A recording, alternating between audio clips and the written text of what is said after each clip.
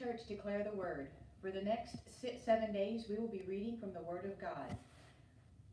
The first book of Moses, Genesis. In the beginning, God created the heavens and the earth. The earth was without form and void, and darkness was upon the face of the deep. And the Spirit of God was moving over the face of the waters. And God said, "Let there be light," and there was light. And God saw that the light was good. And God separated the darkness from the light. God called the light day, and the darkness he called night. And there was evening, and there was morning, one day. And God said, "Let there be a firmament in the midst of the waters, and let it separate from the waters. And God made the firmament and separated the waters which were under the firmament from the waters which were above the firmament. And it was so. And God called the firmament heaven, and there was this evening, and there was morning, a second day. And God said, "Let the waters under the heavens be gathered together into one place, and let the dry land appear." And so it was. God called the dry land earth, and the waters that were gathered together he called seas. And God saw that it was good. And God said, "Let the earth put forth vegetation, plants yielding seed, fruit bearing, and fruit trees bearing fruit, in which is their seed according to its kind upon the earth." And it was so. The earth brought forth vegetation, plants yielding seed according to their own kinds, and trees bearing fruit, in which is their seed, each according to its kind. And God said that it was good. And there was evening, and there was morning, a third day. And God said, "Let there be lights in the firmament of the heavens to separate the day from the night, and let them be a sign for seasons and for days and for years. And let them be lights in the firmament of the heavens to give light upon the earth." And it was so. And God made the two great lights, the greater light to rule the day, and the lesser light to rule the night. He made the stars also. And God set them in the firmament of the heavens to give light upon the earth, to rule over the day and over the night, and to separate the light from the darkness. And God saw that it was good. And there was evening, and there was morning, a fourth day. And God said, let the waters bring forth swarms of living creatures, and let birds fly above the earth across the firmament of the heavens. So God created the great sea monsters and every living creature that moves, with which the waters swarm, according to their kinds, and every winged bird according to its kind. And God saw that it was good. And he blessed them, saying, "Be fruitful and multiply, and fill the waters in the seas, and let birds multiply on the earth." And there was evening, and there was morning, a fifth day. And God said, "Let the earth bring forth living creatures, according to their kinds, cattle and creepy things, and beasts of the earth according to their kinds." And it was so. And God made the beasts of the earth according to their kinds, and the cattle according to their kinds, and everything that creeps upon the ground according to its kind. And God saw that it was good. Then God said, "Let us make man in our image, after our likeness, and let them have dominion over the fish of the sea, over the birds of the air, over the cattle, and over all the earth, and over every creeping thing that creeps upon the earth." So God created mankind in his own image. In the image of God he created them, male and female he created them. And God blessed them, and God said to them, "Be fruitful and multiply, and fill the earth and subdue it, and have dominion over the fish of the sea, and over the birds of the air, and over every living thing that moves upon the earth." And God said, "Behold, I give you every plant yielding seed which is upon the face of all the earth, and every tree with seed in its fruit. You shall have them for food. And to every beast of the earth, and to every bird of the air, and to everything that creeps on the earth, everything that has the breath of life, I have given every green plant for food." And it was so. And God saw everything that he had been made, and behold, it was very good. And there was evening, and there was morning, a sixth day. Thus the heavens and the earth were finished, and all the host of them. And on the seventh day God finished his work which he had done, and he rested on the seventh day from all his work which he had done. So God blessed the seventh day and hallowed it, because on it God rested from all of his work which he had done in creation. These are the generations of the heavens and of the earth when they were created. In the day that the Lord God made the heaven and the earth, when no plant of the field was yet in earth, and no herb of the field had yet sprung up, for the Lord had not caused it to rain upon the earth, and there was no man to till the ground. But a mist went up from the earth and watered the whole face of the ground. Then the Lord God formed man of dust from the ground and breathed into his nostrils the breath of life, and man became a living being. And the Lord God planted a garden in Eden in the east, and there he put man whom he had formed. And out of the ground the Lord God made to grow every tree that is pleasant to the sight and good for food. The tree of life was also in the midst of the garden, and the tree of knowledge of good and evil. A river flowed out of Eden to water the gardens, and there it divided and became 4 rivers. The name of the first is Pishon. It is the one which flows around the whole land of Havilah, where there is gold. And the gold of that land is good. Beldium and onyx stone are there. The name of the second river is Gihon. It is the one which flows around the whole land of Cush. And in the name of the third is the Tigris, which flows east of Assyria. And the fourth river is the Euphrates. The Lord God took the man and put him in the Garden of Eden to till it and keep it.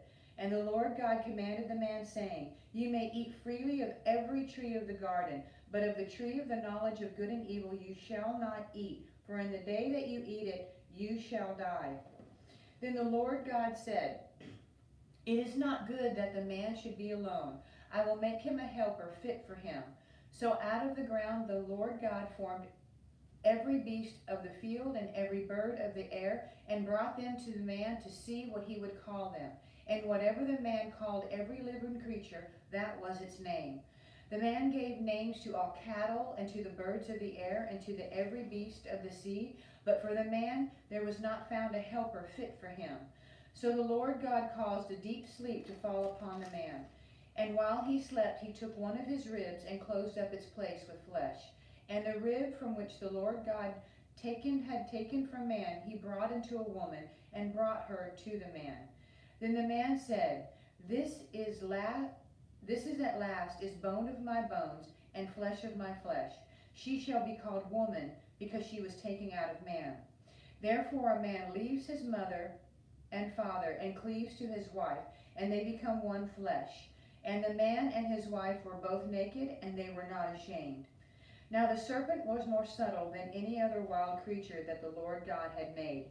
He said to the woman, Did God say, You shall not eat of any tree of the garden? And the woman said to the serpent, We may eat of the fruit of the trees of the garden, but God said, You shall not eat of the fruit of the tree which is in the midst of the garden, neither shall you touch it, lest you die.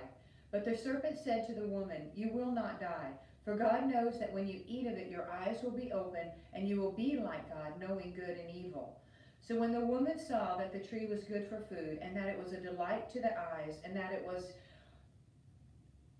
the tree was to be desired to make one wise, she took of its fruit and ate. And she also gave some to her husband, and he ate. Then the eyes of both were opened, and they knew that they were naked. And they sewed fig leaves together, and made themselves aprons. And they heard the sound of the Lord God walking in the garden in the cool of the day. And the man and his wife hid themselves from the presence of the Lord God among the trees of the garden. But the Lord God called to the man and said, Where are you? And he said, I heard the sound of thee in the garden, and I was afraid, because I was naked, and I hid myself. He said, Who told you that you were naked? Have you eaten from the tree of which I commanded you not to eat? The man said, The woman who thou gavest to me be with me. She gave me the fruit of the tree, and I ate. Then the Lord God said to the woman, What is this that you have done? The woman said, The serpent beguiled me, and I ate. The Lord God said to the serpent, Because you have done this, cursed are you above all cattle and above all wild animals. Upon your belly you shall go, and dust you shall eat all the days of your life. I will put an enmity between you and the woman, between your seed and her seed. He shall bruise your head, and you shall bruise his heel. To the woman he said, I will greatly multiply your pain in childbearing. In pain you shall bring forth children. Yet your desire shall be for your husband, and he shall rule over you. And to Adam he said, because you have listened to the voice of your wife, and have eaten the tree of which I commanded you, you shall not eat. Cursed is the ground because of you. In toil you shall eat of it all the days of your life. Thorn and thistles it shall bring forth to you. You shall eat the plants of the field. In the sweat of your face you shall eat bread till you return to the ground. For out of it you were taken, you are dust, and to dust you shall return. The man called his wife's name Eve, because she is the mother of all living. And the Lord God made for Adam and for his wife garments of skin and clothed them. Then the Lord God said, behold, the man has become like one of us, knowing good and evil. And now lest he put forth his hand and take also from the tree of life and eat and live forever. Therefore the Lord God sent forth from the garden to till the ground from which he was taken. He drove out the man, and at the east of the Garden of Eden he placed the cherubim and a flaming sword which turned every way to guard the entrance to the tree of life. Now Adam knew Eve his wife, and she conceived and bore Cain, saying, I have gotten a man with the help of the Lord. And again she bore his brother Abel. Now Abel was a keeper of sheep, and Cain was a tiller of the ground. In the course of time, Cain brought to the Lord an offering of the fruit of the ground, and Abel brought the firstlings of his flock and of their fat portions. And the Lord had regard for Abel and his offering, but for Cain and his offering he had no regard. So Cain was very angry, and his countenance fell. The Lord said to Cain, why are you angry, and why has your countenance fallen? If you do well, will you not be accepted? And if you do not do well, sin is crouching at the door, and its desire is for you, but you must master it. Cain said to Abel his brother, let us go out to the field. And when they were in the field, Cain rose up against his brother Abel and killed him. Then the Lord said to Cain, where is your brother Abel? He said, I do not know. Am I my brother's keeper?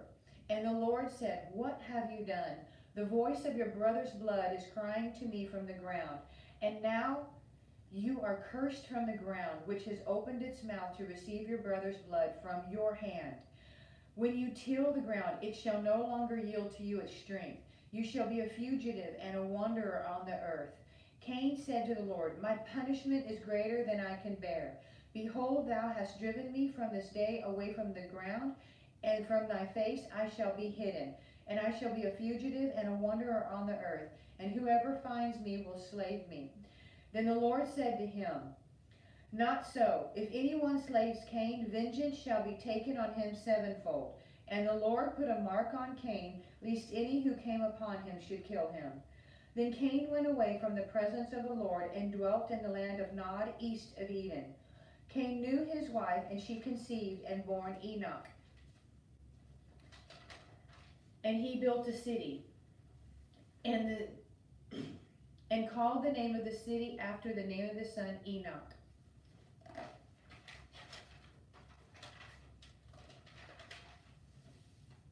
To Enoch was born Irad, and Irad was the father of Muhala. Muhala was the father of Methuselah, and the father of Lamech. And Lamech took two wives, and the name of one was Adah, and the other one was Zillah. Adah bore Jabal. He was the father of those who dwell in tents and have cattle. His brother name was Jubal, and he was the father of all those who play the lyre and pipe. Zillah bore Tubal-Cain. He was the forger of all instruments of bronze and iron. The sister of Tubal-Cain was Naamah. Lamech said to his wife, Abba and Zillah, hear my voice, you wives of Lamech. Hearken to what I say. I have slain a man for wounding me, a younger man for striking me. If Cain is avenged sevenfold, truly Lamech 77fold. And Adam knew his wife again, and she bore him the son, and called his name Seth. For she said, God has appointed me another child instead of Abel, for Cain slew him. To Seth also a son was born, and he called his name Enosh. And at that time men began to call upon the name of the Lord. This is the book of the generations of Adam, when God created man and made him in the likeness of God. Male and female he created them, and he blessed them and named them man when they were created. When Adam had lived 130 years, he became the father of a son in his own likeness, after his own image, and named him Seth. The days of Adam after he became the father of Seth were 800 years, and he had other sons and daughters. Thus all the days that Adam lived were 930 years, and he died. When Seth had lived 105 years, he became the father of Enosh. Seth lived after the birth of Enosh 807 years, and had other sons and daughters. Thus all the days of Seth were 912 years, and he died. When Enosh had lived 90 years, he became the father of Kenan. Enosh lived after the birth of Kenan 815 years. He had other sons and daughters. Thus all the days of Enosh were 905 years, and he died. When Kenan had lived 70 years, he became the father of Mahalalel. Kenan lived after the birth of Mahalalel 840 years, and he had other sons and daughters. Thus all the days of Kenan were 910 years, and he died. When Mahalalel had lived 65 years, he became the father of Jared. Mahalalel lived after the birth of Jared 830 years, and had other sons and daughters. Thus all the lives of Mahalalel were 895 years, and he died. When Jared had lived 162 years, he became the father of Enoch. Jared lived after the birth of Enoch 800 years, and had other sons and daughters. Thus all the days of Jared were 962 years, and he died. When Enoch had lived 75 years, he became the father of Methuselah. Enoch walked with God after the birth of Methuselah 300 years, and had other sons and daughters. Thus all the days of Enoch were 365 years. Enoch walked with God, and he was not, for God took him. When Methuselah had lived 187 years, he became the father of Lamech. Methuselah lived after the birth of Lamech 782 years, and he had other sons and daughters. Thus all the days of Methuselah were 969 years, and he died. When Lamech had lived 182 years, he became the father of a son, and called his name Noah, which was out of the ground which the Lord had cursed. This one shall bring us relief from our work and from the toil of our hands. Lamech lived after the birth of Noah 595 years, and he had other sons and daughters. Thus all the days of Lamech were 777 years, and he died. After Noah was 500 years old, Noah became the father of Shem, Ham, and Japheth. When these men began to multiply on the ground, and the daughters were born to them, the sons of God saw that the daughters of men were fair, and they took to them wives such as them as they chose. Then the Lord said, My spirit shall not abide in man forever, for he is flesh, but his days shall be 120. The Nephilim were on the earth in those days, and also afterward, when the sons of God came in to the daughters of men, and they bore children to them. These were the mighty men that were of old, the men of renown. The Lord saw that the wickedness of man was great in the earth, and that every imagination of the thoughts of his heart were only evil continually. And the Lord was sorry that he had made man on the earth, and it grieved him to his heart. So the Lord said, I will blot out man whom I have created from the face of the ground, man and beast and creepy things and birds of the air, for I am sorry that I have made them. But Noah found favor in the eyes of the Lord. These are the generations of Noah. Noah was a righteous man, blameless in his generation. Noah walked with God, and Noah had 3 sons, Shem, Ham, and Japheth. Now the earth was corrupt in God's sight, and the earth was filled with violence. And God saw the earth, and behold, it was corrupt, for all flesh had corrupted their way upon the earth. And God said to Noah, I have determined to make an end of all flesh, for the earth is filled with violence through them. Behold, I will destroy them with the earth. Make yourself an ark of gopher wood, make rooms in the ark, and cover it inside and out with pitch. This is how you are to make it. The length of the ark 300 cubits, its breadth 50 cubits, its height 30 cubits. Make a roof for the ark and finish it to a cubit above, and set the door of the ark in its side. Make it with lower, second, and third decks. For behold, I will bring a flood of waters upon the earth to destroy all flesh in which is the breath of life from under the heavens. Everything that is on the earth shall die. But I will establish my covenant with you, and you shall come into the ark, you, your sons, your wife, your sons' wives with you. And of everything of all flesh you shall bring 2 of every sort into the ark, to keep them alive with you. They shall be male and female. Of the birds according to their kinds, of the animals according to their kinds, of every creepy thing of the ground according to its kind. 2 of every sort shall come into you to keep them alive. Also take with you every sort of food that is eaten, and store it up, and it shall serve as food for you and for them. Noah did this. He did all that God had commanded him. Then the Lord said to Noah, go into the ark, and you and your household, for I have seen that you are righteous before me in this generation. Take with you 7 pairs of all clean animals, the male and his mate, the pair of the animals that are not clean, the male and his mate, and 7 pairs of the bird of the air also, male and female, to keep their kind alive upon the face of all the earth.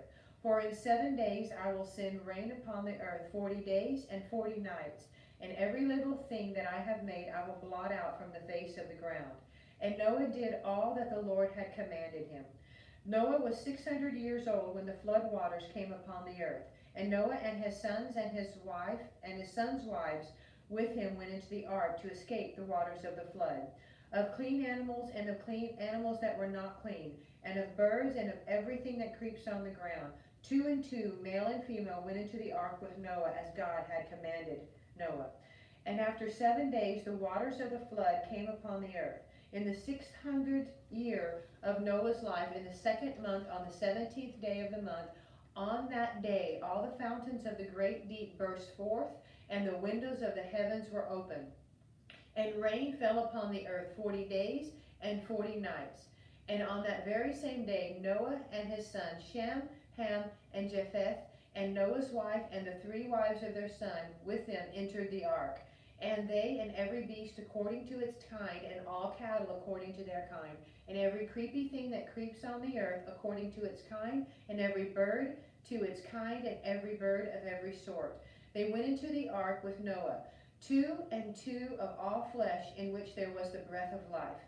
And they that entered, male and female of all flesh, went in as God had commanded him, and the Lord shut him in.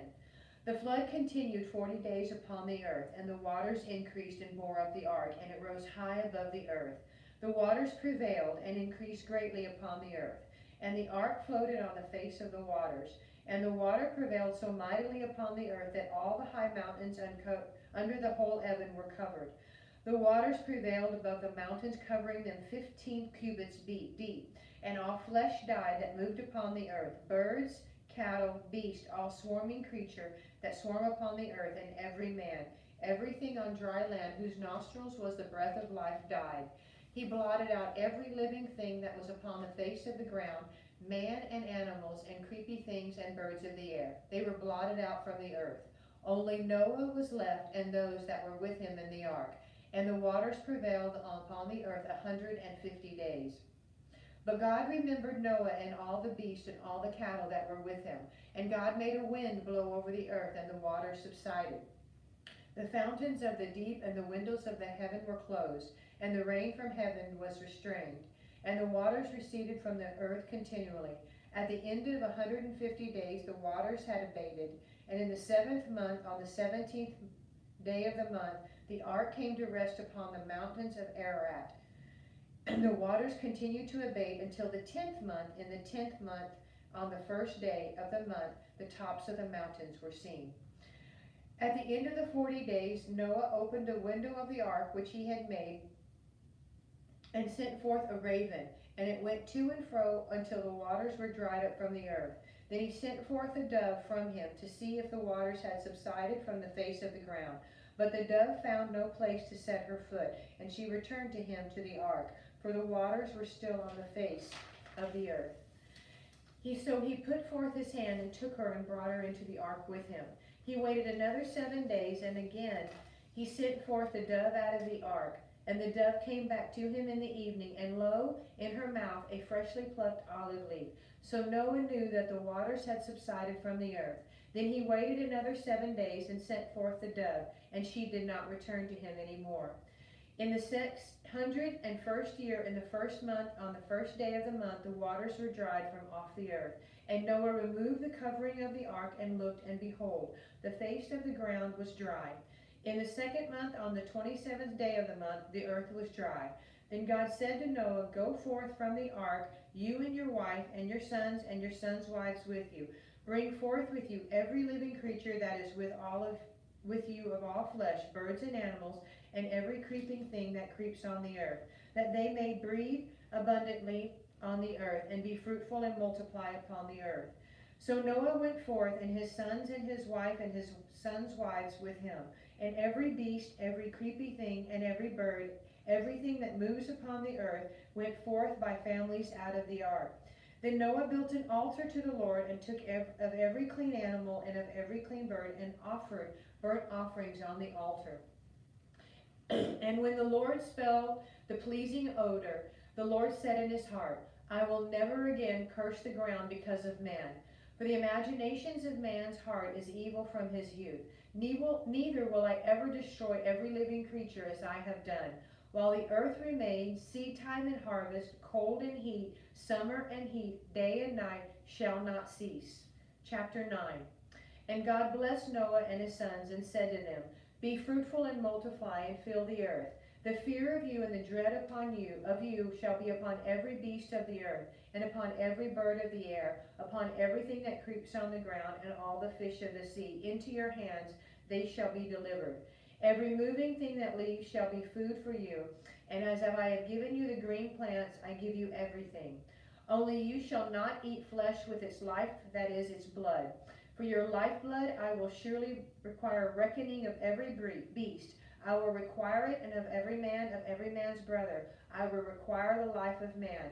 Whoever sheds the blood of man, by man shall his blood be shed. For God made man in his own image. And you be fruitful and multiply. Bring forth abundantly on the earth, and multiply in it. Then God said to Noah and to his sons with him, Behold, I establish my covenant with you and your descendants after you, and with every living creature that is with you, the birds, the cattle, and every beast of the earth with you, as many who have come out of the ark. I establish my covenant with you, that never again shall all flesh be cut off by waters of a flood, and never again shall there be a flood to destroy the earth. And God said, This is the sign of the covenant which I make between me and you and every living creature that is with you for all future generations. I set my bow in the cloud, and it shall be as a sign of the covenant between me and the earth. When I bring clouds over the earth, and the bow is seen in the clouds, I will remember my covenant which is between me and you and every living creature of all flesh. And the water shall never again become a flood to destroy all flesh. When the bow is in the clouds, I will look upon it and remember the everlasting covenant between God and every living creature of all flesh that is upon the earth. God said to Noah, This is the sign of the covenant which I have established between me and all flesh that is upon the earth. The sons of Noah who went forth from the ark were Shem, Ham, and Japheth. Ham was the father of Canaan, and these were the sons of Noah, and from these people the whole earth was populated. Noah was the first tiller of the soil. He planted a vineyard, and he drank of the wine and became drunk, and lay uncovered in his tent. And Ham, the father of Canaan, saw the nakedness of his father, and told his two brothers outside. Then Shem and Japheth took a garment and laid it both on their shoulders, and walked backwards and covered the nakedness of their fathers. Their faces were turned away, and they did not see their father's nakedness. When Noah awoke from his wine, he knew what his youngest son had done to him. He said, Cursed be Canaan, a slave of slaves shall he be to his brothers. He also said, Blessed by the Lord my God shall be Shem, and let Canaan be his slave. God enlarge Japheth, and let him dwell in the tents of Shem, and let Canaan be his slave. After the flood, Noah lived 350 years. All the days of Noah were 950 years, and he died. These are the generations of the sons of Noah, Shem, Ham, and Japheth. Sons were born to them after the flood. The sons of Japheth, Gomer, Magog, Madai, Javan, Tubal, Meshech, and Tyrus. The sons of Gomer, Ashikim, Riphath, and Togarmah. The sons of Javan, Eshi, Tarish, Kittim, and Dodanim. These are the coastland peoples. From these the coastland peoples spread. These are the sons of Japheth in their lands, each with his own language by their families in their nations. The sons of Ham were Cush, Egypt, Put, and Canaan. The sons of Cush, Seba, Havilah, Sabath, Raham, and Sabbatica. The sons of Ramah, Sheba, and Dedan. Cush became the father of Nimrod. He was the first on earth to be a mighty man. He was a mighty hunter before the Lord. Therefore it is said, like Nimrod, a mighty hunter before the Lord. The beginning of his kingdom was Babel, Erech, and Akkad, and all of them in the land of Shinar. From that land he went into Assyria and built Nineveh, Reboth Er, Calah, and Resen between Nineveh and Calah, that is the great city. Egypt became the father of Lundin, Anamin, Lehabin, Naphtatulim, Patharishim, and Kashlilam. Whence came the Philistines and Caphtorium.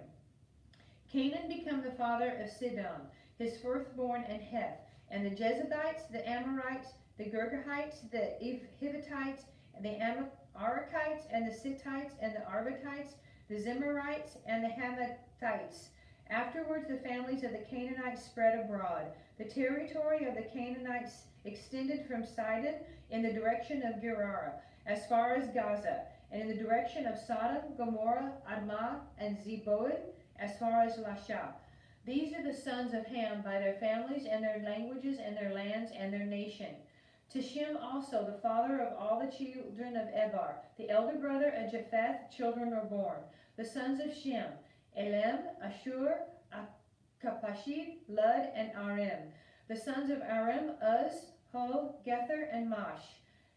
Arpachshad became the father of Shelam, and Shelam became the father of Eber. To Eber were born two sons. The name of one was Peleg, for in his days the earth was divided, and his brother's name was Joktan. Joktan became the father of Almodad, Shelef, Hazavith, Jerah, Hadoram, Uzal, Dikala, Obal, Abimel, Sheba, Ophir, Havilah, and Jobab. All these were the sons of Joktan. The territory in which they lived extended from Mesha in the direction of Sephar to the hill countries of the east. These are the sons of Shem by their families and their languages, their lands, and their nations. These are the families of the sons of Noah according to their genealogies in their nations, and from these nations spread abroad all the earth after the flood. Chapter 11. Now the whole earth had one language and few words. And as men migrated from the east, they found a plain in the land of Shinar and settled there. And they said to one another, Come, let us make brick and burn them thoroughly. And they had brick for stone and bitumen for mortar. And they said, Come, let us build ourselves a city and a tower with its top in the heavens. And let us make a name for ourselves, lest we be scattered abroad the face of the whole earth. And the Lord came down to see the city and the tower which the sons of men had built. And the Lord said, Behold, they are one people, and they have one language. And this is only the beginning of what they will do, and nothing what they propose to do now will be impossible for them. Come, let us go down, and let us confuse their language, that they may not understand one another's speech. So the Lord scattered them abroad from there over the face of all the earth, and they left off the building of the city. Therefore its name was called Babel, because there the Lord confused the language of all the earth, and from there the Lord scattered them abroad over the face of all the earth. These are the descendants of Shem. When Shem was 100 years old, he became the father of Arpachshad, 2 years after the flood. And Shem lived after the birth of Arpachshad 500 years and had other sons and daughters. When Arpachshad had lived 35 years, he became the father of Shelah. And Arpachshad lived after the birth of Shelah 403 years. He had other sons and daughters. When Shelah had lived 30 years, he became the father of Eber. And when Shelah lived after the birth of Eber 403 years, he had other sons and daughters. When Eber lived 34 years, he became the father of Peleg. When Eber lived after the birth of Peleg 430 years, he had other sons and daughters. When Peleg had lived 30 years, he became the father of Reu. When Peleg lived after the birth of Reu 209 years, he had other sons and daughters. When Reu had lived 32 years, he became the father of Serug. And Reu lived after the birth of Serug 207 years. He had other sons and daughters. When Serug had lived 30 years, he became the father of Nahor. And Serug lived after the birth of Nahor 200 years and had other sons and daughters. When Nahor had lived 29 years, he became the father of Terah. And Nahor lived after the birth of Terah 119 years, and he had other sons and daughters. When Terah had lived 70 years, he became the father of Abram, Nahor, and Haran. Now these were the descendants of Terah. And Terah was the father of Abram, Nahor, and Haran. And Haran was the father of Lot. Haran died before his father Terah in the land of his birth, in Ur of the Chaldeans. And Abram and Nahor took wives. The name of Abram's wife was Sarai, and the name of Nahor's wife was Michal. And the daughter of Haran and the father of Michal and Iscah. Now Sarai was barren, and she had no child. Terah took Abram his son, and Lot the son of Haran his grandson, and Sarai his daughter-in-law, and his son Abram's wife, and they went forth together from Ur of the Chaldeans into the land of Canaan. But when they had come to Haran, they settled there. The days of Terah were 205 years, and Terah died in Haran. Now the Lord said to Abram, "Go from your country and your kindred and your father's house to the land that I will show you, and I will make of you a great nation, and I will bless you and make your name great, so that you will be a blessing, and I will bless those who bless you, and him who curses you I will curse, and by you all the families of the earth shall bless themselves." So Abram went as the Lord had told him, and Lot went with him. Abram was 75 years old when he departed from Haran. And Abram took Sarai his wife, and Lot took his brother's possessions and all their possessions which they had gathered, and the persons that they had gotten in Haran. And they set forth to go to the land of Canaan. When they had come to the land of Canaan, Aaron passed through the land to the place at Shimloch at the oak of Moreh. At that time the Canaanites were on the land. Then the Lord appeared to Abram and said, "To your descendants I will give this land." So he built there an altar to the Lord who had appeared to him. Thence he removed to the mountain on the east of Bethel, and pitched his tent, with Bethel on the west and Ai on the east. And there he built an altar to the Lord, and called upon the name of the Lord. And Abram journeyed on, still going toward the Negev. Now there was a famine in the land, so Abram went down to Egypt to sojourn there, for the famine was severe in the land. When he was about to enter Egypt, he said to Sarai, his wife, "I know that you are a woman beautiful to behold, and when the Egyptians see you, they will say, 'This is my wife. This is his wife.' Then they will kill me, but they will let you live. Say you are my sister, that it may go well with me because of you, and that my life may be spared on your account." When Abram entered Egypt, the Egyptians saw that the woman was very beautiful. And when the princes of Pharaoh saw her, they praised her to Pharaoh. And the woman was taken to Pharaoh's house. And for her sake he dwelt well with Abram. And he had sheep, oxen, he-asses, men servants, maid servants, she-asses, and camels. But the Lord afflicted Pharaoh with his house with great plagues because of Sarai, Abram's wife. So Pharaoh called Abraham and said, "What is this you have done to me? Why did you not tell me she was your wife? Why did you say she is my sister, so that I took her for my wife? Now then, here is your wife, take her and be gone." And Pharaoh gave men orders concerning him, and they set him on the way, and his wife and all that he had. Chapter 13. So Abram went up from Egypt, he and his wife and all that he had, and Lot with him, into the Negev.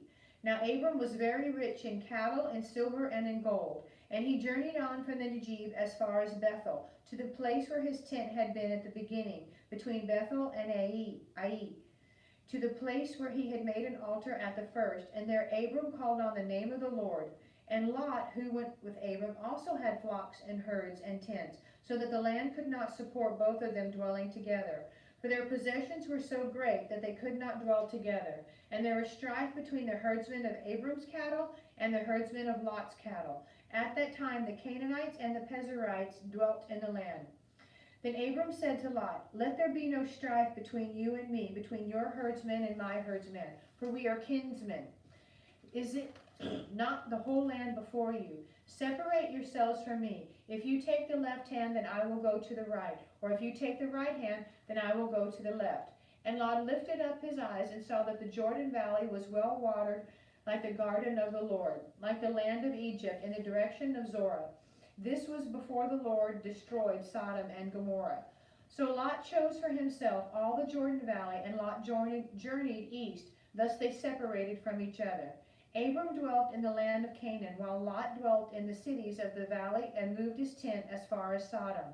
Now the men of Sodom were wicked and great sinners against the Lord. Then the Lord said to Abram, after Lot had separated, Lift up your eyes and look from the place where you are, northward and southward and eastward and westward. For all the land which you see I will give to you and to your descendants forever. I will make your descendants as dust on the earth, so that if one could count the dust of the earth, your descendants also can be counted. Arise, walk through the length and the breadth of the land, for I will give it to you. So Abram moved his tent and came and dwelt by the oaks of Mamre, which are at Hebron, and there he built an altar to the Lord. Chapter 14. In the days of Apharel, king of Shinar, Arik, king of Elasar, Chedorlaomer, king of Elam, and Tadel, king of Goyim, these kings made war with Bera, the king of Sodom, Bersha, the king of Gomorrah, Shinab, the king of Admah, Shemimber, king of Zebora, and the king of Bela, that is Zor. And all these joined forces in the valley of Siddim, that is the Salt Sea. 12 years they had been serving Chedorlaomer, but in the 13th year they rebelled. In the 14th year, Chedorlaomer and the kings who were with him came and subdued the Rephaim in Ashtoreth Karim, the Zuzim in Ham, the Emin in Shaviv Kirathima, and the Hortites in their Mount Seir as far as Elpharim on the border of the wilderness. Then they turned back and came to Emishphet, that is Kadesh, and subdued all the country of the Amalekites and also the Amorites who dwelt in Hazazon Tamar. Then the king of Sodom, the king of Gomorrah, the king of Admah, the king of Zobodium, and the king of Bela, that is Zar, went out, and they joined the battle in the valley of Siddim with Chedorlaomer, king of Elam, Tadal, king of Goyim, Raphael, king of Shamir, and Arioch, the king of Elasar, 4 kings against 5. Now the valley of Siddim was full of bitumen pits, and as the kings of Sodom and Gomorrah fled, some fell into them, and the rest fled to the mountains. So the enemy took all the goods of Sodom and Gomorrah and all their possessions and went their way. They also took Lot, the son of Abram's brother, who dwelt in Sodom, and his goods, and departed.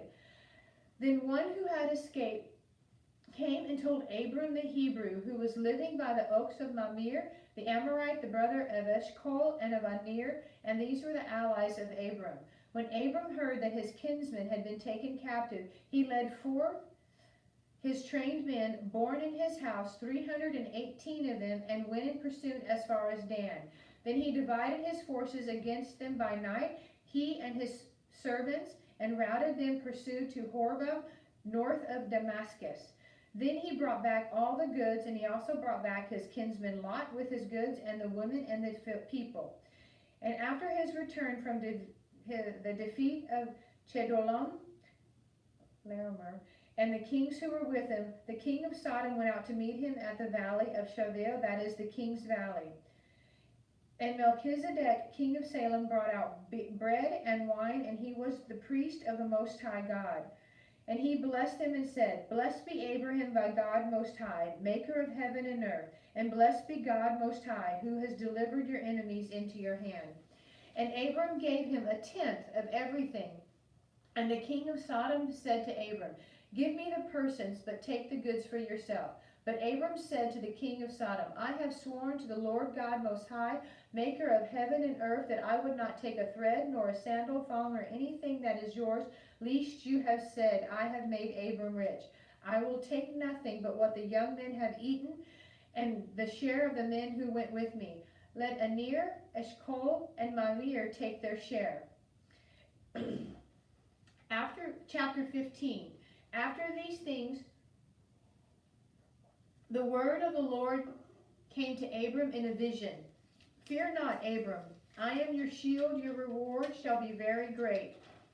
But Abram said, O Lord God, what wilt thou give me? For I continue childless, and the heir of my house is Eleazar of Damascus. And Abram said, Behold, thou hast given me no offspring, and a slave born in my house will be my heir. And behold, the word of the Lord came to him. This man shall not be your heir. Your own son shall be your heir. And he brought him outside and said, Look toward the heaven and number the stars, if you are able to number them. Then he said to him, So shall your descendants be. And he believed the Lord, and it reckoned to him as righteousness. And he said to him, I am the Lord who brought you from Ur of the Chaldeans, to give you this land to possess. But he said, O Lord God, how am I to know that I shall possess it? And he said to him, Bring me a heifer 3 years old, a she-goat 3 years old, a ram 3 years old, a turtle dove, and a young pigeon. And he brought him all these things, cut them in two, and laid each half over against the other. But he did not cut the two birds in two.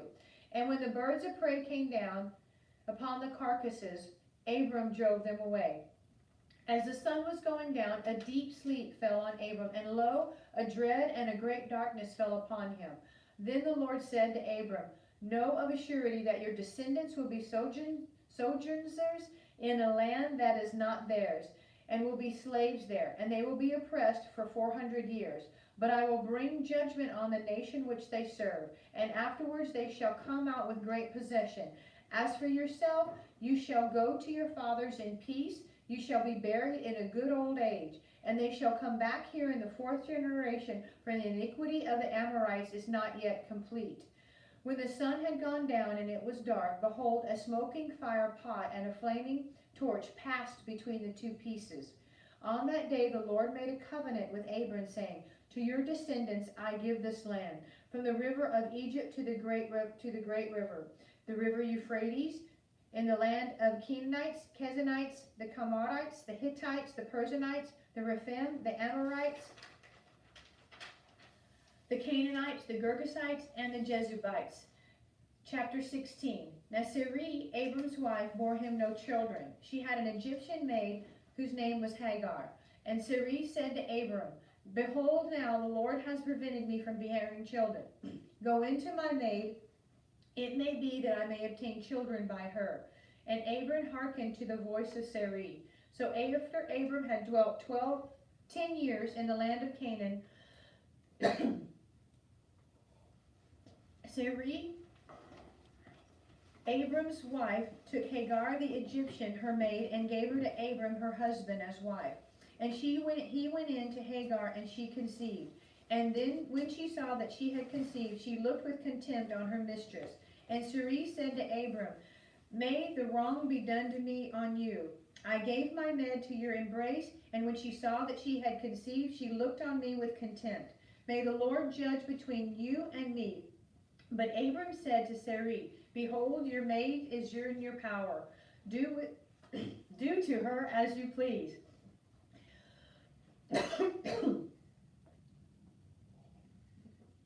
Then Sarai dealt harshly with her, and she fled from her. The angel of the Lord found her by a spring of water in the wilderness, and a spring on the way to Shur. And he said to her, Hagar, maid of Sarai, where have you gone and coming from? She said, I am fleeing from my mistress Sarai. And the angel of the Lord said to her, Return to your mistress and submit to her. The angel of the Lord also said to her, I will also greatly multiply your descendants, that they cannot be numbered for multitude. And the angel of the Lord said to her, Behold, you are with child, you shall bear a son, and you shall call his name Ishmael, because the Lord has given heed to your affliction. He shall be a wild ass of a man, his hand against every man, and every man's hand against him. And he shall dwell over against all his kinsmen. So she called on the name of the Lord who spoke to her. Thou art a God of seeing. For she said, Have I really seen God and remained alive after seeing him? Therefore the well was called Beer-lahai-roi. It lies between Kadesh and Bered. And Hagar bore Abram a son, and Abram called the name of his son, whom Hagar bore, Ishmael. Abram was 86 years old when Hagar bore Ishmael to Abram. Chapter 17. When Abram was 99 years old, the Lord appeared to Abram and said, I am God Almighty. Walk before me and be blameless, and I will make my covenant between me and you, and will multiply you exceedingly. Then Abram fell on his face, and God said to him, Behold, my covenant is with you, and you shall be the father of a multitude of nations. No longer shall your name be Abram, but your name shall be Abraham. For I have made you the father of a multitude of nations. I will make you exceedingly fruitful, and I will make nations of you, and kings shall come forth from you. And I will establish my covenant between me and you and your descendants after you throughout their generations for an everlasting covenant, to be God to you and to your descendants after you. And I will give to you and to your descendants after you the land of your sojournings and the land of Canaan for an everlasting possession, and I will be their God. And God said to Abraham, As for you, you shall keep my covenant, you and your descendants after throughout their generations. This is my covenant which you shall keep between me, you, and your descendants after you. Every male among you shall be circumcised. You shall be circumcised in the flesh of your foreskins, and it shall be a sign of the covenant between me and you. That is 8 days old among you, you shall circumcise. Every male throughout your generations, whether born in your house or bought with your money, or from any foreigner who is not of your offspring, both that he is born in your house and that he is bought with your money shall be circumcised. So shall my covenant be in your flesh as an everlasting covenant. Any uncircumcised male that is not circumcised in the flesh of his foreskin shall be cut off from its people. He has broken my covenant. And God said to Abraham, As for Sarai your wife, you shall not call her name Sarai, but Sarah shall be her name. I will bless her, and moreover I will give you a son by her. I will bless her, and she will be a mother of nations. Kings of peoples shall come from her. Then Abraham fell on his face and laughed, and said to him, Shall a child be born to a man who is 100 years old? Shall Sarah, who is 90-year-old, bear a child? And Abraham said to God, Oh, that Ishmael might live in thy sight. God said, No, but your wife Sarah shall bear you a son, and you shall call his name Isaac. I will establish my covenant with him as an everlasting covenant for his descendants after him. As for Ishmael, I have heard you. Behold, I will bless him and make him fruitful, and multiply him exceedingly. He shall be the father of 12 princes, and I will make him a great nation. But I will establish my covenant with Isaac, whom Sarah shall bear to you at this season next year. When he had finished talking with him, God went up from Abraham. Then Abraham took Ishmael, his son, and all the slaves born in his house or bought with his money, every male among the men of Abraham's house. He circumcised him the flesh of their foreskins that very day, as God had said to him. Abraham was 99 years old when he was circumcised in the flesh of his foreskin, and Ishmael his son was 13 years old when he was circumcised in the flesh of his foreskin. That very day Abraham and his son Ishmael was circumcised, and all the men of his house, those born in the house and those bought with money from a foreigner, were circumcised with him. Chapter 18. And the Lord appeared to him by the oaks of Mamre, as he sat at the door of his tent in the heat of the day. He lifted up his eyes and looked, and behold, 3 men stood in front of him. When he saw them, he ran from the tent door to meet them, and bowed himself to the earth, and said, My Lord, if I have found favor in your sight, do not pass by your servant. Let a little water be brought, and wash your feet, and rest yourselves under a tree, while I fetch a morsel of bread, that you may refresh yourself, and after that you may pass on, since you have come to your servant. So they said, Do what you have said. And Abraham hastened to the tent to Sarah and said, Make ready quickly 3 measures of fine meal, knead it, and make cakes. And Abraham ran to the herd, and he took a calf, tender and good, and gave it to the servant to hasten to prepare it. Then he took curds and milk and the calf which he had prepared, and set it before them. And he stood by them under the tree while they ate. They said to him, Where is Sarah your wife? And he said, She is in the tent. The Lord said, I will surely return to you in the spring, and Sarah your wife will have a son. And Sarah was listening at the tent door behind him. Now Abraham and Sarah were old, advanced in age, and it had ceased to be with Sarah after the manner of women. So Sarah laughed to herself, saying, After I have grown old, and my husband is old, shall I have pleasure? The Lord said to Abraham, Why did Sarah laugh and say, Shall I indeed bear a child now that I am old? Is anything too hard for the Lord? At the appointed time I will return to you in the spring, and Sarah will have a son. But Sarah denied, saying, I did not laugh, for she was afraid. He said, No, but you did laugh. Then the men set out from there, and they looked toward Sodom. And Abraham went with them to set them on their way. The Lord said, Shall I hide from Abraham what I'm about to do, seeing that Abraham shall be a great and a mighty nation, and all the nations of the earth shall be blessed themselves by him? No, for I have chosen him that he may charge his children and his household after him to keep the way of the Lord by doing righteousness and justice, so that the Lord may bring to Abraham what he has promised him. Then the Lord said, Because the outcry against Sodom and Gomorrah is great, and their sin is very grave, I will go down to see whether they have done altogether according to the outcry which has come to me, and if not, I will know. So the men turned from there and went toward Sodom, but Abraham stood before the Lord. Then Abraham drew near and said, Wilt thou indeed destroy the righteous with the wicked? Suppose there are 50 righteous within the city. Wilt thou then destroy the place and not spare it for the 50 righteous who are in it? Far be it from thee to do such a thing, to slay the righteous with the wicked, so that the righteous fare as the wicked. Far be that from thee. Shall not the judge of all the earth do right? And the Lord said, If I find at Sodom 50 righteous in the city, I will spare the whole place for their sake. Abraham answered, Behold, I have taken upon myself to speak to the Lord. I am but dust and ashes. Suppose 5 of 50 righteous are lacking. Wilt thou destroy the whole city for the lack of 5? And he said, I will not destroy it if I find 45 there.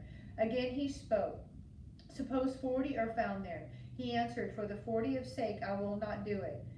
Then he said, Oh, let not the Lord be angry, and I will speak. Suppose 30 are found there. He answered, I will not do it if I find 30 there. And he said, Behold, I have taken it upon myself to speak to the Lord. Suppose 20 are found there. He answered, For the sake of 20, I will not destroy it. Then he said, O Lord, not let the Lord be angry, and I will speak again but this once. Suppose 10 are found there. He answered, For the sake of 10, I will not destroy it. And the Lord that went on his way when he had finished speaking to Abraham, and Abraham returned to its place. Chapter 19. The 2 angels came to Sodom in the evening, and Lot was sitting in the gate of Sodom. When Lot saw them, he rose to meet them, and bowed himself with his face to the earth, and said, My lords, turn aside, I pray you, to your servant's house, and spend the night, and wash your feet, that you may rise early and go on your way. They said, No, we will spend the night in the street. But he urged them strongly, so they turned aside to him and entered his house. And he made them a feast and baked unleavened bread, and they ate. But before they lay down, the men of the city, the men of Sodom, both young and old, all the people came to the last man, surrounded the house. And they called to Lot, Where are the men who came to you tonight? Bring them out to us that we may know them. Lot went out of the door to the men and shut the door after them. And I said, I beg you, my brothers, do not act so wickedly. Behold, I have 2 daughters who have not known man. Let me bring them out to you, and do to them as you please. Only have nothing to do with this men, for they have come under the shelter of my roof. But they stand back. And they said, This fellow came to sojourn, and he wouldn't play the judge. Now we will deal worse with you than with them. Then they pressed hard against the man Lot, and drew near to break the door. But the men put forth their hands and brought Lot into the house to them and shut the door. And they struck with blindness the men who were at the door of the house. both great and small, so that they were wearied themselves from groping to the door. Then the men said to Lot, have you anyone else here, sons-in-laws, sons, daughters, anyone you have in the city? Bring them out of this place, for we are about to destroy this place, because the outcry against its people has become great before the Lord, and the Lord has sent us to destroy it. So Lot went out and said to his sons-in-laws who were to marry his daughters, up, get out of this place, for the Lord is about to destroy the city. But he seemed to his son-in-laws to be jesting. When morning dawned and the angels urged Lot, arise, take your wife and your 2 daughters who are here, lest you be consumed in the punishment of the city. But he lingered. So the men seized him and his wife and his 2 daughters by the hand, and the Lord being merciful to him. And they brought him forth and set him outside the city. And when they had brought them forth, they said, flee for your life, do not look back or stop anywhere in the valley. Flee to the hills, lest you be consumed. All right.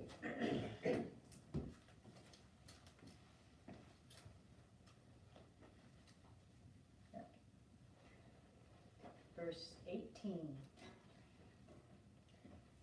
And Lot said to them, O no, my lords, behold, your servant has found favor in your sight, and you have shown me great kindness in saving my life. But I cannot flee to the hills, lest the disaster overtake me and I die. Behold, yonder city is near enough to flee to, and it is a little one. Let me escape there.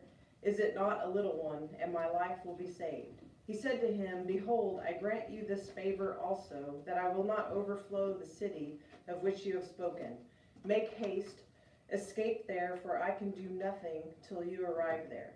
Therefore the name of the city was called Zoar. The sun had risen on the earth when Lot came to Zoar. Then the Lord rained on Sodom and Gomorrah brimstone and fire from the Lord out of heaven, and he overthrew those cities and all the valley, and all the inhabitants of the cities, and what grew on the ground. But Lot's wife behind him looked back, and she became a pillar of salt. And Abraham went early in the morning to the place where he had stood before the Lord, and he looked down toward Sodom and Gomorrah, and toward all the land of the valley, and beheld, and lo, the smoke of the land went up like the smoke of a furnace.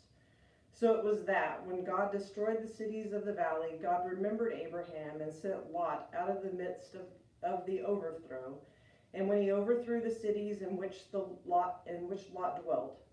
Now Lot went up out of Zoar and dwelt in the hills with his 2 daughters, for he was afraid to dwell in Zoar. So he dwelt in a cave with his 2 daughters. And the firstborn said to the younger, our father is old, and there is not a man on earth to come in to us after the manner of all the earth. Come, let us make our father drink wine, and he will lie with him, that we may preserve offspring through our father. So they made their father drink wine that night, and the firstborn went in and lay with her father. He did not know when she lay down or when she arose. And on the next day the firstborn said to the younger, behold, I lay last night with my father. Let us make him drink wine tonight also. Then you go in and lie with him, that we may preserve offspring through our father. So they made their father drink wine that night also, and the younger arose and lay with him, and he did not know when she lay down or when she arose. Thus both the daughters of Lot were with child by their father. The firstborn bore a son, and called his name Moab. He is the father of the Moabites to this day. The younger also bore a son, and called his name Ben-Ammi. He is the father of the Ammonites to this day. Chapter 20.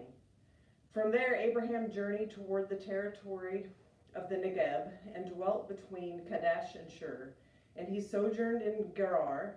And Abraham said to Sarah his wife, she is my sister. And Abimelech, king of Gerar, sent and took Sarah.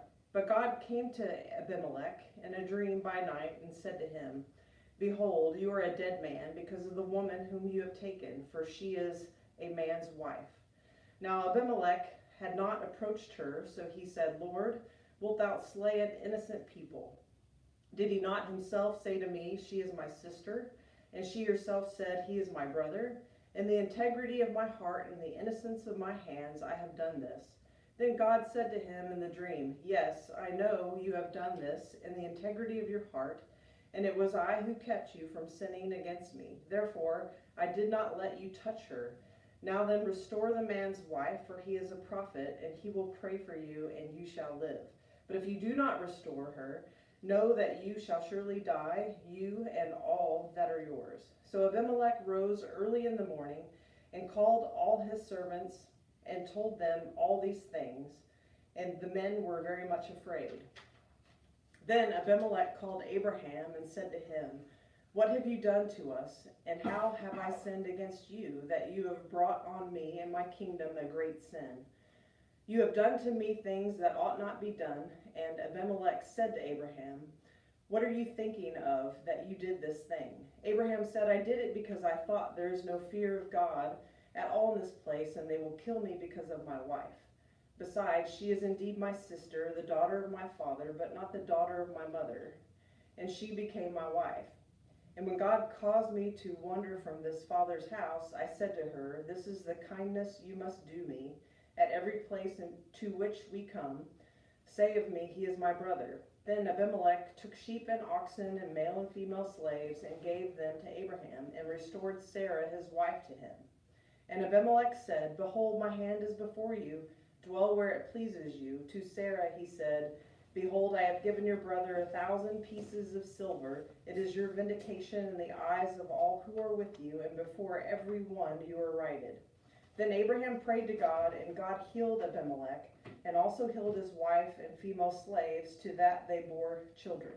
For the Lord also closed all the wombs of the house of Abimelech because of Sarah, Abraham's wife." Chapter 21. The Lord visited Sarah as he had said, and the Lord did to Sarah as he had promised. And Sarah conceived and bore Abraham a son in his old age, at the time of which God had spoken to him. Abraham called the name of his son, who was born to him, whom Sarah bore him, Isaac. And Abraham circumcised his son Isaac when he was 8 days old, as God had commanded him. Abraham was 100 years old when his son Isaac was born to him, and Sarah said, "God has made laughter for me. Everyone who hears will laugh over me." And he said, Who would have said to Abraham that Sarah would suckle children? Yet I have borne him a son in his old age. And the child grew and was weaned, and Abraham made a great feast on the day that Isaac was weaned.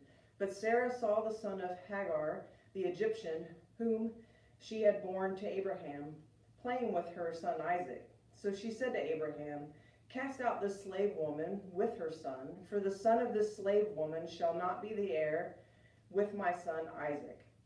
And the thing was very displeasing to Abraham on account of his son. But God said to Abraham, "Be not displeased because of the lad and because of your slave woman. Whatever Sarah says to you, do as she tells you, for through Isaac shall your descendants be named. And I will make a nation of the son of the slave woman also, because he is your offspring." So Abraham rose early in the morning and took bread and a skin of water and gave it to Hagar, putting it on her shoulder along with the child, and sent her away. And she departed and wandered in the wilderness of Beersheba. When the water in the skin was gone, she cast the child under one of the bushes. Then she went and sat down over against him a good way off, about the distance of a bow shot, for she said, "Let me not look upon the death of the child." And as he sat over against him, the child lifted up his voice and wept. And God heard the voice of the lad, and the angel of God called to Hagar from heaven and said to her, "What troubles you, Hagar? Fear not, for God has heard the voice of the lad where he is. Arise, lift up the lad, and hold him fast with your hand, for I will make him a great nation." Then God opened her eyes, and she saw a well of water, and she went and filled the skin with water and gave the lad a drink. And God was with the lad, and he grew up. He lived in the wilderness and became an expert with the bow. He lived in the wilderness of Paran, and his mother took a wife of him from the land of Egypt. At that time, Abimelech and Phicol, the commander of his army, said to Abraham, "God is with you in all that you do. Now therefore swear to me here by God that you will not deal falsely with me or with my offspring or with my posterity, But as I have dwelt loyally with you, you will deal with me and with the land where you have sojourned. And Abraham said, I will swear. When Abraham complained to Abimelech about a well of water which Abimelech's servants had seized, Abimelech said, I do not know who has done this thing. You did not tell me, and I have not heard of it until today. So Abraham took sheep and oxen and gave them to Abimelech, and the two men made a covenant. Abraham said, set 7 ewe lambs of the flock apart, and Abimelech said to Abraham, what is the meaning of these 7 ewe lambs which you have set apart? He said, these 7 ewe lambs will take from my hand, and you may be a witness for me that I dug this well. Therefore that place was called Beersheba, because there both of them swore on oath. So they made a covenant at Beersheba. Then Abimelech and Phicol, the commander of his army, rose up and returned to the land of the Philistines. Abraham planted a tamarisk tree in Beersheba and called there on the name of the Lord and the everlasting God. And Abraham sojourned many days in the land of the Philistines. Chapter 22. After these things, God tested Abraham and said to him, Abraham, and he said, here am I, he said, take your son and your only son Isaac, whom you love, and go to the land of Moriah, and offer him there a burnt offering upon one of the mountains of which I shall tell you. So Abraham rose early in the morning, saddled his ass, and took 2 of his young men and him with him, and his son Isaac, and he cut the wood for the burnt offering and arose and went to the place of which God had told him. On the 3rd day, Abraham lifted up his eyes and saw the place afar off. Then Abraham said to his young men, stay here with the ass, and I and the lad will go yonder and worship and come again to you. And Abraham took the wood of the burnt offering and laid it on Isaac his son. And he took his hand, the fire and the knife, so they went both of them together. And Isaac said to his father Abraham, my father. And he said, here am I, my son. He said, behold, the fire and the wood, but where is the lamb for a burnt offering? Abraham said, God will provide himself the lamb for a burnt offering, my son. So they went both of them together. When they came to the place of which God had told him, Abraham built an altar there and laid the wood in order and bound Isaac his son and laid him on the altar upon the wood. Then Abraham put forth his hand and took the knife to slay his son. But the angel of the Lord called to him from heaven and said, Abraham, Abraham. And he said, here am I. He said, do not lay your hand on the lad or do anything to him, for now I know that you fear God, seeing you have not withheld your son, your only son, from me. And Abraham lifted up his eyes and looked, and behold, behind him was a ram, caught in a thicket by his horns. And Abraham went and took the ram and offered it up as a burnt offering instead of his son.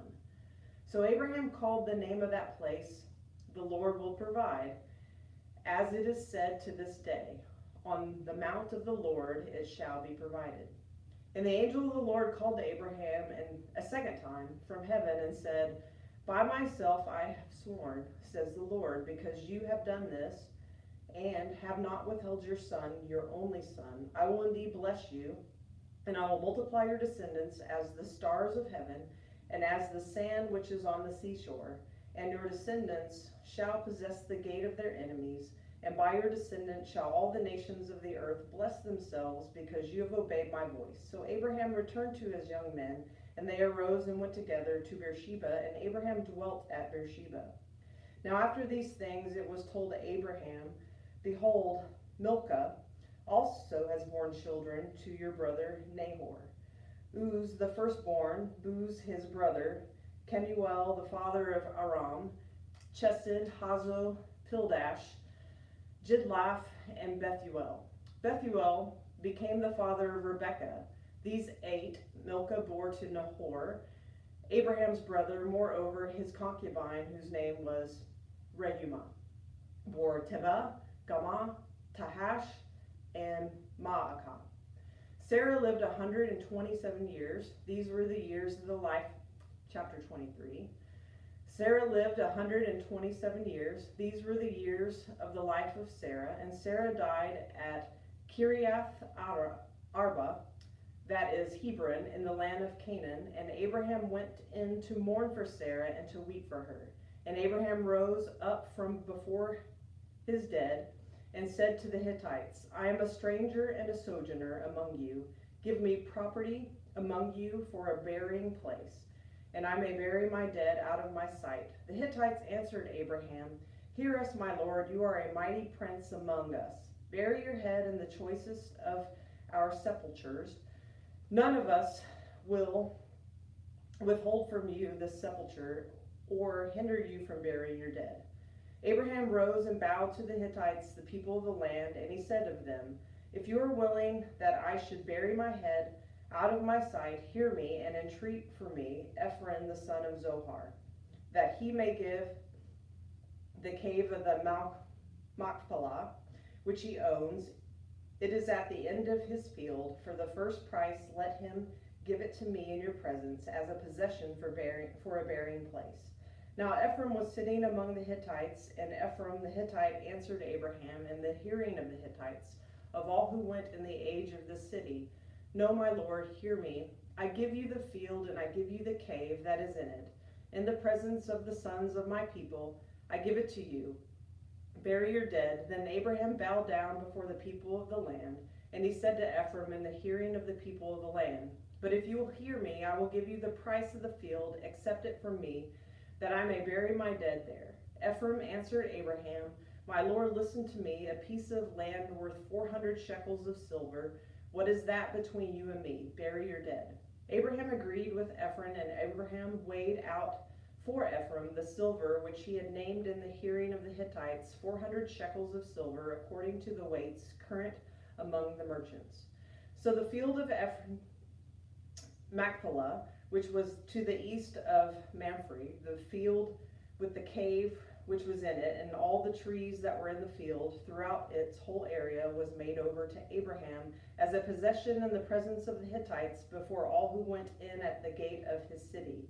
After this, Abraham buried Sarah his wife in the cave of the field of Machpelah, east of Mamre, that is Hebron, in the land of Canaan.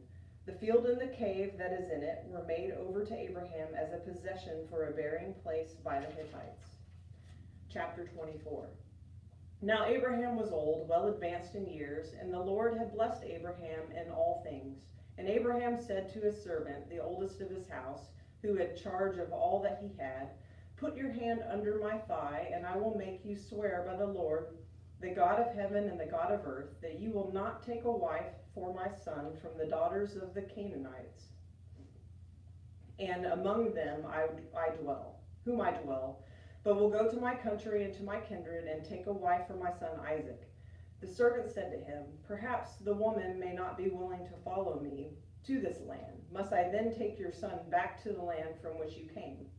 Abraham said to him, See to it that you do not take my son back there. The Lord, the God of heaven, whom took me from my father's house and from the land of my birth, and who spoke to me and swore to me, To your descendants I will give this land. He will send his angel before you, and you shall take a wife for my son from there. But if the woman is not willing to follow you, then you will be free from this oath of mine. Only you must not take my son back there. So the servant put his hand under the thigh of Abraham, his master, and swore to him concerning this matter. Then the servant took 10 of his master's camels and departed, taking all sorts of choice gifts from his master. And he arose and went to Mesopotamia, to the city of Nahor. And he made the camels kneel down outside the city by the well of water at the time of evening, the time when women go out to draw water. And he said, O Lord, God of my master Abraham, grant me success today, I pray thee, and show steadfast love to my master Abraham. Behold, I am standing by the spring of water, and the daughters of the men of the city are coming out to draw water. Let the maiden to whom I shall say, Pray, let down your jar, that I may drink. And who shall say, Drink, and I will water your camels. Let her be the one whom thou hast appointed for my servant Isaac. By this I shall know that thou hast shown steadfast love to my master. Before he had done speaking, behold, Rebekah, who was born to Bethuel, the son of Milcah, the wife of Nahor, Abraham's brother, came out with her water jar upon her shoulder. The maiden was very fair to look upon, a virgin whom no man had known. She went down to the spring and filled her jar and came up. Then the servant ran to meet her and said, "Pray, give me a little water to drink from your jar." She said, "Drink, my lord," and she quickly let down her jar upon her hand and gave him a drink. When she had finished giving him a drink, she said, "I will draw for your camels also until they have done drinking."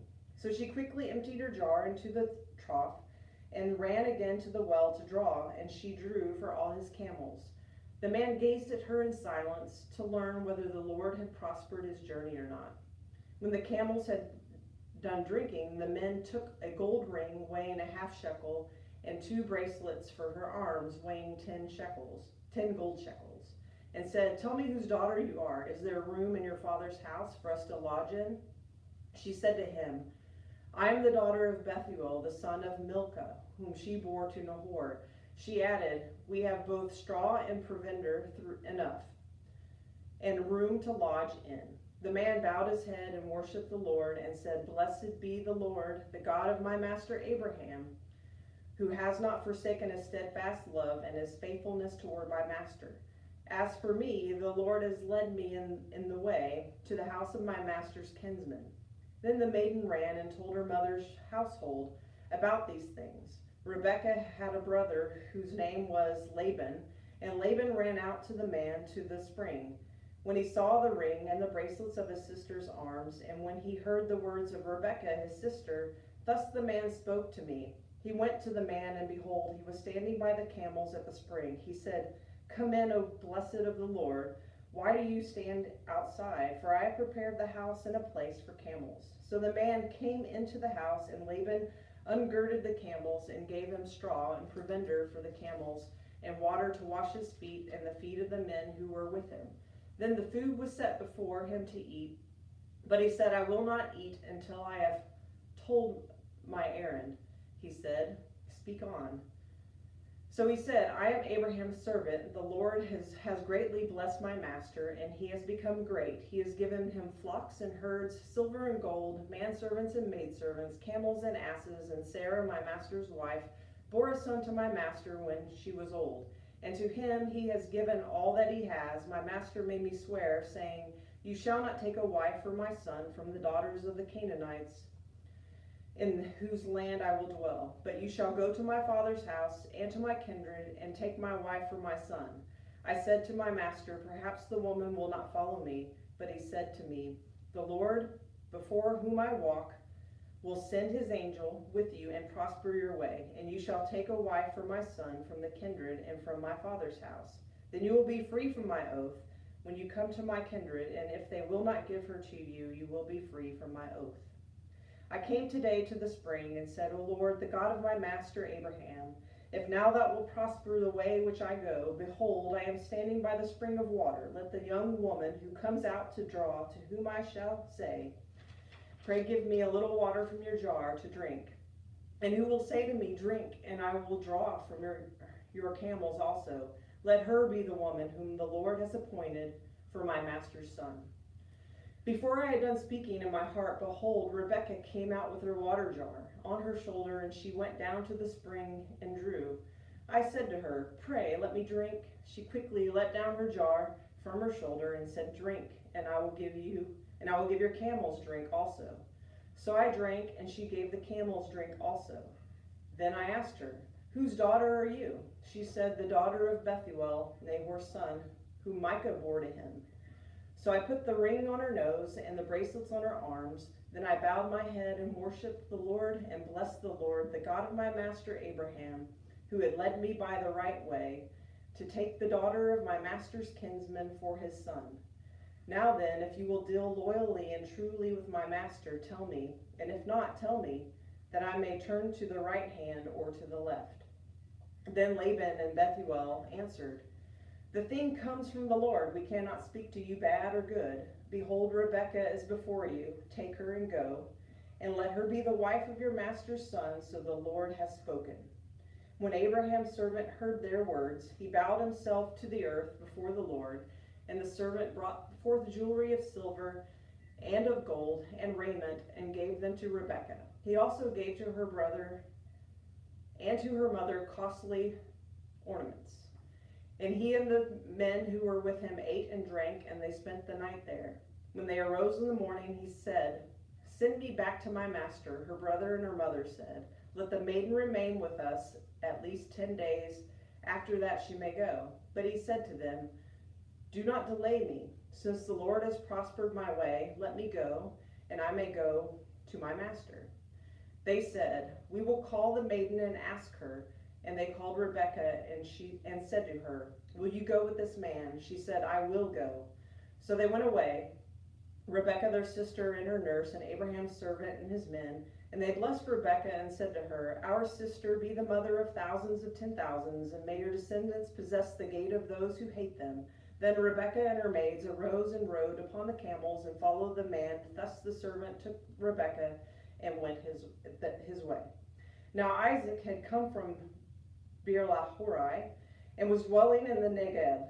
And Isaac went out to meditate in the field in the evening, and he lifted up his eyes and looked, and behold, there were camels coming. And Rebekah lifted up her eyes, and when she saw Isaac, she alighted from the camel and said to the servant, "Who is the man yonder walking in the field to meet us?" The servant said, "It is my master."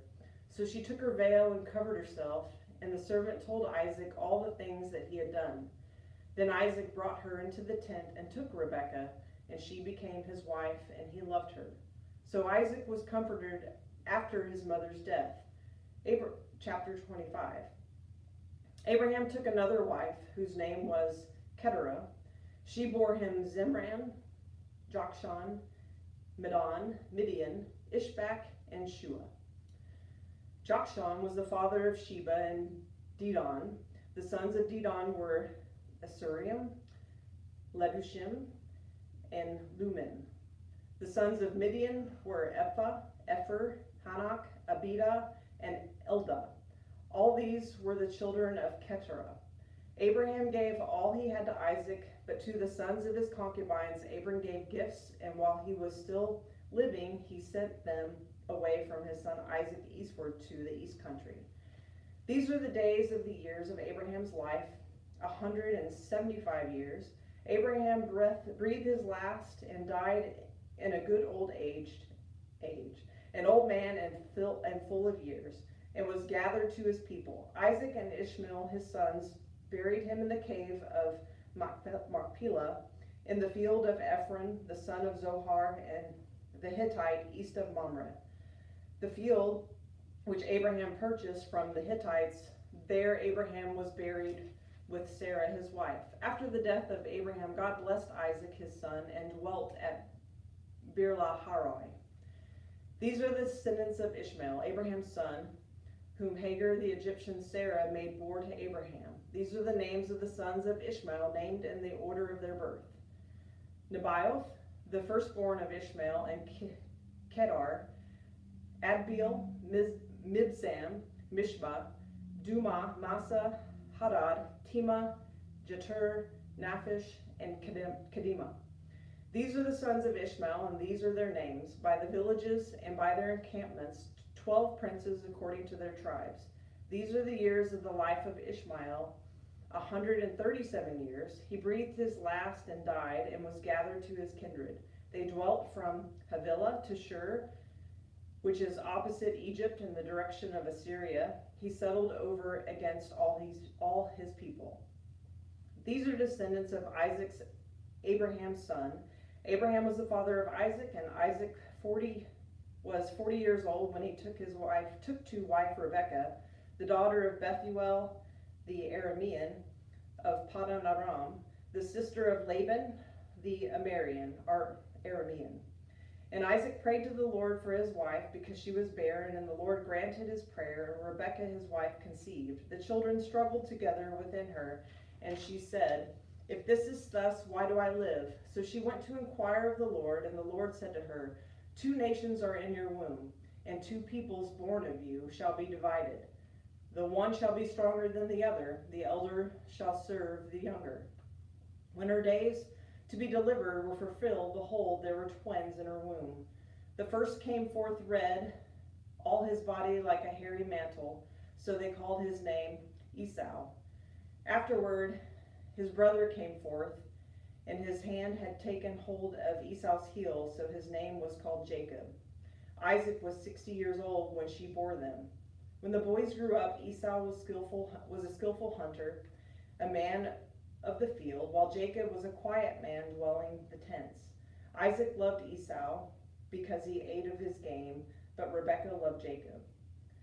Once when Jacob was boiling pottage, Esau came in the fields, and he was famished. And Esau said to Jacob, "Let me eat of that red pottage, for I am famished."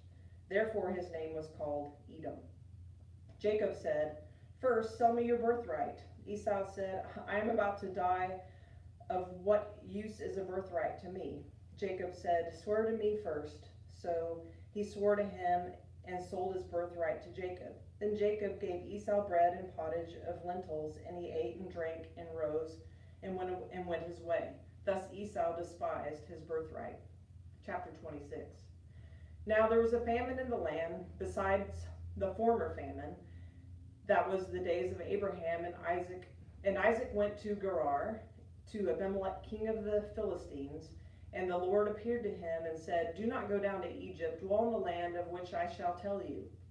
Sojourn in this land, and I will be with you, and I will bless you. For to you and your descendants I will give all these lands, and I will fulfill the oath which I swore to Abraham your father. I will multiply your descendants as the stars of heaven, and will give to your descendants all these lands. And by your descendants all the nations of the earth shall bless themselves, because Abraham obeyed my voice and kept my charge and my commandments, my statutes and my laws." So Isaac dwelt in Gerar. When the men of the place asked him about his wife, he feared to say, "My wife," thinking, lest the men of the place should kill me for the sake of Rebekah, because she was fair to look upon. When he had been there a long time, Abimelech, king of the Philistines, looked out of the window and saw Isaac fondling Rebekah, his wife. So Abimelech called Isaac and said, "Behold, she is your wife. How then could you say, 'She is my sister'?" Isaac said to him, "Because I thought, lest I die because of her." Abimelech said, "What is this you have done to us? One of the people might easily have lain with your wife, and she would have brought guilt upon us." So Abimelech warned all the people, saying, "Whoever touches this man or his wife shall be put to death." And Isaac sowed in that land and reaped in the same year 100-fold. The Lord blessed him, and the man became rich and gained more and more until he became very wealthy. He had possessions of flocks and herds and great households, so that the Philistines envied him. Now the Philistines had stopped and fulfilled and filled with earth all the wells which his father's servants had dug in the days of Abraham his father. And Abimelech said to Isaac, "Go away from us, for you are much mightier than we." Isaac departed from there and encamped in the valley of Gerar and dwelt there. And Isaac dug again the wells of water which had been dug in the days of Abraham his father, for the Philistines had stopped them after the death of Abraham, and he gave them the names which his father had given them. But when Isaac's servants dug in the valley and found there a well of springing water, the herdsmen of Gerar quarreled with Isaac's herdsmen, saying, "The water is ours." So he called the name of the well Esek, because they contended with him. Then they dug another well, and they quarreled over that also. So he called its name Sitnah. And he moved from there and dug another well, and over that they did not quarrel. So he called its name Rehoboth, saying, "For now the Lord has made room for us, and we shall be fruitful in the land." From there he went up to Beersheba, and the Lord appeared to him the same night and said, "I am the God of Abraham your father. Fear not, for I am with you, and will bless you and multiply your descendants for my servant Abraham's sake." So he built an altar there and called upon the name of the Lord and pitched his tent there, and Isaac's servants dug a well. And then Abimelech went to him from Gerar with Ahuzzath, his advisor, and Phicol, the commander of his army. Isaac said to them, "Why have you come to me, seeing that you hate me and have sent me away from you?" They said, "We see plainly that the Lord is with you. So we say, let there be an oath between you and us, and let us make a covenant with you, that you will do us no harm, just as we have not touched you and have done to you nothing but good." and have sent you away in peace. You are now the blessed of the Lord. So he made them a feast, and they ate and drank. In the morning they rose early and took oath with one another, and Isaac set them on their way. And they departed from him in peace. That same day Isaac's servant came and told him about the well which they had dug, and said to him, "We have found water." He called it Sheba. Therefore the name of the city is Beersheba to this day. When Esau was 40 years old, he took his wife Judith, the daughter of Beeri the Hittite, and Basemath, the father of Elon the Hittite, and they made life bitter for Isaac and Rebekah. Chapter 27. When Isaac was old and his eyes were dim, so that he could not see, he called Esau the older brother and said to him, "My son." And he answered, "Here I am." He said, "Behold, I am old, I do not know the day of my death. Now then, take your weapons, your quiver and your bow, and go out to the field and hunt game for me, and prepare for me savory food such as I love, and bring it to me that I may eat, that I may bless you before I die." Now Rebekah was listening when Isaac spoke to his son Esau. So when Esau went into the field to hunt for game and bring it, Rebekah said to her son Jacob, "I heard your father speak to your brother Esau.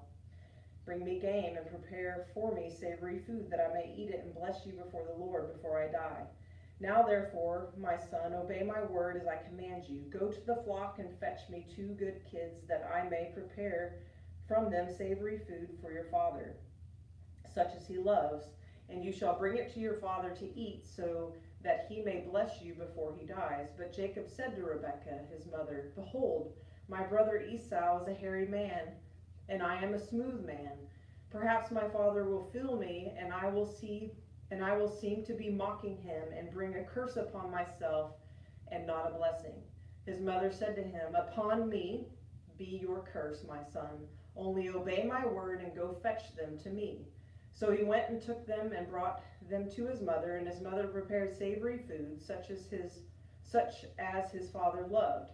Then Rebekah took the best garments of Esau, her older son, which were with her in the house, and put them on Jacob, her younger son.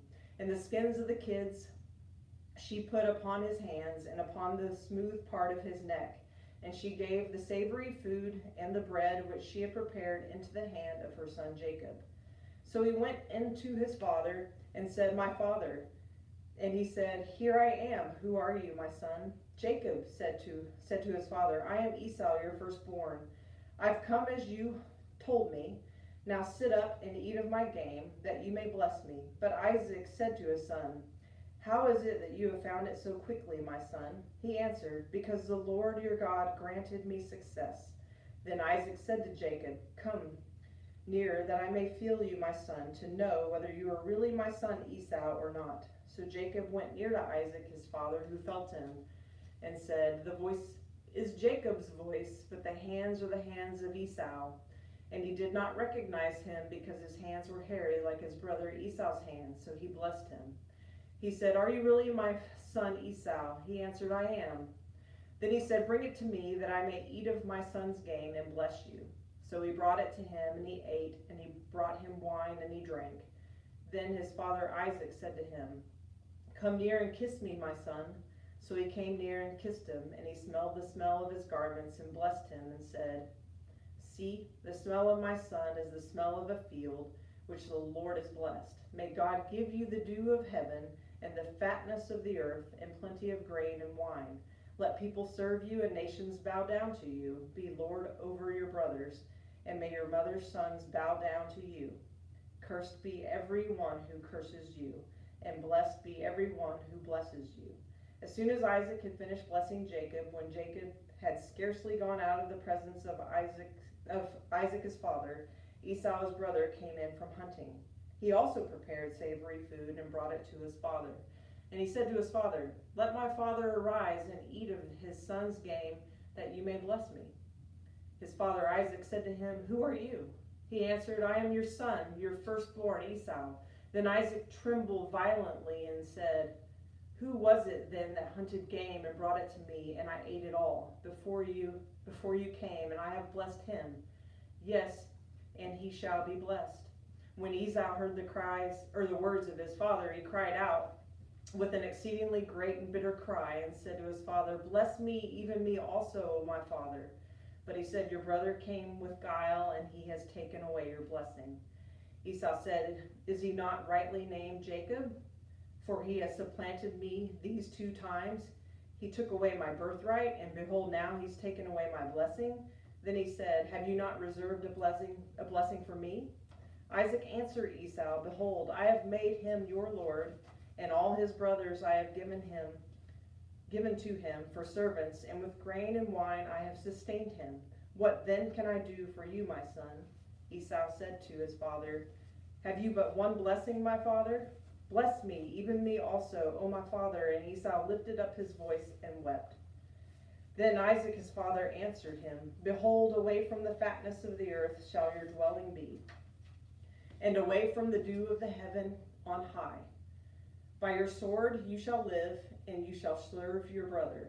But when you break loose, you shall break his yoke from your neck." Now Esau hated Jacob because of the blessing with which his father had blessed him. And Esau said to himself, "The days of mourning for my father are approaching. Then I will kill my brother Jacob." But the words of Esau, her oldest son, were told to Rebekah. So she sent and called Jacob, her younger son, and said to him, "Behold, your brother Esau comforts himself by planning to kill you. Now therefore, my son, obey my voice. Arise, flee to Laban, my brother in Haran, and stay with him a while until your brother's fury turns away, until your brother's anger turns away, and he forgets what you have done to him. Then I will send and fetch you from here. Why should I be reft of you in one day?" Then Rebekah said to Isaac, "I am weary of my life because of the Hittite women. If Jacob marries one of the Hittite women, such as these, one of the women of the land, what good will my life be to me?" Then Isaac, chapter 28. Then Isaac called Jacob and blessed him and charged him, "You shall not marry one of the Canaanite women.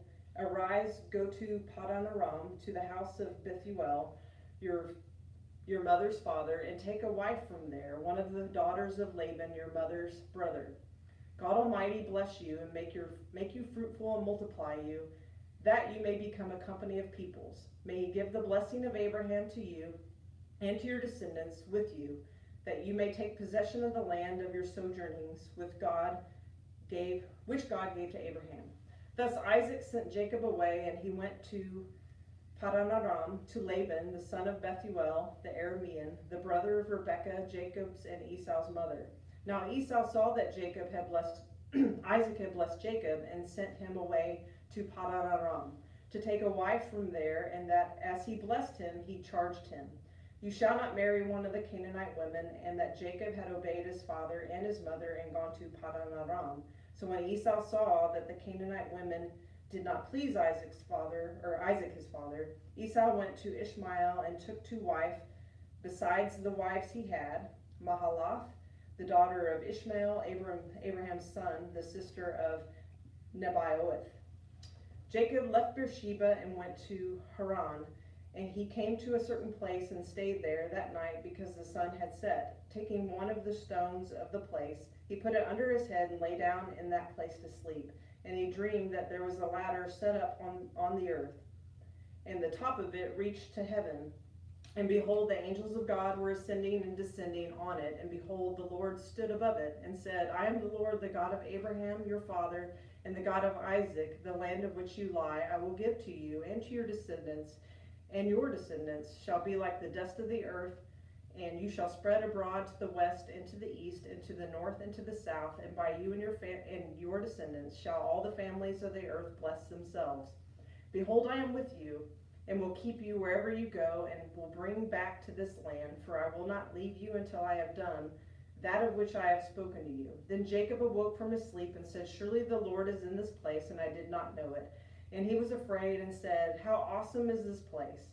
This is none other than the house of God, and this is the gate of heaven." So Jacob rose early in the morning, and he took the stone which he had put under his head and set it up for a pillar and poured oil on top of it. He called the name of the place Bethel, but the name of the city was Luz at first. Then Jacob made a vow, saying, if God will be with me and will keep me in this way that I go, and will give me bread to eat and clothing to wear, so that I come again to my father's house in peace, then the Lord shall be my God, and this stone which I have set up for a pillar shall be God's house, and of all that thou givest me I will give the tenth to thee. Chapter 29. Then Jacob went on his journey and came out of the land of the people of the east. As he looked, he saw a well in the field, and lo, 3 flocks of sheep lying beside it. For out of that well the flocks were watered. The stone on the well's mouth was large, and when all the flocks were gathered there, the shepherds would roll the stone from the mouth of the well and water the sheep, and put the stone back in its place upon the mouth of the well. Jacob said to them, my brothers, where do you come from? They said, we are from Haran. He said to them, do you know Laban, the son of Nahor? They said, we know him. And he said to them, is it well with him? They said, it is well. And see, Rachel, his daughter, is coming with the sheep. He said, behold, it is still high day. It is not time for the animals to be gathered together. Water the sheep and go pasture them. But they said, we cannot until all the flocks are gathered together and the stone is rolled from the mouth of the well. Then we water the sheep. While he was speaking with them, Rachel came with her father's sheep, for she kept them. Now when Jacob saw Rachel, the daughter of Laban, his mother's brother, and the sheep of Laban, his mother's brother, Jacob went up and rolled the stone from the well's mouth and watered the flock of Laban, his mother's brother. Then Jacob kissed Rachel and wept aloud. And Jacob told Rachel that he was her father's kinsman and that he was Rebekah's son. And she ran and told her father.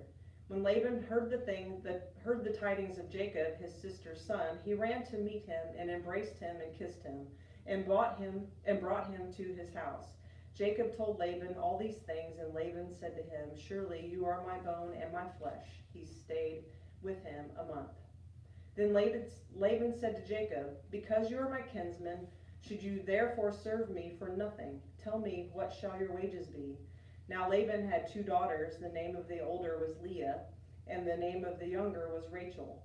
Leah's eyes were weak, but Rachel was beautiful and lovely. Jacob loved Rachel, and he said, I will serve you 7 years for your younger daughter, Rachel. Laban said, it is better that I give her to you than I should give her to any other man. Stay with me. So Jacob served 7 years for Rachel, and they seemed to him but a few days because of the love he had for her. Then Jacob said to Laban, give me your wife that I may go into her, for my time is completed. So Laban gathered together all the men of the place and made a feast. But in the evening he took his daughter Leah and brought her to Jacob, and he went into her. Laban gave his maid Zilpah to his daughter Leah to be her maid. And in the morning, behold, it was Leah. And Jacob said to Laban, what is this you have done to me? Did I not serve with you for Rachel? Why then have you deceived me? Laban said, it is not so done in our country to give the younger before the firstborn. Complete the week of this one, and we will give you the other also in return for serving me another 7 years. Jacob did so and completed her week. Then Laban gave him his daughter Rachel to wife. Laban gave his maid Bilhah to his daughter Rachel to be her maid. So Jacob went into Rachel also, and he loved Rachel more than Leah, and served Laban for another 7 years. When the Lord saw that Leah was hated, he opened her womb, but Rachel was barren. And Leah conceived and bore a son, and she called his name Reuben. For she said, because the Lord has looked upon my affliction, surely now my husband will love me.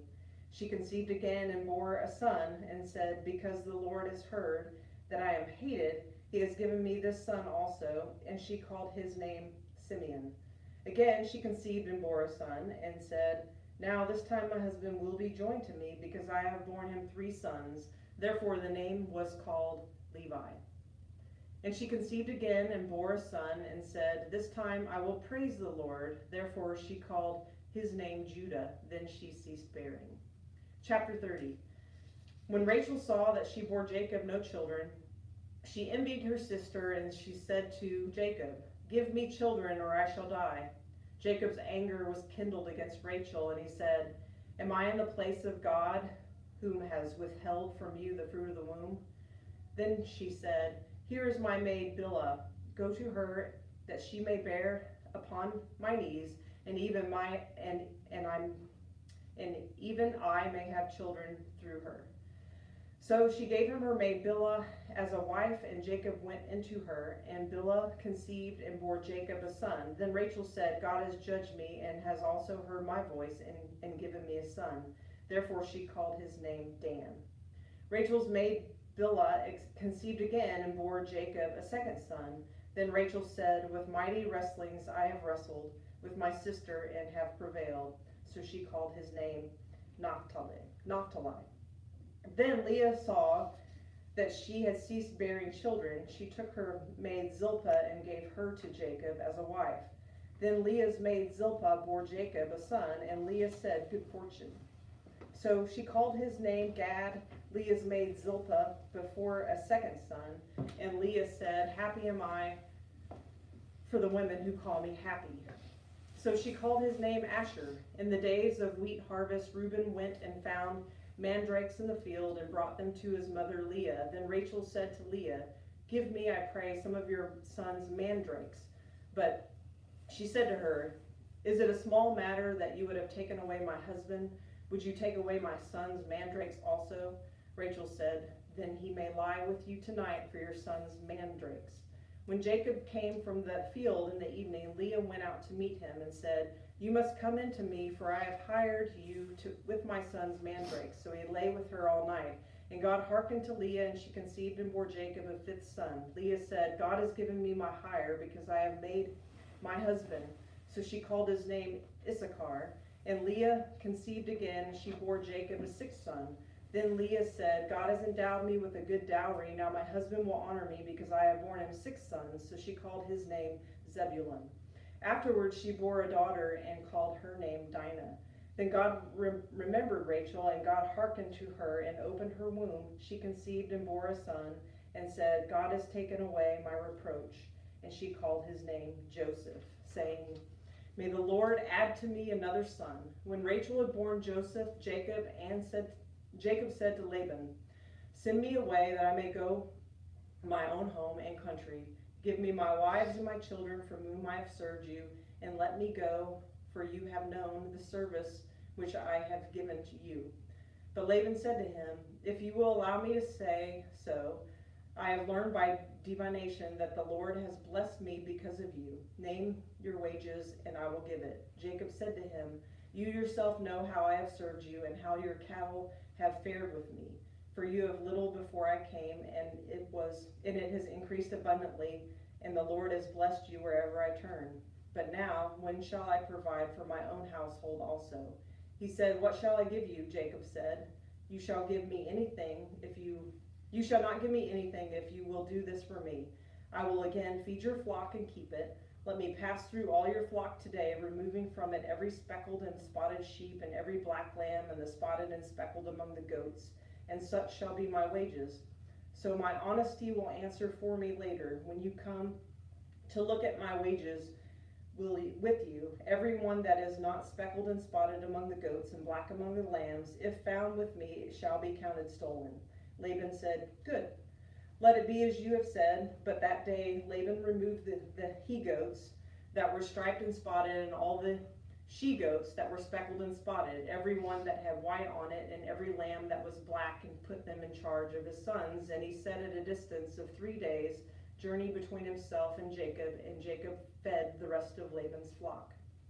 Then Jacob took fresh rods of poplar and almond and plane, and peeled white streaks in them. Exposing the whites of the rods, he set the rods with which he peeled in front of the flocks in the runnels, that is, the watering troughs, where the flocks came to drink. And when they came to drink, the flocks bred in front of the rods, and so the flocks brought forth striped, speckled, and spotted. And Jacob separated the lambs, and set the faces of the flocks toward the striped, and all the black in the flock of Laban. And he put his own droves apart, and did not put them with Laban's flock. Whenever the stronger of the flock were breeding, Jacob laid the rods in the runnels before the eyes of the flock, that they might breed among the rods. But the feebler of the flock, he did not lay them there. So the feebler were Laban's and the stronger Jacob's. Thus the man grew exceedingly rich and had large flocks, maidservants, and men servants, and camels and asses. Chapter 31. Now Jacob heard that the sons of Laban were saying, Jacob has taken all that was our father's, and from what was our father's he has gained all his wealth. And Jacob saw that Laban did not regard him with favor as before. Then the Lord said to Jacob, return to the land of your fathers and to your kindred, and I will be with you. So Jacob sent and called Rachel and Leah into the field where his flock was, and said to them, I see that your father does not regard me with favor as he did before, but the God of my father has been with me. You know that I have served your father with all my strength.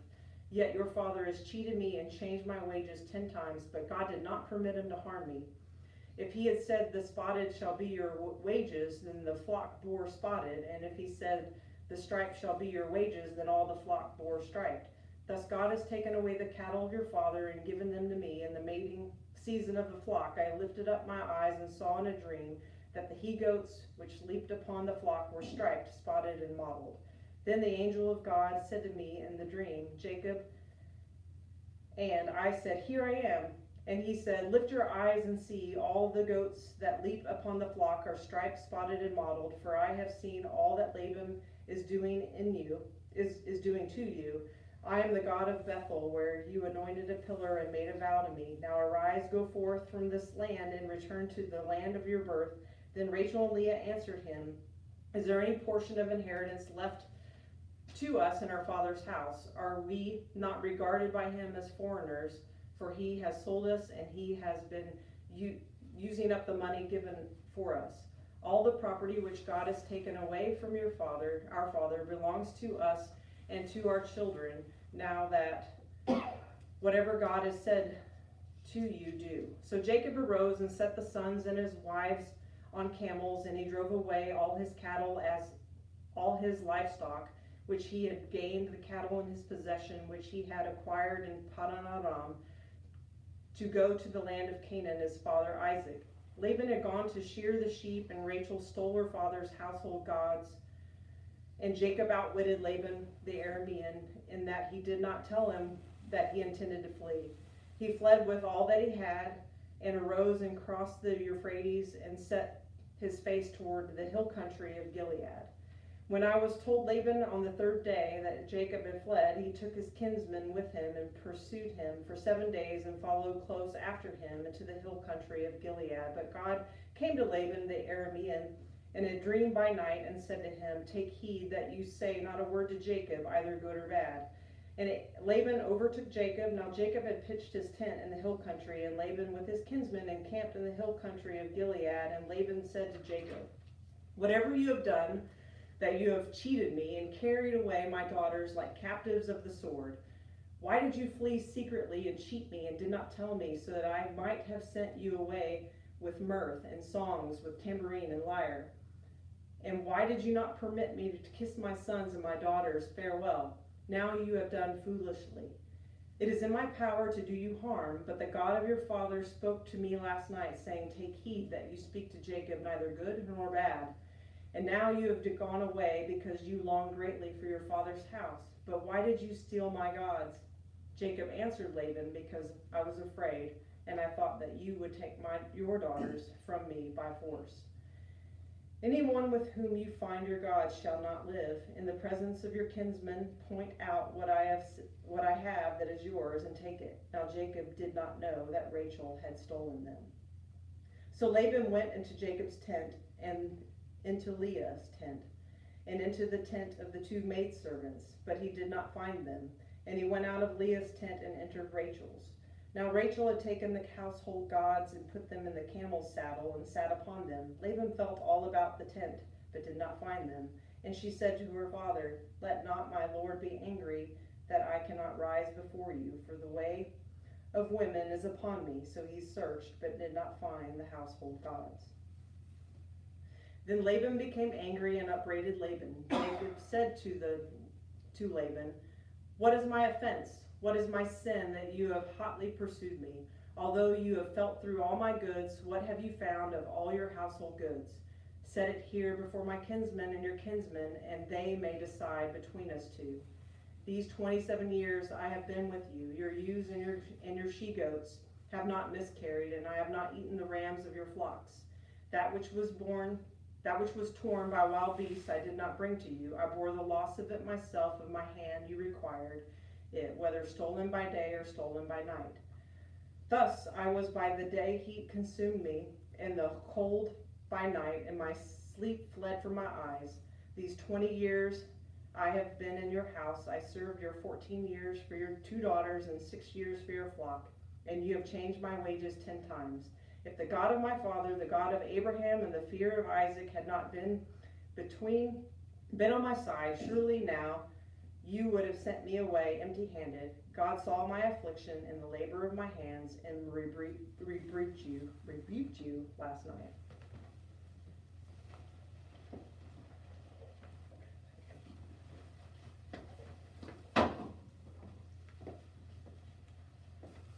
Then Laban answered and said to Jacob, the daughters are my daughters, the children are my children, the flocks are my flocks, and all that you see is mine. But what can I do this day to these my daughters, or to their children whom they have been born? Come now, let us make a covenant, you and I. Let it be a witness between you and me. So Jacob took a stone and set it up as a pillar. And Jacob said to his kinsmen, gather stones. And they took stones, made a heap, and they ate there by the heap. Laban called it Jegar-sahadutha, but Jacob called it Gilead. Laban said, this heap is a witness between you and me today. Therefore he named it Gilead, and the pillar Mizpah. For he said, the Lord watch between you and me when we are absent from each other. If you ill-treat my daughters, or if you take wives besides my daughters, although no man is with us, remember God is witness between you and me. Then Laban said to Jacob, see this heap and pillar which I have set between you and me? This heap is a witness, and the pillar is a witness, that I will not pass over this heap to you, and you will not pass over this heap and pillar to me for harm. The God of Jacob and the God of Nahor, the God of their father, judge between us. So Jacob swore by the fear of his father Isaac. And Jacob offered a sacrifice on the mountain and called his kinsmen to eat bread. And they ate bread and tarried all night long on the mountain. Early in the morning, Laban arose and kissed his grandchildren and his daughters and blessed them. Then he departed and returned home. Jacob on his way, and the angels of God met him. And when Jacob saw them, he said, this is God's army. So he called the name of that place Mahanaim. And Jacob sent messengers before him to Esau his brother in the land of Seir, in the country of Edom, instructing them, thus you shall say to my lord Esau, thus says your servant Jacob, I have sojourned with Laban and stayed until now. I have oxen, asses, flocks, men servants, and maidservants. And I have sent to tell my lord in order that I may find favor in your sight. And the messengers returned to Jacob, saying, we come to your brother Esau, and he is coming to meet you, and 400 men with him. Then Jacob was greatly afraid and distressed, and he divided the people that were with him, and the flocks and the herds and the camels, into the companies, thinking, if Esau comes to the one company and destroys it, then the other company which is left will escape. And Jacob said, O God of my father Abraham, and God of my father Isaac, O Lord, who did say to me, return to your country and to your kindred, and I will do you good. I am not worthy of the least of all the steadfast love and all the faithfulness which thou hast shown to thy servant. For with only my staff I have crossed this Jordan, and I have now become in the companies. Deliver me, I pray thee, from the hand of my brother, from the hand of Esau, for I fear him, lest he come and slay us all, the mothers with the children. But thou didst say, I will do you good, and make you descendants as of the sand of the sea, which cannot be numbered for multitude. So he lodged there that night, and took from what he had with him a present for his brother Esau: 200 she-goats, 20 he-goats, 200 ewes, and 20 rams, 30 milch camels and their colts, 40 cows and 10 bulls, 20 she-asses and 10 he-asses. These he delivered into the hand of his servants. Every drove by itself, and said to his servants, "Pass on before me, and put a space between the drove and the drove." He instructed the foremost, "When Esau my brother meets you and asks you to whom you belong, where are you going, and whose are these before you, then you shall say, They belong to your servant Jacob. They are presents sent to my lord Esau, and moreover, he is behind us." He likewise instructed the second and the third and all who followed the droves. "You shall say the same thing to Esau when you meet him, and you shall say, Moreover is your servant Jacob behind us, for he thought I may appease him with the present that goes on before me, and afterwards I shall see his face, perhaps he will accept me." So the present passed on before him, and he himself lodged that night in the camp. The same night he arose and took his 2 wives, his 2 maids, and 11 children, and crossed the ford of the Jabbok. He took them and set them across the stream, and likewise everything that he had. And Jacob was left alone. And a man wrestled with him until the break of the day. When the man saw that he did not prevail against Jacob, he touched the hollow of his thigh, and Jacob's thigh was put out of joint as he wrestled with him. Then he said, "Let me go, for the day is breaking." But Jacob said, "I will not let you go unless you bless me." And he said to him, "What is your name?" And he said, "Jacob." Then he said, "Your name shall no longer be called Jacob, but Israel, for you have striven with God and with men, and have prevailed." Then Jacob asked him, "Tell me, I pray, your name." But he said, "Why is it that you ask my name?" And there he blessed him. So Jacob called the name of the place Peniel, saying, "For I have seen God face to face, and yet my life is preserved." The sun rose upon him as he passed Peniel, limping because of his thigh. Therefore, to this day, Israelites do not eat the sinew of the hip, which is based in the hollow of the thigh, because he touched the hollow of Jacob's thigh on the sinew of his hip. Chapter 33. And Jacob lifted his eyes and looked, and behold, Esau was coming, and 400 men with him. So he divided the children among Leah and Rachel, and the 2 maids. And he put the maids with their children in front, then Leah with her children, and then Rachel and Joseph last. He himself went on before them, bowing himself to the ground 7 times, until he came near to his brother Jacob. But Esau ran to meet him, and embraced him, and fell on his neck, and kissed him, and they wept. And then Esau raised his eyes, and saw the women and children, and said, "Who are these with you?"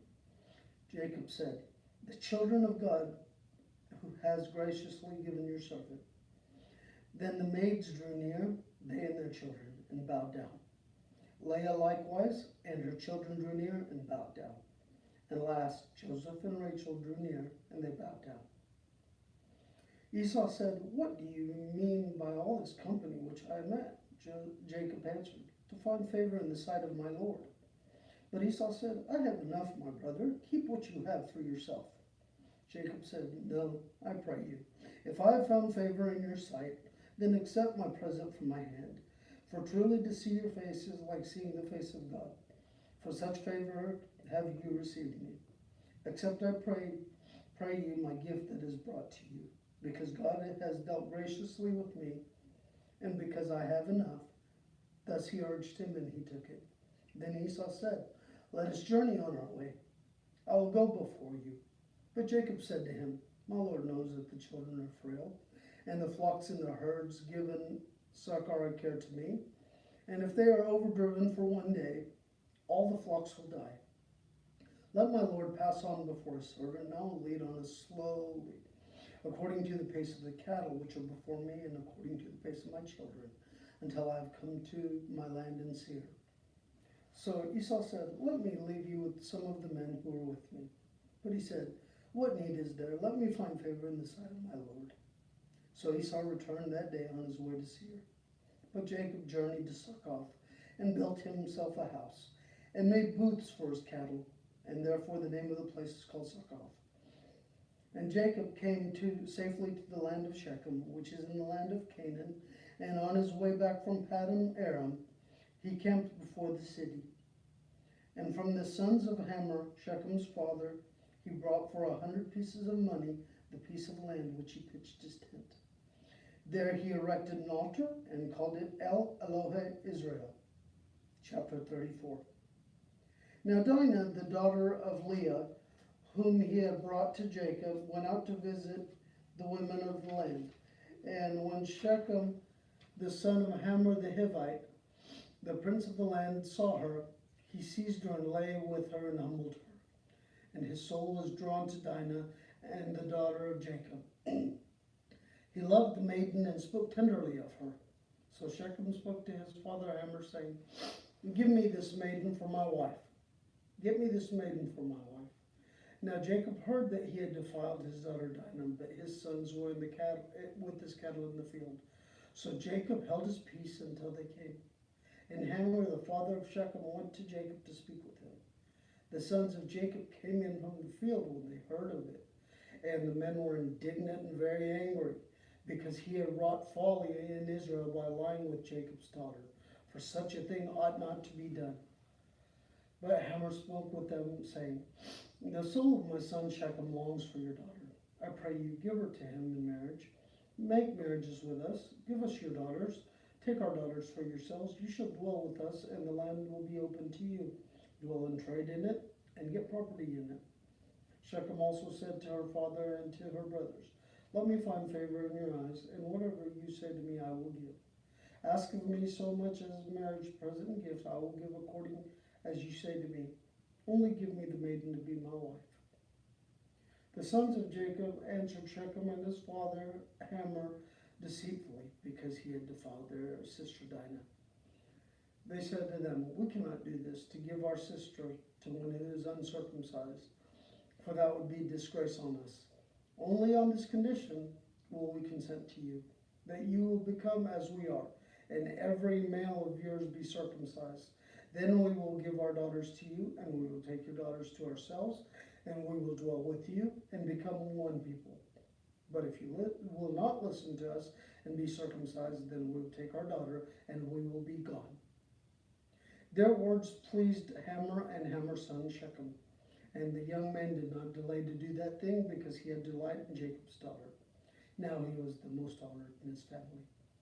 So Hamor and his son Shechem came to the gate of their city and spoke to the men of their city, saying, "These men are friendly with us. Let them dwell in the land and trade in it.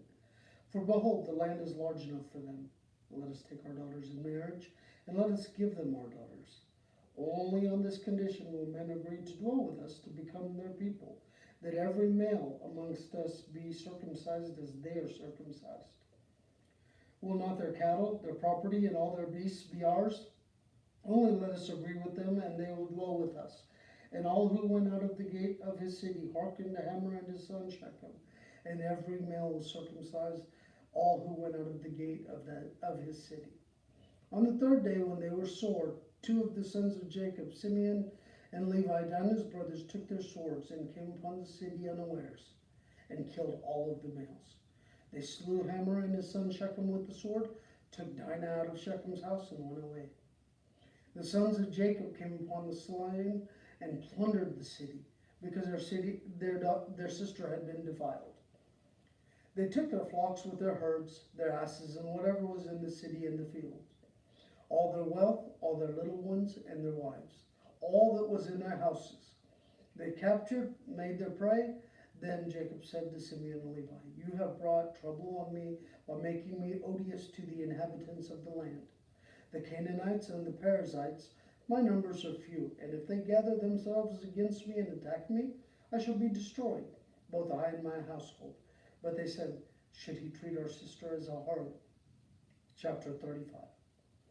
God said to Jacob, "Arise, go up to Bethel and dwell there, and make there an altar to God who to you when you fled from your brother Esau." So Jacob said to his household, and to all who were with him, put away the foreign gods that are among you, and purify yourself, and change your garments, and let us arise and go up to Bethel, that I may make there an altar to the God who answered me in the day of my distress, and has been with me wherever I have gone. So they gave Jacob and all the foreign gods that they had, and the rings that were in their ears, and Jacob hid them under the oak which was near Shechem. As they journeyed, terror from God fell upon the cities that were around them. So they did not pursue the sons of Jacob. And Jacob came to Luz, that is Bethel, which is in the land of Canaan. He and all the people who were with him, and there he built an altar in the place El Bethel, because God had revealed himself when he fled from his brother. And Deborah, Rebekah's nurse, died, and she was buried under an oak below Bethel. So the name of it was called Allon Bacuth. God appeared to Jacob again when he came to Padan Aram and blessed him. And God said to him, your name is Jacob. No longer shall your name be called Jacob, but Israel shall be your name. So his name was changed to Israel. And God said to him, I am God Almighty. Be fruitful and multiply. A nation and a company of nations shall come from you, and kings shall spring from you. The land which I gave to Abraham and Isaac I will give to you, and I will give land to your descendants after you. Then God went from him in the place that he had spoken with him. And Jacob set up a pillar in the place, and he had spoken with him, a pillar of stone. Then he poured out a drink offering on it and poured oil on it. So Jacob called the name of the place where God had spoken with him Bethel. Then they journeyed from Bethel. And when they were still some distance from Ephrath, Rachel travailed, and she had hard labor. And when she was in her hard labor, the midwife said, fear not, and now you will have another son. And as her soul was departing, for she died, she called him Ben-Enoni, but his father called him Benjamin. So Rachel died, and she was buried on the way to Ephrath, that is Bethlehem. And Jacob set up a pillar on her grave. It is the pillar of Rachel's tomb, which is there to this day. Israel journeyed on and pitched his tent beyond the tower of Eder. While Israel dwelt in the land, Reuben went and laid with Bilhah, his father's concubine, and Israel heard of it. Now the sons of Jacob were 12. The sons of Leah, Reuben, Jacob's firstborn, Simeon, Levi, Judah, Issachar, and Zebulun. The sons of Rachel, Joseph and Benjamin. The sons of Bilhah, Rachel's maid, Dan and Naphtali. The sons of Zilpah, Leah's maid, Gad and Asher. These were the sons of Jacob who were born to him in Padan Aram. And Jacob came to his father Isaac at Mamre, or Kiriath Arba, that is Hebron, where Abraham and Isaac sojourned. Now the days of Isaac were 180 years, and Isaac breathed his last. He died and was gathered to his people, old and full of days. And his sons Esau and Jacob buried him. Chapter 36. These are the descendants of Esau, that is Edom. Esau took wives from the Canaanites. Ada, the daughter of Elon the Hittite, Oholibamah, the daughter of Anna, the son of Zibeon the Hivite, and Basemath, Ishmael's daughter, and sons of, and sister of Naboth, and Ader bore to him Esau, Eliphaz. Basemath bore Rehel, and Oholibam bore Jesh, Jalem, and Korah. These are the sons of Esau who were born to him in the land of Canaan. Then Esau took his wives, his sons, his daughters, and all the members of his household, his cattle, all his beasts, and all his property which he had acquired in the land of Canaan. And he went into a land far away from his brother Jacob, for their possessions were too great for them to dwell together. The land of their sojournings could not support them because of their cattle. So Esau dwelt in the hill country of Seir. Esau is Edom. These are the descendants of Esau, the father of Edomites, in the hill country of Seir. These are the names of Esau's sons: Eliphaz, the son of Ada, the wife of Esau; Rehel, the son of Basemath, the wife of Esau. The sons of Eliphaz were Teman, Omar, Zepho, Gatam, and Kenaz. Timnah was the concubine of Eliphaz, Esau's son. She bore Amalek to Eliphaz.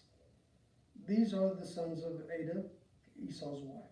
These are the sons of Rehuel, Nahath, Zerah, Shammah, and Mizah. These are the sons of Basemath, Esau's wife. These are the sons of Oholibamah, and the daughter of Anna, the son of Zibeon, Esau's wife. She bore to Esau Jehuish, Jalam, and Korah. These are the chiefs of the sons of Esau, the sons of Eliphaz, the firstborn of Esau, the chiefs Teman, Omar, Zepho, Kenaz, Korah, Gatam, and Amalek. These are the chiefs of Eliphaz in the land of Eden. They are the sons of Ada. These are the sons of Rehuel, Esau's sons, the chiefs, Nahath, Zerah, Shammah, and Mizah. These are the chiefs of Rehuel in the land of Edom, and they are the sons of Basemath, Esau's wife. These are the sons of Oholibamah, Esau's wife. The chiefs, Jehuish, Jalam, and Korah. These are the chiefs born of Oholibamah, the daughter of Anna, Esau's wife. These are the sons of Esau, that is Edom, and these are their chiefs. These are the sons of Seir, the Horite, and the inhabitants of the land. Loran, Shobal, Zibeon, Anna, Dishon, Ezer, and Dishon. These are the chiefs of the Horites. The sons of Seir in the land of Eden. The sons of Lotan were Hori and Heman, and Lotan's sister was Timnah. These are the sons of Shobal, Alvin, Maharath, Ebal, Shepho, and Onam. These are the sons of Zibeon, Ahah, and Anna. He is the Anna who found the hot springs in the wilderness as he pastured the asses of Zibeon his father. These are the children of Anna, Dishon and Oholibamah, the daughter of Anna. These are the sons of Dishon, Hemdan, Eshban, Ithran, and Cheran. These are the sons of Ezer, Bilhan, Zavan, and Achan. And these are the sons of Dishan, Uz, and Er. These are the chiefs of the Horites, the chiefs Lotan, Shobal, Zibeon, Anna, Dishon, Ezer, and Dishan. These are the chiefs of the Horites, according to their clans in the land of Seir.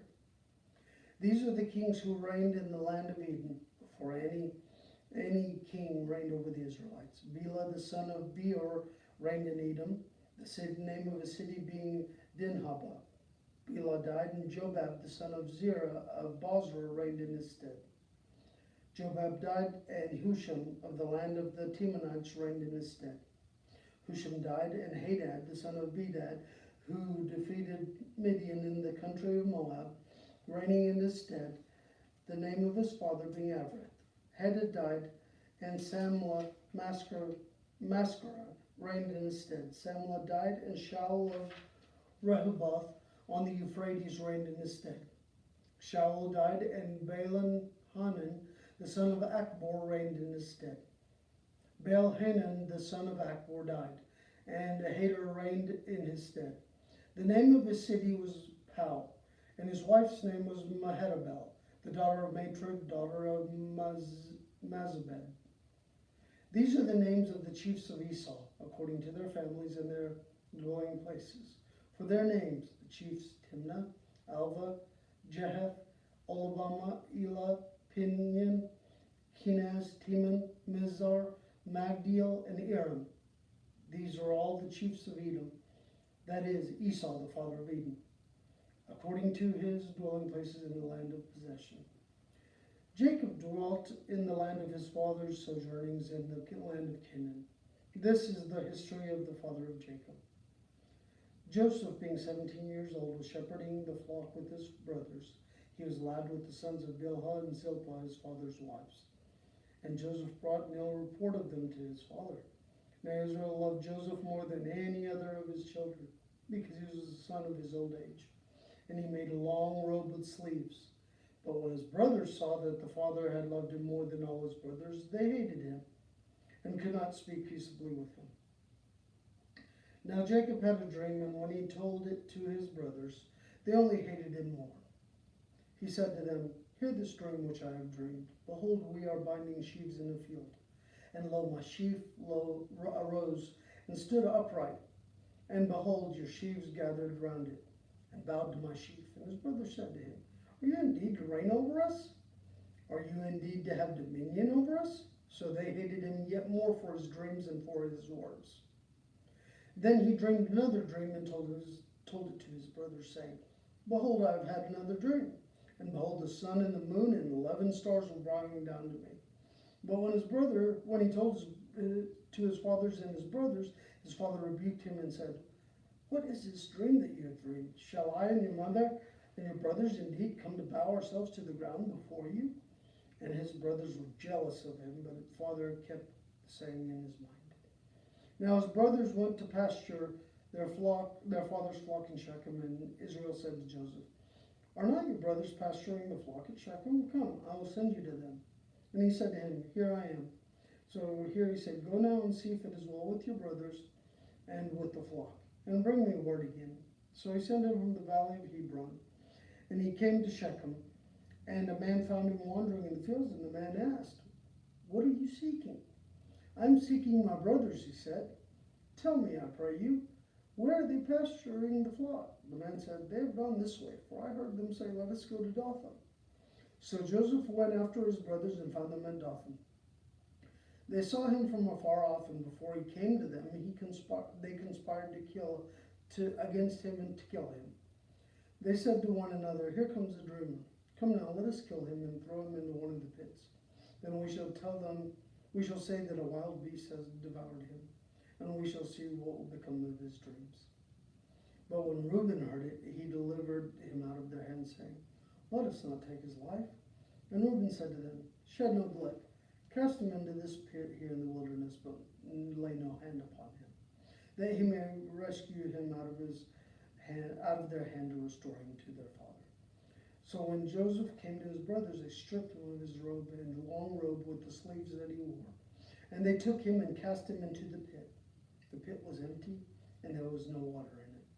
They sat down to eat, and looking up, they saw a caravan of Ishmaelites coming from Gilead, with their camels bearing gum, balm, myrrh on their way to carry it down to Egypt. When Judah saw this, said to his brothers, What profit is it if we slay our brother and conceal his blood? Come on, let us sell him to the Ishmaelites, and let our hand not be upon him, for he is our brother, our own flesh. And his brothers heeded to him. Then the Midianite traders passed by, and they drew Joseph up and lifted him out of the pit and sold him to the Ishmaelites for 20 shekels of silver, and they took Joseph to Egypt. When Reuben returned to the pit and saw that Joseph was not there, he rent his clothes and returned to his brothers and said, The lad is gone, and where shall I go? Then they took Joseph's robe, killed a goat, dipped the robe in the blood, and they sent the long robe with the sleeves and brought it to their father and said, This is what we found. And now, whether it is your son's robe or not, and he recognized it and said, It is my son's robe. Wild beast has devoured him. Joseph is without doubt torn to pieces. Then Jacob rent his garments and put sackcloth upon his loins and mourned his son for many days. All his sons and daughters rose up to comfort him, but he refused to be comforted and said, No, I shall go down to Sheol to my son mourning. Thus his father wept for him. Meanwhile, the Midianites had sold him in Egypt to Potiphar, an officer of Pharaoh, the captain of the guard. Chapter 38. It happened at that time that Judah went down from his brothers and turned into a certain Adullamite, whose name was Hira. There Judah saw the daughter of a certain Canaanite whose name was Shua, and he married her and went to her. And she conceived and bore a son, and he called his name Again she conceived and bore a son, and called his name Onan. Yet again she bore a son, and called his name Shelah. She was in Shezev before she bore him, and Judah took a wife for his firstborn, and her name was Tamar. But Judah's firstborn, was wicked in the sight of the Lord, and the Lord slew him. Then Judah said to Onan, Go unto your brother's wife and perform the duty of a brother-in-law to her, and raise up offspring for your brother. But Onan knew that the offspring would not be his, so he went into his brother's wife. He spilled the semen on the ground, lest he should give offspring to his brother. And what he did was displeasing in the sight of the Lord, and he slew him also.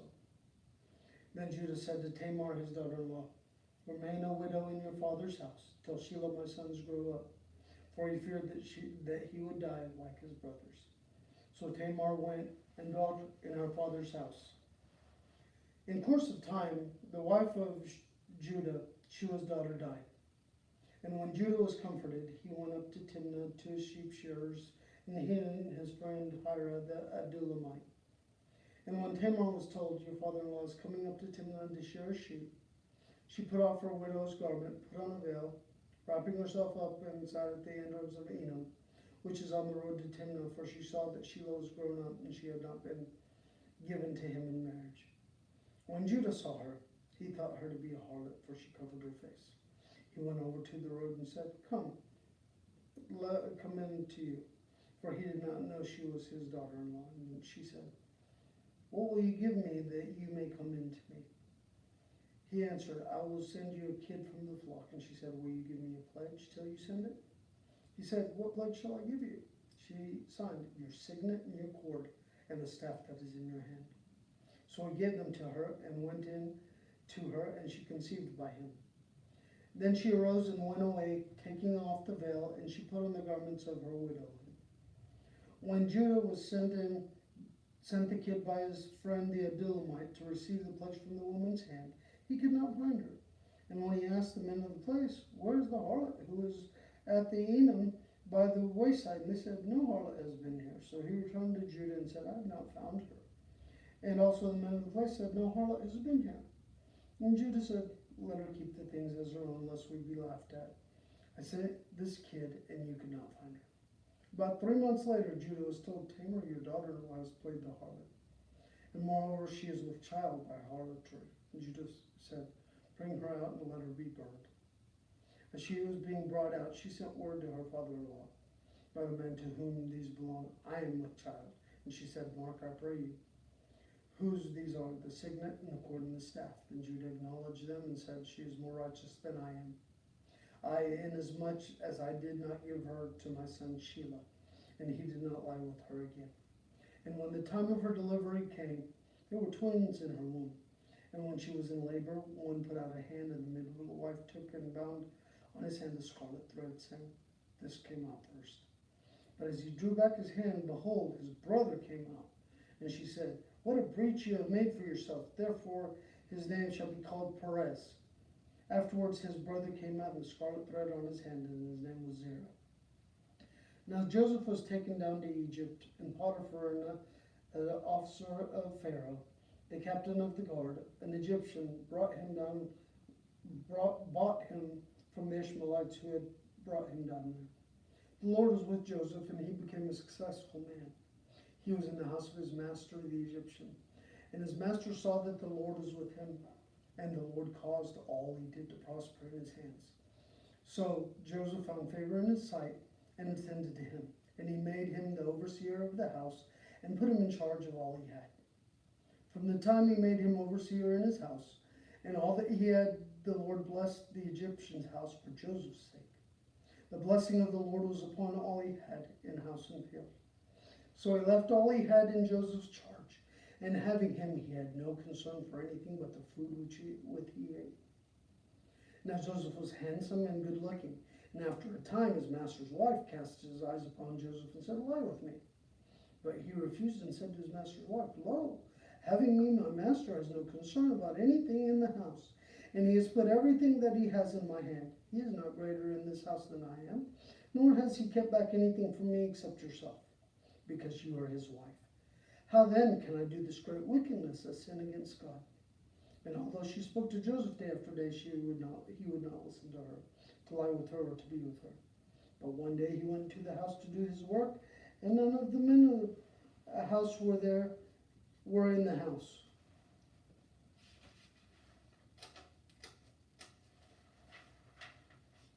She caught him by his garment, saying, lie with me. But he left his garment in her hand, and fled and got out of the house. And when she saw that he had left his garment in the house, and had fled the house, she called to the men of the household and said, see, he has brought amongst us a Hebrew to insult us. He came in to me to lie with me, and I cried out with a loud voice. And when he heard that I lifted up my voice and cried, he left his garment with me. and fled and got out of the house. Then she laid up his garment by her until the master came home. And she told him the same story, saying, The Hebrew servant whom you have brought amongst us came in to insult me. But as soon as I lifted up my voice and cried, he left his garment with me and fled out of the house. When his master heard that the words his wife had spoken to him, This is the way your servant treated me, his anger was kindled. And Joseph's master took him and put him in the prison, the place where the king's prisoners were confined, and he was put there in prison. But the Lord was with Joseph and showed him steadfast love, and he gave him favor in the sight of the keeper of the prison. And the keeper of the prison committed to Joseph's care all the prisoners who were in prison, and whatever was done there, he was the doer of it. The keeper of the prison paid no heed to anything that was in Joseph's care, because the Lord was with him, and whatever he did, the Lord made it prosper. Chapter 40. Sometime after this, the butler of the king of Egypt and his baker offended the Lord, the king of Egypt. And Pharaoh was angry with his two officers, the chief butler and the chief baker. And he put them in custody in the house of the captain of the guard, in the prison where Joseph was confined. The captain of the guard charged Joseph with them, and he waited on them and continued for some time in custody.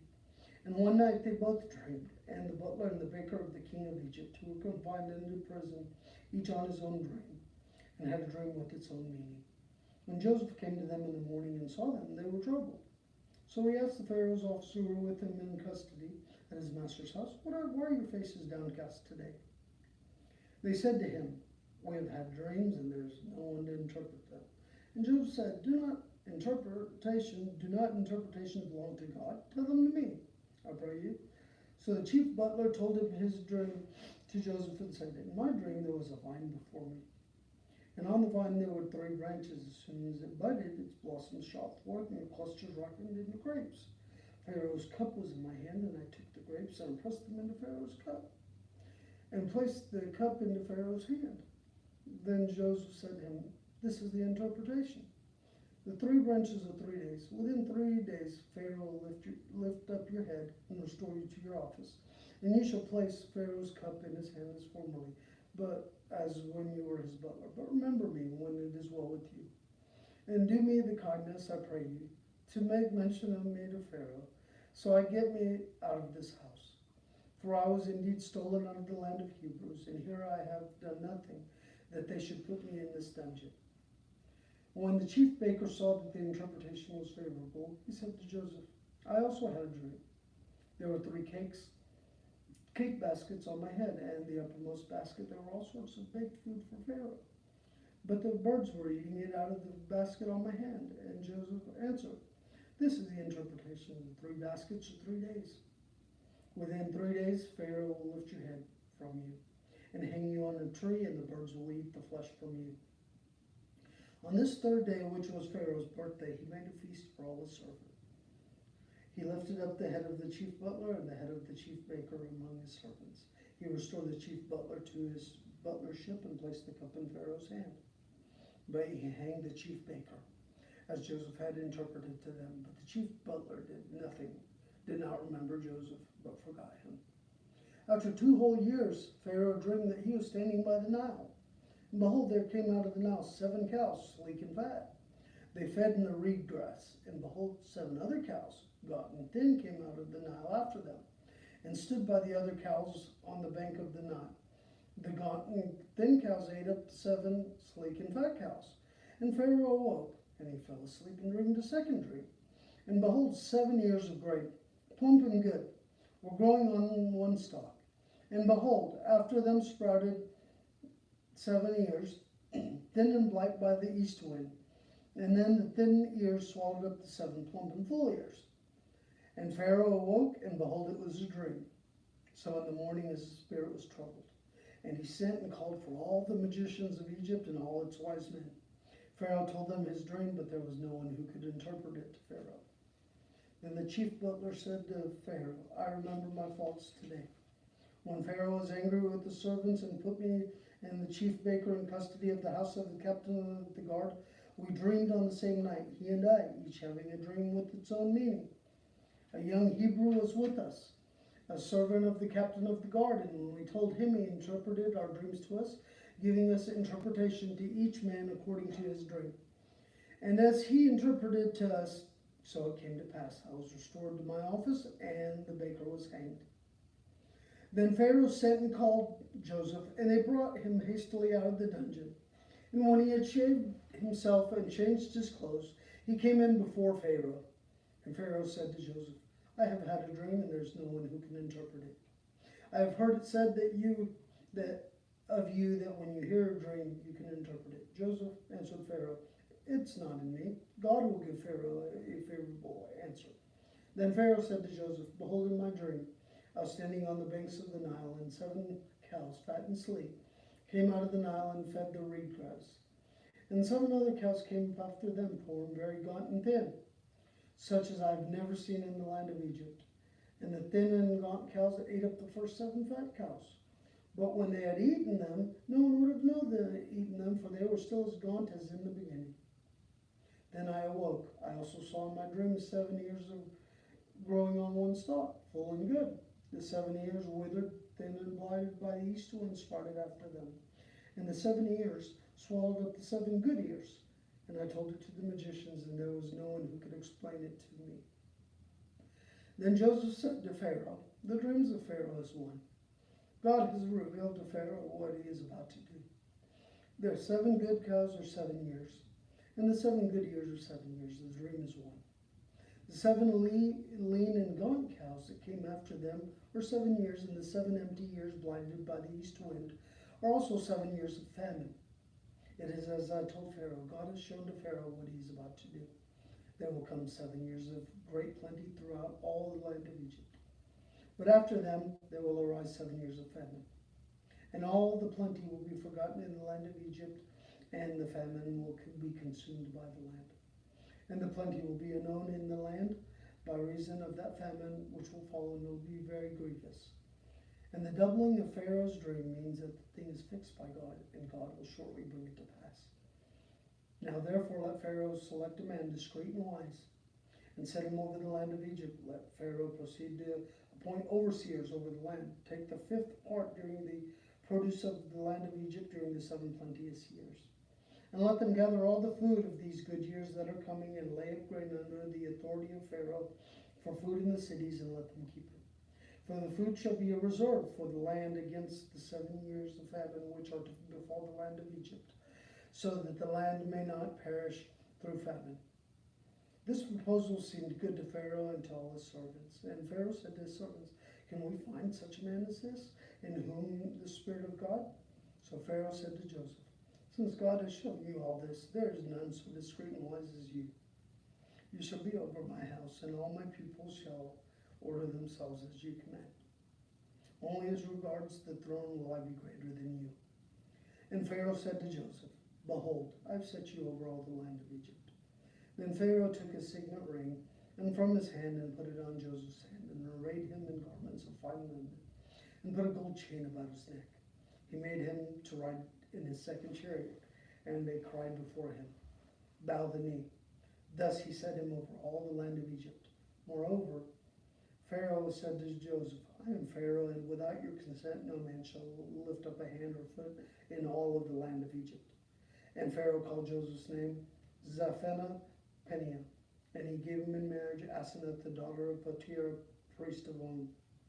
So Joseph went out over the land of Egypt. Joseph was 30 years old when he entered the service of the Pharaoh, the king of Egypt. And Joseph went from the presence of Pharaoh, and went through all the land of Egypt. During the 7 plenteous years, the earth brought forth abundantly. He gathered up all the food of the 7 years, and there was plenty in the land of Egypt, and stored up food in cities. He stored up every city, the food in the fields around it. And Joseph stored up grain in great abundance, like the sand of the sea, until he ceased to measure it, for it could not be measured. Before the year of the famine, Joseph had 2 sons, from whom Asenath, the daughter of Potiphar, priest of On, bore him. Joseph called the name of the first one Manasseh.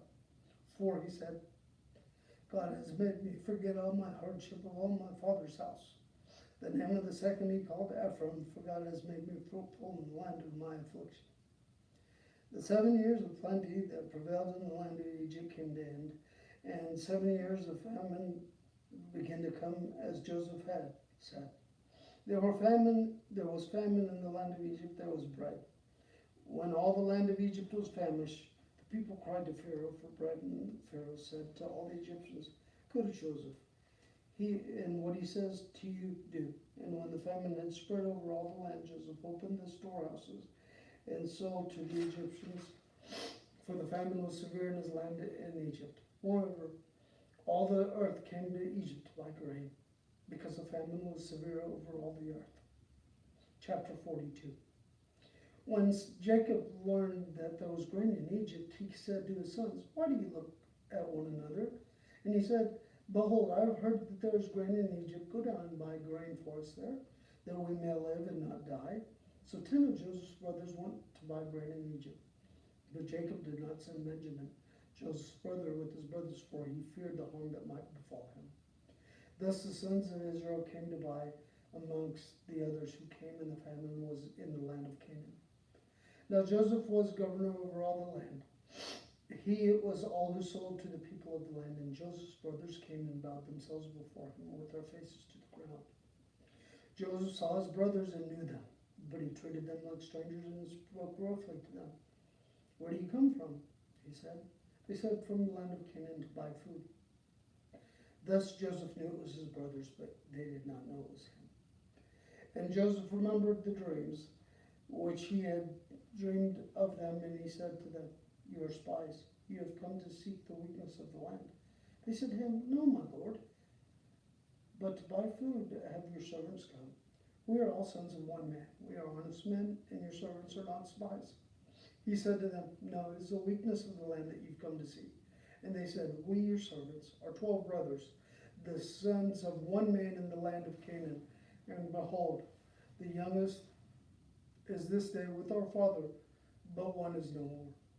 Then Joseph said to them, it is as I said to you, you are spies, but you shall be tested. By the life of Pharaoh, you shall not go from this place unless your youngest brother comes here.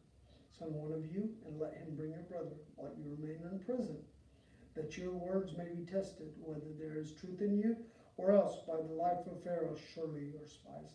And he put them all together in prison for 3 days. On the 3rd day, Joseph said to them, do this and you will live. For I fear God. If you are honest men, let your brothers remain confined in prison, and let the rest go and carry grain for the famine of your households. Bring your youngest brothers to me, so your words are verified, and you shall not die. And they did so. And they said to one another, in truth, we are guilty concerning our brother, in that we saw the distress of his soul. And when he besought us, he would not listen, and therefore is this distress come upon us.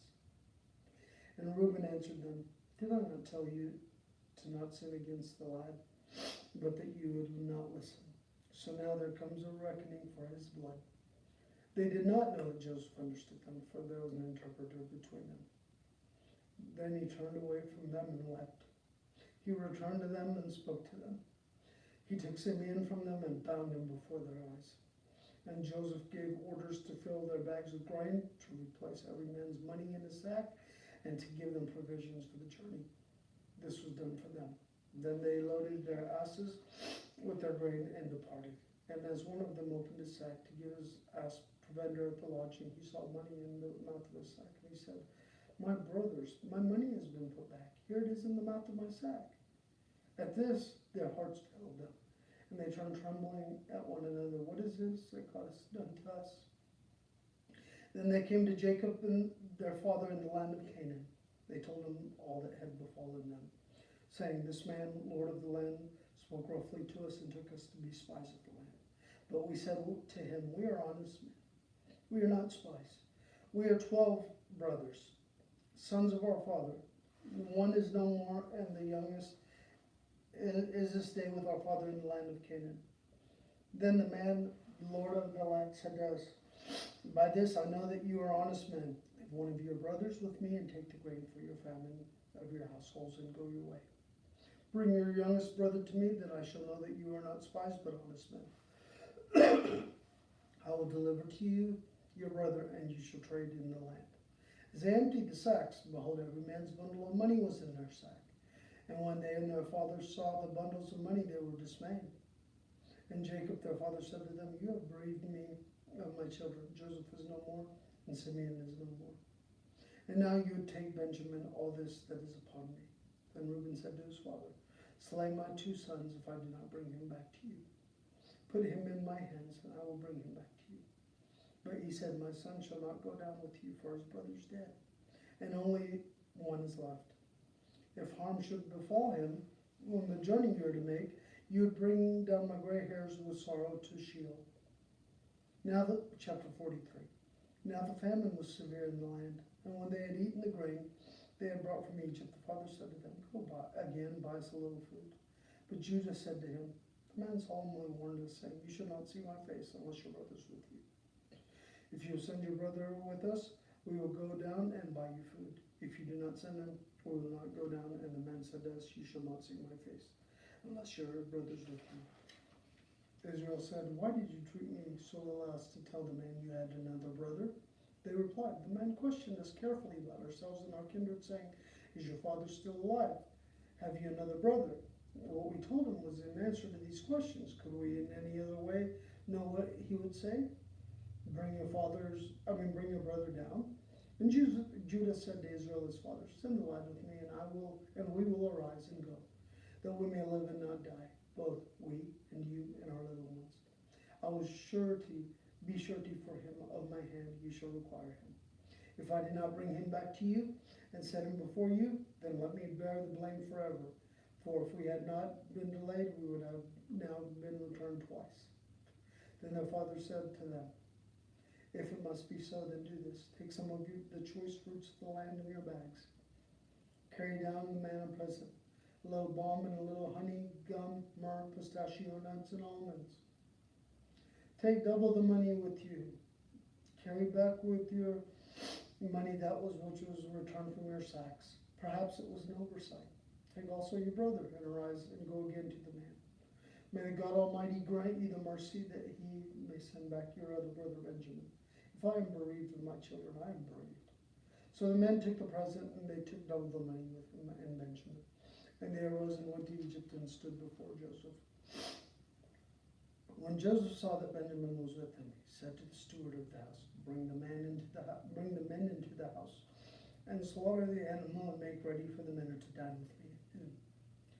And the man did as Joseph bade him, and brought men to Joseph's house. And when the men were afraid because they were brought to his house, and they said, it is because of the money which was replaced in our sacks the first time that we are brought in, that he may seek occasion against us and fall upon us to make slaves of us and seize our asses. So they went up to the steward of Joseph's house and spoke with him at the door of the house and said, O my lord, we came the first time to buy food, and when we came to the lodging place, we opened our sacks, and there was every man's money in the mouth of his sack, and our money was in full weight. So we have brought it again with us, and we have brought other money down in our hand to buy food. We do not know who put the money in our sacks. He replied, rest assured, do not be afraid. Your God and the God of your father must put treasure in the sacks for you. I received your money. Then he brought Simeon out to them, and when the man had brought the men into Joseph's house and given them water, and they had washed their feet, and when they had given their asses provender, they made ready for the present of Joseph's coming at noon, for they heard that they should eat bread there. When Joseph came home, they brought into the house with him a present which they had with him, and bowed down to him on the ground, and he inquired about their welfare, saying, is your father alive and well? The old man of whom you speak, is he still alive? They said, your father, our servant, is well. He is still alive. And they bowed their heads and made obeisance. And he lifted up his eyes and saw his brother Benjamin, his mother's son, and said, is this your youngest brother whom you spoke to me? God be gracious to you, my son. Then Joseph made haste, for his heart yearned for his brother. He sought a place to weep, and he entered his chamber and wept there. Then he washed his face and came out, controlling himself, saying, let food be served. They served him by himself, and them by themselves. And the Egyptians who ate with him by themselves, because the Egyptians might not eat bread with the Hebrews, for that is an abomination to the Egyptians. And they sat before him, and firstborn according to his birthright, and the youngest according to his youth. And the men looked at one another in amazement. Portions were taken to them from Joseph's table, but Benjamin's portion was 5 times as much as theirs. So they drank and were merry with him. Chapter 44. Then he commanded the steward of the house, fill the men's sacks with food, as much as they can carry, and put each man's money in the mouth of his sack, and put my cup, the silver cup, in the mouth of the sack of the youngest, with his money for the grain. And he did as Joseph told him. As soon as the morning was light, the men were sent on their way with their asses. But when they had gone but a short distance from the city, Joseph said to his steward, up, follow them, and when you overtake them, say to them, why have you returned evil for good? Why have you stolen my silver cup? Is it not from this that my Lord drinks, and by this that he divines? You have done wrong in so doing. When he overtook them, he spoke to them these words. They said, why does my Lord speak such words as these? Far be it from your servants that they should do such a thing. Behold, the money which we found in the mouth of our sacks, we brought back from the land of Canaan. How good then how should we steal the silver or gold from the Lord's house? With whomever your servants it is found, let him die. And we will also be the Lord's slaves. He said to them, let it be as you say. He is with him whom it is found, shall it be my slave, and the rest of you shall be blameless. Then every man quickly lowered his sack to the ground, and every man opened his sack. And he searched, beginning with the eldest, and ending up with the youngest. And the cup was found in Benjamin's sack. Then they rent their clothes, and every man loaded his ass, and they returned to the city. When Judah and his brothers came to Joseph's house, he was still there. And they fell before him to the ground. Joseph said, what deed is this that you have done? Do you not know that such a man as I can indeed divine? And Judah said, what shall we say to my Lord? What shall we speak? Or how can we clear ourselves? Or how can God has found us out the guilt of your servants. Behold, we are your Lord's slaves. Both we and he also in whose hand the cup has been found. But he said, far from it that I should do so. Only the man in the hand of the cup shall be my slave. But as for you, go in peace to your father. Then Judah went up to him and said, Lord, let your servant, I pray you, speak a word in my Lord's ears, and let not your anger burn against your servant, for you are like Pharaoh himself. My Lord asked the servant, saying, have you a father or a brother? And we said to you, we have a father and an old man, and a young brother, the children of his old age. And the brother is dead, and he alone is left of his mother's children, and the father loves him. Then he said to his servants, bring down to me, that we may set my eyes upon him. We said to my Lord, the lad cannot leave his father, for if he leaves his father would die. Then we said to your servants, unless your youngest brother comes down with you, you shall see my face no more. When we went back to your servant, my father, we told him the words of my Lord. And when our father said, go again, buy us a little food, we said, we cannot go down if our youngest brother is not with us. Then we will go down, for we cannot see the man's face unless the youngest brother is with us. Then your servant, my father, said to us, you know that my wife bore me 2 sons. One left me, and I said, surely he has been torn to pieces, and I have never seen him since. If you take this one also from me and harm befalls him, you will bring down my gray hairs to sorrow and shame. Now therefore, when I come to you, the servant of my father, the lad is not with us. Then as his life is bound up in the life, when he sees that the lad is not with us, he will die. And your servants will bring down the gray hairs of your father with sorrow to Sheol. For your servant became surety for the lad to my father, saying, if I do not bring him back to you, then I shall bear the blame in the sight of my father in all of my life. Now therefore, let your servant, I pray you, remain instead of a lad, as a slave to my Lord, and let the lad go back with his brothers. For how can I go back to my father if the lad is not with me? I fear to see the evil that would come upon my father. Chapter 45. Then Joseph could not control himself, and before all who stood before him, he cried, make everyone go out from me. So no one stayed with him. When Joseph was himself known to his brothers, he wept aloud so that the Egyptians heard it, and the household of Pharaoh heard it. And Joseph said to his brothers, I am Joseph. Is my father still alive? But the brothers could not answer him, for they were dismayed at his presence. So Joseph said to his brothers, "Come near to me, I pray you." And they came near. And he said, "I am your brother Joseph, whom you sold into Egypt. And now do not be distressed or angry with yourselves, because you sold me here. For God sent me before you to preserve life.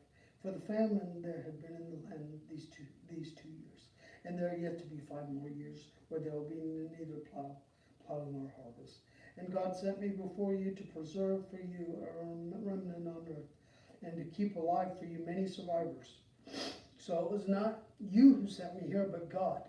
And he has made me a father to Pharaoh and Lord to all his house, and ruler of all the land of Egypt.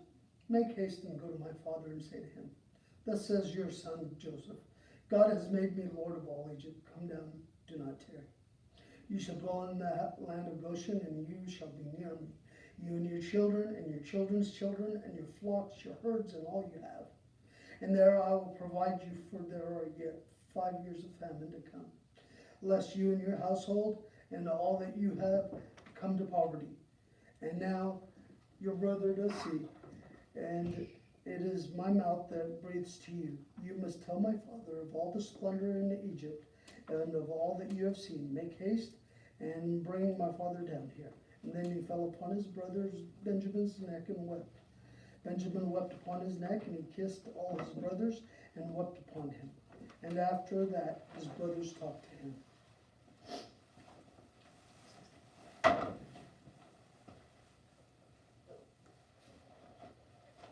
When the report was heard in Pharaoh's house, Joseph's brothers have come. It pleased Pharaoh and his servants well. And Pharaoh said to Joseph, "Say to your brothers, do this. Load your beasts and go back to the land of Canaan, and take your father and your households and come to me. And I will give you the best of the land of Egypt, and you shall eat the fat of the land. Command them also, do this. Take wagons from the land of Egypt for your little ones and for your wives, and bring your father and come. Give no thought to your goods, for the best of all the land of Egypt is yours." The sons of Israel did so, and Joseph gave them wagons, according to the command of Pharaoh, and gave them provisions for the journey.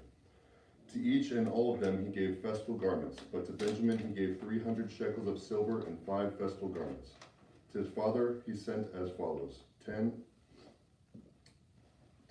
asses loaded with the good things of Egypt, and 10 she-asses loaded with grain, bread, and provision for his father on the journey.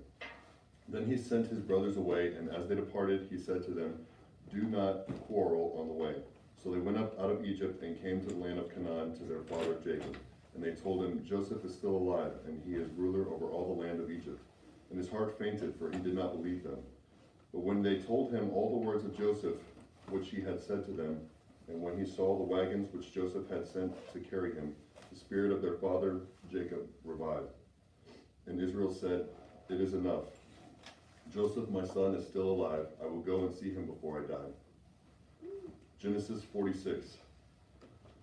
So Israel took his journey with all that he had, and came to Beersheba, and offered sacrifices to the God of his father Isaac. And God spoke to Israel in visions of the night, and said, "Jacob, Jacob." And he said, "Here I am." Then he said, "I am God, the God of your father. Do not be afraid to go down to Egypt, for I will there make of you a great nation. I will go down with you to Egypt, and I will also bring you up again. And Joseph's hand shall close your eyes." Then Jacob set out from Beersheba, and the sons of Israel carried Jacob their father, their little ones, and their wives in the wagons which Pharaoh had sent to carry him. They also took their cattle and their goods, which they had gained in the land of Canaan, and came into Egypt. Jacob and all his offspring with him, his sons and his sons' sons with him, his daughters and his sons' daughters, all his offspring he brought with him into Egypt. Now these are the names of the descendants of Israel who came into Egypt: Jacob and his sons, Reuben, Jacob's firstborn, and the sons of Reuben, Hanok, Palu, Hezron, and Carmi. The sons of Simeon, Jemuel, Jamin, Ohad, Jachin, Zohar, and Shaul, the son of Canaanitish woman. The sons of Levi, Gershon, Kohath, and Merari. The sons of Judah, Onan, Shelah, Perez, and Zerah. But and Onan died in the land of Canaan. And the sons of Perez were Hezron and Hamul. The sons of Issachar, Tola, Puvah, Eob, and Shimron. The sons of Zebulun, Sered, Elon, and Jaleel. These are the sons of Leah, whom she bore to Jacob in Padan Aram, together with his daughter Dinah. Altogether his sons and his daughters numbered 33. The sons of Gad, Ziphion, Haggai, Shuni, Esbon, Eri, Arodi, and Areli. The sons of Asher, Imnah, Ishvi, Bariva, with Sarah, their sister. And the sons of Beriah, Heber, and Malkiel. These are the sons of Zilpah, whom Laban gave to Leah, his daughter, and these she bore to Jacob, 16 persons.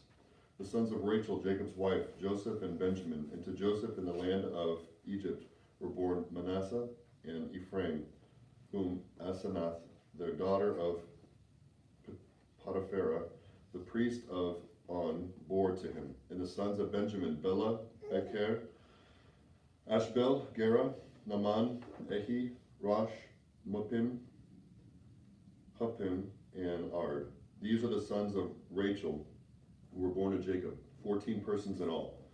The sons of Dan, Hashim. The sons of Naphtali, Jaziel, Guni, Jezer, and Shalem. These are the sons of Bilhah, whom Laban gave to Rachel his daughter, and these she bore to Jacob, 7 persons in all. All the persons belonging to Jacob who came into Egypt, who were his own offspring, not including Jacob's sons' wives, were 66 persons in all. And the sons of Joseph, who were born to him in Egypt, were 2. All the persons of the house of Jacob that came into Egypt were 70. He sent Judah before him to Joseph to appear before him in Goshen, and they came into the land of Goshen. Then Joseph made ready his chariot and went up to meet Israel, his father, in Goshen. And he presented himself to him, and fell on his neck, and wept on his neck a good while. Israel said to Joseph, "Now let me die, since I have seen your face, and know that you are still alive." Joseph said to his brothers and to his father's household, "I will go up and tell Pharaoh, and I will say to him, my brothers and my father's household, who were in the land of Canaan, have come to me. And the men are shepherds, for they have been keepers of cattle, and they have brought their flocks and their herds and all that they have. When Pharaoh calls you and says, 'What is your occupation?' you shall say, 'Your servants have been keepers of cattle from our youth until even now, both we and our fathers, in order that you may dwell in the land of Goshen, for every shepherd is an abomination to the Egyptians.'" Genesis 47. So Joseph went in and told Pharaoh, "My father and my brothers, with their flocks and herds and all that they possess, have come from the land of Canaan, and they are now in the land of Goshen." And from among his brothers he took 5 men and presented them to Pharaoh. Pharaoh said to his brothers, "What is your occupation?" And they said to Pharaoh, "Your servants are shepherds, as our fathers were." They said to Pharaoh, "We have come to sojourn in the land, for there is no pasture for their servants' flocks, for the famine is severe in the land of Canaan. And now we pray you, let your servants dwell in the land of Goshen." Then Pharaoh said to Joseph, "Your father and your brothers have come to you. The land of Egypt is before you. Settle your father and your brothers in the best of the land. Let them dwell in the land of Goshen, and if you know any able men among them, put them in charge of my cattle." Then Joseph brought in Jacob his father, and set him before Pharaoh. And Jacob blessed Pharaoh, and Pharaoh said to Jacob, "How many are the days of the years of your life?" And Jacob said to Pharaoh, "The days of the years of my sojourning are 130 years. Few and evil have been the days of the years of my life, and they have not attained to the days of the years of the life of my fathers in the days of their sojourning." And Jacob blessed Pharaoh, and went out from the presence of Pharaoh. Then Joseph settled his father and his brothers, and gave them a possession in the land of Egypt, in the best of the land, in the land of Ramses, as Pharaoh had commanded. And Joseph provided his father, his brothers, and all his father's household with food, according to the number of their dependents. Now there was no food in all the land, for the famine was very severe, so that the land of Egypt and the land of Canaan languished by reason of the famine. And Joseph gathered up all the money that was found in the land of Egypt and in the land of Canaan, for the grain which they bought, And Joseph brought the money into Pharaoh's house. And when the money was all spent in the land of Egypt and in the land of Canaan, all the Egyptians came to Joseph and said, "Give us food. Why should we die before your eyes? For our money is gone." And Joseph answered, "Give your cattle, and I will give you food in exchange for your cattle, if your money is gone." So they brought their cattle to Joseph, and Joseph gave them food in exchange for the horses, the flocks, the herds, and the asses. And he supplied them with food in exchange for all their cattle that year. And when that year was ended, they came to him the following year and said to him, "We will not hide from my lord that our money is all spent, and the herds of cattle are my lord's. There is nothing left in the sight of my lord but our bodies and our land. Why should we die before your eyes, both we and our land? Buy us and our land for food, and we with our land will be slaves to Pharaoh, and give us seed that we may live and not die, and that the land may not be desolate." So Joseph bought all the land of Egypt for Pharaoh, for all the Egyptians sold their fields because the famine was severe upon them. The land became Pharaoh's, and as for the people, he made slaves of them from one end of Egypt to the other. Only the land of the priests he did not buy, for the priests had a fixed allowance from Pharaoh, and lived on the allowance which Pharaoh gave them. Therefore they did not sell their land. Then Joseph said to the people, "Behold, I have this day brought you and your land for Pharaoh. Now here is seed for you, and you shall sow the land. And at the harvest you shall give a fifth to Pharaoh, and 4/5 shall be your own, as seed for the field, and as food for yourselves and your households, and as food for your little ones." And they said, "You have saved our lives. May it please my lord. We will be slaves to Pharaoh." So Joseph made a statute concerning the land of Egypt, and it stands to this day, that Pharaoh should have the fifth. The land of the priests alone did not become Pharaoh's. Thus Israel dwelt in the land of Egypt and the land of Goshen, and they gained possessions in it, and were fruitful and multiplied exceedingly. And Jacob lived in the land of Egypt 17 years, so the days of Jacob, the years of his life, were 147 years. And when the time drew near that Israel must die, he called his son Joseph and said to him, "If now I have found favor in your sight, put your hand under my thigh and promise to deal loyally and truly with me. Do not bury me in Egypt, but let me die. Let me lie with my fathers. Carry me out of Egypt and bury me in their burying place." He answered, "I will do as you have said." And he said, "Swear to me." And he swore to him. Then Israel bowed himself upon the head of his bed. After this, Joseph was told, "Behold, your father is ill." So he took with him his two sons, Manasseh and Ephraim. And it was told to Jacob, "Your son Joseph has come to you." Then Israel summoned his strength and sat up in bed. And Jacob said to Joseph, "God Almighty appeared to me at Luz in the land of Canaan and blessed me and said to me, 'Behold, I will make you fruitful and multiply you, and I will make of you a company of peoples, and will give this land to your descendants after you for an everlasting possession. And now your two sons, who were born to you in the land of Egypt before I came to you in Egypt, are mine. Ephraim and Manasseh shall be mine, as Reuben and Simeon are. And the offspring born to you after them shall be yours. They shall be called by the name of your brothers in their inheritance. For when I came from Padan, Rachel to my sorrow died in the land of Canaan on the way, when there was still some distance to go to Ephrath, and I buried her there on the way to Ephrath, that is Bethlehem. When Israel saw Joseph's sons, he said, "Who are these?" Joseph said to his father, "They are my sons, whom God has given me here." And he said, "Bring them to me, I pray you, that I may bless them." Now the eyes of Israel were dim with age, so that he could not see. So Joseph brought them near him, and he kissed them and embraced them. And Israel said to Joseph, "I had not thought to see your face, and lo, God has let me see your children also." Then Joseph removed them from his knees, and he bowed himself with his face to the earth. And Joseph took them both, Ephraim in his right hand toward Israel's left hand, and Manasseh in his left hand toward Israel's right hand, and brought them near him. And Israel stretched out his right hand and laid it upon the head of Ephraim, who was the younger, and his left hand upon the head of Manasseh, crossing his hands, for Manasseh was the firstborn. And he blessed Joseph and said, "The God before whom my fathers Abraham and Isaac walked, the God who has led me all my life, long to this day, The angel who has redeemed me from all evil, bless the lads, and in them let my name be perpetuated in the name of my fathers, Abraham and Isaac, and let them grow into a multitude in the midst of the earth. When Joseph saw that his father laid his right hand upon the head of Ephraim, it displeased him, and he took his father's hand to remove it from Ephraim's head to Manasseh's head. And Joseph said to his father, Not so, my father, for this one is the firstborn. Put your right hand upon his head. But his father refused and said, I know, my son, I know. He also shall become a people, and he also shall be great. Nevertheless, his younger brother shall be greater than he, and his descendants shall become a multitude of nations.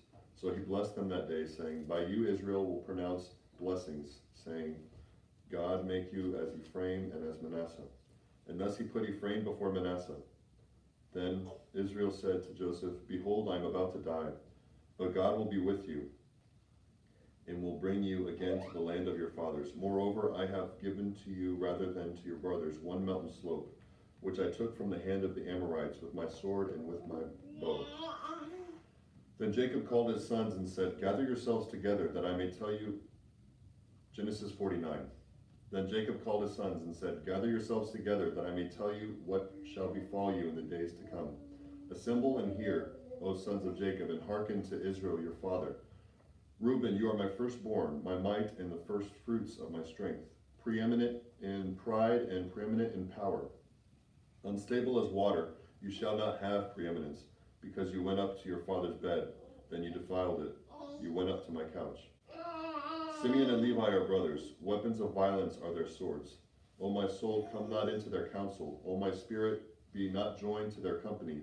For in their anger they slay men, and in their wantonness they hamstring oxen. Cursed be their anger, for it is fierce, and their wrath, for it is cruel. I will divide them in Jacob and scatter them in Israel. Judah, your brothers shall praise you. Your hand shall be on the neck of your enemies. Your father's sons shall bow down before you. Judah is a lion's whelp. From the prey, my son, you have gone up. He stooped down, he couched as a lion, and as a lioness who dares rouse him up. The scepter shall not depart from Judah, nor the ruler's staff from between his feet, until he comes to whom it belongs, and to him shall be the obedience of the peoples, binding his foal to the vine, and his ass's colt to the choice vine. He washes his garments in wine, and his vesture in the blood of grapes. His eyes shall be red with wine, and his teeth white with milk. Zebulun shall dwell at the shore of the sea. He shall become a haven for ships, and his border shall be at Sidon. Issachar is strong, crouching between the sheepfolds. He saw that a resting place was good, and that the land was pleasant. So he bowed his shoulder to bear, and became a slave at forced labor. Dan shall judge his people as one of the tribes of Israel. Dan shall be a serpent in the way, a viper by the path that bites the horse's heels, so that his rider falls backward. I wait for thy salvation, O Lord. Raiders shall raid Gad, but he shall raid at their heels. Asher's food shall be rich, and he shall yield royal dainties. Naphtali is a hind let loose, that bears comely fawns. Joseph is a fruitful bough by a spring. His branches run over the wall. The archers fiercely attacked him, shot at him, and harassed him sorely. Yet his bow remained unmoved. His arms were made agile by the hands of the mighty one of Jacob, by the name of the shepherd, the rock of Israel, by the God of your father, who will help you, by God Almighty, who will bless you, with blessings of heaven above, blessings of the deep that couches beneath, blessings of the breasts and the womb. The blessings of your father are mighty beyond the blessings of the eternal mountains. The bounties of the everlasting hills, may they be on the head of Joseph, and on the brow of him who was separate from his brothers. Benjamin is a ravenous wolf, in the morning devouring the prey, and at even dividing the spoil. All these are the 12 tribes of Israel, and this is what their father said to them as he blessed them, blessing each of the blessing suitable to him. Then he charged them, and he said to them, I am to be gathered to my people. Bury me with my fathers in the cave that is in the field of Ephron the Hittite, in the cave that is in the field at Machpelah, to the east of Mamre, in the land of Canaan, which Abraham bought with the field of Ephron the Hittite to possess as a burying place. There they buried Abraham and Sarah his wife. There they buried Isaac and Rebekah his wife, and there I buried Leah. The field and the cave that is in it were purchased from the Hittites. When Jacob finished charging his sons, he drew up his feet into the bed and breathed his last, and was gathered to his people. Genesis 50. Then Joseph fell on his father's face and wept over him and kissed him. And Joseph commanded his servants, the physicians, to embalm his father. So the physicians embalmed Israel. 40 days were required for it, for so many are required for embalming. And the Egyptians wept for him 70 days. And when the days of weeping for him were past, Joseph spoke to the household of Pharaoh, saying, If now I have found favor in your eyes, speak, I pray you, in the ears of Pharaoh, saying, My father made me swear, saying, I am about to die.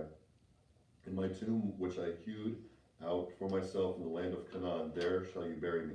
Now therefore let me go up, I pray you, and bury my father, then I will return.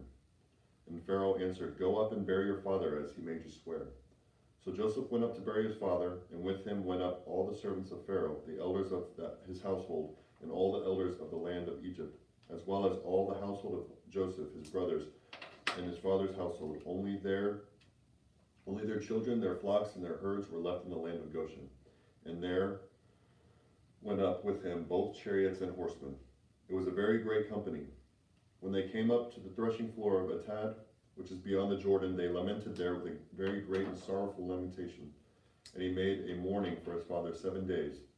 When the inhabitants of the land, the Canaanites, saw the mourning on the threshing floor of Atad, they said, This is a grievous mourning to the Egyptians. Therefore the place was named Abel Mizraim. It is beyond the Jordan. Thus his sons did for him as he had commanded them. For his sons carried him to the land of Canaan, and buried him in the cave of the field at Machpelah, to the east of Mamre, which Abraham bought with the field from Ephron the Hittite, to possess as a burying place. After he had buried his father, Joseph returned to Egypt with his brothers and all who had gone up with him to bury his father. When Joseph's brothers saw that their father was dead, they said, It may be that Joseph will hate us and pay us back for all the evil which we did to him. So they sent a message to Joseph, saying, Your father gave this command before he died. Say to Joseph, Forgive, I pray you, the transgression of your brothers and their sin, because they did evil to you. And now we pray you, forgive the transgression of the servants of the God of your father. Joseph wept when they spoke to him. His brothers also came and fell down before him and said, Behold, we are your servants. But Joseph said to them, Fear not, for am I in the place of God? As for you, you meant evil against me, but God meant it for good, to bring it about that many people should be kept alive as they are today. So do not fear. I will provide for you and your little ones. Thus he reassured them and comforted them. So Joseph dwelt in Egypt, he and his father's house, and Joseph lived 110 years. And Joseph saw Ephraim's children of the third generation. The children also of Machir, son of Manasseh, were born upon Joseph's knees. And Joseph said to his brothers, I am about to die, but God will visit you and bring you up out of this land to the land which he swore to Abraham, to Isaac, and to Jacob. Then Joseph took an oath of the sons of Israel, saying, God will visit you, and you shall carry up my bones from here. So Joseph died, being 110 years old, and they embalmed him, and he was put in a coffin in Egypt. The book of Exodus, chapter 1. These are the names of the sons of Egypt who came to Egypt with Jacob, each with his household: Reuben, Simeon, Levi, and Judah, Issachar, Zebulun, and Benjamin, Dan and Naphtali, Gad, and Asher. All the offspring of Jacob were 70 persons. Joseph was already in Egypt. Then Joseph died, and all his brothers, and all that generation.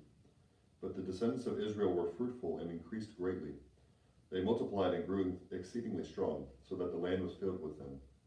Now there arose a new king over Egypt who did not know Joseph.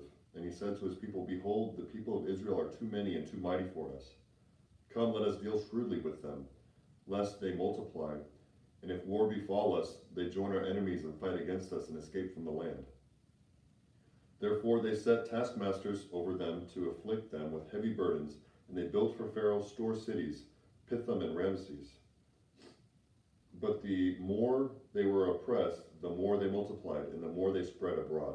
And the Egyptians were in dread of the people of Israel. So they made the people of Israel serve with rigor, and they made their lives bitter with hard service in mortar and brick, and in all kinds of work in the field. In all their work they made them serve with rigor. Then the king of Egypt said to the Hebrew midwives, one of them was named Shiphrah, and the other Puah, when you serve as midwife to the Hebrew women, and see them upon the birth stool, if it is a son, you shall kill him, but if it is a daughter, she shall live. But the midwives feared God, and did not do as the king of Egypt commanded them, but let the male children live. So the king of Egypt called the midwives and said to them, why have you done this, and let the male children live? The midwives said to Pharaoh, because the Hebrew women are not like the Egyptian women, for they are vigorous, and are delivered before the midwife comes to them. So God dealt well with the midwives, and the people multiplied and grew very strong. Because midwives feared God, he gave them families. Then Pharaoh commanded all of his people, every son that is born to the Hebrews you shall cast into the Nile, but you shall let every daughter live. Exodus 2. Now a man from the house of Levi went and took to wife a daughter of Levi. The woman conceived and bore a son, and when she saw that he was a goodly child, she hid him 3 months. And when she could hide him no longer, she took for him a basket made of bulrushes, and daubed it with bitumen and pitch. And she put the child in it and placed it among the reeds at the river's brink. And his sister stood at a distance to know what would be done to him. Now the daughter of Pharaoh came down to bathe at the river, and her maidens walked beside the river. She saw the basket among the reeds, and sent her maid to fetch it. When she opened it, she saw the child, and lo, the babe was crying. She took pity on him and said, this is one of the Hebrews' children. Then his sister said to Pharaoh's daughter, shall I go and call you a nurse from the Hebrew women to nurse the child for you? And Pharaoh's daughter said to her, go.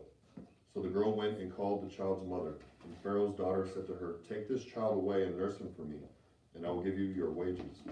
So the woman took the child and nursed him. And the child grew, and she brought him to Pharaoh's daughter, and he became her son. And she named him Moses, for she said, because I drew him out of the water. One day when Moses had grown up, he went out to his people and looked on their burdens, and he saw an Egyptian beating a Hebrew, one of his people. He looked this way and that, and seeing no one, he killed the Egyptian and hid him in the sand. When he went out the next day, behold, 2 Hebrews were struggling together, and he said to the man that did the wrong, why did you strike your fellow? He answered, who made you a prince and a judge over us? Do you mean to kill me as you killed the Egyptian? Then Moses was afraid and thought, surely the thing is known. When Pharaoh heard of it, he sought to kill Moses. But Moses fled from Pharaoh and stayed in the land of Midian, and he sat down by a well. Now the priest of Midian had 7 daughters, and they came and drew water, and filled the troughs to water their father's flock.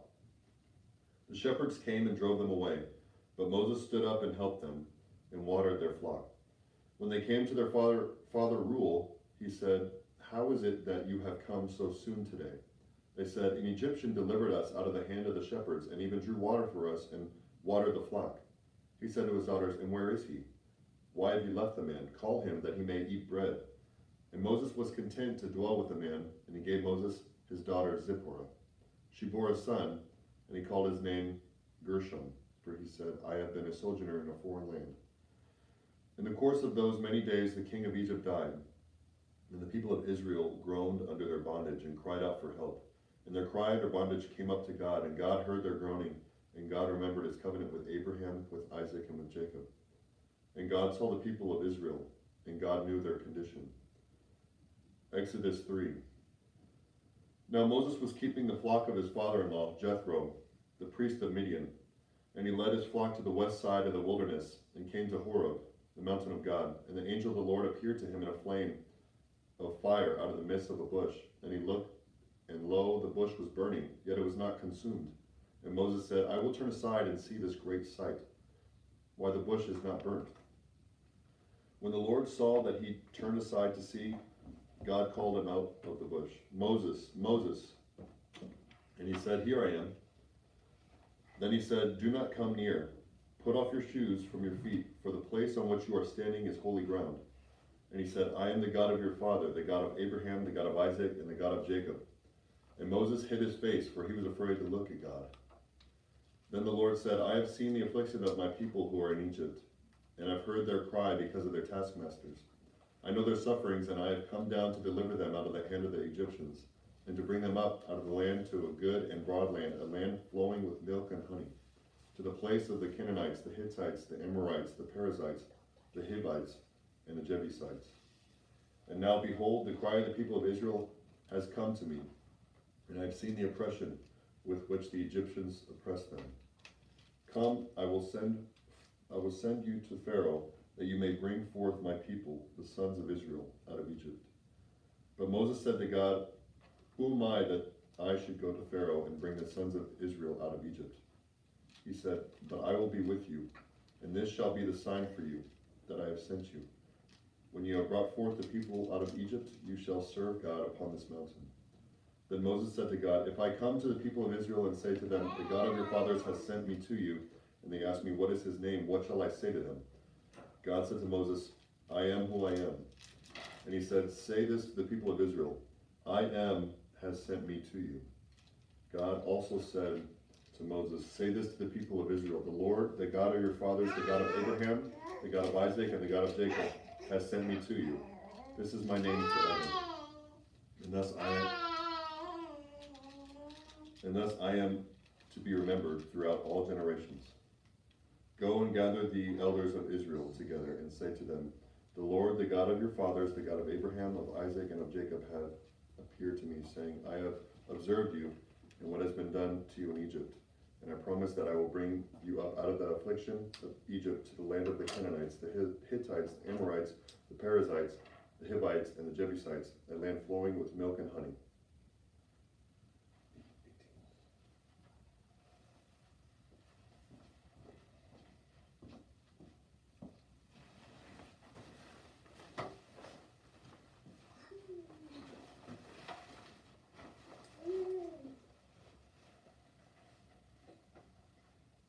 "And they will hearken to your voice, and you and the elders of Israel shall go to the king of Egypt and say to him, 'The Lord, the God of the Hebrews, has met with us.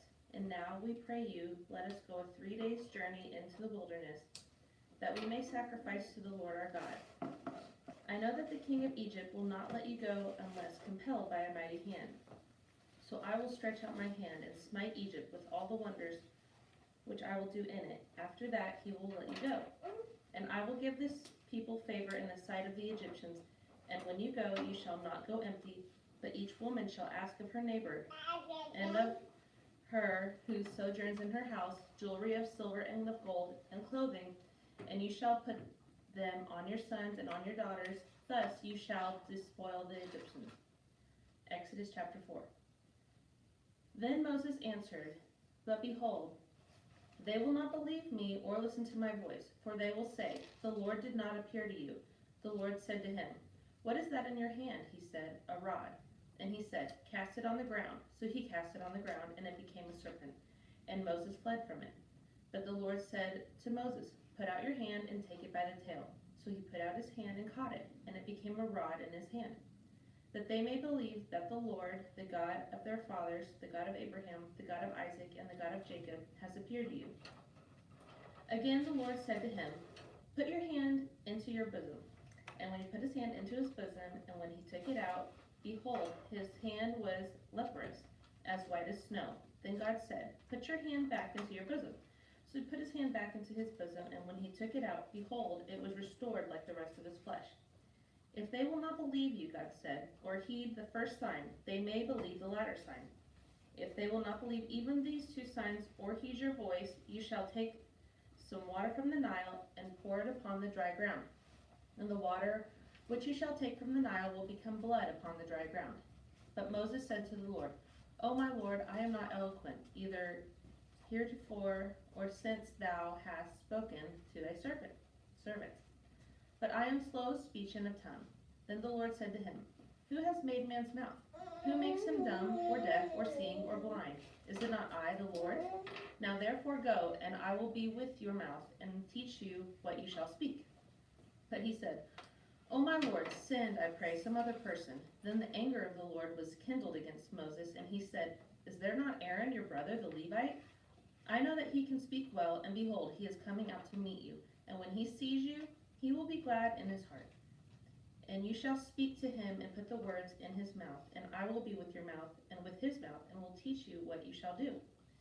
He shall speak for you to the people, and he shall be a mouth for you. And you shall be to him as God. And you shall take in your hand this rod with which you shall do the signs.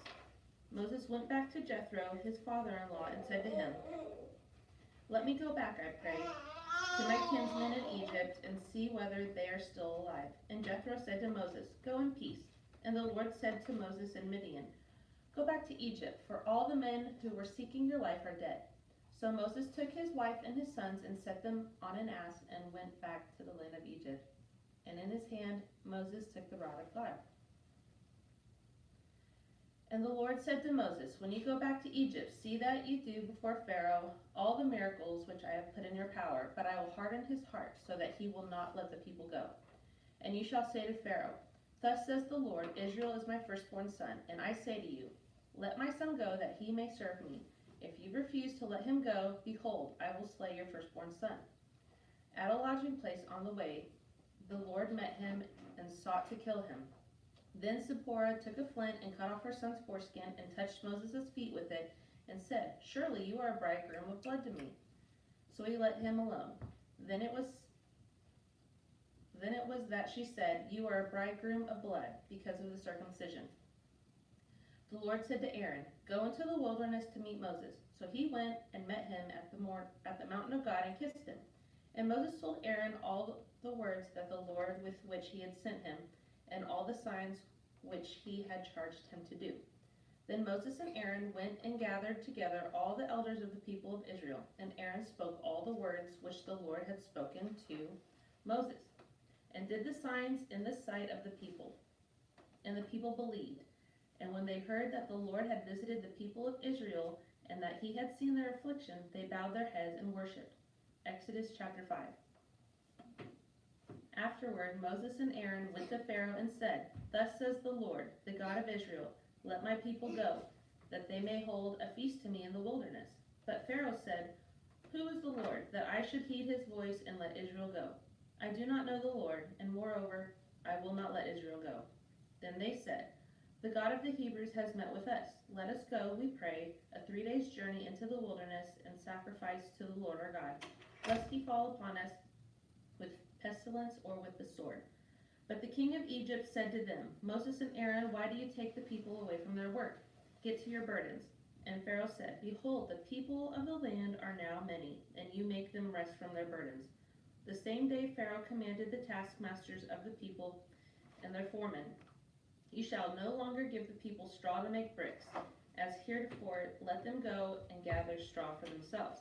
But the number of bricks which they made heretofore you shall lay upon them. You shall by no means lessen it, for they are idle. Therefore they cried, Let us go and offer sacrifice to our God. Let heavier work be laid upon the men, that they may labor at it and pay no regard to lying words. So the taskmasters and the foremen of the people went out and said to the people, Thus says Pharaoh, I will not give you straw. Go yourselves, get your straw wherever you can find it, but your work will not be lessened in the least. So the people were scattered abroad throughout all the land of Egypt, to gather stubble for straw. The taskmasters were urgent, saying, Complete your work, your daily task, as when there was straw. And the foremen of the people of Israel, whom Pharaoh's taskmasters had set over them, were beaten, and were asked, Why have you not done all of your task of making bricks today, as hitherto? Then the foremen of the people of Israel came and cried to Pharaoh, Why do you deal thus with your servants? No straw is given to make your servant. No straw is given to your servants, yet they say to us, Make bricks. And behold, your servants are beaten, but the fault is in your own people. But he said, You are idle, therefore you say, Let us go and sacrifice to the Lord. Go now and work, for no straw shall be given you, and you shall deliver the same number of bricks. The foremen of the people of Israel saw that they were in evil plight when they said, "You shall by no means lessen your daily number of bricks." They met Moses and Aaron, who were waiting for them as they came forth from Pharaoh. And they said to them, "The Lord look upon you and judge, because you have made us offensive in the sight of Pharaoh and his servants, and have put a sword in their hand to kill us." Then Moses turned again to the Lord and said, "O Lord, why hast thou done evil to this people? Why did thou ever send me? For since I came to Pharaoh to speak in my name, he has done evil to this people, and thou hast not delivered thy people at all." Exodus chapter 6. But the Lord said to Moses, "Now you shall see what I will do to Pharaoh, for with a strong hand he will send them out, with a strong hand he will drive them out of his land." And God said to Moses, "I am the Lord. I appeared to Abraham, to Isaac, and to Jacob as God Almighty, but by my name the Lord I did not make myself known to them. I also established my covenant with them to give them the land of Canaan, the land in which they dwelt as sojourners. Moreover, I have heard the groaning of the people of Israel, whom the Egyptians hold in my bondage, and I have remembered my covenant. Say therefore to the people of Israel, I am the Lord, and I will bring you out from under the burdens of the Egyptians, and I will deliver you from their bondage. And I will redeem you with an outstretched arm and with great acts of judgment. And I will take you for my people, and I will be your God. And you shall know that I am the Lord your God, who has brought you out from under the burdens of the Egyptians. And I will bring you into the land which I swore to give to Abraham, to Isaac, and to Jacob, and I will give it to you for a possession. I am the Lord." Moses spoke thus to the people of Israel, but they did not listen to Moses because of their broken spirit and their cruel bondage. And the Lord said to Moses, "Go in, tell Pharaoh king of Egypt to let the people of Israel go out of his land." But Moses said to the Lord, "Behold, the people of Israel have not listened to me. How then shall Pharaoh listen to me, who's a man of uncircumcised lips?" But the Lord spoke to Moses and Aaron and gave them a charge to the people of Israel and to Pharaoh king of Egypt to bring the people of Israel out of the land of Egypt. These are the heads of their father's house, the sons of Reuben, the firstborn of Israel, Hanok, Palu, Hezron, and Carmi. These are the families of Reuben. The sons of Simeon, Jemuel, Jamin, Ohad, Jachin, Zohar, and Saul, the son of a Canaanite woman. These are the families of Simeon. These are the names of the sons of Levi according to their generations: Gershon, Kohath, and Merari. The years of the life of Levi being 137 years. The sons of Gershon, Libni, and Shimi, and by their families. The sons of Kohath, Amram, Izhar, Hebron, and Uzziel. The years of the life of Kohath being 133 years. The sons of Merari, Malai and Mushi. These are the families of the Levites according to their generations. Amram took to wife Jochebed, his father's sister, and she bore him Aaron and Moses. The years of the life of Amram being 137 years. The sons of Izhar, Korah, Nepeg, and Zikri. And the sons of Uzziel, Mishael, Elzaphan, and Sithri. Aaron took wife to Elsheba, the daughter of Aminadab, and the sister of Nahshon. And she bore him to Nadab, Abihu, Eleazar, and Ithamar. The sons of Korah, Asir, Elkanah, and Abisaph. These are the families of the Korites. Eleazar, Aaron's son, took to wife one of the daughters of Putiel, and she bore him Phinehas. These are the heads of the fathers' houses of the Levites by their families. These are the Aaron and Moses to whom the Lord said, "Bring out the people of Israel from the land of Egypt by their hosts." It was they who spoke to Pharaoh, king of Egypt, about bringing out the people of Israel from Egypt, this Moses and this Aaron. On the day when the Lord spoke to Moses in the land of Egypt, the Lord said to Moses, I am the Lord. Tell Pharaoh, king of Egypt, all that I say to you. But Moses said to the Lord, Behold, I am of uncircumcised lips. How then shall Pharaoh listen to me? And the Lord said to Moses, See, I make you as God to Pharaoh, and Aaron your brother shall be your prophet. Exodus chapter 7. You shall speak all that I command you, and Aaron your brother shall tell Pharaoh to let the people of Israel go out of his land, but I will harden Pharaoh's heart. And though I multiply my signs and wonders in the land of Egypt, Pharaoh will not listen to you. Then I will lay my hand upon Egypt and bring forth my host, my people, the sons of Israel, out of the land of Egypt by great acts of judgment. And the Egyptians shall know that I am the Lord, when I stretch forth my hand upon Egypt and bring out the people of Israel from among them. And Moses and Aaron did so. They did as the Lord commanded them. Now Moses was 80 years old, and Aaron 83 years old when they spoke to Pharaoh. And the Lord said to Moses and Aaron, When Pharaoh says to you, Prove yourselves by working a miracle, then you say to Aaron, Take your rod and cast it down before Pharaoh, so it may become a serpent. So Moses and Aaron went to Pharaoh and did as the Lord commanded. Aaron cast down his rod before Pharaoh and his servants, and it became a serpent. Then Pharaoh summoned the wise men and the sorcerers, and they also, the magicians of Egypt, did the same by their secret arts.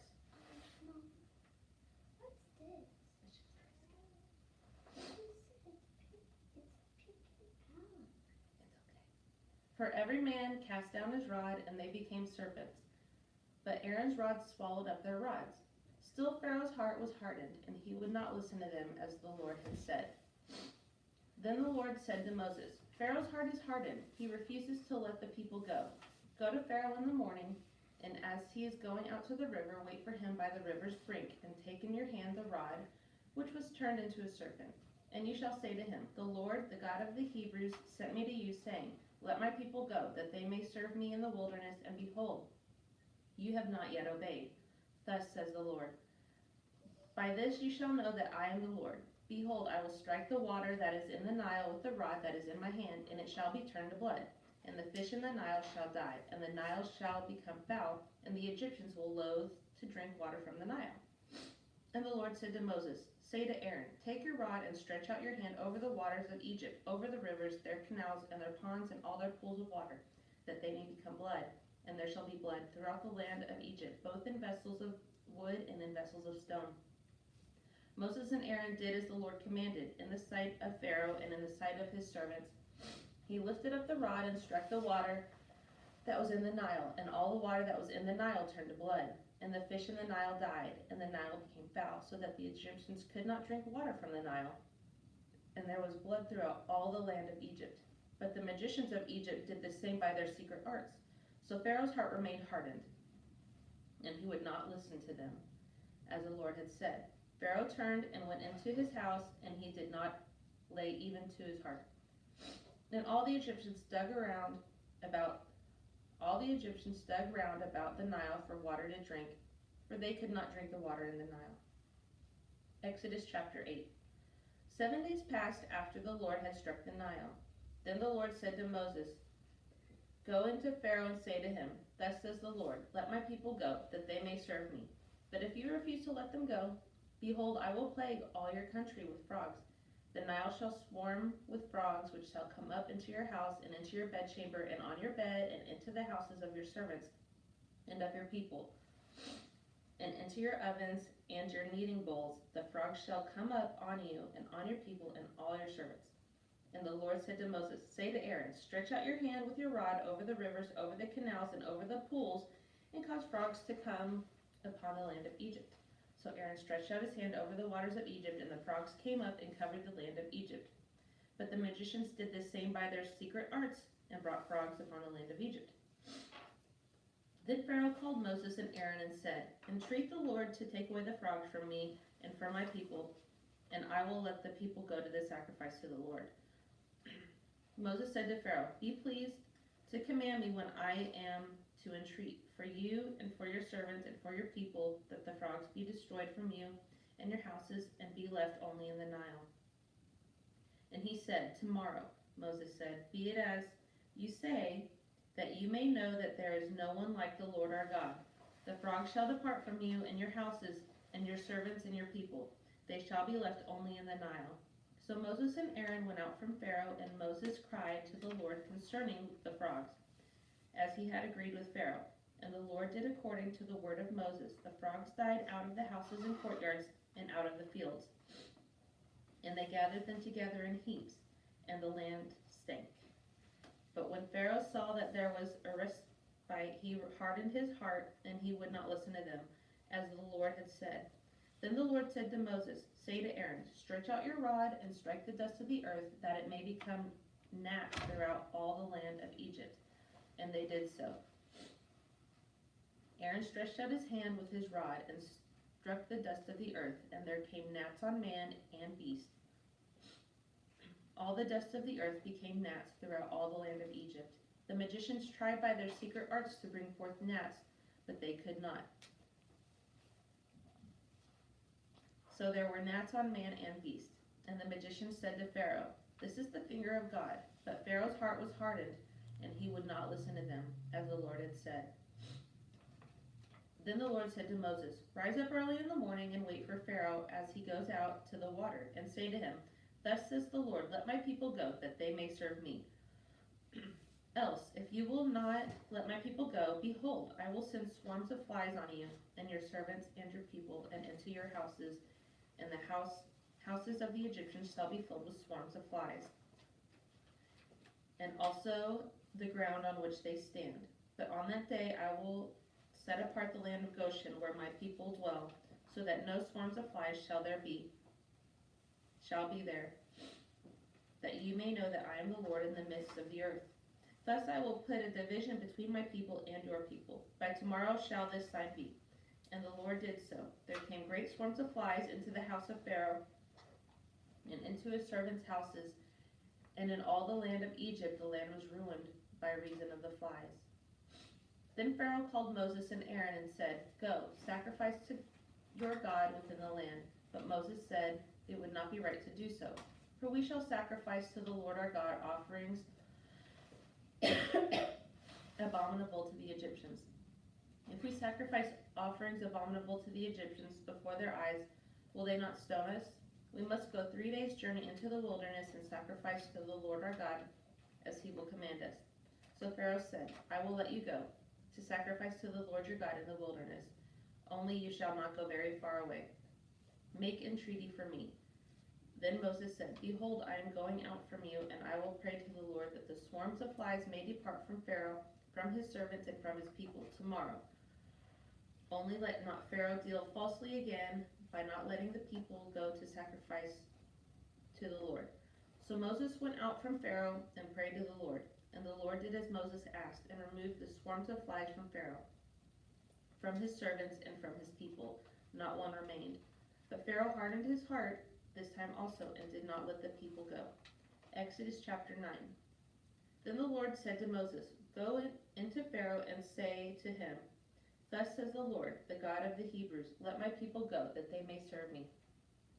For if you refuse to let them go and still hold them, behold, the hand of the Lord will fall with a very severe plague upon your cattle which are in the field, the horses, the asses, the camels, the herds, and the flocks. But the Lord will make a distinction between the cattle of Israel and the cattle of Egypt, so that nothing shall die of all that belongs to the people of Israel.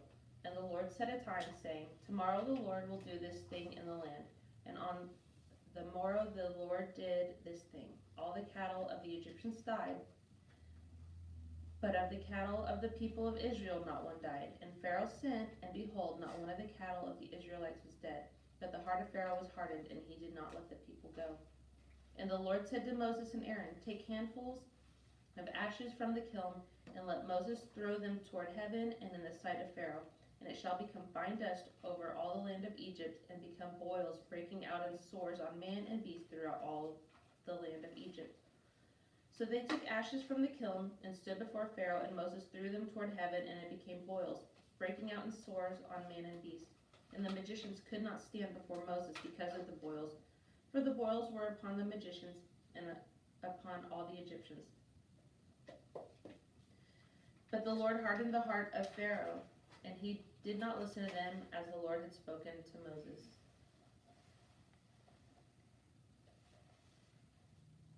Then the Lord said to Moses, "Rise up early in the morning and stand before Pharaoh and say to him, 'Thus says the Lord, the God of the Hebrews, let my people go so that they may serve me. For this time I will send all my plagues upon your heart and upon your servants and your people, that you may know that there is none like me in all the earth. For by now I could have put forth my hand and struck you and your people with pestilence, and you would have been cut off from the earth. But for this purpose have I let you live, to show you my power, so that my name may be declared throughout all the earth.'"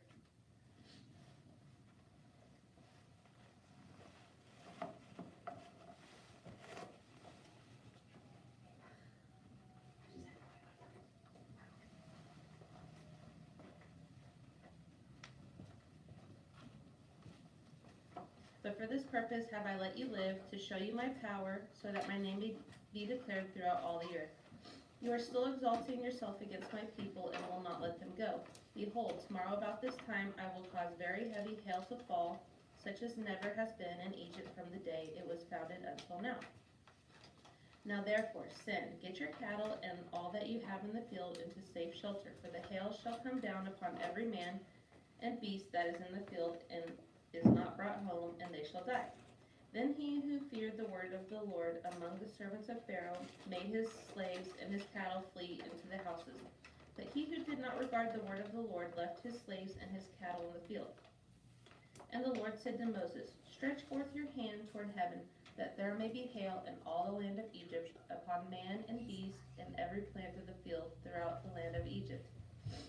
Then Moses stretched forth his rod toward heaven, and the Lord sent thunder and hail, and fire ran down to the earth. And the Lord rained hail upon the land of Egypt. There was hail and fire flashing continually in the midst of the hail, very heavy hail, such as had never been in all the land of Egypt since it became a nation. The hail struck down everything that was in the field throughout all the land of Egypt, both man and beast, and hail struck down every plant in the field, and shattered every tree of the field. Only in the land of Goshen, where the people of Israel were, there was no hail. Then Pharaoh sent and called Moses and Aaron, and said to them, "I have sinned this time. The Lord is in the right, and I and my people are in the wrong. Entreat the Lord, for there has been enough of this thunder and hail. I will let you go, and you shall stay no longer." Moses said to him, "As soon as I have gone out of the city, I will stretch out my hands to the Lord. The thunder will cease, and there will be no more hail, that you may know that the earth is the Lord's. But as for you and your servants, I know that you do not yet fear the Lord God." The flax and the barley were ruined, for the barley was in the ear and the flax was in the bud. But the wheat and the spelt were not ruined, for they are late in coming up. So Moses went out of the city from Pharaoh and stretched out his hands to the Lord, and the thunder and the hail ceased, and the rain no longer poured upon the earth. But when Pharaoh saw that the rain and the hail and the thunder had ceased, he sinned yet again, and hardened his heart, he and his servants. So the heart of Pharaoh was hardened, and he did not let the people of Israel go, as the Lord had spoken through Moses. Then the Lord said to Moses, "Go into Pharaoh, for I have hardened his heart and the heart of his servants, that I may show these signs of mine among them." Exodus chapter 10. "And that you may tell in the hearing of your son and of your son's son, how I have made sport of the Egyptians, and what signs I have done among them, that you may know that I am the Lord." So Moses and Aaron went into Pharaoh and said to him, "Thus says the Lord, the God of the Hebrews, how long will you refuse to humble yourself before me? Let my people go, that they may serve me. For if you refuse to let my people go, behold, tomorrow I will bring locusts into your country, and they shall cover the face of the land, so that no one can see the land. And they shall eat what is left to you after the hail, and they shall eat every tree of yours which grows in the field. And they shall fill your houses, and the houses of all your servants, and of all the Egyptians, as neither your fathers nor your grandfathers have seen, from the day they came on this earth to this day." Then he turned and went out from Pharaoh.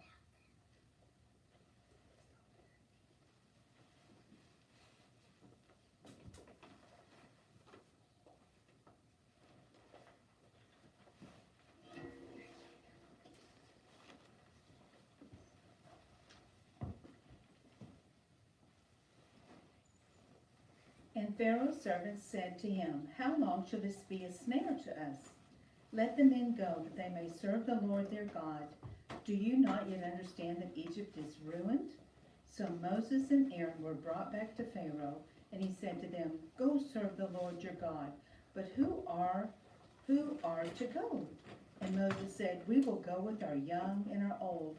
We will go with our sons and our daughters, and with our flocks and herds, for we must hold a feast to the Lord. And he said, If the Lord be with you, if ever I let you and your little ones go, look, you have some evil purpose in mind. No, go, the men among you, and serve the Lord, for that is what you desire. And they were driven out from Pharaoh's presence. Then the Lord said to Moses, Stretch out your hand over the land of Egypt for the locust, that they may come upon the land of Egypt, and eat every plant in the land, all that the hail has left. So Moses stretched out forth his rod over the land of Egypt, and the Lord brought an east wind upon the land all that day and all that night. And when it was morning, the east wind had brought the locust. And the locust came up all over the land of Egypt, and settled on the whole country of Egypt, such a dense swarm of locusts as had never been before, nor ever shall be again. For they covered the face of the whole land, so that the land was darkened. And they ate all the plants in the land, and all the fruits of the trees, which the hail had left. Not a green thing remained, neither tree, nor plant, nor of the field, nor of all the land of Egypt, through all the land of Egypt. Then Pharaoh called Moses and Aaron in haste, and said, I have sinned against the Lord your God, and against you. Now therefore forgive my sin, I pray you, only this once, and entreat the Lord your God, only to remove this death from me. So he went out from Pharaoh and entreated the Lord. And the Lord turned a very strong east wind, which lifted the locusts and drove them into the Red Sea. Not a single locust was left in all the country of Egypt. But the Lord hardened Pharaoh's heart, and he did not let the children of Israel go. Then the Lord said to Moses, Stretch out your hand towards heaven, that there may be darkness over the land of Egypt, a darkness to be felt. So Moses stretched out his hand toward heaven, and there was a thick darkness in all the land of Egypt 3 days. They did not see one another, nor did any rise from his place for 3 days. But all the people of Israel had light where they dwelt. Then Pharaoh called Moses and said, Go, serve the Lord your children. Also may go with you, only let your flocks and your herds remain behind. But Moses says, You must also let us have sacrifices and burnt offerings, that we may sacrifice to the Lord our God. Our cattle also must go with us. Not a hoof shall be left behind, for we must take of them to serve the Lord our God. And we do not know what we must serve the Lord until we arrive there. But the Lord hardened Pharaoh's heart, and he would not let them go. Then Pharaoh said to them, Get away from me, take heed to yourself. Never see my face again, for in the day you see my face, you shall die. Moses said, As you say, I will not see your face again. The Lord said to Moses, Yet one more plague will I bring upon Pharaoh and upon Egypt. Afterwards he will let you go hence. When he lets you go, he will drive you away completely. Speak now in the hearing of this people, that they ask every man of his neighbor and every woman of her neighbor jewelry of silver and of gold. And the Lord gave the people favor in the sight of the Egyptians.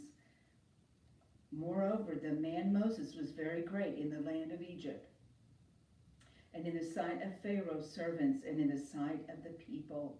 And Moses said, Thus saith the Lord, about midnight I will go forth in the midst of Egypt, and all the firstborn in the land of Egypt shall die, from the firstborn of Pharaoh who sits upon his throne, even to the firstborn of the maidservant who is behind the mill, and all the firstborn of the cattle.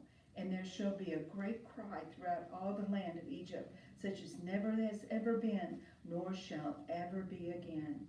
But against any of the people of Israel, either man nor beast, not a dog shall growl, that you may know that the Lord makes a distinction between the Egyptians and Israel. And all these your servants shall come down to me and bow down to me, saying, Get you out, and all the people who follow you. After that I will go out. And he went out from Pharaoh in hot anger. Then the Lord said to Moses, Pharaoh will not listen to you, that my wonders may be multiplied in the land of Egypt. And Moses and Aaron did all these wonders before Pharaoh, and the Lord hardened Pharaoh's heart. And he did not let the people of Israel go out of his land. And the Lord said to Moses and Aaron in the land of Egypt, This month shall be for you the beginning of months, but it shall be the first month of the year for you. Tell all the congregation of Israel that on the 10th day of this month they shall take every man a lamb according to their father's houses, a lamb for the household. And if the household is too small for a lamb, then a man and his neighbor next to his house shall take according to the number of persons, according to which each shall eat, that you shall make your count for the lamb. Your lamb shall be without blemish, a male, a year old. You shall take it from the sheep or from the goats, and you shall keep it among the 14th day of this month. Then the whole assembly of the congregation of Israel shall kill their lambs in the evening. Then they shall take some of the blood and put it on the 2 doorposts and the lintel of the houses in which they eat them. They shall eat of the flesh that night roasted with the unleavened bread and bitter herbs they shall eat it.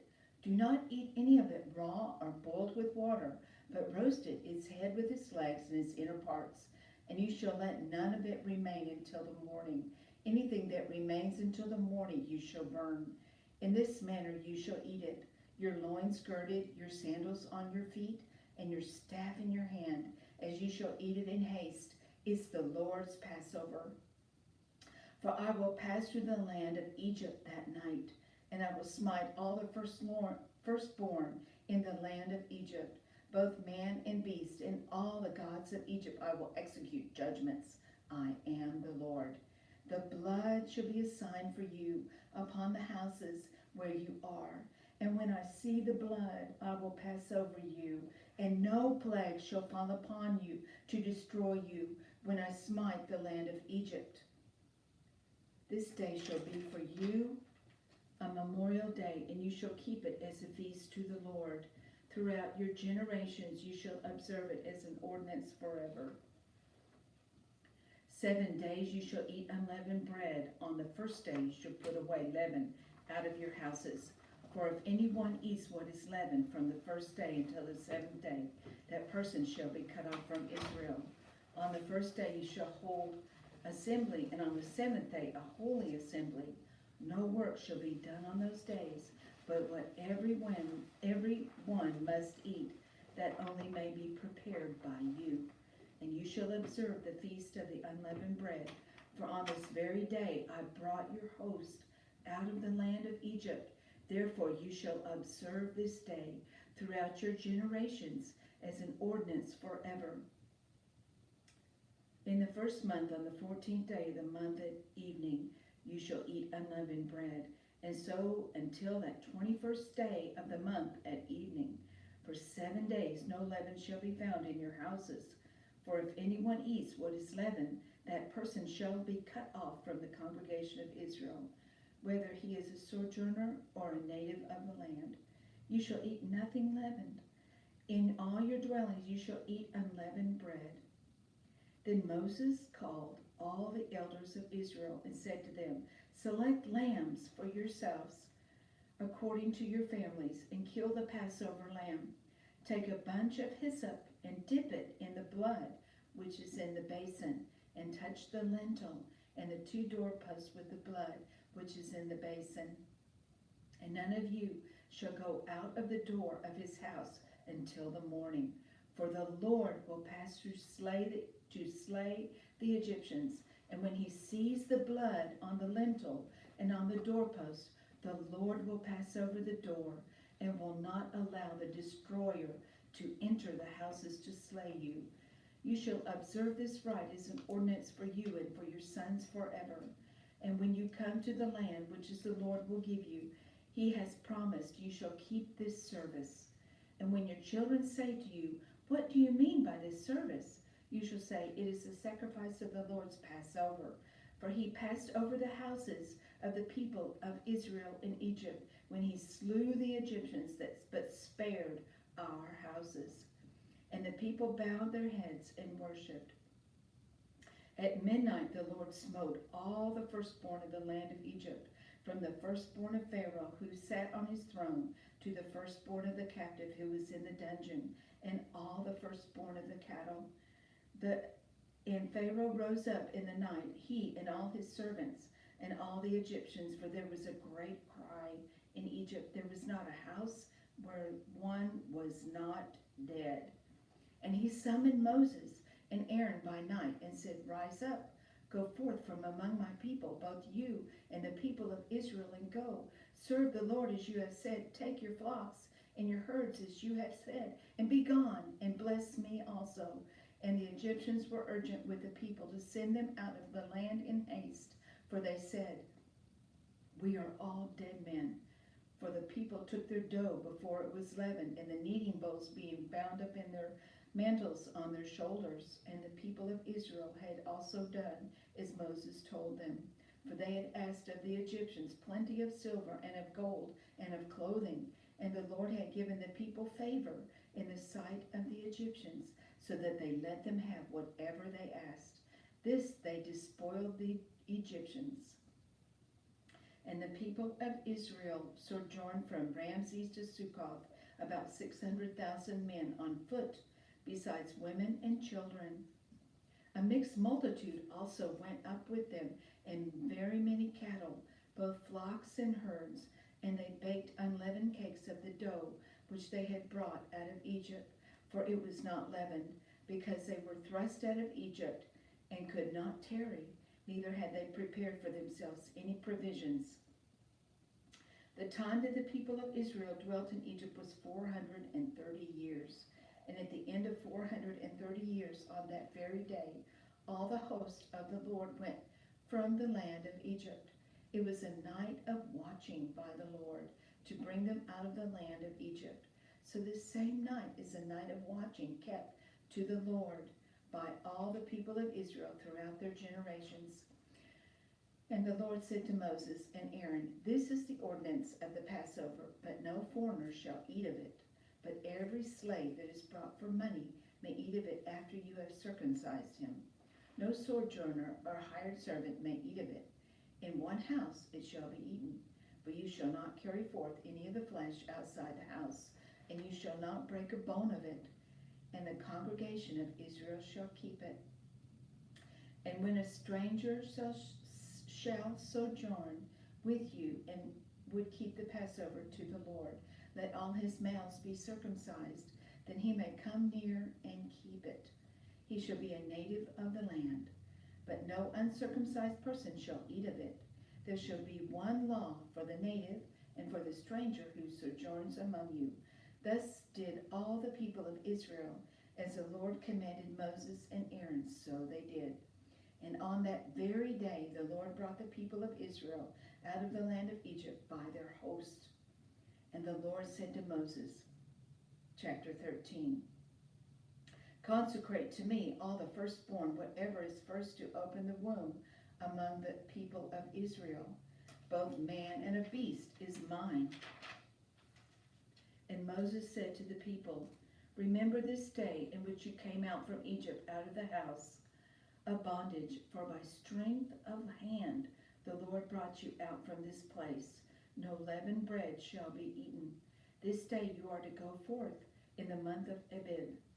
And when the Lord brings you into the land of the Canaanites, the Hittites, the Amorites, the Hivites, and the Jebusites, he swore to your fathers to give you a land flowing with milk and honey, and you shall keep this service in the month. 7 days you shall eat unleavened bread, and on the seventh day there shall be a feast to the Lord.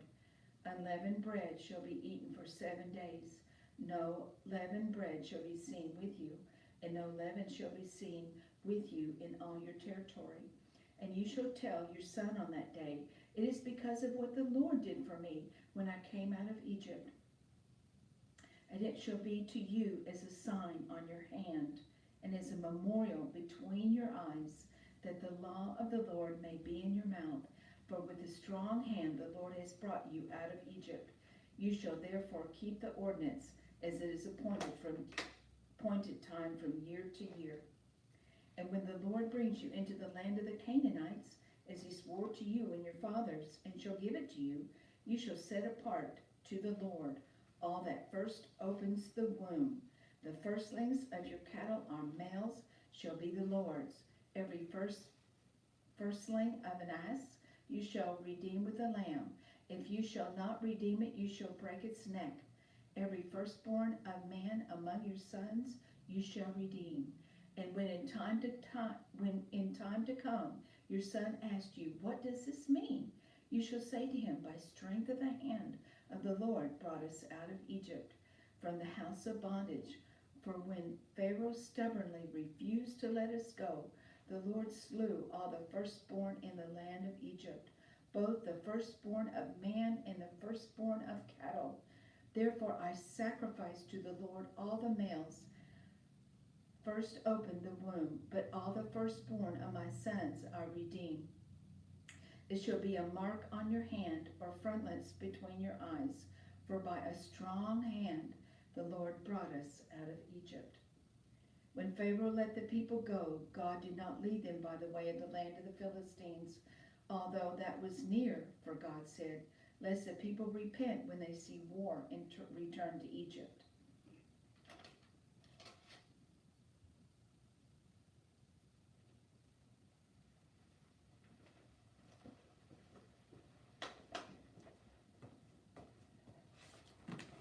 But God led the people round by the way of the wilderness toward the Red Sea. And the people of Israel went up out of the land of Egypt, equipped for battle. And Moses took the bones of Joseph with him. For Joseph had solemnly sworn the people of Israel, saying, God will visit you. Then you must carry my bones with you from here.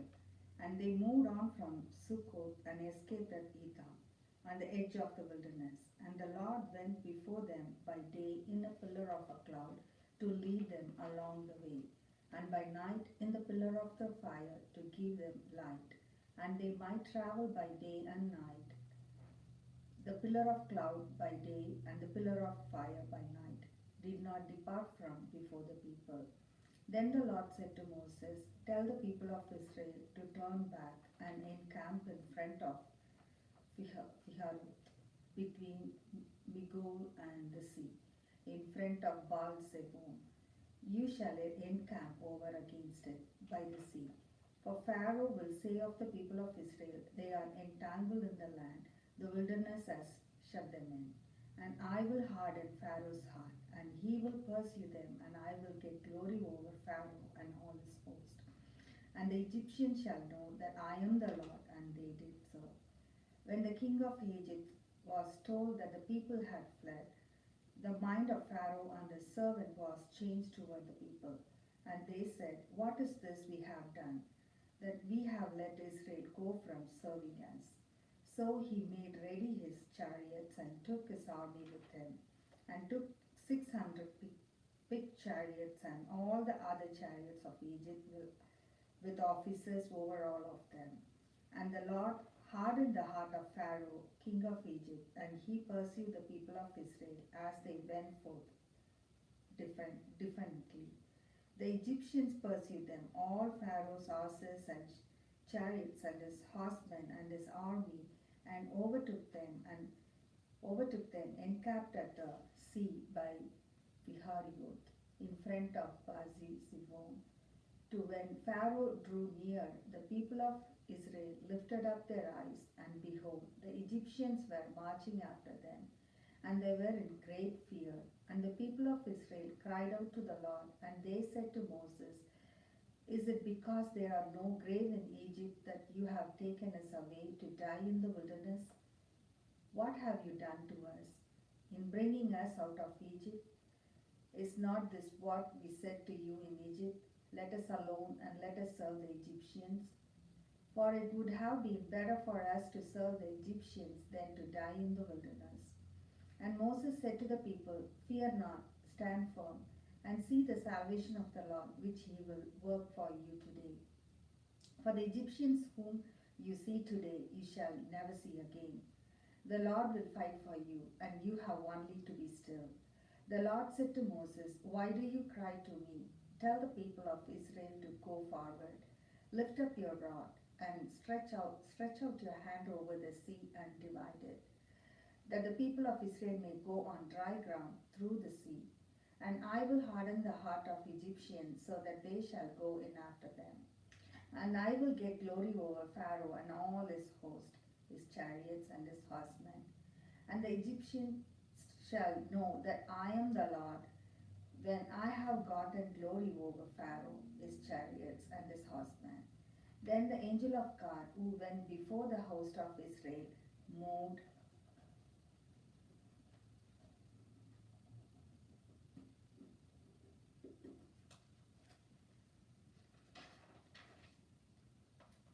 and went behind them. And the pillar of cloud moved from before them and stood behind them, coming between the host of Egypt and the host of Israel. And there was the cloud and the darkness, and the night passed, without one coming near the other all night. Then Moses stretched out his hand over the sea, and the Lord drew the sea back by the strong east wind all night, and made the sea dry land, and the water were divided. And the people of Israel went into the midst of the sea on dry ground, the waters being a wall to them on their right hand and on their left. The Egyptians pursued and went in after them into the midst of the sea, all Pharaoh's horses, his chariots, and his horsemen. And in the morning watch, the Lord in the pillar of fire and the cloud looked down upon the host of the Egyptians, and discomfited to the host of the Egyptians, clogging their chariots' wheels so that they drew heavily. And the Egyptians said, Let us flee from before Israel, for the Lord fights for them against the Egyptians. Then the Lord said to Moses, Stretch out your hand over the sea, that the water may come back upon the Egyptians, upon their chariots, and upon their horsemen. So Moses stretched forth his hand over the sea, and the sea returned to his wonted flow when the morning appeared, and the Egyptians fled into it. And the Lord routed the Egyptians in the midst of the sea. The water returned and covered the chariots and the horsemen and all the host of Pharaoh that had followed them into the sea. Not so much as one of them remained. But the people of Israel walked on dry ground through the sea, the water being a wall to them on the right and on their left. Thus the Lord saved Israel that day from the hand of Egyptians.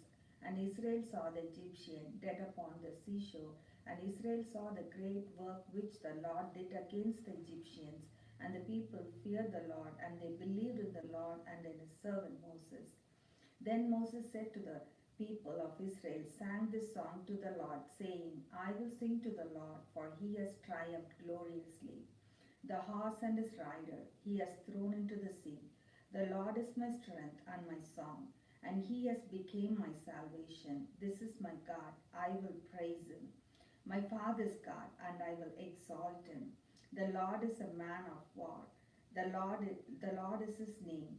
Pharaoh's chariots and his horse he cast into the sea, and his picked officers are sunk in the Red Sea. The flood covered them. They went down into the depths like a stone. Their right hand, O Lord, glorious in power. Thy right hand, O Lord, shattered the enemy. In the greatness of thy majesty, thou overrode the adversaries. Thou sendest forth thy fury. It consumed them like stubble. At the blast of thy nostrils, the water piled up. The water stood up in the heap. The deep congealed in the heart of the sea. The enemy said, I will pursue, I will overtake, I will divide the spoil. My desire shall have its fill of them. I will draw my sword, my hand shall destroy them. Thou didst blow with my wind, the sea covered them. They sank as lead in the mighty waters. Who is like thee, O Lord, among the gods? Who is like thee, majestic in holiness, terrible in glorious deeds, doing wonders? Thou didst stretch out thy right hand, the earth swallowed them. Thou hast led in thy steadfast love the people whom thou hast redeemed. Thou hast guided them by the strength to thy holy abode. The people have heard, they tremble. Pagans seized on the inhabitant of Philistia. Now we are chiefs of Edom dismayed. The leader of Moab, trembling seizes them. All in the habitation of Canaan have melted away. Terror and dread fall upon them. Because of the greatness of thy arm, they are as still as a stone. Till thy people, O Lord, pass by, till the people pass by, whom thou hast purchased. Thou wilt bring them in, and plant them on their own mountain, the place, O Lord, which thou hast made for thy abode, the sanctuary. O Lord, which thy hands have established. The Lord will reign forever and ever. For when the horses of Pharaoh with his chariots and his horsemen went into the sea, the Lord brought back the waters of the sea upon them. But the people of Israel walked on dry ground in the midst of the sea. Then Miriam the prophetess, the sister of Aaron, took the timbrel in her hand, and all the women went out after her with timbrel and dancing, and Miriam sang to them, Sing to the Lord, for he has triumphed gloriously.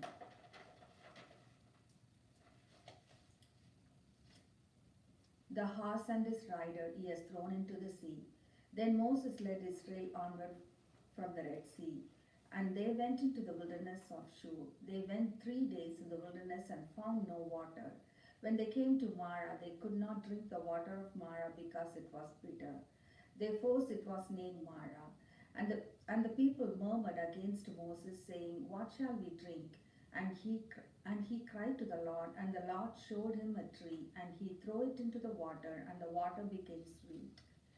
There the Lord made for them a statute and an ordinance, and there reproved them, saying, If you will diligently hearken of the voice of the Lord your God, and do that which is right in his eyes, and give heed to his commandments, and keep all his statutes, I will put none of the disease upon you which I put upon the Egyptians, for I am the Lord your healer.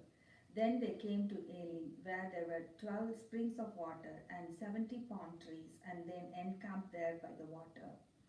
They set out from the Elim, and all the congregation of the people of Israel came to the wilderness of Sin, which is between Elim and Sinai, on the 15th day of the 2nd month after they had departed from the land of Egypt. And the whole congregation of the people of Israel murmured against Moses and Aaron in the wilderness, and said to them, Would that we had died by the hand of the Lord in the land of Egypt, when we sat by the flesh pots and ate bread of the full. For you have brought us into this wilderness to kill this whole assembly with hunger. Then the Lord said to Moses, Behold, I will rain bread from heaven for you, and the people shall go out and gather a day's portion every day, that I may prove them whether they will walk in my law or not.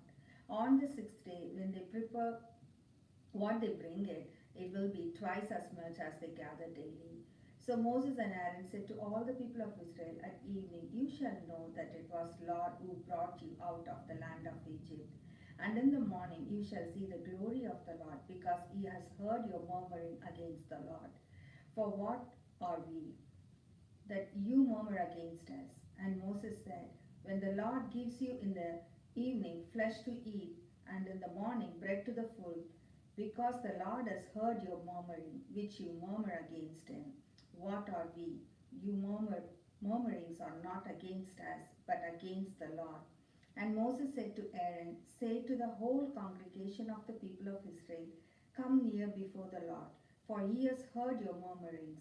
And as Aaron spoke to the whole congregation of the people of Israel, they looked toward the wilderness, and behold, the glory of the Lord appeared in the cloud. And the Lord said to Moses, I have heard the murmurings of the people of Israel. Say to them, At twilight you shall eat flesh, and in the morning you shall be filled with bread. Then you shall know that I am the Lord your God. In the evening quails came up and covered the camp, and in the morning dew lay round about the camp. And when the dew had gone up, there was on the face of the wilderness a fine, flake-like thing, fine as a orphrust on the ground. When the people of Israel saw it, they said to one another, "What is that?" For they did not know what it was. And Moses said to them, "It is the bread which the Lord has given you to eat. This is what the Lord has commanded. Gather of it, every man of you, as much as he can eat. You shall take an omer apiece, according to the number of the person whom each of you has in his tent." And the people of Israel did so. They gathered some more, some less. But when they measured it with an omer, that gathered much had nothing over, and he that gathered little had no lack. Each gathered according to what he could eat. And Moses said to them, "Let no man leave any of it till the morning." But they did not listen to Moses. Some left part of it till the morning, and it bred worms and became full. And Moses was angry with them. Morning by morning they gathered it, each as much as he could eat. But when the sun grew hot, it melted. On the 6th day they gathered twice as much bread, 2 omer apiece. And when all the leader of the congregation came and told Moses, he said to them, "This is what the Lord has commanded. Tomorrow is a day of solemn rest, a holy Sabbath to the Lord. Bake what you will bake and boil what you will boil. And all that is left over lay by to be kept till the morning." So they laid it by till the morning, and Moses bade them, and it did not become full, and there were no worms in it. Moses said, "Eat it today, for today is a Sabbath to the Lord. Today you will not find it in the field. 6th day you shall gather it. But on the 7th day, which is a Sabbath, there will be none." On the 7th day, some of the people went out to gather, and they found none. And the Lord said to Moses, "How long do you refuse to keep my commandments and my laws? See, the Lord has given you the Sabbath. Therefore on the 6th day he gives you bread for 2 days. Remain every man of you in his place.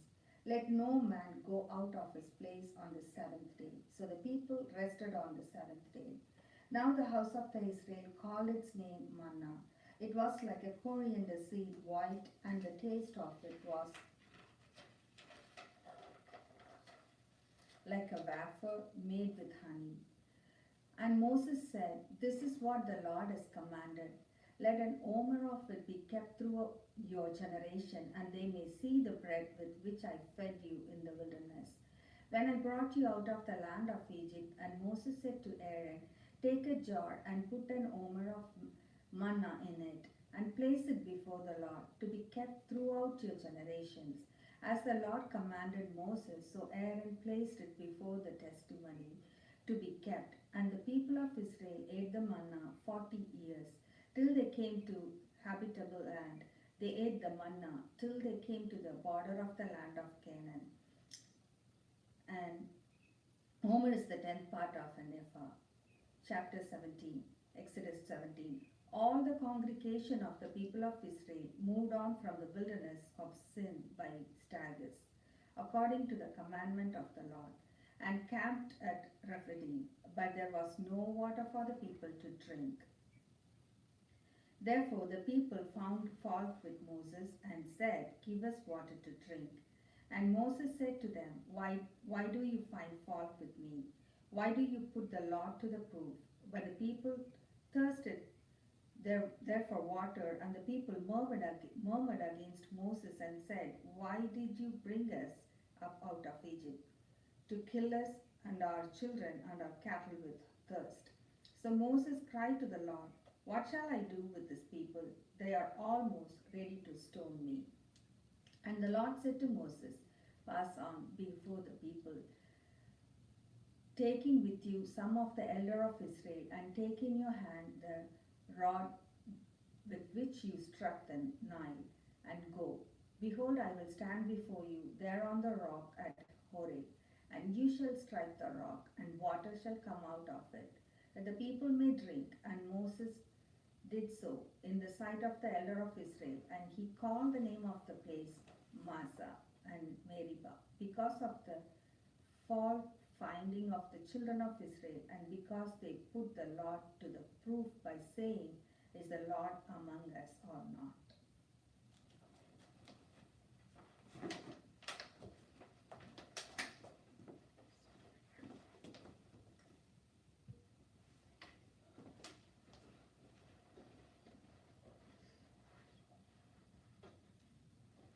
Then came Amalek and fought with Israel at Rephidim. And Moses said to Joshua, "Choose for us men and go out and fight with Amalek. Tomorrow I will stand on the top of the hill with the rod of God in my hand." So Joshua did as Moses told him and fought with Amalek. And Moses, Aaron, and Hur went up to the top of the hill. Whenever Moses held up his hand, Israel prevailed. Whenever he lowered his hand, Amalek prevailed. But Moses' hands grew weary, so they took a stone and put it under him, and he sat upon it, and Aaron and Hur led up his hands, one on one side and the other on the other side, so his hands were steady until the going down of the sun. And Joshua mowed down Amalek and his people with the edge of the sword. And Lord said to Moses, "Write this as a memorial in a book and recite it in the ears of Joshua, that I will utterly blot out the remembrance of Amalek from under heaven." And Moses built an altar and called the name of it, "The Lord is my banner," saying, "A hand upon the banner of the Lord, and the Lord will have war with Amalek from generation to generation." Chapter 18. Jethro, the priest of Midian, Moses' father-in-law, heard of all that God had done for Moses and for Israel his people, how the Lord had brought out Israel out of Egypt. Now Jethro, Moses' father-in-law, had taken Zipporah, Moses' wife, after he had sent her away, and her 2 sons, of whom the name of the one was Gershom, for he said, "I have been a sojourner in a foreign land," and the name of the other Eliezer, for he said, "The God of my father was my help and delivered me from the sword of Pharaoh." And Jethro, Moses' father-in-law, came with his sons and his wife to Moses in the wilderness, where he was encamped at the mountain of God. And when one told Moses, "Lo, your father-in-law Jethro is coming to you with your wife and her 2 sons with her," Moses went out to meet his father-in-law and did obeisance and kissed him. And they asked each of their welfare and went into the tent. Then Moses told his father-in-law all that the Lord had done to Pharaoh and to the Egyptians for Israel's sake, and all the hardship that had come upon them in the way, and how the Lord had delivered them. And Jethro rejoiced for all the good which the Lord had done to Israel, so that he had delivered them out of the hand of the Egyptians. And Jethro said, "Blessed be the Lord who has delivered you out of the hand of the Egyptians and out of the hand of Pharaoh. Now I know that the Lord is greater than all gods, because he delivered the people from under the hand of the Egyptians when they dealt arrogantly with them." And Jethro, Moses' father-in-law, offered a burnt offering and sacrifices to God. And Aaron came with all the elders of Israel to eat bread with Moses' father-in-law before God. On the morrow, Moses sat to judge the people, and the people stood about Moses from morning till evening. When Moses' father-in-law saw all that he was doing for the people, he said, "What is this that you are doing for the people? Why do you sit alone, and all the people stand about you from morning till evening?" Moses said to his father-in-law, "Because the people come to me to inquire of God. Then when they have a dispute, they come to me, and I decide between man and his neighbor, and I make them know the statutes of God and his decisions." Moses' father-in-law said to him, "What are you doing? What you are doing is not good. You and your people with you will wear yourself out, for the thing is too heavy for you. You are not able to perform it alone. Listen now to my voice. I will give you counsel, and God be with you. You shall represent the people before God and bring their cases to God. And you shall teach them the statutes and the decisions, and make them know the way in which they must walk, what they must do. Moreover, choose able men from all people such as fear God, who are trustworthy, who hate a bribe, and place such as men over the people as rulers of thousands, of hundreds, of fifties, and of tens. And let them judge the people at all times. Every great matter they shall bring to you, but any small matter they shall decide themselves, so it will be easier for you, and they will bear the burden with you. If you do this, and God so commands you, then you will be able to endure, and all this people also will go to their place in peace. So Moses gave heed to the voice of his father-in-law, and did all that he had said. Moses chose able men out of all Israel, and made them heads over the people, rulers of thousands, of hundreds, of fifties, and of tens. And they judged the people at all times. Hard cases they brought to Moses, but any small matter they decided themselves. Then Moses let his father-in-law depart, and he went his way to his own country. 19. On the third new moon, after the people of Israel had gone forth out of the land of Egypt, on that day they came to the wilderness of Sinai. When they set out from Rephidim, and they came to the wilderness of Sinai, they encamped in the wilderness. And there Israel encamped before the mountain. And Moses went up to God, and the Lord called to him out of the mountain, saying, Thus you shall say to the house of Jacob, and tell the people of Israel, You have seen what I did to you to the Egyptians. You have seen what I did to the Egyptians, and how I bore you on eagle's wings, and brought you to myself. Now therefore, if you will obey my voice, and keep my covenant, you shall be my own possession among all peoples, for all the earth is mine, and you shall be to me a kingdom, a priest, and a holy nation. These are the words of which you shall speak to the children of Israel. So Moses came and called the elders of the people, and set before them all the words which the Lord had commanded him. And all the people answered together and said, All that the Lord has spoken we will do. And Moses reported the words to the people of the Lord. And the Lord said to Moses, Lo, I am coming you in a thick cloud, that the people may hear when I speak with you, and they may also believe you forever. Moses told the words of the people to the Lord. And the Lord said to Moses, Go to the people and consecrate them today and tomorrow, and let them wash their garments. Be ready by the third day, for on the third day the Lord will come down upon Mount Sinai in the sight of all the people. And you shall set bounds for the people round about, saying, Take heed that you do not go up to the mountain, or touch the border of it. Whoever touches the mountain shall be put to death. No hand shall touch him, but he shall be stoned or shot. Whether beast or man, he shall not live. When the trumpet sounds a long blast, they shall come up to the mountain. So Moses went down from the mountain to the people, and consecrated the people, and they washed their garments. And he said to the people, Be ready the third day, do not go near a woman. Or the morning of the third day were the thunders and lightnings and a thick cloud upon the mountain, and very loud trumpet blast. So all the people who were in the camp trembled. Then Moses brought the people out of the camp to meet God, and they took their stand at the foot of the mountain. And Mount Sinai was wrapped in smoke, because the Lord descended upon it in fire. And the smoke of it went up like the smoke of a kiln, and the whole mountain quaked greatly. And the sound of the trumpet grew louder and louder. Moses spoke, and God answered him in thunder. And the Lord came down upon Mount Sinai to the top of the mountain, and the Lord called Moses to the top of the mountain. And Moses went up, and the Lord said to Moses, Go down and warn the people, lest they break through to the Lord to gaze, and many of them perish. And also let the priests who come near to the Lord consecrate themselves, lest the Lord break out upon them. And Moses said to the Lord, The people cannot come up to Mount Sinai, for thou thyself did charge us, saying, Set bounds about the mountain, and consecrate it. And the Lord said to him, Go down and come up, bringing Aaron with you. Do not let the priests and the people break through to come up to the Lord, lest he break out against them.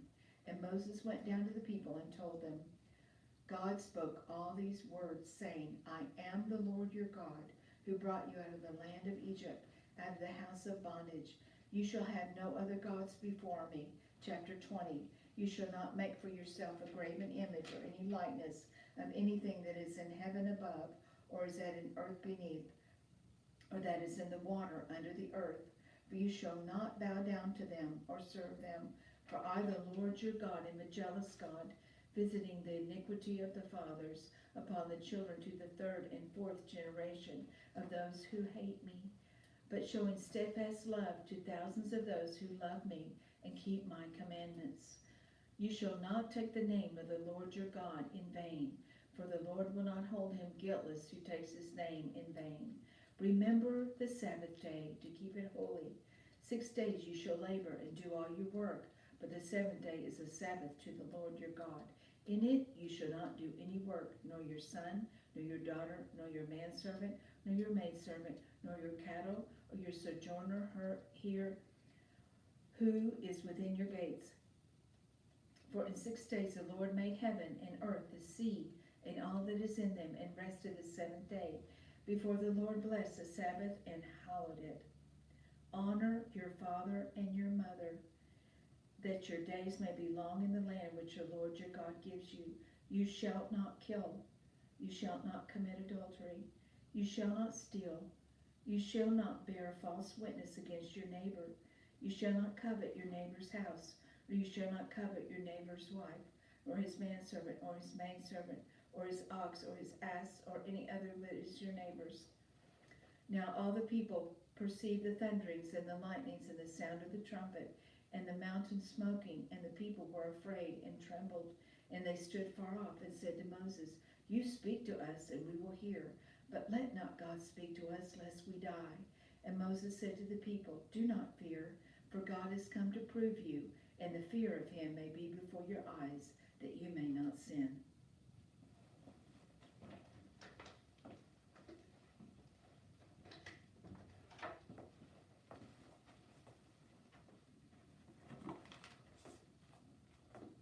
And the people stood afar off, while Moses drew near to the thick darkness where God was.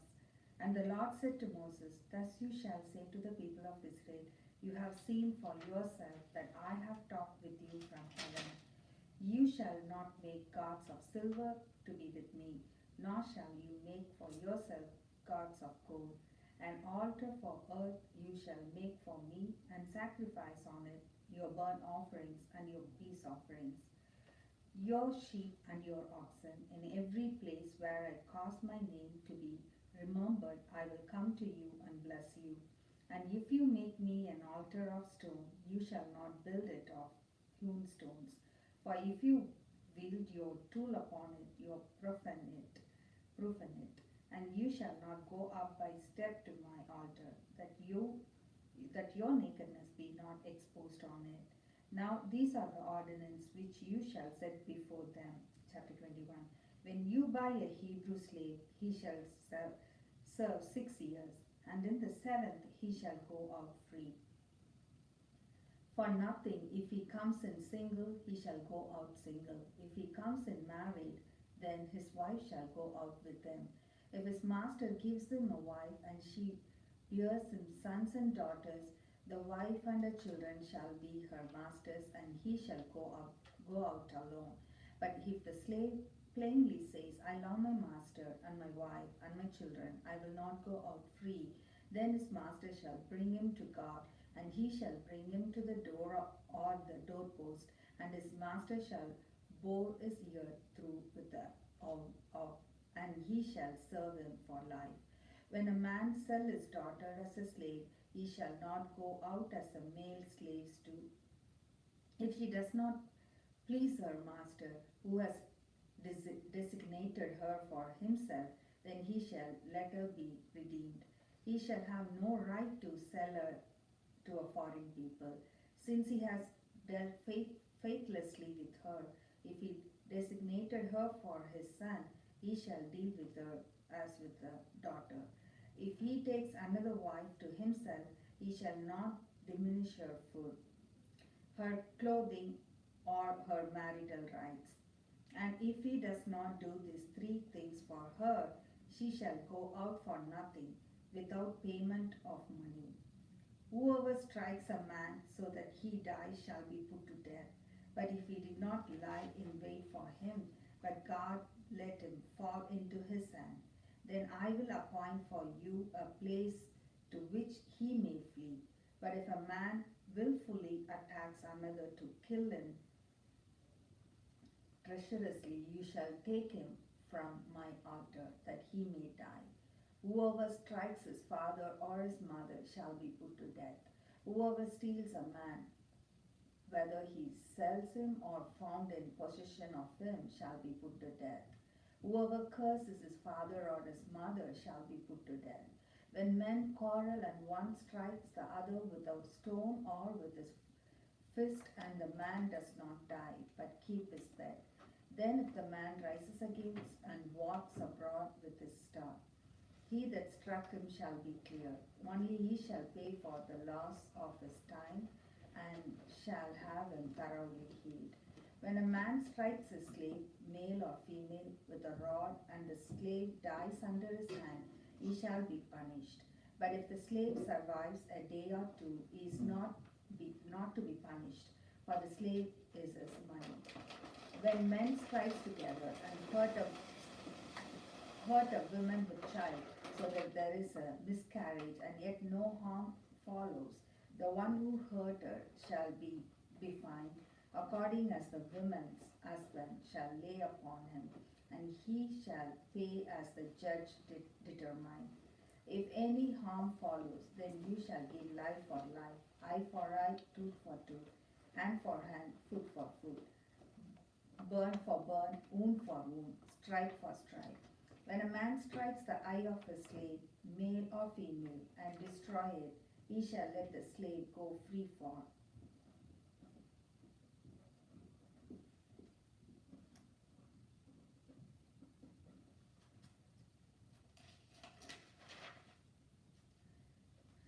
The eye say, if he knocks out the tooth of his slave, male or female, he shall let the slave go free for the tooth's sake.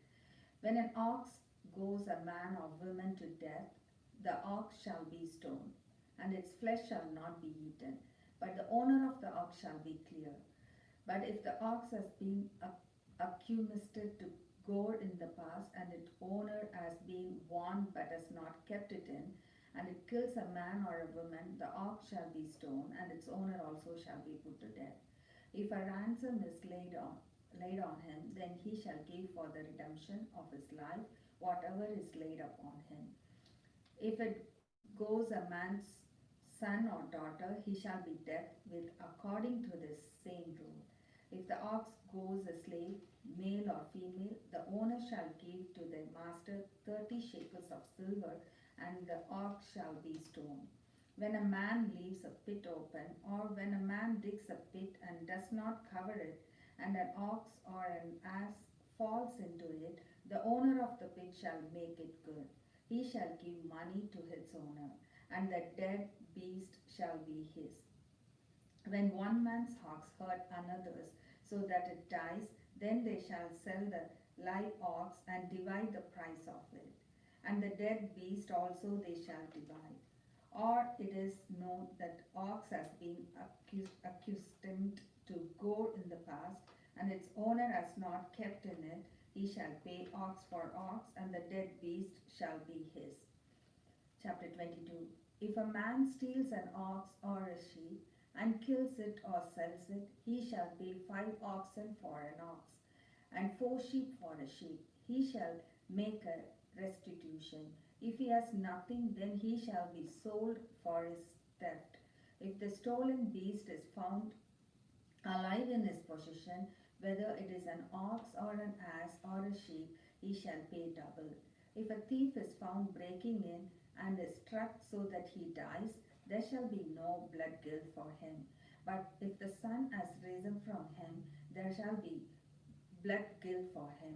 When a man causes a field or vineyard to be grazed over, or lets his beast loose and it feed in another man's field, he shall make restitution from the beast in his own field and in his own vineyard. When fire breaks out and catches in thorns so that the stacked grain or the standing grain or the field is consumed, he that kindled the fire shall make full restitution. If a man deliver to his neighbor money or goods to keep, and it's stolen out of the man's house, then if the thief is found, he shall pay double. If the thief is not found, the owner of the house shall come near to God to show whether or not he has put his hand to his neighbor's goods. For every breach of trust, whether it is for ox or for ass, for sheep, for clothing, or for any kind of lost things, of which one says, "This is it," the case of both parties shall come before God. He whom God shall condemn shall pay double to his neighbor. If a man deliver to his neighbor an ass or an ox, or a sheep or any beast to keep, and it dies or it hurt or is driven away, without anyone seeing it, an oath by the Lord shall be between them both to see whether he has not put his hand to his neighbor's property, and the owner shall accept the oath, and he shall not make restitution. But if it is stolen from him, he shall make restitution to its owner. If it is torn by beast, let him bring it as evidence. He shall not make restitution for what has been torn. If a man borrows anything of neighbor and it is hurt or dies, the owner not being with it, he shall make full restitution. If the owner was with it, he shall not make restitution. It was hired, it came for its hire. If a man seduce a virgin who is not betrothed and lies with her, and he shall give the marriage present for her and make her his wife. If her father utterly refuse to give her to him, he shall pay money equivalent to the marriage prevent for virgin. You shall not permit a sorceress to lie. Whoever lies with a beast shall be put to death. Whoever sacrifices to any god, save the Lord only, shall be utterly destroyed. You shall not wrong a stranger or oppress him. For you were strangers in the land of Egypt. You shall not afflict any widow or orphan. If you do afflict them and they cry out to me, I will surely hear their cry, and my wrath will burn, and I will kill you with the sword, and your wife shall become widow and your children fatherless. If you lend money to any of my people with you who is poor, you shall not be to him as a creditor, and you shall not exact interest from him. If ever you take your neighbor's garment in pledge, you shall restore it to him before the sun goes down. For that is his only covering. It is his mantle for his body. In what else shall he sleep? And if he cries to me, I will hear, for I am the compassionate. You shall not revile God, nor curse a rule of your people. You shall not delay to offer from the fullness of your harvest and from the overflow of your presses. The firstborn of your sons you shall give to me. You shall do likewise with your oxen and with your sheep. 7 days it shall be with its dam. On the 8th day you shall give it to me.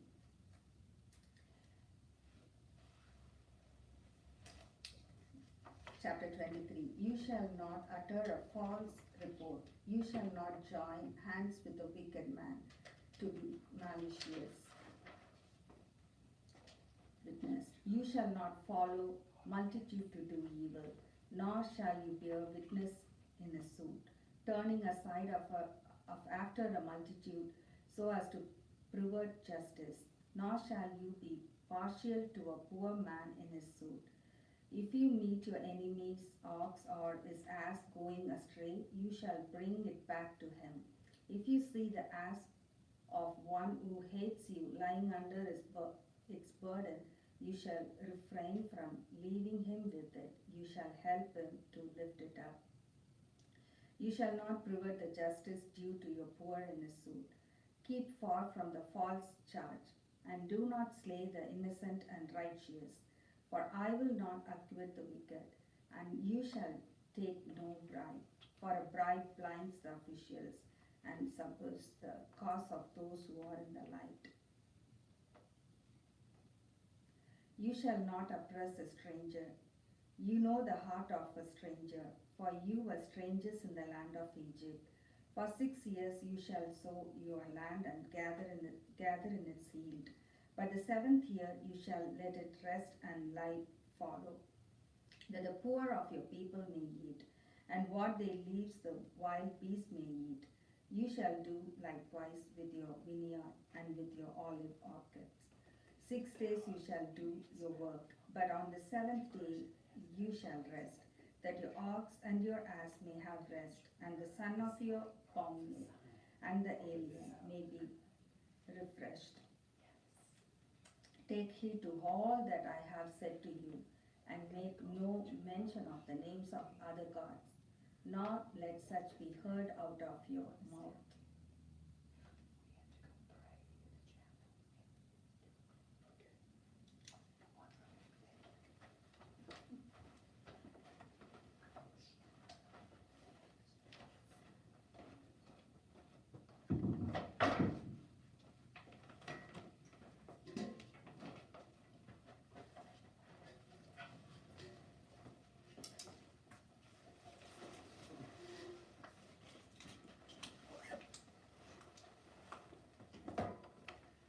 Exodus chapter 23:14. 3 times in the year you shall keep a feast to me. You shall keep a feast of unleavened bread as I've commanded you. You shall eat unleavened bread for 7 days at a time in the month of Abib.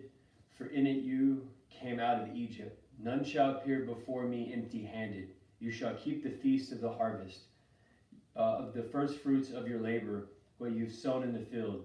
You shall keep the feast of ingathering at the end of the year, and when you gather in from the field of the fruit of your labor. 3 times in the year you shall all your males appear before the Lord God. And you shall not offer the blood of my sacrifice with leavened bread, or let the fat of my feast remain until the morning. The first of the fruits of your ground shall bring to the Lord's house. You shall not boil a kid in its mother's milk. Behold, I send an angel before you to guard you on the way and to bring you to the place which I have prepared. Give heed to him and hearken to his voice. Do not rebel against him, for he will not pardon your transgression, for my name is in him. But if you hearken attentively to his voice and do all that I say, then I will be an enemy to your enemies and an adversary to your adversaries. When my angel goes before you and brings you in the land of the Amorites, and to the Hittites, and the Perizzites, and the Canaanites, and the Hivites, and the Jebusites, and I blot them out, you shall not bow down to their gods, nor serve them, nor do according to their works. You shall utterly overthrow them and break their pillars in pieces.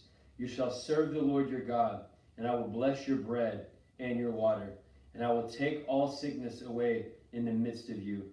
None shall cast her young or be barren in your land. I will fulfill the numbers of your days, and I will send my terror before you, and I will throw into confusion all the people against whom you shall come. And I will make all your enemies turn their backs to you, and I will send hornets before you, and I will send out all the Hivites, the Canaanites, and the Hittites before you. I will not drive them out from before you in 1 year, lest the land become desolate and the wild beasts multiply against you. Little by little I will drive them out before you until you are increased and possess the land. And I will set your bounds from the Red Sea to the Sea of the Philistines, and from the wilderness to the Euphrates. For I will deliver the inhabitants of the land into your hand, and you shall drive them out before you. You shall make no covenant with them or their gods. They shall not dwell in your land, lest they make you a sin against me. For if you serve their gods, surely it will be a snare to you.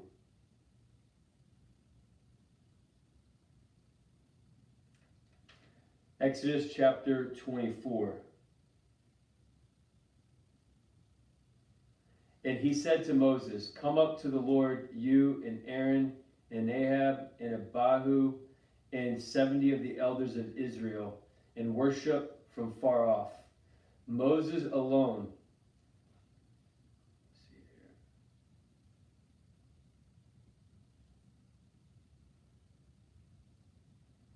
here. Just getting caught up. Moses alone shall come near to the Lord, but the others shall not come near, and the people shall not come up with him.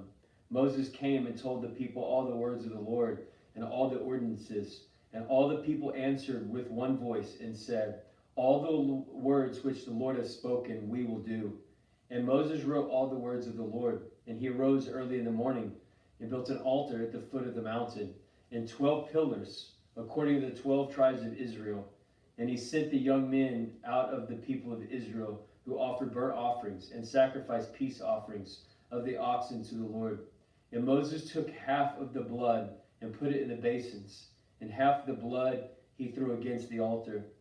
Then he took the book of the covenant and read it in the hearing of the people, and they said, all that the Lord has spoken, we will do, and we will be obedient.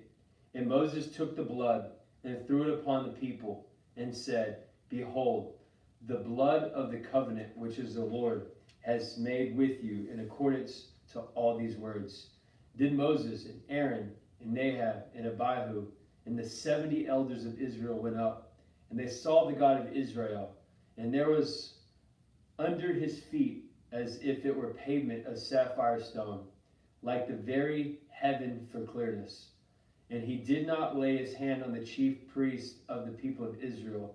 They beheld God and ate and drank. Then the Lord said to Moses, come up to me on the mountain and wait here, and I will give you the tables of stone and the law and the commandments, which I have written for their instruction.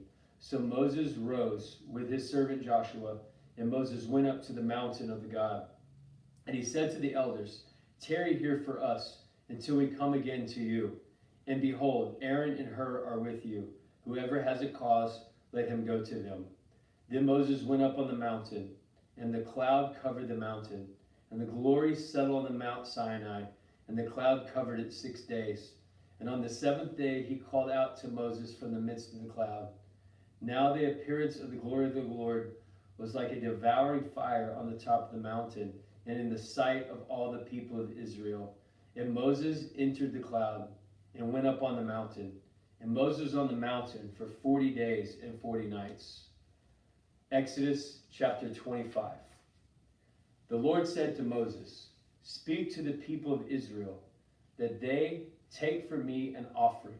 From every man whose heart makes him willing, you shall receive the offering from me.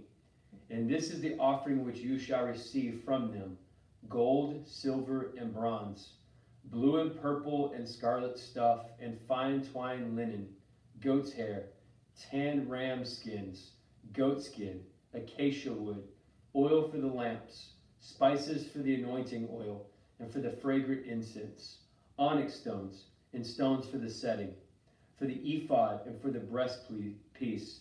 And let them make a sanctuary, that I may dwell in their midst, according to all that I show you concerning the pattern of the tabernacle and of all its furniture. So you shall make it. They shall make an ark of the acacia wood. 2 cubits and a half shall be its length, a cubit and a half its breadth, and a cubit and a half its height. And you shall overlay it with pure gold. Within and out you shall overlay it, and you shall make upon it a molding of gold round about. And you shall cast 4 rings of gold on it, and put on them its 4 feet, 2 rings on one side of it, and 2 rings on the other side of it. You shall make poles of acacia wood, and overlay them with gold. You shall put the poles into the rings, and on the sides of the ark to carry them. The poles shall remain in the rings of the ark, they shall not be taken from it. And you shall put into the ark of the testimony which I shall give you. Then you shall make a mercy seat of pure gold. 2 cubits and a half shall be its length, and a cubit and a half its breadth. And you shall make 2 cherubim of gold. Of hammered work shall you make them, on the 2 ends of the mercy seat. Make 1 cherubim on the one end, and 1 cherubim on the other end. Of 1 piece of the mercy seat you shall make the cherubim on its 2 ends. The cherubim shall spread out their wings above, overshadowing the mercy seat with their wings. Their faces to one another. Toward the mercy seat shall the faces of the cherubim be. And you shall put the mercy seat on top of the ark. And in the ark you shall put the testimony that I shall give you. There I will meet you. And from above the mercy seat, from between the two cherubim that are upon the ark of the testimony, I will speak with you all that I will give the commandment of the people of Israel. And you shall make a table of acacia wood. 2 cubits shall be its length, and a cubit its breadth, and a cubit and a half its height. And you shall overlay it with pure gold, and make a molding of gold around it. You shall make it around the frame of a handbreadth wide, and the molding of gold around the frame. And you shall make it for the 4 rings of gold, and fasten the rings to the 4 corners at its 4 legs, close to the frame of the rings as it lies, as holders for the poles to carry the table. You shall make the poles of acacia wood, and overlay them with gold. And the table shall be carried with these. And you shall make its plates and dishes for incense, and its flagons and bowls to which you pour. And of pure gold you are to make them. And you shall set the bread of the presence of the table before me always. And you shall make the lampstand of pure gold. The base and the shaft of its lampstand shall be made of hammered wood. Its cup, its capitals, and all its flowers shall be of one piece with it. And there shall be 6 branches going out of its side, 3 branches of the lampstand out of one side of it, and 3 branches of the lampstand out of the other side of it. 3 cups made like almonds, each with capital and flower, and one on branches. The 3 cups made like almonds, each with capital and flower. And on the other branch, so for the 6 branches going out of the lampstand. And on the other lampstand itself 4 cups made like almonds, with their capitals and flowers, and a capital of one piece under each pair of the 6 branches going out from the lampstand. Their capitals of the branches shall be of one piece with it, the whole piece of one hammered of pure gold. And you shall make the 7 lamps for it, and the lamps shall be set as to give light upon the space in front of it. Its snuffers and their trays shall be of pure gold. Of a talent of pure gold shall it be made, with all of these utensils. And see that you make them after the pattern for them, which is being shown to you on the mountain. Exodus chapter 26. Moreover, you shall make the tabernacle with the 10 curtains of fine twined linen, and blue and purple and scarlet stuff. With the cherubim, skillfully worked, you shall make them. The length of each curtain shall be 28 cubits, and the breadth of each curtain 4 cubits. All the curtains shall have one measure. 5 curtains shall be coupled to one another, and the other 5 curtains shall be coupled to another. And you shall make loops of blue on the edge of the outmost curtain in the first set. And likewise, you shall make loops on the edge of the outmost curtain in the second set. 50 loops you shall make on the one curtain, and 50 loops you shall make on the edge of the curtain that is in the second. The loops shall be opposite one another. And you shall make 50 clasps of gold. And with a couple of curtains on the other clasp, the tabernacle may be one whole. You shall make curtains of the goat's hair for a tent over the tabernacle. 11 curtains you shall make. The length of each curtain shall be 30 cubits, and the breadth of each curtain 4 cubits. And the 11th curtain shall have the same measure. And you shall couple 5 curtains by themselves, and six curtains by themselves. And the 6th curtain you shall double over the front of the tent. And you shall make 50 loops on the edge of the curtain that is in the outmost set. 50 loops on the edge of the curtain, which is the outmost in the second set. And you shall make 50 clasps of bronze, and put the clasps into loops, and the couple in the tent that may be one. And the part that remains of the curtains of the tent, and the half curtains that remain, shall hang over the back of the tabernacle. And the cubit on one side, and the cubit on the other side, of what remains in the length of the curtains of the tent, shall hang over the sides of the tabernacle, and on this side and that side to cover it.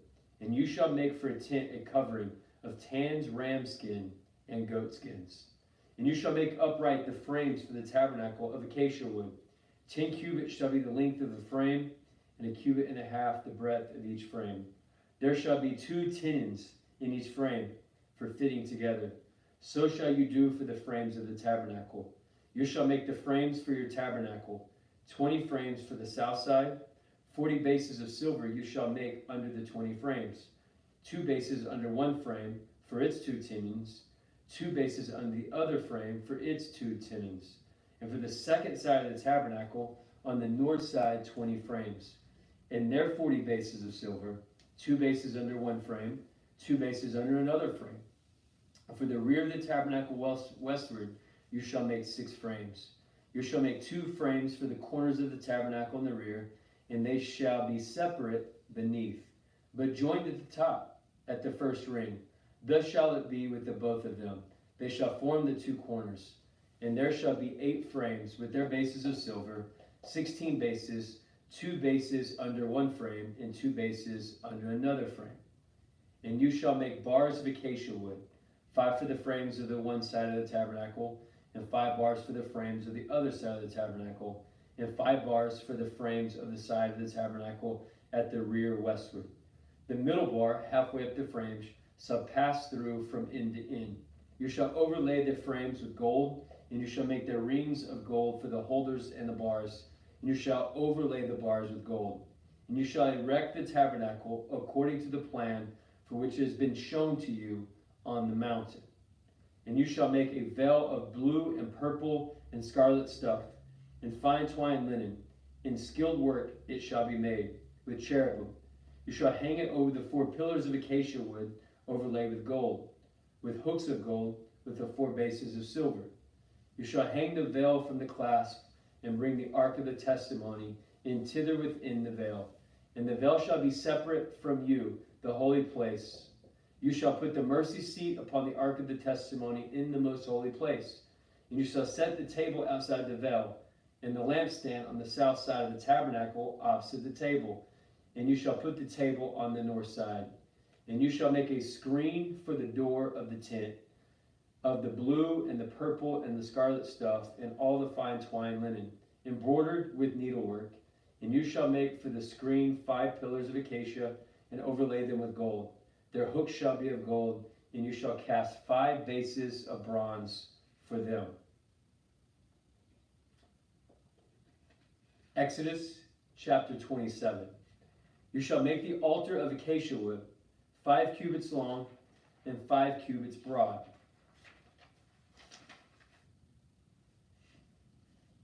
And you shall make horns on its 4 corners. Its horns shall be of one piece with it. You shall overlay it with bronze. You shall make pots for it to receive its ashes, and shovels and basins and forks and fire pans. All its utensils you shall make of bronze. You shall also make for it a grating, a network of bronze. Upon the net you shall make 4 bronze rings at its 4 corners. And you shall set it under the ledge of the altar, so the net shall extend halfway down the altar. And you shall make poles for the altar, poles of acacia wood, and overlay them with bronze. And the poles shall be put through the rings, so that the poles shall be upon the 2 sides of the altar when it's carried. You shall make it hollow with boards, as has been shown to you on the mountain, so you shall make it. You shall make the court of the tabernacle. On the south side of the court shall have hangings of fine twined linen, 100 cubits long for one side. Their pillars shall be 20, and their bases 20 of bronze. But the hooks of the pillars and their fillets shall be silver. And likewise for its length on the north side there shall be hangings 100 cubits long. Their pillars 20, and their bases 20, of bronze. But the hooks of pillars shall be fillets of silver. As for the breadth of the court on the west side, there shall be hangings for 50 cubits, with 10 pillars and 10 bases. The breadth of the court in the front of the east shall be 50 cubits.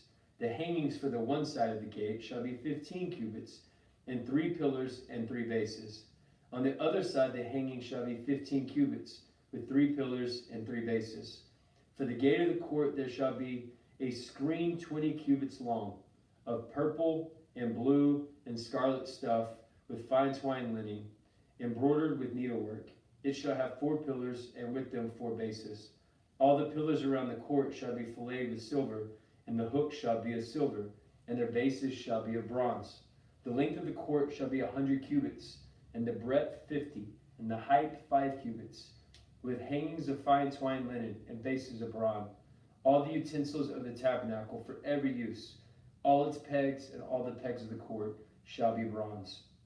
And you shall command the people of Israel that they are to bring you pure beaten olive oil for the light, that a lamp may be set up to burn continually. In the tent of meeting outside the veil which is before the testimony, Aaron and his sons shall tend to it from evening to morning before the Lord. And it shall be a statute forever to be observed throughout their generations by all people of Israel. Exodus chapter 28. Then bring near to you Aaron your brother and his sons with him, from among the people of Israel, to serve me as priest. Aaron and Aaron's son, Nadab and Abihu, Eleazar and Ahithamar. And you shall make holy garments for Aaron your brother, for glory and for beauty. You shall speak to all who have the ability, whom I have endowed with an able mind, that they may make Aaron's garments to consecrate him for my priesthood. These are the garments which they are to make: a breastpiece, an ephod, a robe, a coat of checkered work, a turban, and a girdle. They shall make holy garments for Aaron your brother and his sons to serve me as priest. They shall receive gold, blue, and purple, and scarlet stuff, and fine twined linen. They shall make the ephod of gold, of purple, and blue, and scarlet stuff, and of fine twined linen, skillfully worked. It shall have 2 shoulder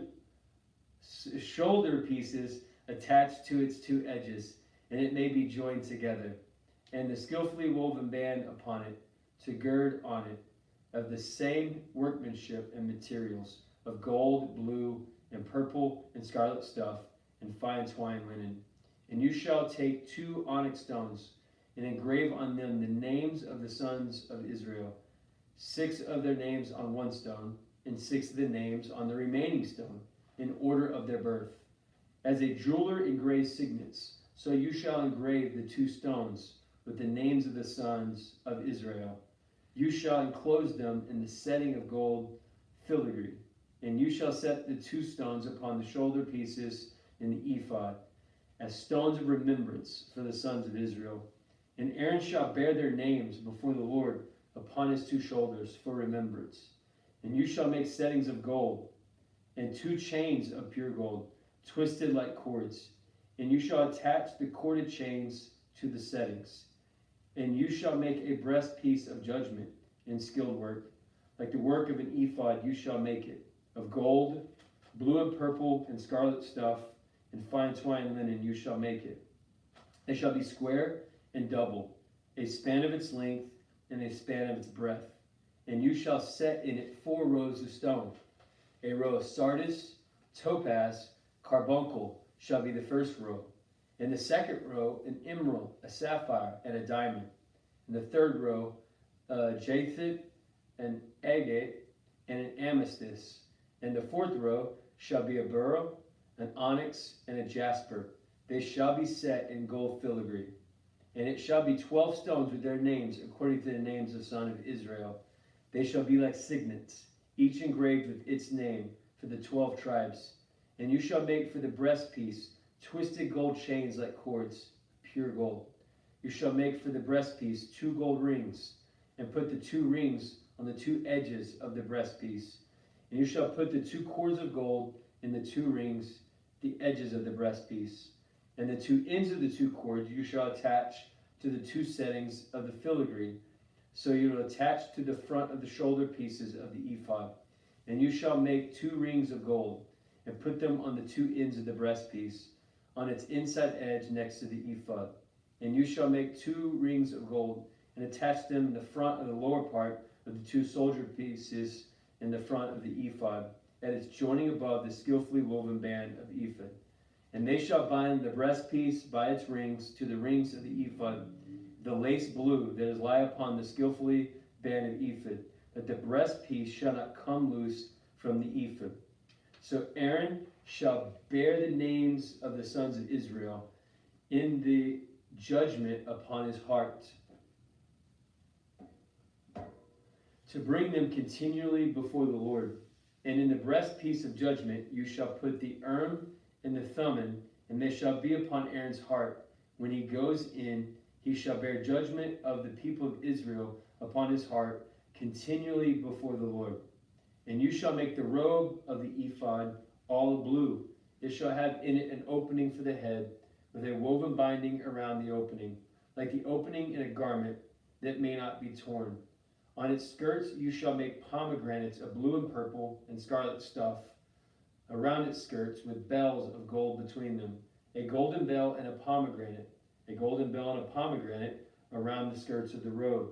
It shall be upon Aaron when he ministers, and its sound shall be heard when he goes into the holy place before the Lord, and when he comes out, lest he die. And you shall make a plate of pure gold, and engrave on it, like the engraving of a signet, holy to the Lord. And you shall fasten it on the turban by the lace of blue. It shall be in the front of the turban. It shall be upon Aaron's forehead. And Aaron shall take upon himself any guilt incurred in the holy offering, which the people of Israel hallow as their holy gifts. It shall always be upon his forehead, that they may be accepted before the Lord. And you shall weave the coat in checkered work of fine linen, and you shall make a turban of fine linen, and you shall make a girdle embroidered with needlework. And for Aaron's son you shall make coats and girdles and caps. You shall make them for glory and beauty. You shall put them upon Aaron your brother, and upon his sons with him, and shall anoint them, and ordain them, and consecrate them, that they may serve as priests. And you shall make for them linen breeches to cover their naked flesh. From the loins to the thighs they shall reach. They shall be upon Aaron and upon his sons, when they go into the tent of meeting, or when they come near to the altar to minister in the holy place, lest they bring guilt upon themselves and die. This shall be a perpetual statute for him and his descendants after him.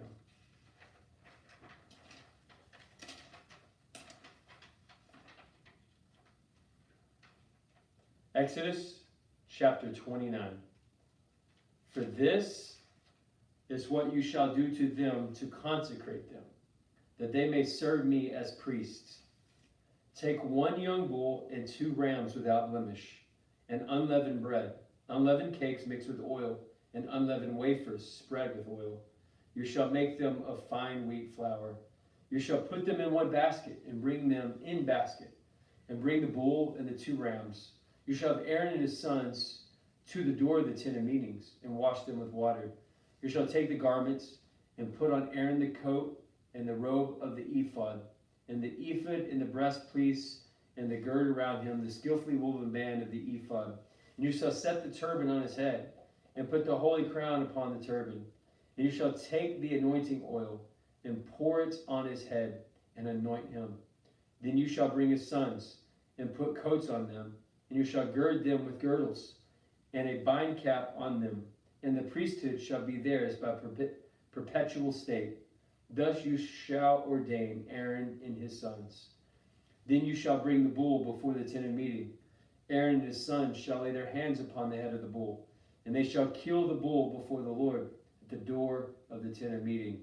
And this shall take part in the blood, and put it on the horns of the altar with your finger. And the rest of the blood you shall pour out at the base of the altar. You shall take all the fat that covers the entrails, and all the appendage of the liver, and the 2 kidneys with the fat that is on them, and burn them upon the altar. But the flesh of the bull, and its skin, and its dung, you shall burn with fire outside the camp. It is a sin offering. Then you shall take 1 of the rams, and Aaron and his son shall lay their hands upon the head of the ram, and you shall slaughter the ram, and you shall take its blood and throw it against the altar round about. Then you shall cut the ram into pieces, and wash its entrails and its legs, and put them with its pieces and its heads, and burn the whole ram upon the altar. For it is a burnt offering to the Lord. It is a pleasing odor, an offering by fire to the Lord. You shall take the other ram, and Aaron and his son shall lay their hands upon the head of the ram. And you shall kill the ram, and take part of its blood, and put it upon the tip of the right ear of Aaron, and upon the tips of the right ear of his sons, and upon the thumbs of their right hands, and upon the great toes of their right feet, and throw the rest of the blood against the altar. Then you shall take part of the blood that is on the altar, and the anointing oil, and sprinkle it upon Aaron and his garments, and upon his sons and his sons' garments with him. And he and his garments shall be holy, and his son and his son's garments with him. You shall take the fat of the ram, and the fat of the tail, and the fat that covers the entrails, and the appendage of the liver, and the 2 kidneys with the fat that is on them and on the right thigh. For it is a ram of ordination, and 1 loaf of bread, and 1 cake of bread with you, 1 cake of oil, and 1 wafer out of the basket of unleavened bread that is before the Lord. And you shall put all of these in the hands of Aaron and in the hands of his son, and wave them for a wave offering before the Lord. Then you shall take them from their hands, and burn them on the altar in addition to the burnt offering, as a pleasing odor before the Lord. It is an offering by fire to the Lord. And you shall take the breast of the ram of Aaron's ordination, and wave it for a wave offering before the Lord. And it shall be upon your portion. You shall consecrate the breast of the wave offering, and the thigh of the priest portion, which is waved, and which is offered from the ram of ordination, since it is for Aaron and his sons. It shall be for Aaron and his sons as a perpetual due from the people of Israel. For it is by priest's portion to be offered by the people of Israel from their peace offerings. It is an offering to the Lord. The holy garments of Aaron shall be for his sons after him, to be anointed in them and ordained in them. The sons who is the priest in his place shall wear them 7 days, when he comes to the tent of meeting to minister in the holy place. You shall take the ram of ordination and boil its flesh in the holy place. And Aaron and his sons shall eat the flesh of the ram and of the bread that is in the basket at the door of the tent of meeting. And they shall eat those things with which atonement was made, to order and consecrate them. But an outsider shall not eat of them, because they are holy. And if any of the flesh of the ordination or any of the bread remain until the morning, then you shall burn the remainder with fire, for it shall not be eaten, because it is holy. Thus you shall do to Aaron and to his sons, according to all that I have commanded you. Through 7 days you shall ordain them, and every day you shall offer a bull as a sin offering for atonement. Also you shall offer a sin offering for the altar. When you make atonement for it, you shall anoint it. You shall consecrate it. 7 days you shall make atonement for the altar and consecrate it. And the altar shall be most holy. Whatever touches the altar shall become holy. Now this is what you shall offer upon the Lord: 2 lambs a year old, day by day continually. 1 lamb you shall offer in the morning, and the other lamb you shall offer in the evening. And with the first lamb, a 10th measure of fine flour mingled, with a 1/4 of hin of beaten oil, and a 1/4 of hin of wine for libation. The other lamb you shall offer in the evening, and shall offer it with a cereal offering in its libation. And in the morning for a pleasing odor, an offering by fire to the Lord. It shall continually burn throughout your generations at the door of the tent of meeting before the Lord, where I will meet with you, to speak with you there. There I will meet with the people of Israel, and it shall be sanctified by my glory. I will consecrate the tent of meeting and the altar. Aaron and his sons I will consecrate to serve me as priests, and I will dwell amongst the people of Israel, and I will be their God. And they shall know that I am the Lord their God, who brought them forth out of the land of Egypt, that I might dwell among them. For I am the Lord your God.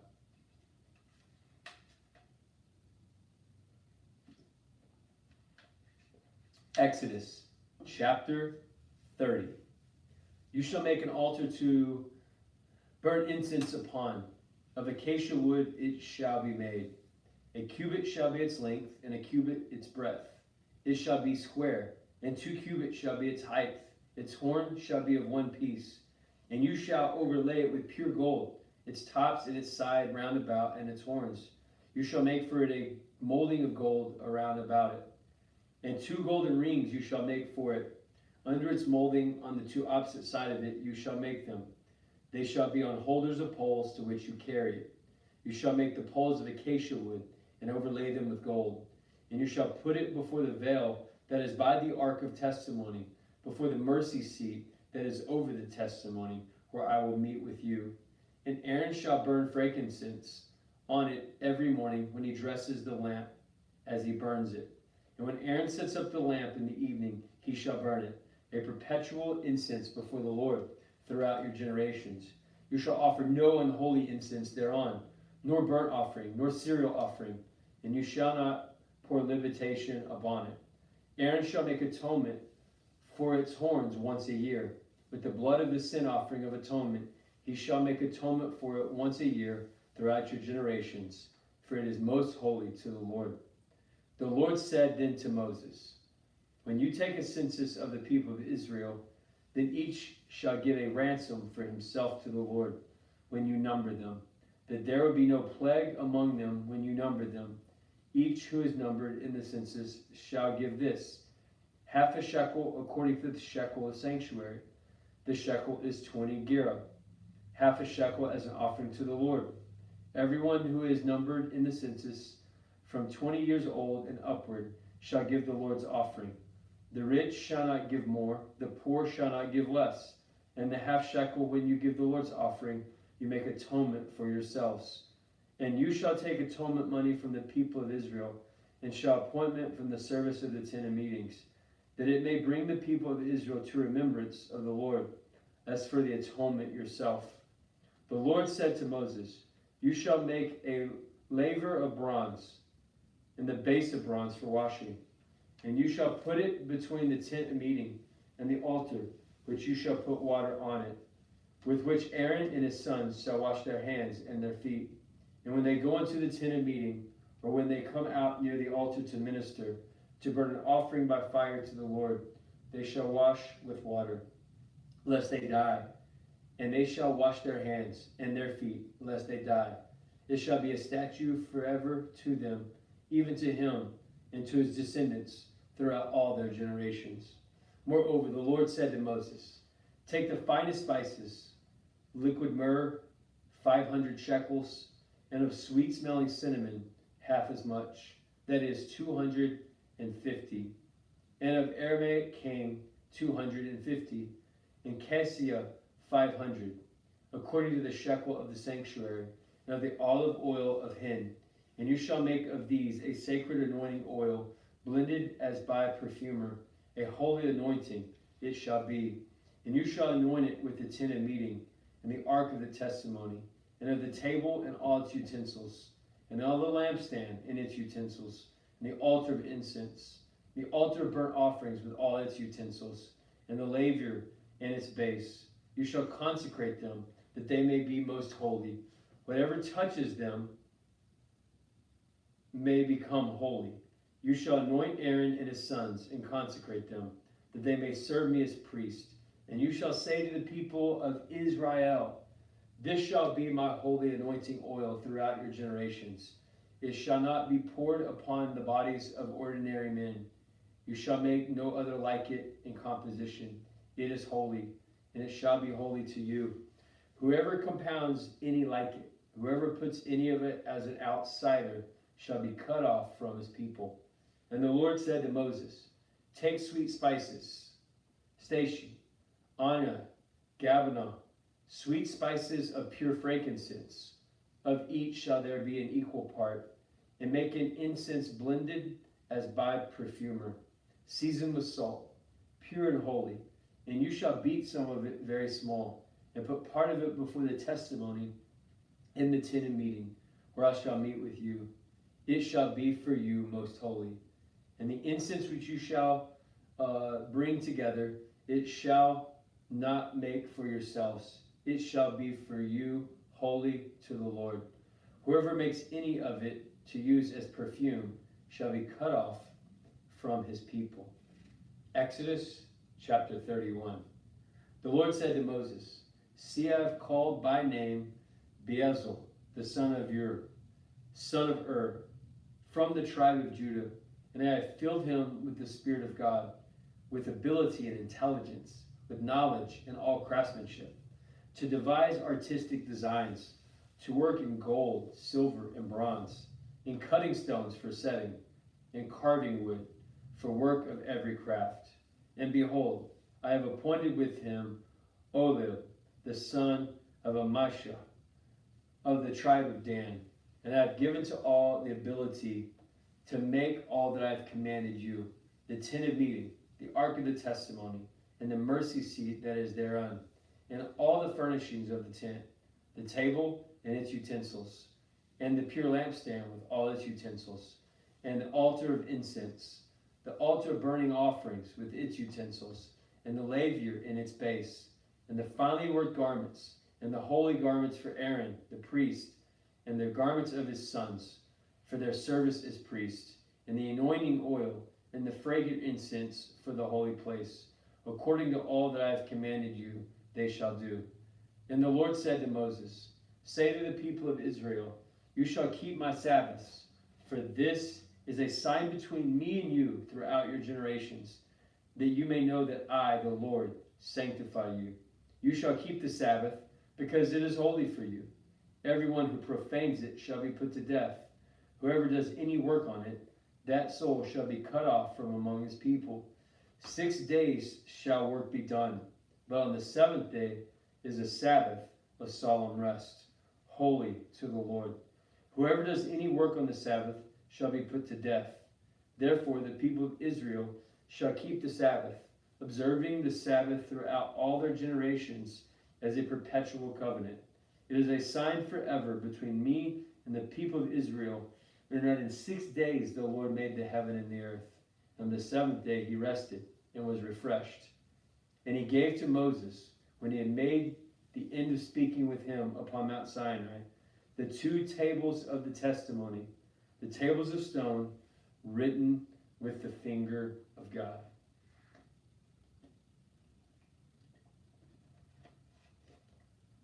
When the people saw that Moses delayed from coming down from the mountain, the people gathered themselves together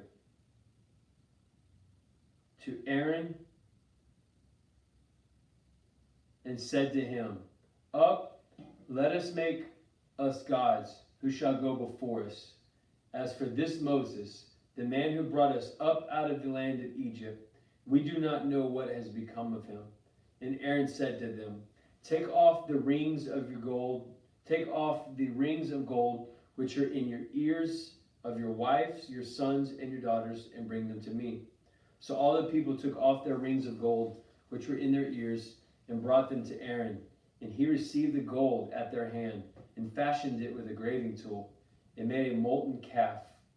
And they said, these are your gods, O Israel, who brought you up out of the land of Egypt. When Aaron saw this, he built an altar before it. And Aaron made proclamation and said, tomorrow shall be a feast to the Lord. And they rose up early on the morrow and offered burnt offerings and brought peace offerings. And the people sat down to eat and drink and rose up to play. And the Lord said to Moses, go down, for your people whom you brought out of the land of Egypt have corrupted themselves. They have turned aside quickly out of the way which I commanded them. They have made for themselves a molten calf and have worshipped it and sacrificed to it and said, these are your gods, O Israel, who brought you up out of the land of Egypt. And the Lord said to Moses, I have seen this people, and behold, it is a stiff-necked people. Now therefore, let me alone, that my wrath may burn hot against them, and I will consume them. But of you, I will make you a great nation. But Moses besought the Lord, his God, and said, O Lord, why does the wrath burn hot against the people from whom you have brought forth out of the land of Egypt with great power and with a mighty hand? Why should the Egyptians say, with evil intent did he bring them forth, to slay them in the mountains and consume them from the face of the earth? Turn from thy fierce wrath and repent of this evil against the people.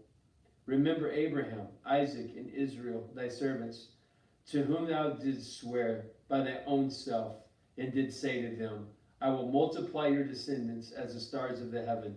And with all this land I have promised, I will give your descendants, and they shall inherit it forever. And the Lord repented of the evil which he thought to do to his people. And Moses turned and went down from the mountain with the 2 tablets that were of the testimony in his hands. The tables that were written on both sides, on one side and on the other side they were written. And on the tables were the work of God, and the writing was the writing of God, graven upon the tables. When Joshua heard the noise of the people as they shouted, he said to Moses, there is noise of war in the camp. But he said, it is not the sound of shouting for victory, or the sound of the cry of defeat, but the sound of singing that I hear.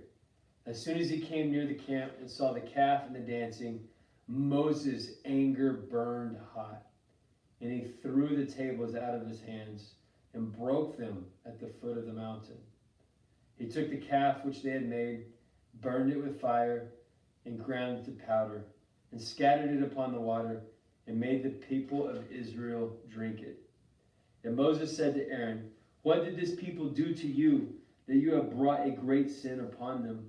And Aaron said, let not your anger burn hot. You know the people, that they are set on evil. For they said to me, make us a god. Who shall go before us? As for this Moses, the man who brought us up out of the land of Egypt, we do not know what has become of him. And I said to them, let any of you who have gold take it off. So they gave it to me. We threw it into the fire, and out came this calf.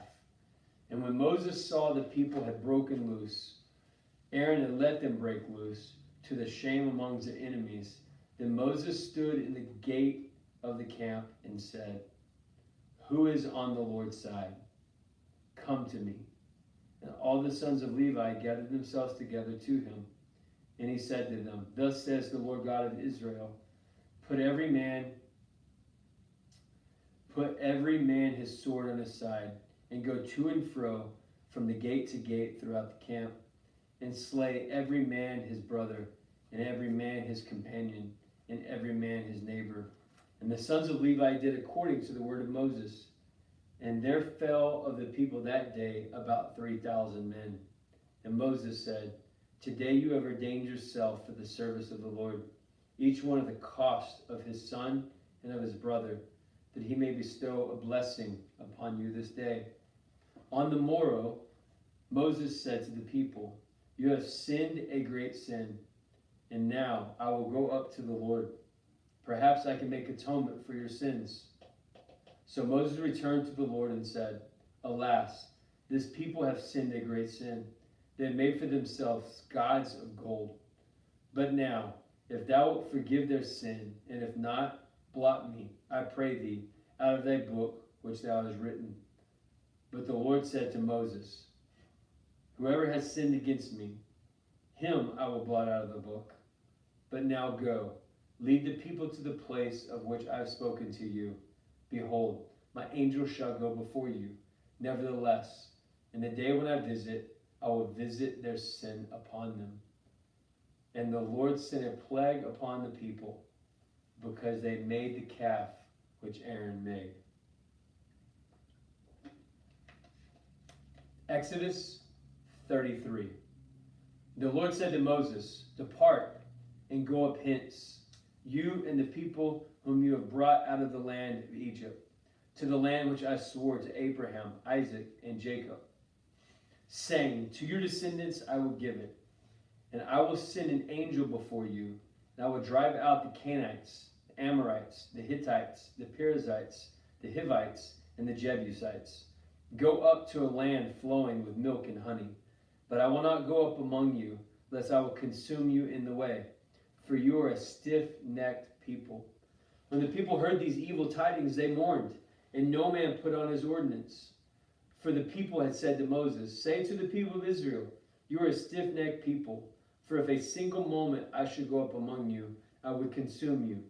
So now put off your ordinance from you, that I may know who is with you. Therefore the people of Israel stripped themselves from Mount Horeb onward. Now Moses used to take the tent and pitch it outside the camp, far off from the camp. And he called it the tent of meeting. And everyone who sought the Lord would go out to the tent of meeting, which is outside the camp. Whenever Moses went up out the tent, all the people rose up. Every man stood at his tent door and looked after Moses until he had gone into the tent. When Moses entered the tent, the pillar of cloud would descend and stand on the door of the tent, and the Lord would speak with Moses. And when all the people saw the pillar of cloud standing at the door of the tent, all the people would rise up and worship, every man at his tent door. Thus the Lord used to speak to Moses face to face, as a man speaks to his friend. When Moses turned again into the camp, his son Joshua, the son of Nun, a young man, did not depart from the tent.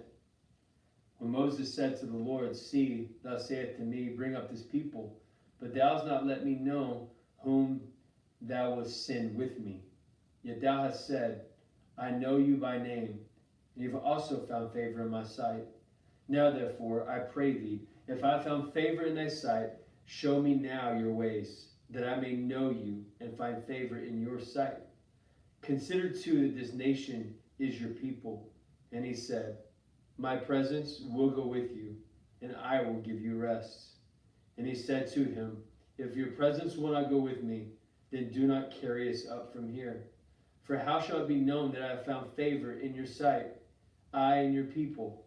Is it not in thus going, so that we are distinct, I and the people, from all other people that are upon the face of the earth? And the Lord said to Moses, This very thing that you have spoken, I will do. For you have found favor in my sight, and I know you by name. Moses said, I pray thee, show me your glory. And he said, I will make all my goodness pass before you, and I will proclaim before you my name, the Lord. And I will be gracious to whom I will be gracious, and I will show mercy on whom I will show mercy. But he said, You cannot see my face, for a man shall not see me and live. And the Lord said, Behold, there is a place by me where you shall stand upon the rock. And while my glory passes by, I will put you in the cleft of the rock, and I will cover you with my hand until I have passed by. Then I will take away my hand, and you shall see my back, but my face shall not be seen. Exodus chapter 34. The Lord said to Moses, Cut 2 tables of stone like the first, and I will write upon them the tables of the words that were on the first tables, which you broke. Be ready in the morning. Come up in the morning to Mount Sinai. Be present yourself there to me on the top of the mountain. No man shall come up with you. Let no man be seen throughout the mountain. Let no flocks or herds feed before that mountain. So Moses took 2 tables of stone like the first, and he arose early in the morning and went up on top of Mount Sinai, as the Lord commanded him. He took in his hand 2 tables of stone, and the Lord descended on the cloud and stood there before him, and proclaimed the name of the Lord. The Lord passed before him and proclaimed, the Lord, a gracious God, merciful and gracious, slow to anger, and abounding in steadfast love and faithfulness, keeping steadfast love for thousands, forgiving iniquity and transgression and sin, but who will by no means clear the guilty, visiting the iniquity of the fathers upon their children and their children's children to the 3rd and 4th generation. And Moses made haste to bow his head towards the earth and worshiped and said, If now I have found favor in the sight, O Lord, let the Lord, I pray, go in the midst of us. Although it is a stiff-necked people, and pardon our iniquity and our sin, and take us for thy inheritance. And he said, Behold, I make a covenant. Before all your people I will do marvels, such has not been in any of the earth or any nation. And all the people among you shall see the work that is the Lord's. For it is a terrible thing that I will do with you. Observe what I command you to this day. Behold, I will drive out before you the Amorites, the Canaanites, the Hittites, the Perizzites, the Hivites, and the Jebusites. Take heed to yourself, lest you make a covenant with the inhabitants of the land wherever you go, lest it become a snare in the midst of you. You shall tear down their altars, break their pillars, cut down their Asherah. You shall worship no other God, for the Lord, whose name is jealous, is a jealous God. Lest you make a covenant with the inhabitants of the land, and when they play the harlot after their gods and sacrifice to their gods, and one invites you, and you eat of his sacrifice, and you take of their daughters for your sons, and their daughters play the harlot after their gods, and make your sons play the harlot after their gods. You shall not make for yourselves any other gods. The feast of unleavened bread you shall keep. 7 days you shall eat unleavened bread, as I commanded you, at the time appointed in the month of Abib. In the month of Abib you came out of Egypt. All that opens the womb is mine. All your male cattle, the firstlings of the cow and the sheep, the firstlings of the donkey you shall redeem with the lamb. And if you will not redeem it, you shall break its neck. And all the firstborns of your sons you shall redeem, and none shall appear before me empty. 6 days you shall work, but on the 7th day you shall rest. In plowing time and in harvest you shall rest. You shall observe the feast of weeks, the first fruits of the wheat harvest, the feast of the ingathering at year's end. 3 times in the year you shall appear before the Lord your God, the God of Israel, for whom I will cast out nations before you and enlarge your borders. Neither shall any man desire your land when you go up to appear before the Lord your God 3 times in a year. You shall not offer the blood of my sacrifice with leaven, neither shall the sacrifice of feast be left in the morning. The first of the firstfruits of your ground you shall bring to the house of the Lord your God. You shall not boil a kid in its mother's milk. And the Lord said to Moses, write these words in accordance with the words that I have made my covenant with you and with all of Israel. As he was there, the Lord, 40 days and 40 nights, he neither ate bread nor drank water. And he wrote upon the tablets the words of the covenant, the 10 commandments. When Moses came down from the mountain of Sinai with the 2 tablets of the testimony in his hand as he came down from the mountain, Moses did not know that the skin of his face shone because he had been talking with God. And when Aaron and all the people of Israel saw Moses, behold, the skin of his face shone, and they were afraid to come near him. But Moses called to them, and Aaron and all the leaders of the congregation returned to him, and Moses talked with them. And afterwards all the people of Israel came near, and gave them in commandment all the Lord had spoken with them in Mount Sinai. And when Moses had finished speaking with them, he put a veil on his face. But whenever Moses went into the Lord to speak with him, he took the veil off until he came out. And when he came out and told the people of Israel what was commanded, the people of Israel saw the face of Moses, that the skin of Moses' face shone. And Moses was with the veil upon his face again until he went in to speak with him.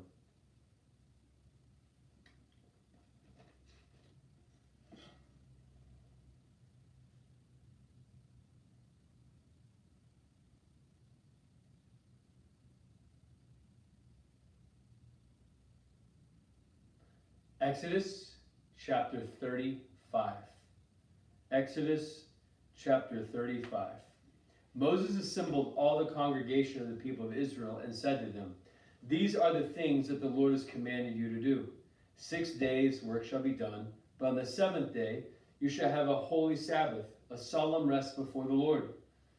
Whoever does any work on it shall be put to death. You shall kindle no fire in all your habitations on the Sabbath day. Moses said to the congregation of the people of Israel, this is the congregation of my people. This is the command. Take from among you an offering to the Lord. Whoever is of this generous heart, let him bring the Lord's offering, gold, silver, and bronze, blue and purple and scarlet stuff, and fine twined linen, goat's hair, tan ram skin, goat skin, acacia wood, oil for the light, spices for the anointing oil, and for the fragrant incense, and onyx stones and stones for setting, for the ephod and for the breastpiece. Let every able man among you come and make all the Lord has commanded. The tabernacle, its tent and its coverings, its hooks and its frames, its bars, its pillars, and its bases. The ark with its poles, the mercy seat, and the veil of the screen. The table with its poles and all its utensils, and the bread of the presence. The lampstand also for the light, with its utensils and its lamps, and the oil for the light, and the altar of incense, with its poles, its anointing oil, the fragrant incense, and the screen for the door. At the door of the tabernacle, the altar of burnt offering, with all its grating bronze, its poles and its utensils, the laver and its base, the hangings of the court, its pillars and its base, the screen for the gate of the court, the peg of the tabernacle, the pegs of the court and their cords, the finely wrought garments for the ministering in the holy place, the holy garments for Aaron and the priest, and the garments of his sons for their service as priest. Then all the congregation of the people of Israel departed from the presence of Moses. They came, everyone whose hearts were stirred him, and whose spirit moved him, brought the Lord's offering to be used as the Lord's offering in the tent of meeting for all its service, and for the holy garments. So they came, both men and women, who were of a willing heart, brought brooches, earrings, signet rings, and armlets, all sorts of gold objects, every man dedicating an offering of gold to the Lord.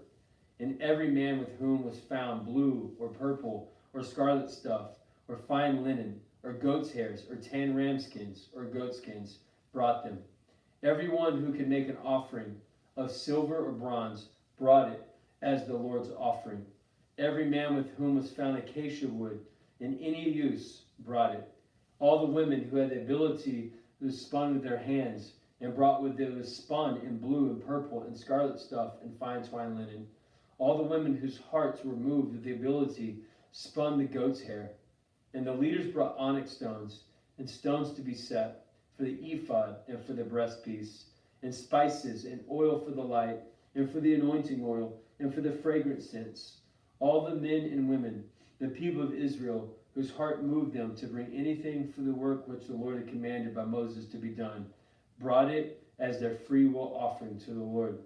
And Moses said to the people of Israel, See, the Lord has called by name Bezalel, the son of Uri, the son of Ur, from the tribe of Judah, and he has filled him with the Spirit of the God, with the ability and with intelligence, with knowledge and all craftsmanship, to devise artistic designs, and to work in gold, silver, and bronze, in cutting stones for setting, in carving wood, for work in every skilled craft.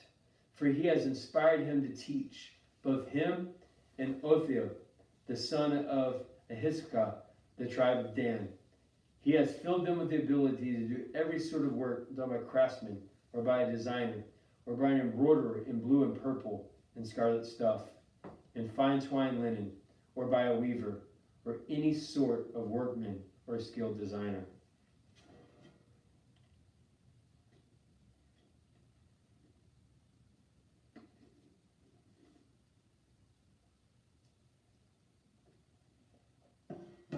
Exodus chapter 36.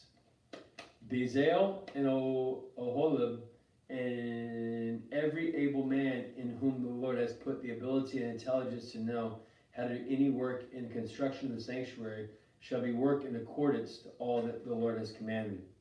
And Moses called Bezalel and Oholib and every able man in whose mind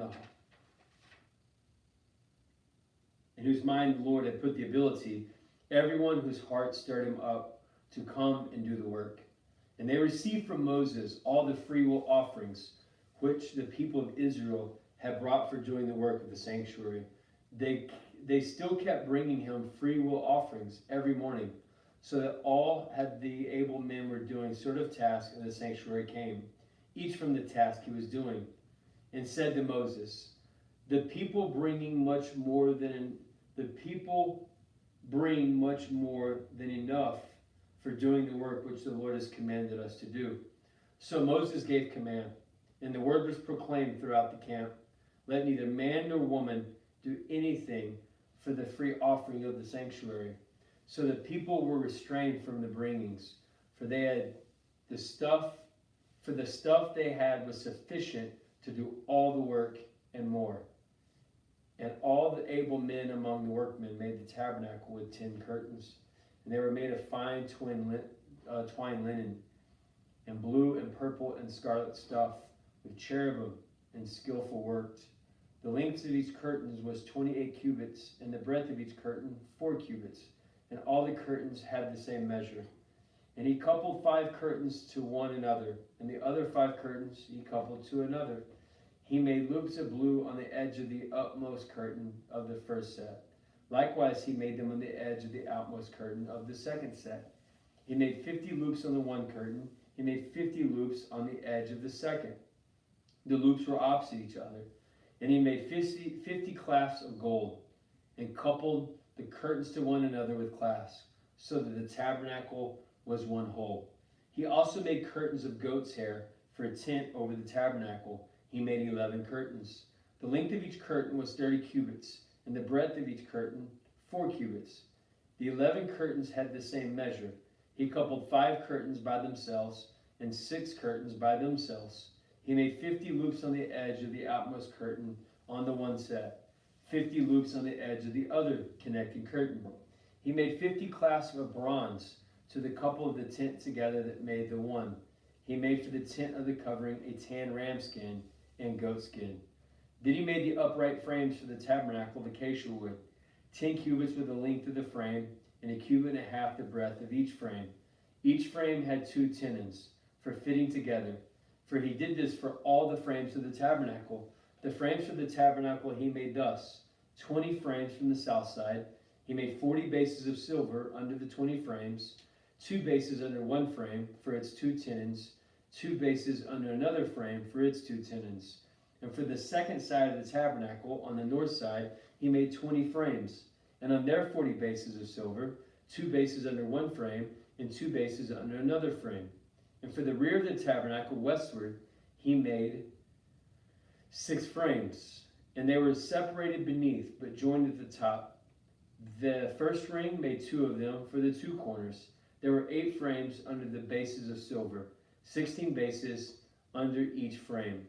He made bars of acacia wood, 5 for the frames of the one side of the tabernacle, 5 bars for the frames for the other side of the tabernacle. The 5 bars for the frames of the tabernacle at the rear westward. And he made the middle bar to pass through from end to end halfway up the frames. And he overlaid the frames with gold. It made the rings of gold their holders for bars, and overlaid the bars with gold. He made the veil of blue and purple and scarlet stuff and fine twined linen. With cherubim skillfully worked at it, he made it. And for it he made the 4 pillars of acacia, and overlaid them with gold. Their hooks were of gold, and he cast them for 4 bases of silver. He also made a screen for the door of the tent, blue, purple, scarlet stuff, and fine twined linen, embroidered with needlework, and its 5 pillars with their hooks. He overlaid their capitals and their fillets of gold, and their 5 bases of bronze. Exodus chapter 37. Bezalel made the ark of the acacia wood. 2 cubits and a half was its length, a cubit and a half its breadth, and a cubit and a half its height.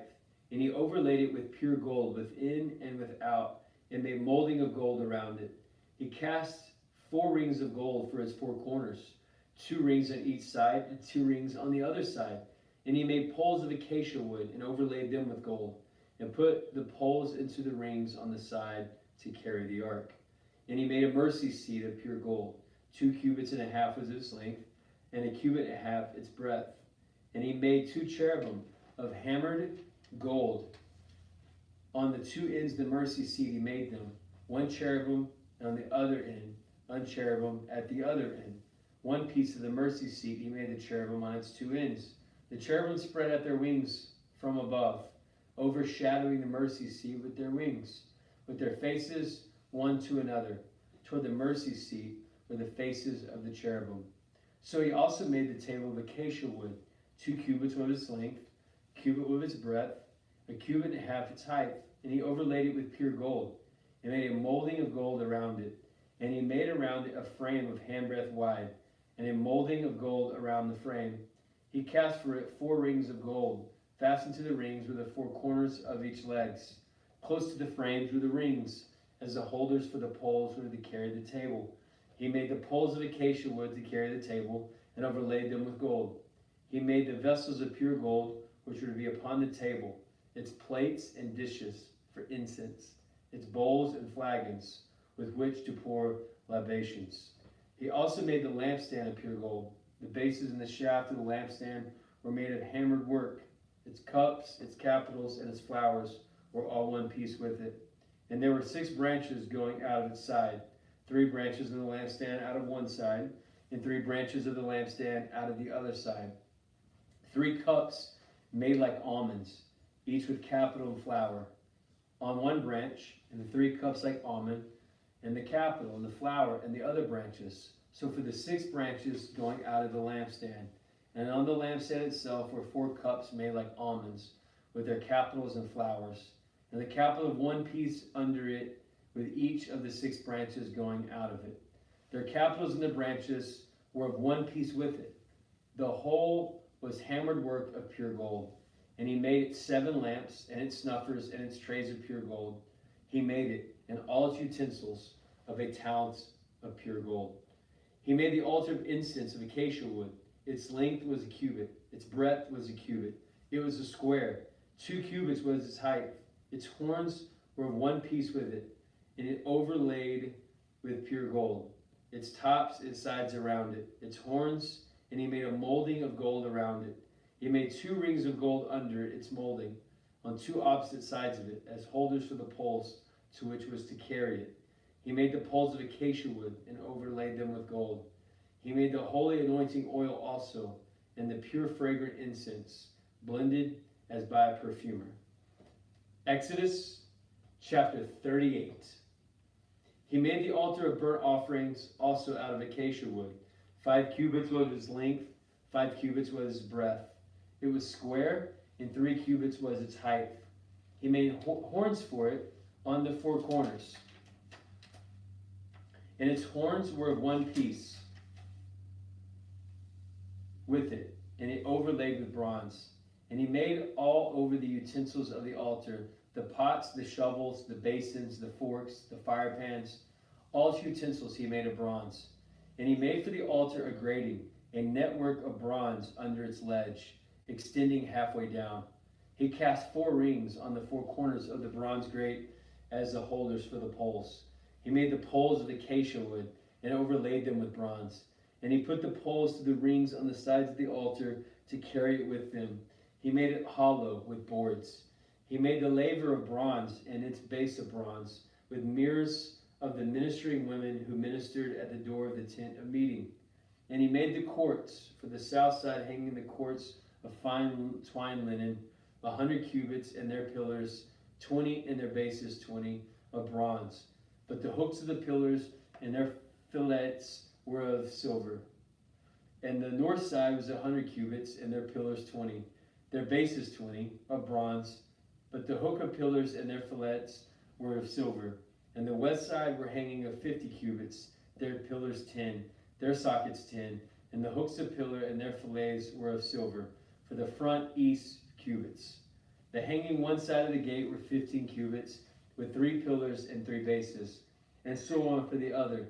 And his hand and that hand on the gate of the cubits were 15 cubits, with 3 pillars and 3 bases.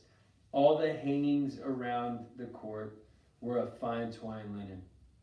And the bases of the pillars were of bronze, but the hooks of the pillars and their fillets were of silver, and the overlaying of the capitals was also silver, and all the pillars of the court were filleted with silver. And the screen for the gate of the court was embroidered with needlework in blue and purple and scarlet stuff and fine twine linen. And it was 20 cubits long and 5 cubits high in its breadth, corresponding to the hangings of the court. And their pillars were 4. Their 4 bases were bronze. Their hooks were silver, and the overlaying their capitals and fillets of silver. And all the pegs of the tabernacle for the court were bronze. This is the sum of the things for the tabernacle of the testimony, as they were counted by the commandment of Moses, for the work of the Levites under the directions of the Ithamar, the son of Aaron the priest, Bezalel, the son of Uriah, the son of the tribe of Judah, made all that the Lord commanded Moses. With him was Oholib, the son of Akashima, the tribe of Dan, a craftsman and designer, embroider in blue and purple and scarlet stuff and twined linen. And all the gold that was used for the work and all the construction of the sanctuary, the gold from the offering was 29 talents, 730 shekels, by the shekel of the sanctuary. And the silver from those from the congregation who were numbered was 100 talents, and 1,775 shekels, by the shekel of the sanctuary. A beka, a head, that is a half a shekel, by the shekel of the sanctuary. For everyone who was numbered in the census, from 20 years old and upward, for 603,550 men, the 100 talents of silver were cast by the bases of the sanctuary, and the bases of the veil, 100 bases for the 100 talents, 100 for the base. And of the 1,775 shekels, he made hooks for the pillars, and overlaid their capitals, and made fillets for them.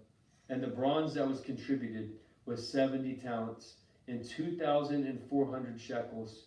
With it he made the bases for the door of the tent of meeting, the bronze altar, the bronze grating for it, and all the utensils of the altar, the bases around the court, the bases in the gate of the court, the pegs of the tabernacle, and all pegs around the court. And of the blue and purple and scarlet stuff, Exodus chapter 39, they made finely wrought garments for ministering in the holy place. They made the garments for Aaron, as the Lord God had commanded Moses. And he made the ephod of gold, purple and blue and scarlet stuff, and fine twine together. The gold leaf was hammered out and cut into threads to work into the blue and purple and scarlet stuff, into the fine twine linen in skilled design. They made for the ephod shoulder pieces joined at its two edges, and the skillfully woven band upon it, to gird on it, was the same material and workmanship of gold, blue, purple, and scarlet stuff, a fine twine linen, as the Lord had commanded Moses. The onyx stones were prepared, enclosed in settings of gold filigree, engraved like the engravings of a signet, according to the names of the son of Israel. And he set on them shoulder pieces of the ephod, to be stones of remembrance for the sons of Israel, as the Lord has commanded Moses. He made the breastpiece in skilled work, like the work of an ephod, of gold, blue, purple, and scarlet stuff, and fine twine linen. It was square. The breastpiece was made double, a span in its length and a span in its breadth when doubled. And they set for it rows of stone. A row of sardis, topaz, carbuncle was the first row. The second row of emerald, sapphire, and of a diamond. The third row, a jacinth, an agate, and an amethyst. The fourth row, a beryl, an onyx, and a jasper. And they were all enclosed in the setting of filigree. There were 12 stones with their names according to the names of the sons of Israel. And they were like signets, each engraved with his name, for the 12 tribes. And they made on the breastpiece twisted chains like cords of pure gold. And they made 2 settings of gold filigree and 2 gold rings. And they put the 2 rings on the 2 edges of the breastpiece. And they put the 2 cords of gold and the 2 rings at the edges of the breastpiece. 2 ends of the 2 cords they attached to the 2 settings of the filigree. Thus they attached it in the front of the shoulder pieces of the ephod. Then they made 2 rings of gold and put them at the 2 ends of the breastpiece, on its inside edge next to the ephod. And they made 2 rings of gold, attached them in the front to the lower part of the 2 shoulder pieces of the ephod, at its joining above the skillfully woven band of the ephod. And they bound the breastpiece by its rings to the rings of the ephod with the lace of blue, so that it should lie upon the skillfully woven band of the ephod, that the breastpiece should not come loose of the ephod, as the Lord had commanded Moses. So he also made the robe of the ephod woven of all blue, and the opening of the robe in it was like the opening of a garment, with a binding around the opening, that it might not be torn. On the skirts of the robe they made pomegranates of blue and purple and scarlet stuff, and fine twined linen. They also made bells of pure gold, and put the bells of the pomegranates upon the skirts of the robe round about, between the pomegranates, a bell and a pomegranate. A bell and pomegranate around the skirts of the robe for ministering, as the Lord had commanded Moses. They also made the coats, woven of fine linen, for Aaron and his sons, and the turbans of fine linen, and the caps of fine linen, and the linen breeches of fine twined linen, and the girdle of fine twined linen of the blue and purple and scarlet stuff, embroidered with the needlework, as the Lord commanded Moses. And they made the plate of holy crown of pure gold, and wrote upon it the inscription, like the engraving of a signet, holy to the Lord. And they tied it to the lace of the blue, and fastened it on the turban above, as the Lord had commanded Moses. Thus all the work of the tabernacle of the tent of meeting was finished. And the people of Israel had done according to all that the Lord had commanded Moses. So they had done. And they brought the tabernacle to Moses, the tent and all its utensils, its hooks, its frames, its bars, its pillars and its bases, the covering of all 10 ram skins, goat skins, the veil of the screen, and of the ark of the testimony, with its poles and its mercy seat, the table with all its utensils, and the bread of the presence, the lampstand of pure gold, its lamps, with its lamp sets and all its utensils, and all the oil for the light, the golden altar, the anointing oil, the fragrant incense, and the screen for the door of the tent, the bronze altar, and its grating of bronze, its poles and all its utensils, the laver and its base, the hanging of the court, its pillars and its bases, and the screen for the gate of the court, its cords and its pegs, and all the utensils for the service of the tabernacle, for the tent of meeting, the finely worked garments of ministering in the holy place, the holy garments of Aaron the priest, the garments of the son to serve as the priest, according to all the Lord had commanded Moses. So the people of Israel did all the work. Moses saw all the work they had done, and behold, it was finished, as the Lord had commanded. So they had done it, and Moses blessed them. Exodus, last chapter, chapter number 40. Then the Lord said to Moses, on the first day of the month you shall erect the tabernacle of the tent of meeting, and you shall put in it the ark of testimony, and you shall screen the ark with the veil, and you shall bring in the table and set its arrangements in order, and you shall bring in the lampstand and set up its lamps, and you shall put the golden altar for incense before the ark of the testimony, and set up the screen for the door of the tabernacle. You shall set the altar of burnt offering before the Lord of the tabernacle of the tent of meetings, and place the laver between the tent of the meetings and the altar, and put them in the water. You shall set up the court round about, hanging up the screen for the gate of the court. Then you shall take the anointing oil, and the anointing of the tabernacle, and all that is in it, and its consecrations and furniture, and it shall become holy. You shall offer as an anointing to the, you shall also anoint the altar of burnt offering and all its utensils, and consecrate the altar, and you shall be most holy. You shall also anoint the laver and its base, and consecrate it. You shall bring Aaron and his sons to the door of the tent of the meeting, and you shall wash them with water, and put on Aaron the holy garments, and you shall anoint him and consecrate him, and may serve me as priest. You shall bring in his sons also, and put coats on them, and anoint them, as you anointed their father, and they shall serve me as priests, and their anointing shall admit them to the perpetual priesthood throughout all their generations.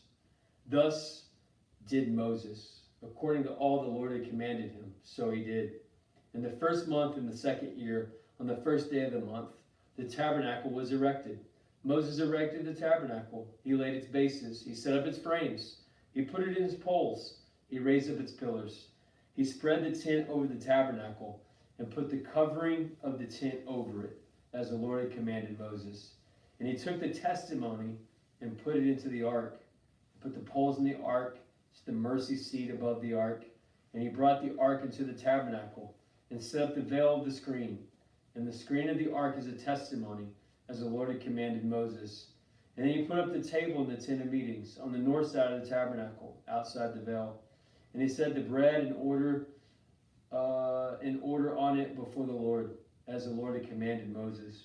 He put the lampstand in the tent of meeting, opposite the table on the south side of the tabernacle. He set up the lamps before the Lord, as the Lord had commanded. He put the golden altar in the tent of meeting before the veil, and the burnt fragrance, incense upon it, as the Lord had commanded Moses. And he put in the place the screen door for the tabernacle, and he set the altar of burnt offering at the door of the tabernacle in the tent of meetings. He offered the burnt offering and the cereal offering, as the Lord had commanded. He set the laver between the tent of meetings and the altar, and put water in it for washing, with which Moses and Aaron and his sons washed their hands and their feet when they went into the tent of meetings. And when they approached the altar, they washed, just as the Lord commanded Moses. He erected the court around the tabernacle and the altar, and set up the screen of the gate of the court. So Moses finished the work. Then the cloud covered the tent of meeting, and the glory of the Lord filled the tabernacle. And Moses was not able to enter the tent of meeting, because the cloud abode upon it, and the glory of the Lord filled the tabernacle. Throughout all the journey, whenever the cloud was taken up from the tabernacle, the people of Israel would go onward. But if the cloud was not taken up, then they did not go onward till the day that it was taken up. For throughout all their journeys, the cloud of the Lord was upon the tabernacle by day, and fire was in it by night, in the sight of the whole house of Israel. I'm going to pause for a second, get a water. I've been reading straight for an hour and a half. We're going to pick back up Leviticus chapter 1.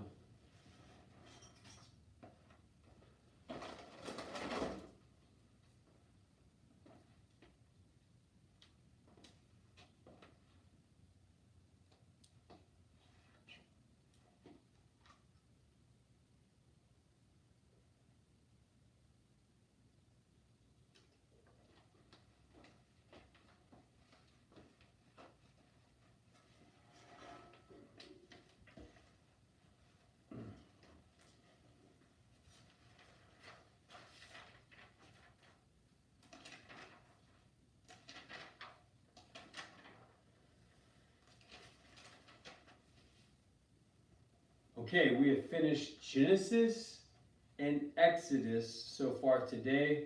We are picking up Leviticus chapter 1.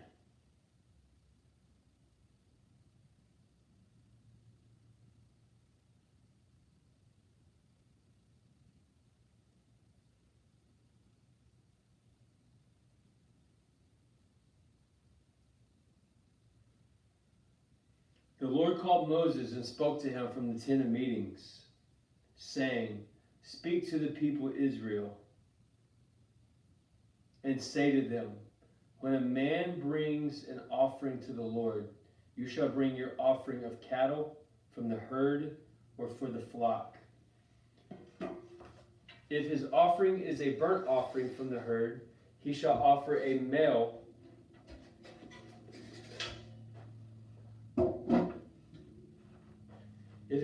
If his offering is a burnt offering from the herd, he shall offer a male without blemish.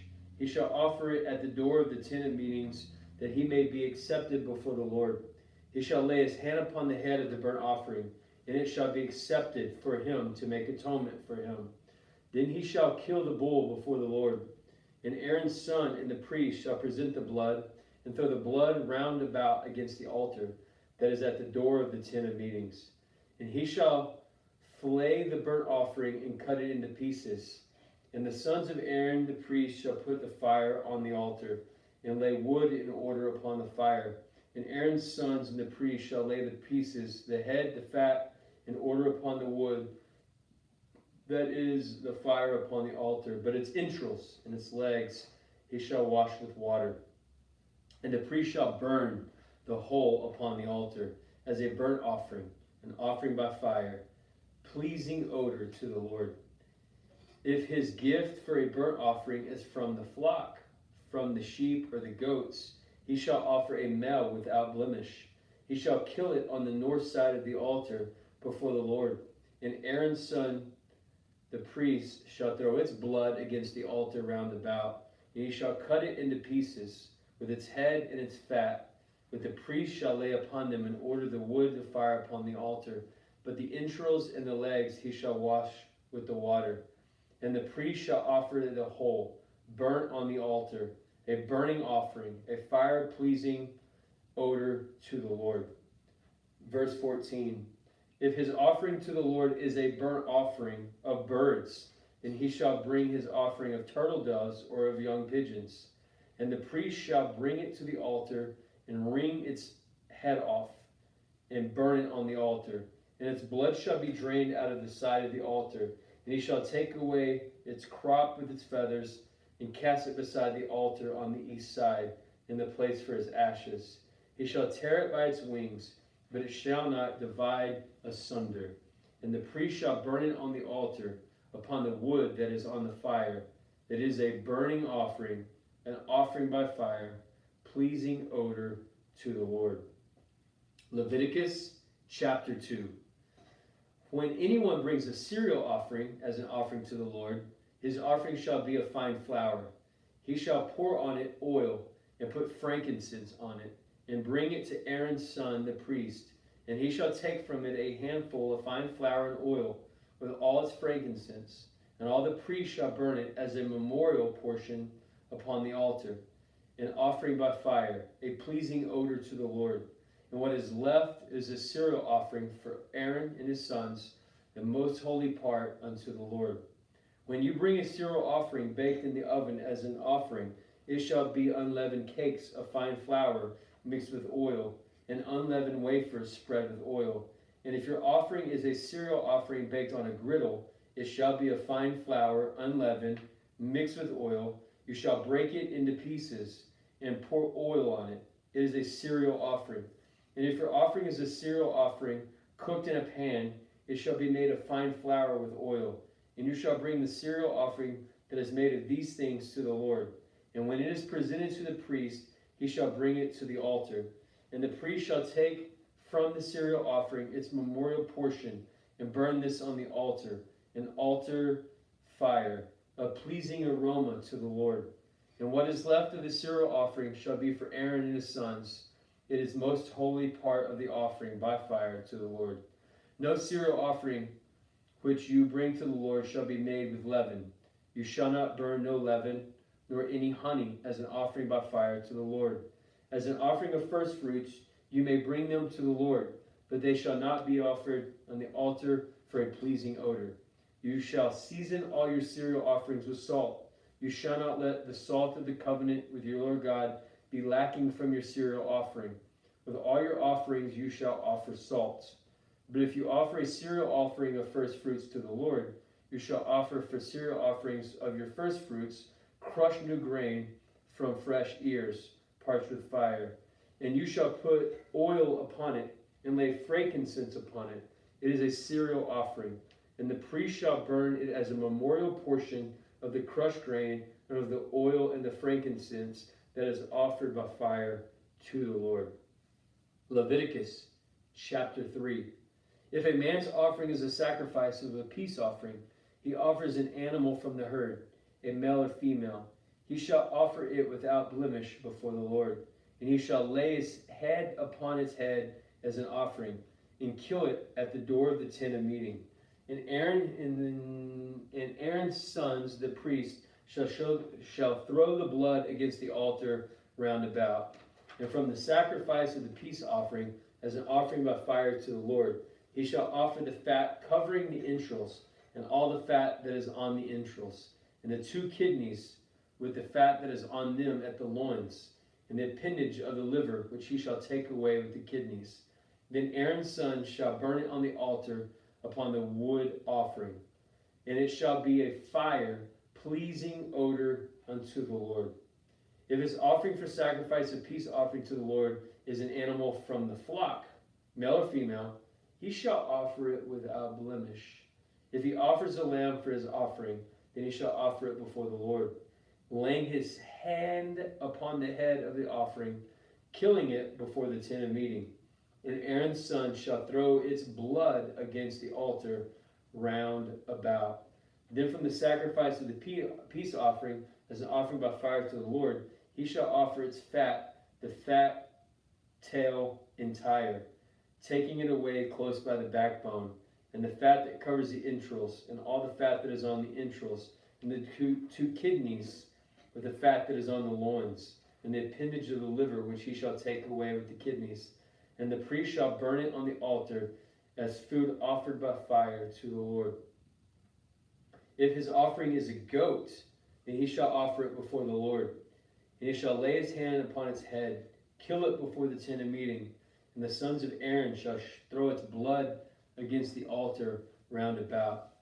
Then he shall offer from it as his offering, from an offering by fire to the Lord, the fat covering the entrails, and all the fat that is on the entrails, and the two kidneys with the fat that is on them at the loins, and the appendage of the liver, which he shall take away with the kidneys.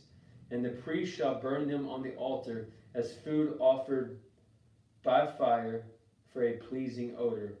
All fat is the Lord's. It shall be a perpetual statute throughout all your generations, and in all your dwelling places, that you eat neither fat nor blood. Leviticus chapter 4. And the Lord said to Moses, say to the people of Israel, if anyone sins unwillingly in any of the things that the Lord commanded not to be done, and does any of them, if it is the anointed priest who sins, thus bringing guilt upon the people, then let him offer for the sin which he has committed a young bull without blemish to the Lord for a sin offering. He shall bring the bull to the door of the tent of meetings before the Lord, lay his hand on the head of the bull, kill the bull before the Lord, and the anointed priest shall take some of the blood of the bull and bring it to the tent of the meeting. And the priest shall dip its finger in the blood and sprinkle part of the blood 7 times before the Lord in front of the veil of the sanctuary. And the priest shall put some of its blood on the horns of the altar as the fragrant incense before the Lord, which is the tent of meetings. And the rest of the blood of the bull he shall pour out of the base of the altar of the burnt offering, which is at the door of the tent of the meeting.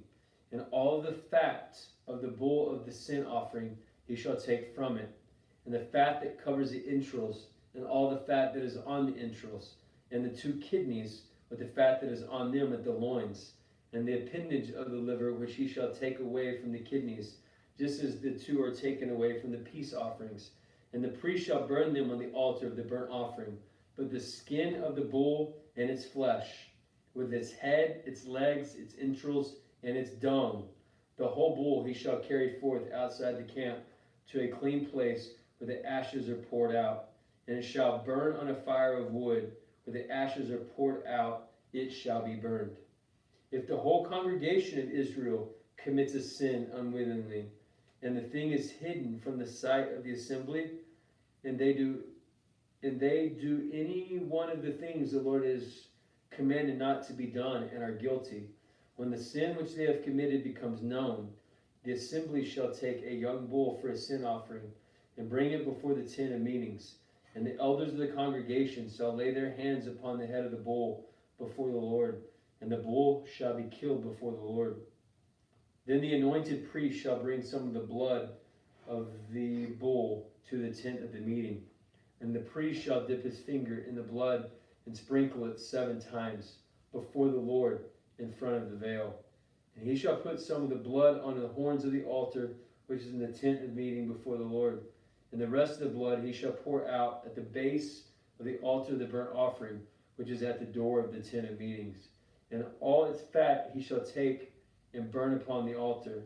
Thus he shall do with the bull, as he did with the bull of the sin offering, so he shall do with this. And the priest shall make atonement for them, and they shall be forgiven. And he shall carry forth the bull outside the camp, and burn it as he burned the first bull. And it is the sin offering for the whole assembly.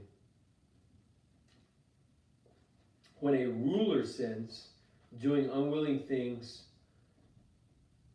any one of the things the Lord has commanded not to be done, and is guilty, and if the sin which he has committed is made known to him, he shall bring as his offering a goat, a male goat without blemish.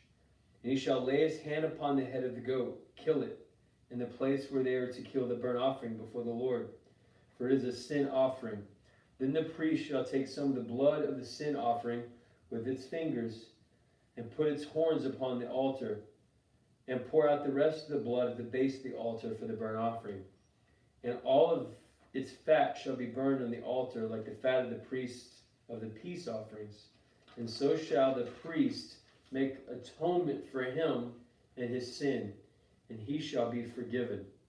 If any one of the common people sins unwillingly in doing any one of the things the Lord has commanded us not to do, and is guilty, when the sin which he has committed is made known to him, he shall bring for his offering a goat, a female without blemish, for his sins which he has committed. And he shall lay his hands on the head of the sin offering, and kill the sin offering in the place of the burnt offering. And the priest shall take some of its blood with his finger, and put it on the horns of the altar of the burnt offering, and pour out the rest of its blood at the base of the altar. And its fat he shall remove. And its fat he shall remove from the peace offerings. And the priest shall burn it upon the altar for a pleasing odor to the Lord. And the priest shall make atonement for him, and he shall be forgiven. If he brings a lamb as his offering for a sin offering, he shall make a female, or shall bring a female without blemish, and lay his hand upon the head of the sin offering, and kill it for the sin offering in the place where they were killed in the burnt offering. Then the priest shall take some of the blood of the sin offering with his finger, and put it upon the horns of the altar and the burnt offering, and pour out the rest of its blood at the base of the altar, and all its fat he shall remove from the fat of the lamb, and bring it as a sacrificial peace offering. And the priest shall burn it on the altar, upon the altar by fire to the Lord. And the priest shall make atonement for him, for the sin he has committed. He shall be forgiven. Leviticus chapter 5. Leviticus chapter 5. Moving forward with speed and agility. If anyone sins that he hears any public adjuration to testify, and though he is a witness, whether he has seen or come to know the matter, yet does not speak, he shall bear his iniquity. Or if anyone touches an unclean thing, whether the carcass of an unclean beast, or the carcass of an unclean cattle, the carcass of an unclean swarming thing, it is hidden from him, and he has become unclean, he shall be guilty. Or if he touches human uncleanliness, of whatever sort the uncleanliness may be with which one becomes unclean, and it is hidden from him, when he comes to know it, he shall be guilty. Or if anyone utters with his lips a rash oath to do evil or to do good, or any sort of rash oath men swear, and it is hidden from him, when he comes to know, then he shall be guilty. When a man is guilty in any of these things, he shall confess the sin he has committed, and he shall bring his guilt offering to the Lord for the sin which he has commanded, the female from the flock, a lamb or goat for a sin offering. The priest shall make atonement for the sin on him. But if he cannot afford a lamb, then he shall bring as his guilt offering to the Lord for the sins which he has committed 2 turtle doves or 2 young pigeons, one for a sin offering and the other for a burnt offering. He shall bring them to the priest, who shall offer the first one for the sin, and he shall wring its neck but not sever it. He shall sprinkle some of the blood from the sin offering on the side of the altar, while the rest of the blood shall be drained out of the base of the altar as a sin offering. Then he shall offer a second for a burnt offering according to the ordinance, and the priest shall make atonement for him for the sin which he has committed. He shall be forgiven. But if he cannot afford 2 turtle doves or 2 young pigeons, then he shall bring, as his offering for the sin which he has committed, 1/10 of an ephah of fine flour for the sin offering. And he shall put no oil on it. He shall put no frankincense on it, for it is a sin offering. He shall bring it to the priest, and the priest shall take a handful of it as a memorial portion, and burn it on the altar upon the offerings by fire to the Lord. It is a sin offering. Thus the priest shall make atonement for him for the sins he has committed in any one of these things, and he shall be forgiven. And the remainder shall be for the priest, as in the cereal offering.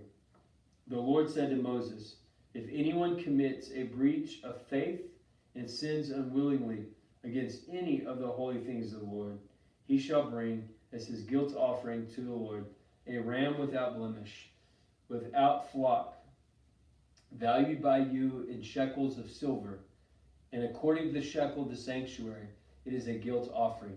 He shall also make restitution for what he's done amidst in the holy thing. He added to it a fifth in the priest, and the priest shall make atonement with him with the ram guilt offering, and he shall be forgiven. If anyone sins doing any of the things that the Lord has commanded, and did not know to be done, though he does not know it, yet he is guilty, he shall bear his iniquity.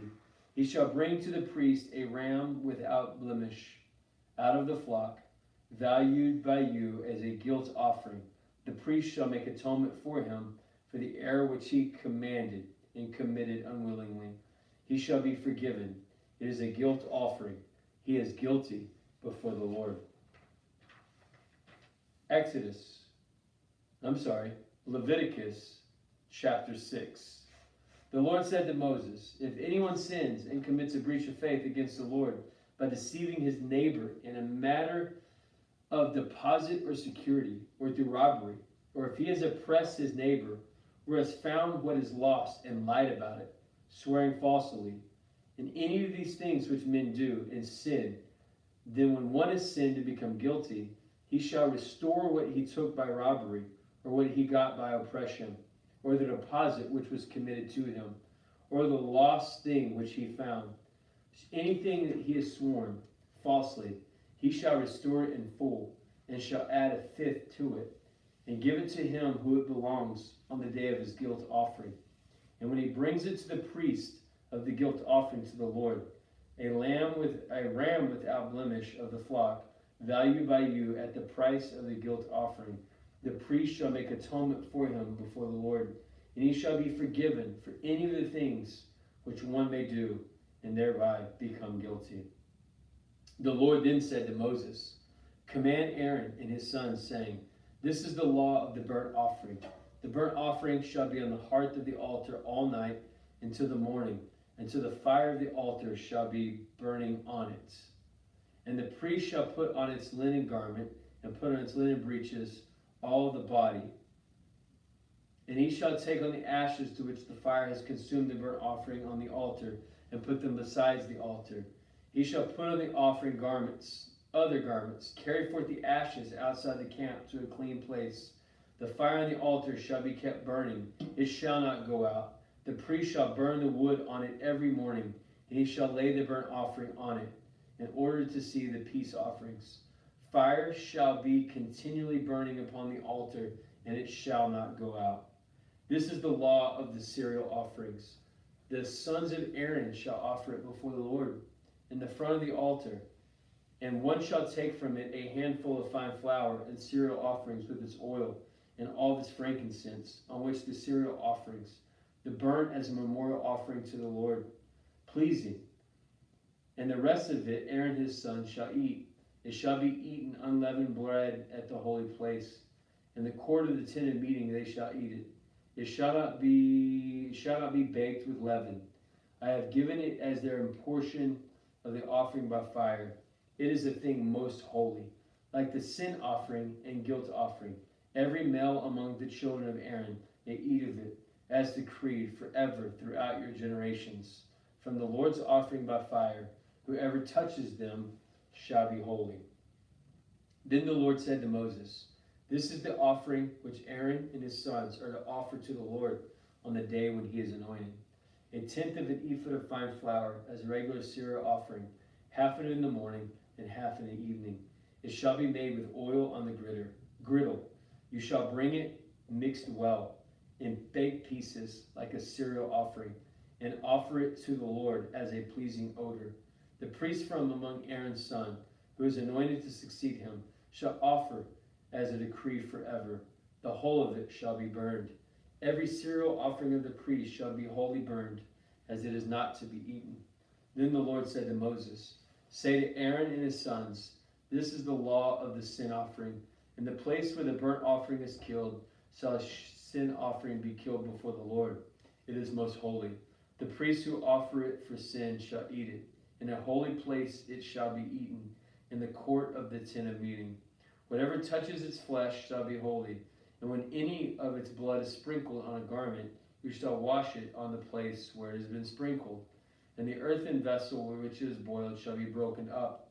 And if it is boiled in a bronze vessel, it shall be scoured and rinsed in water. Every male among the priests may eat of it. It is most holy. But no sin offering shall be eaten from the tent of meeting to make atonement in the holy place. It shall be burned with fire.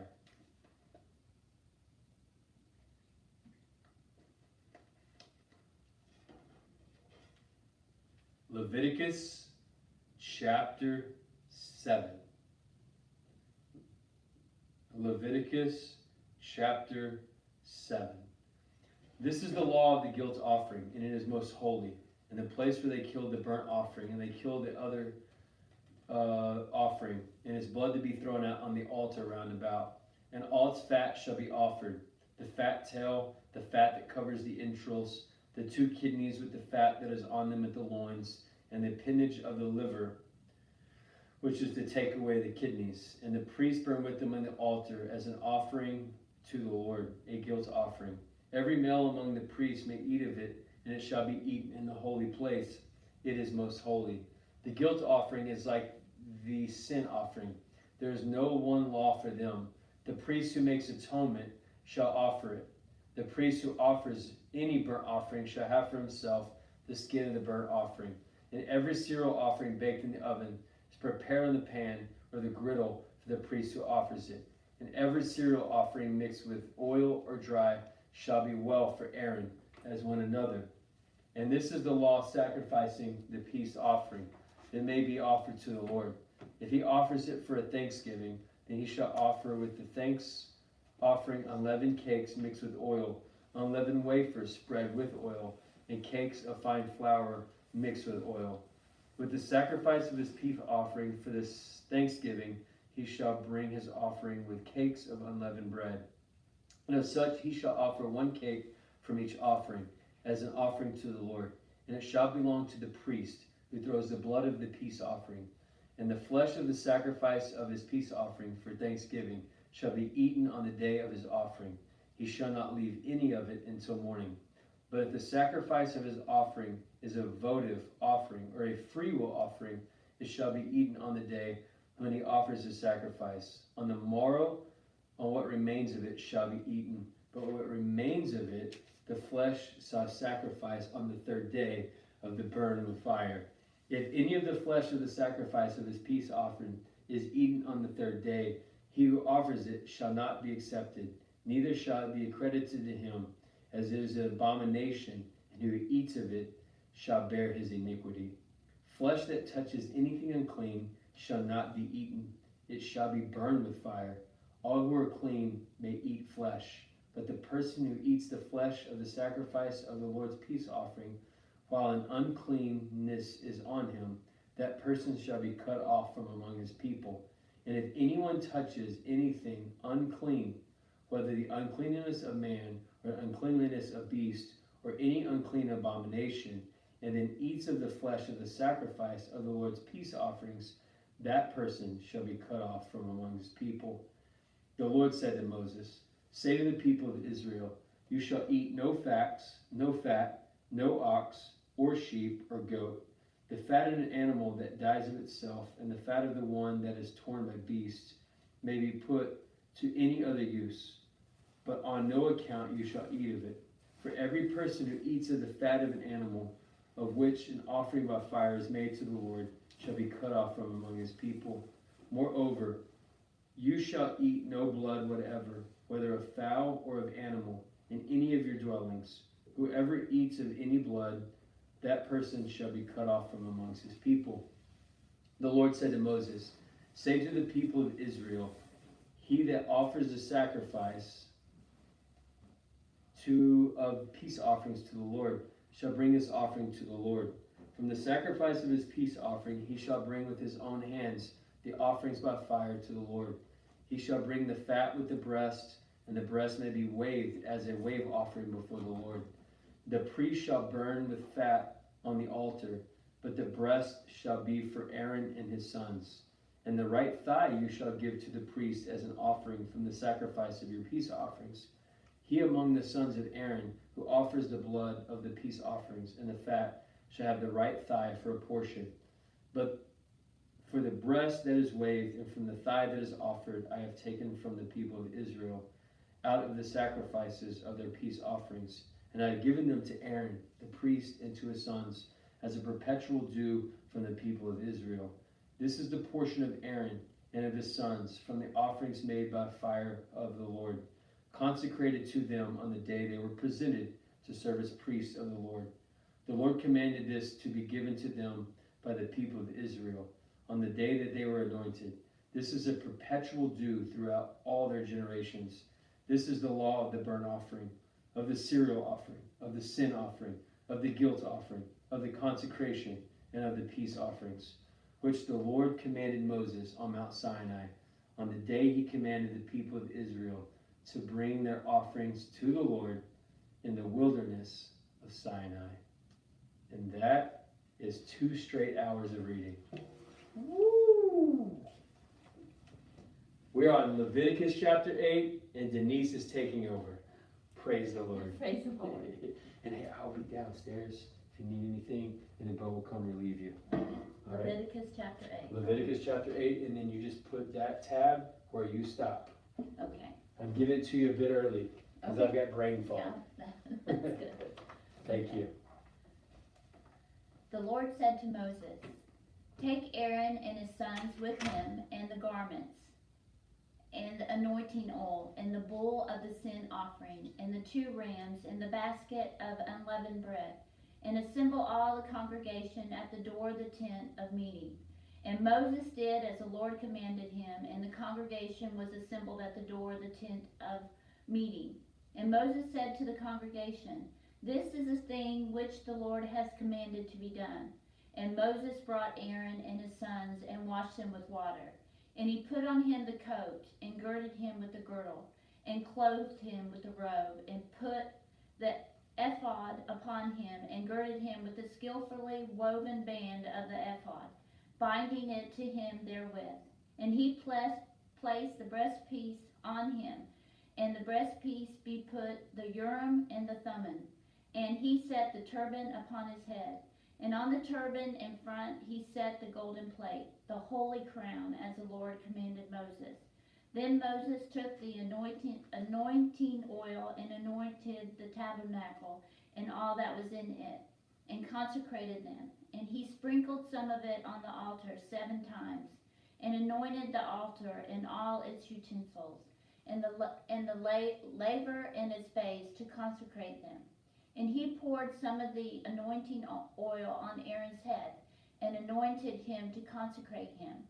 And Moses brought Aaron's sons, and clothed them with coats, and girded them with girdles, and bound caps on them, as the Lord commanded Moses. Then he brought the bull of the sin offering, and Aaron and his sons laid their hands upon the head of the bull of the sin offering. And Moses killed it, and took the blood, and with his finger put it on the horns of the altar round about, and purified the altar, and poured out the blood at the base of the altar, and consecrated it, to make atonement for it. And he took all the fat that was on the entrails, and the appendage of the liver, and the 2 kidneys with their fat, and Moses burned them on the altar. But the bull and its skin and its flesh and its dung he burned with fire outside the camp, as the Lord commanded Moses.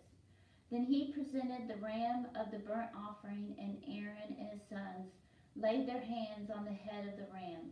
And Moses killed it, and threw the blood upon the altar round about. And when the ram was cut into pieces, Moses burned the head and the pieces and the fat. And when the entrails and the legs were washed with water, Moses burned the whole ram on the altar, as a burnt offering, a pleasing odor, an offering by fire to the Lord, as the Lord commanded Moses.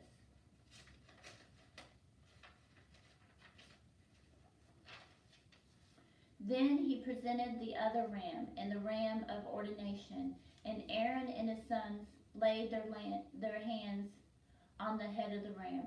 And Moses killed it, and took some of its blood, and put it on the tip of Aaron's right ear, and on the thumb of the right hand, and on the great toe of his right foot. And Aaron's sons were brought, and Moses put some of the blood on the tips of their right ears, and on the thumbs of their right hands, and on the great toes of their right feet. And Moses threw the blood upon the altar round about. Then he took the fat and the fat tail, and all the fat that was on the entrails, and the appendage of the liver, and the 2 kidneys with their fat in the right thigh. And out of the basket of unleavened bread which was before the Lord, he took 1 unleavened cake, and 1 cake of bread with oil, and 1 wafer, and placed them on the fat and on the right thigh. And he put all these in the hands of Aaron and in the hands of his sons, and waved them as a wave offering before the Lord. Then Moses took them from their hands and burned them on the altar with the burnt offering, as an ordination or offering, a pleasing odor, an offering by fire to the Lord. And Moses took the breast and waved it for a wave offering before the Lord. It was Moses' portion of the ram of ordination, as the Lord commanded Moses. Then Moses took some of the anointing oil and of the blood which was on the altar, and sprinkled it upon Aaron and his garments, and also upon his sons and his sons' garments. So he consecrated Aaron and his garments, and his sons' garments with him. And Moses said to Aaron and his sons, "Boil the flesh at the door of the tent of meeting, and there eat it and the bread that is in the basket of ordination offerings, as I commanded, saying, Aaron and his sons shall eat it, and what remains of the flesh and the bread you shall burn with fire. And you shall not go out with the door of the tent of meeting for 7 days, until the days of your ordination are completed. For it will take 7 days to ordain you, as has been done today. The Lord has commanded to be done to make atonement for you. At the door of the tent of meeting you shall remain day and night for 7 days, performing what the Lord has charged, lest you die. For so I am commanded. And Aaron and his sons did all the things which the Lord commanded by Moses. Leviticus chapter 9. On the 8th day Moses called Aaron and his sons and the elders of Israel, and he said to Aaron, Take a bull calf for a sin offering, and a ram for a burnt offering, both without blemish, and offer them before the Lord. And say to the people of Israel, Take a male goat for a sin offering, and a calf and a lamb, both a year old and without blemish, for a burnt offering, and an ox and a ram for peace offerings to sacrifice before the Lord, and a cereal offering mixed with oil. For today the Lord will appear to you. And they brought what Moses commanded before the tent of meeting, and all the congregation drew near and stood before the Lord. And Moses said, This is the thing which the Lord commanded you to do, and the glory of the Lord will appear to you. Then Moses said to Aaron, Draw near to the altar, and offer your sin offering and your burnt offering, and make atonement for yourself and for the people, and bring the offering of the people, and make atonement for them, as the Lord has commanded. So Aaron drew near to the altar and killed the calf of the sin offering, which was for himself. And the sons of Aaron presented the blood to him, and he dipped his finger in the blood and put it on the horns of the altar, and poured out the blood at the base of the altar. But the fat and the kidneys and the appendage of the liver from the sin offering he burned upon the altar, as the Lord commanded Moses. The flesh and the skin he burned with fire outside the camp. and he killed the burnt offering. And Moses and Aaron's son delivered to him the blood, and he threw it on the altar round about. And they delivered the burnt offering to him, piece by piece, and the head, and he burned them upon the altar.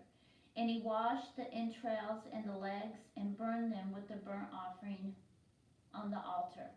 Then he presented the people's offering, and took the goat of the sin offering, which was for the people, and killed it, and offered it for sin, like the first sin offering. And he presented the burnt offering, and offered it according to the ordinance. And he presented the cereal offering, and filled his hand from it, and burned it upon the altar, besides the burnt offering of the morning. He killed the ox also, and the ram, the sacrifice of peace offerings for the people, and Aaron's sons delivered to him the blood, which he threw upon the altar round about. And the fat of the ox and the ram, the fat tail, and that which covers the entrails and the kidneys, and the appendage of the liver, and they put the fat upon the breast, and he burned the fat upon the altar. But the breast and the right thigh Aaron waved for a wave offering before the Lord, as Moses commanded.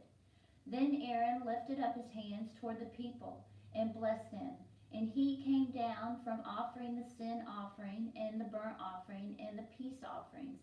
And Moses and Aaron went into the tent of meeting, and when they came out, they blessed the people, and the glory of the Lord appeared to all the people. And fire came forth from before the Lord, and consumed the burnt offering and the fat upon the altar. And when all the people saw it, they shouted and fell on their faces.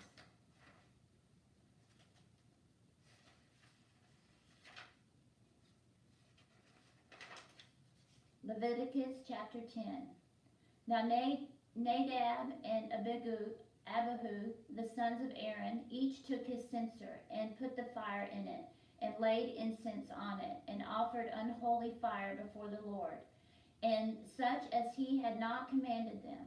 And fire came forth from the presence of the Lord, and devoured them, and they died before the Lord. Then Moses said to Aaron, "This is what the Lord has said.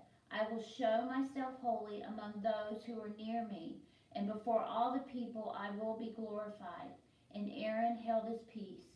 And Moses called Mishael and Elzaphan, the sons of Uzziel, the uncle of Aaron, and said to them, "Draw near, carry your brethren from before the sanctuary out of the camp."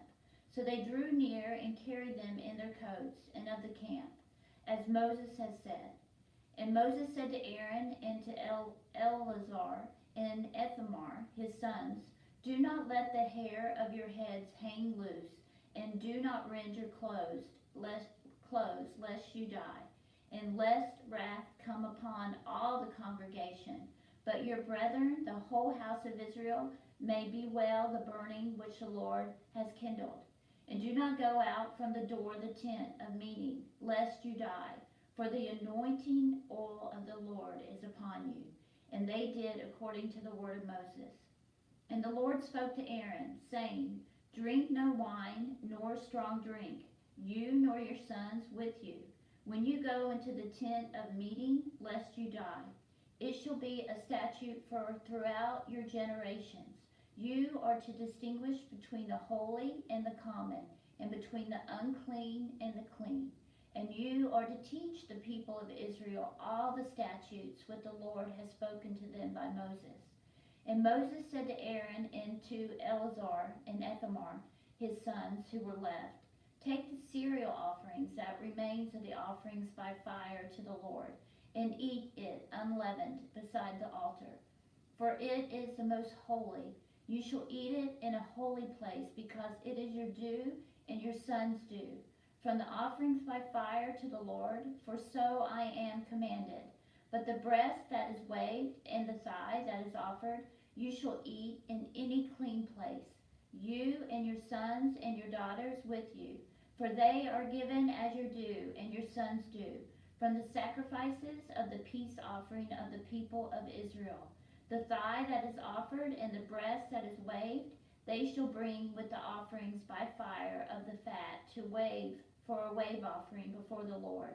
And it shall be yours and your sons with you, as a due forever, as the Lord has commanded. Now Moses diligently inquired about the goat of the sin offering, and behold, it was burned. And he was angry with Eleazar and Ithamar, the sons of Aaron, who were left, saying, Why have you not eaten the sin offering in the place of the sanctuary, since it is a thing most holy and has been given to you, that you may bear the iniquity of the congregation, to make atonement for them before the Lord? Behold, its blood was not brought into the inner part of the sanctuary. You certainly ought to have eaten it in the sanctuary, as I commanded.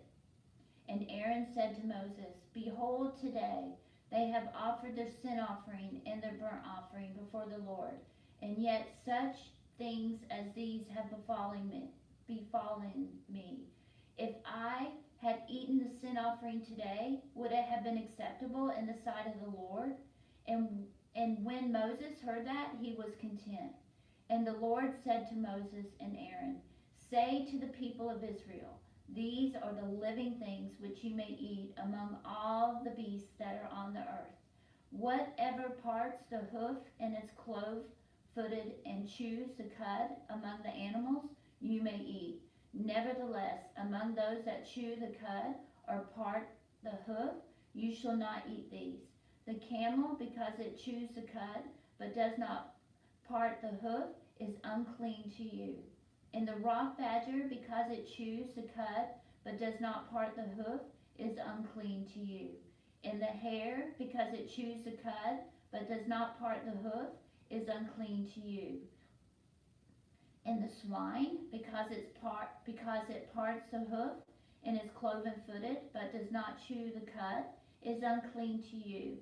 Of their flesh you shall not eat, and their carcasses you shall not touch. They are unclean to you. These you may eat of all that are in the waters. Everything in the waters that has fins and scales, whether in the seas or in the rivers, you may eat.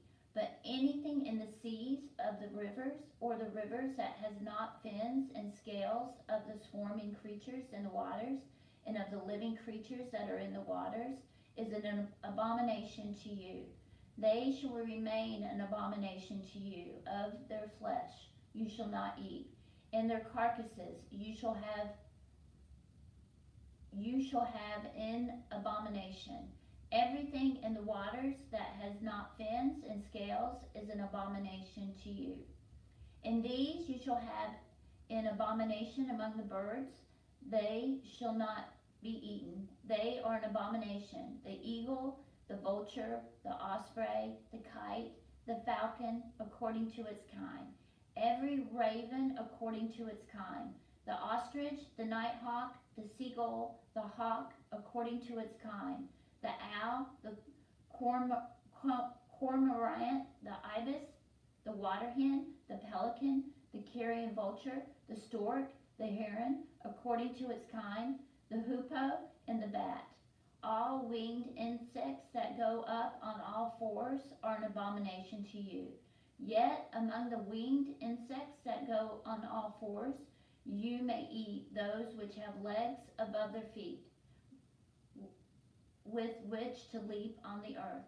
Of them you may eat the locust according to its kind, the bald locust according to its kind, the cricket according to its kind, and the grasshopper according to its kind. But all other winged insects which have 4 feet are an abomination to you. And by these you shall become unclean. Whoever touches their carcass shall be unclean until the evening, and whoever carries any part of their carcass shall wash his clothes and be unclean until the evening. Every animal which parts the hoof, but is not cloven-footed, or does not chew the cud, is unclean to you. Everyone who touches them shall be unclean. And all that go on their paws among the animals that go on all fours are unclean to you. Whoever touches their carcass shall be unclean until the evening, and he who carries their carcass shall wash his clothes and be unclean until the evening. they are unclean to you. And these are unclean to you among the swarming things that swarm upon the earth: the weasel, the mouse, the great lizard according to its kind, the gecko, the land crocodile, the lizard, the sand lizard, the chameleon. These are unclean to you among all that swarm. Whoever touches them when they are dead shall be unclean until the evening. And anything upon which any of them falls when they are dead shall be unclean, whether it is an article of wood, or a garment, or a skin, or a sack, any vessel that is used for any purpose. It must be put into water, and it shall be unclean until the evening. Then it shall be clean. And if any of them falls into any earthen vessel, all that is in it shall be unclean, and you shall break it. Any food in which may be eaten, upon which water may come, shall be unclean. And all drink which may be drunk from every such vessel shall be unclean. And everything upon which any part of their carcass falls shall be unclean. Whether oven or stove, it shall be broken in pieces. They are unclean and shall be unclean to you. Nevertheless, a spring or a cistern holding water shall be clean. But whatever touches their carcass shall be unclean. And if any part of the carcass falls upon any seed for sowing that is to be sown, it is clean. But if water is put on the seed, and any part of the carcass falls on it, it is unclean to you. And if any animal of which you may eat dies, he who touches its carcass, shall be unclean until the evening. And he who eats of its carcass shall wash his clothes and be unclean until the evening. He also who carries a carcass shall wash his clothes and be unclean until the evening. Every swarming thing that swarms upon the earth is an abomination. It shall not be eaten. Whatever goes on its belly, and whatever goes on all fours, or whatever has many feet, all the swarming things that swarm upon the earth, you shall not eat, for they are an abomination. You shall not make yourselves abominable with any swarming thing that swarms, and you shall not defile yourselves with them, lest you become unclean. For I am the Lord your God. Consecrate yourselves, therefore, and be holy, for I am holy. You shall not defile yourself with any swarming thing that crawls upon the earth, for I am the Lord, who brought you up out of the land of Egypt to be your God. You shall therefore be holy, for I am holy. This is the law pertaining to the beast and bird, and every living creature that moves through the waters, and every creature that swarms upon the earth, to make a distinction between the unclean and the clean, and between the living creature that may be eaten and the living creature that may not be eaten. The Lord said to Moses, say to the people of Israel, if a woman conceives and bears a male child, then she shall be unclean 7 days, as the time of her menstruation. She shall be unclean. And on the 8th day, the flesh of his foreskin shall be circumcised. Then she shall continue for 33 days in the blood of her purifying. She shall not touch any hallowed thing, nor come into the sanctuary until the days of her purifying are completed. But if she bears a female child, then she shall be unclean 2 weeks, as in her menstruation, and she shall continue in the blood of her purifying for 66 days. And when the days of her purifying are completed, whether for a son or for a daughter, she shall bring to the priest at the door of the tent of meeting a lamb, a year old, for a burnt offering, and a young pigeon or a turtle dove for a sin offering. And he shall offer it before the Lord, and make atonement for her. And then she shall be clean from the flow of her blood. This is the law for her who bears a child, either male or female. And if she cannot afford a lamb, then she shall take 2 turtle doves or 2 young pigeons, one for a burnt offering and the other for a sin offering. And the priest shall make atonement for her, and she shall be clean. The Lord said to Moses and Aaron, when a man has on the skin of his body a swelling or an eruption or a spot, and it turns into a leprous disease in the skin of his body, then he shall be brought to Aaron the priest, or to one of his sons the priest. And the priest shall examine the diseased spot on the skin of his body. And if the hair in the diseased spot has turned white, and the disease appears to be deeper than the skin of the body, it is a leprous disease. When the priest has examined him, he shall pronounce him unclean. But if the spot is white on the skin of his body and appears no deeper than the skin, and the hair in it has not turned white, the priest shall shut up the diseased person for 7 days, and the priest shall examine him on the 7th day. And if in his eyes the disease is checked, and the disease has not spread in the skin, then the priest shall shut him up 7 days more.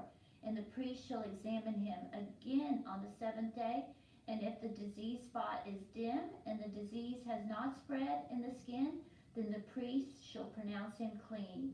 It is only an eruption, and he shall wash his clothes and be clean. But if the eruption spreads in the skin after he has shown himself to the priest for his cleansing, he shall appear before the priest, and the priest shall make an examination. And if the eruption has spread in the skin, then the priest shall pronounce him unclean. It is leprosy. When a man is afflicted with leprosy, he shall be brought to the priest, and the priest shall make an examination. And if there is white swelling in the skin, which has turned the hair white, and there is quick raw flesh in the swelling, it is a chronic leprosy in the skin of his body. And the priest shall pronounce him unclean. He shall not shut him up, for he is unclean.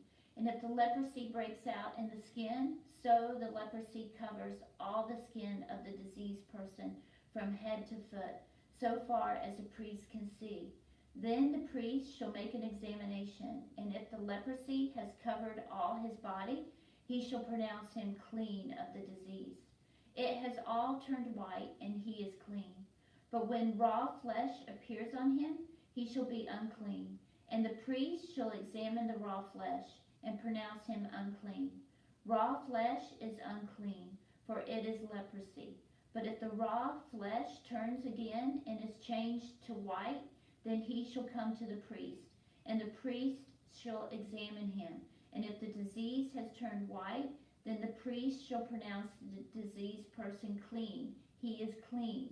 And when there is in the skin of one's body a boil that has healed, and in the place of the boil there comes a white swelling or a reddish white spot, then it shall be shown to the priest. And the priest shall make an examination.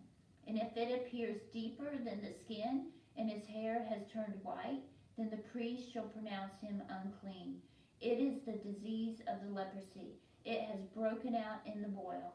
But if the priest examines it, and the hair on it is not white, and it is not deeper than the skin, but is dim, then the priest shall shut him up 7 days. And if it spreads in the skin, then the priest shall pronounce him unclean. It is diseased. But if the spot remains in one place and does not spread, it is the scar of the boil, and the priest shall pronounce him clean. Or when the body has a burn on its skin, and the raw flesh of the burn becomes a spot, reddish white or white, the priest shall examine it. And if the hair in the spot has turned white, and it appears deeper than the skin, then it is leprosy. It has broken out in the burn, and the priest shall pronounce him unclean. It is a leprous disease. But if the priest examines it, and the hair in the spot is not white, and it is no deeper than the skin, but is dim, the priest shall shut him up 7 days. And the priest shall examine him the 7th day. If it is spreading in the skin, then the priest shall pronounce him unclean. It is a leprous disease. But if the spot remains in one place, and does not spread in the skin, but it is dim, it is swelling from the burn, and the priest shall pronounce him clean, for it is the scar of the burn. When a man or woman has a disease on the head or the beard, the priest shall examine the disease. And if it appears deeper than the skin and the hair, and it's yellow and thin, then the priest shall pronounce him unclean. It is an itch, a leprosy of the head or the beard. And if the priest examines the itching disease, and it appears no deeper than the skin, there is no black hair in it, then the priest shall shut up the person with the itching disease for 7 days. And on the 7th day the priest shall examine the disease. And if the itch has not spread, and there is in it no yellow hair, and the itch appears to be no deeper than the skin, then he shall shave himself. But the itch he shall not shave. And the priest shall shut up the person with the itching disease for 7 days more. And on the 7th day the priest shall examine the itch. And if the itch has not spread in the skin, and it appears to be no deeper than the skin, then the priest shall pronounce him clean, and he shall wash his clothes and be clean. But if the itch spreads in the skin after his cleansing, then the priest shall examine him. And if the itch has spread in the skin, the priest need not seek for the yellow hair. He is unclean. But if in his eyes the itch is checked, and black hair has grown in it, the itch is healed, he is clean, and the priest shall pronounce him clean. When a man or a woman has spots on the skin of the body, white spots, the priest shall make an examination. And if the spots on the skin of the body are of a dull white, it is tetter that has broken out in the skin. He is clean. If a man's hair has fallen from his head, he is bald, but he is clean. And if a man's hair has fallen from his forehead and temples, he has baldness of the forehead, but he is clean. But if there is on the bald head or the bald forehead a reddish-white disease spot, it is leprosy, breaking out on his bald head or his bald forehead. Then the priest shall examine him. And if the disease swelling is reddish-white on his bald head or on his bald forehead, like the appearance of leprosy in the skin of the body, he is a leprous man. He is unclean. The priest must pronounce him unclean. His disease is on his head. The leper who has the disease shall wear torn clothes, and let the hair of his head hang loose. And he shall cover his upper lip and cry, unclean, unclean. He shall remain unclean as long as he has the disease. He is unclean. He shall dwell alone in a habitation outside the camp. When there is a leprous disease in a garment, whether a woolen or linen garment, in warp or woof of linen or wool, or in skin, or in anything made of skin, if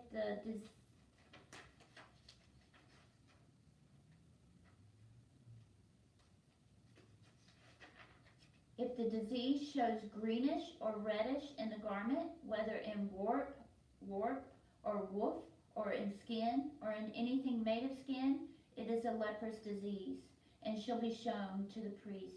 And the priest shall examine the disease, and shut up that which has the disease for 7 days.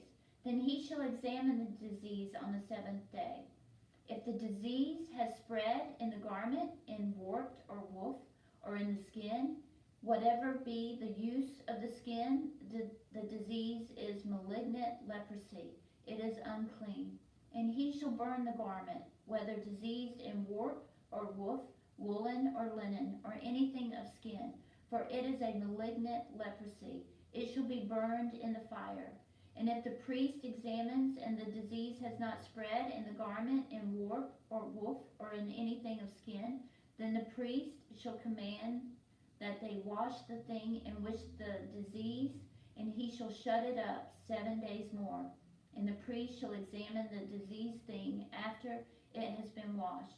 And if the disease spot has not changed color, though the disease has not spread, it is unclean. You shall burn it in the fire, whether the leprous spot is on the back or on the front.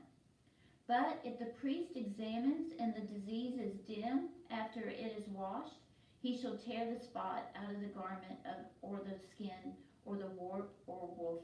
Then if it appears again in the garment, in warp or woof, or in anything of skin, it is spreading. You shall burn with fire that in which the disease that which is the disease. But the garment warp or wolf or anything of skin from which the disease departs, when you have washed it, shall then be washed a second time and be clean. This is the law for a leprous disease in a garment of wool or linen, either in warp or woof or in anything of skin, to decide whether it is clean or unclean. Leviticus chapter 14.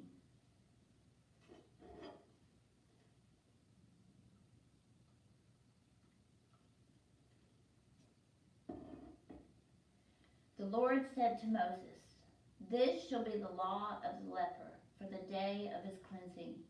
He shall be brought to the priest, and the priest shall go out of the camp, and the priest shall make an examination. Then if the leprous disease is healed in the leper, the priest shall command them to take for him, who is to be cleansed, 2 living clean birds in cedar wood and scarlet, stuff and hyssop, and the priest shall command them to kill one of the birds in an earthen vessel over running water. He shall take the living bird with the cedar wood and the scarlet stuff and the hyssop, and dip them in the living bird in the blood of the bird that was killed over the running water. And he shall sprinkle it 7 times upon him who is to be cleansed of leprosy. Then he shall pronounce him clean, and shall let the living bird go into the open field. And he who is to be cleansed shall wash his clothes, and shave off all his hair, and bathe himself in water, and he shall be clean. And after that he shall come into the camp, but shall dwell outside his tent 7 days. And on the 7th day he shall shave all his hair off his head. He shall shave off his beard and his eyebrows, all his hair. Then he shall wash his clothes, and bathe his body in water, and he shall be clean. And on the 8th day he shall take 2 male lambs without blemish, and 1 ewe lamb, a year old, without blemish, and a cereal offering of 3/10 of the ephah of fine flour mixed with oil, and 1 log of oil. And the priest who cleanses him shall set the man who is to be cleansed in these things before the Lord, at the door of the tent of meeting. And the priest shall take 1 of the male lambs, and offer it for guilt offering, along with the log of oil, and wave them for a wave offering before the Lord.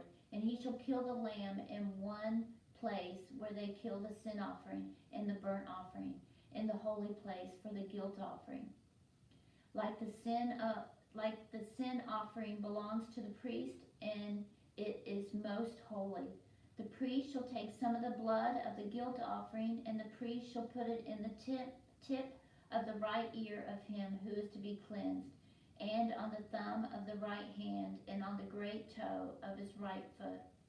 Then the priest shall take some of the log of oil, and pour it into the palm of his own left hand, and dip his right finger in the oil, and that is in his left hand, and sprinkle some oil with his fingers 7 times before the Lord.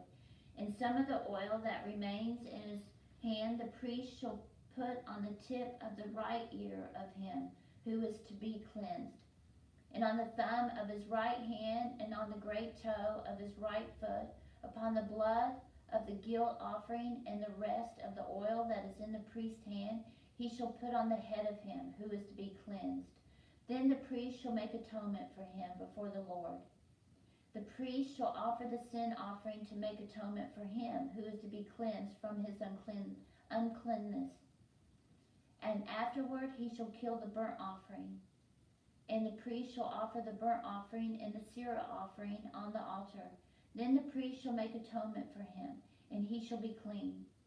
But if he is poor and cannot afford so much, then he shall take 1 male lamb for a guilt offering to be waved, to make atonement for him, and 1/10 of an ephah of fine flour mixed with oil for a cereal offering, and a log of oil.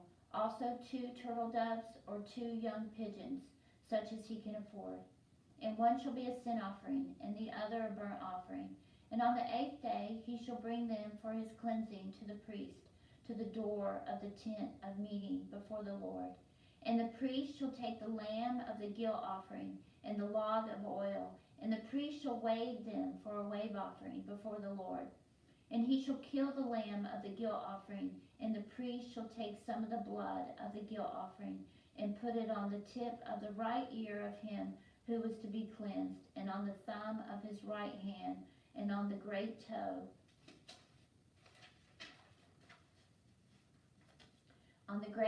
of his right foot. And the priest shall pour some of the oil into the palm of his own left hand, and shall sprinkle with his right finger some of the oil that is in his left hand 7 times before the Lord. And the priest shall put some of the oil that is in his hand on the tip of his right ear of him who is to be cleansed, and on the thumb of his right hand, and the great toe of his right foot, in the place where the blood of the guilt offering was put. And the rest of the oil that is in the priest's hand, he shall put on the head of him who is to be cleansed, to make atonement for him before the Lord. And he shall offer of the turtle doves or young pigeons, such as he can afford, one for a sin offering and the other for a burnt offering, along with a cereal offering. And the priest shall make atonement before the Lord for him who is being cleansed. This is a law for him in whom is a leprous disease, who cannot afford the offerings for his cleansing. Then the Lord said to Moses and Aaron, when you come into the land of Canaan, which I give you for a possession, and I put a leprous disease in a house in the land of your possession, then he who owns the house shall come and tell the priest, there seems to me to be some sort of disease in my house. Then the priest shall command that they empty the house before the priest goes to examine the disease, lest all that is in the house be declared unclean. And afterward the priest shall go in to see the house, and he shall examine the disease. And if the disease is in the walls of the house with greenish or reddish spots, and if it appears to be deeper than the surface, then the priest shall go out of the house to the door of the house, and shut up the house 7 days. And the priest shall come again on the 7th day, and look, and if the disease has spread in the walls of the house, then the priest shall command that they take out the stones in which is the disease, and throw them into an unclean place outside the city. And he shall cause the inside of the house to be scraped round about, and the plaster that they scrape off they shall pour into an unclean place outside the city. Then they shall take other stones and put them in the place of those stones, and he shall take other plaster and plaster the house. If the disease breaks out again in the house after he has taken out the stones and scraped the house and plastered it, then the priest shall go and look. And if the disease has spread in the house, it is a malignant leprosy in the house, it is unclean. And he shall break down the house, its stones and timber, and all the plaster of the house, and he shall carry them forth out of the city to an unclean place. Moreover, he who enters the house while it is shut up shall be unclean until the evening. And he who lies down in the house shall wash his clothes, and he who eats in the house shall wash his clothes. But if the priest comes and makes an examination, and the disease has not spread in the house after the house was plastered, then the priest shall pronounce the house clean, for the disease is healed. And for the cleansing of the house he shall take 2 small birds with cedar wood and scarlet stuff and hyssop, and shall kill one of the birds in an earthen vessel over running water, and shall take the cedar wood and the hyssop and the scarlet stuff, along with the living bird, and dip them in the blood of the bird that was killed in the running water, and sprinkle the house 7 times. Thus he shall cleanse the house with the blood of the bird, and with the running water, and with the living bird, and with the cedar wood, and hyssop, and scarlet stuff. And he shall let the living bird go out of the city in the open field, so he shall make atonement for the house, and it shall be clean. This is a law for any leprous disease, for an itch, for leprosy in a garment or in a house, and for a swelling or an eruption or a spot, to show when it is unclean and when it is clean. a law for leprosy. Leviticus chapter 15. The Lord said to Moses and Aaron, "Say to the people of Israel, when any man has a discharge from his body, his discharge is unclean, and this is a law of his uncleanness for a discharge, whether his body runs with his discharge or his body is stopped for discharge, from discharge. It is uncleanness in him. Every bed on which he who has the discharge lies shall be unclean, and everything on which he sits shall be unclean. And any who touches his bed shall wash his clothes and bathe himself in water and be unclean until the evening. And whoever sits on anything on which he has the discharge has sat shall wash his clothes and bathe himself in water and be unclean until the evening. And whoever touches the body of him who has the discharge shall wash his clothes and bathe himself in water and be unclean until the evening. And if he who has the discharge spits on one who is clean, then he shall wash his clothes and bathe himself in water and be unclean until the evening. And any saddle on which he who has the discharge rides shall be unclean. And whoever touches anything that was under him shall be unclean until the evening. And he who carries such a thing shall wash his clothes and bathe himself in water and be unclean until the evening. Anyone whom he that has the discharge touches without having rinsed his hands in water shall wash his clothes and bathe himself in water and be unclean until the evening. And the earthen vessel which he who has a discharge touches shall be broken, and every vessel of wood shall be rinsed in water. And then he who has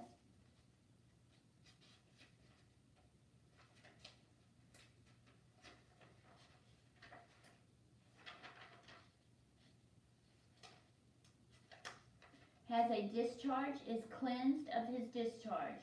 Then he shall count for himself 7 days for his cleansing and wash his clothes. And he shall bathe his body in running water and shall be clean. And on the 8th day he shall take 2 turtle doves or 2 young pigeons and come before the Lord to the door of the tent of meeting and give them to the priest. And the priest shall offer them, and one for a sin offering and the other for a burnt offering. And the priest shall make atonement for him before the Lord for his discharge. And if a man has an emission of semen, he shall bathe his whole body in water and be unclean until the evening. And every garment and every skin on which the semen comes shall be washed with water and be unclean until the evening. If a man lies with a woman and has an emission of semen, both of them shall bathe themselves in water and be unclean until the evening. When a man has a discharge of blood, which is her regular discharge from her body, she shall be in her impurity for 7 days, and whoever touches her shall be unclean until the evening.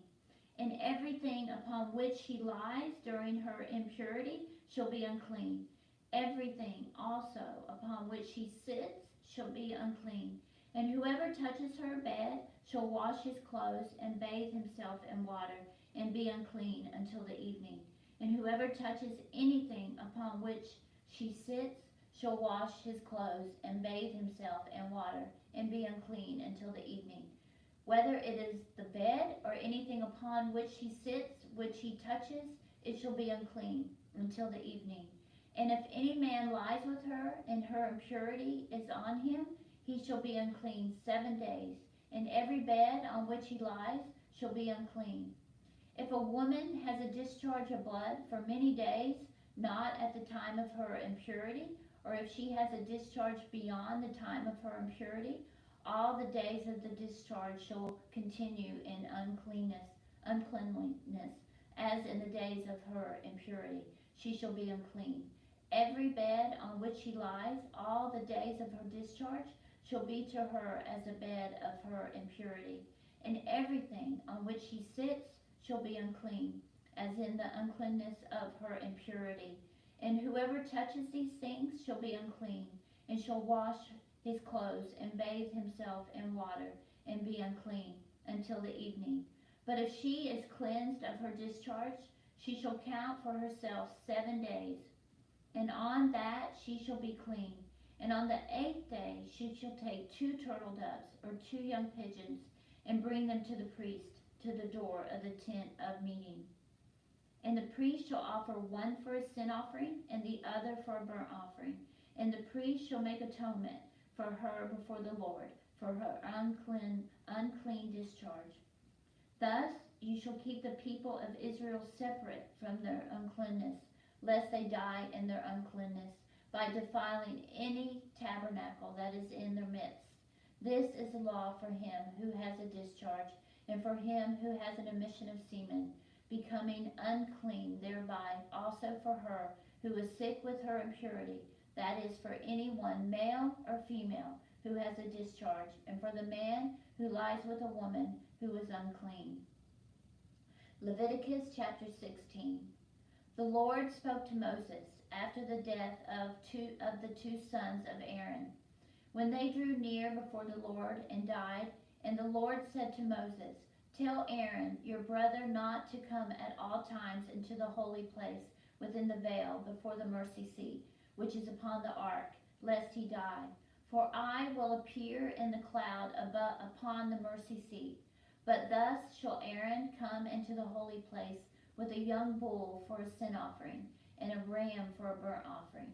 He shall put on the holy linen coat, and shall have the linen breeches on his body, be girded in the linen girdle, and wear the linen turban.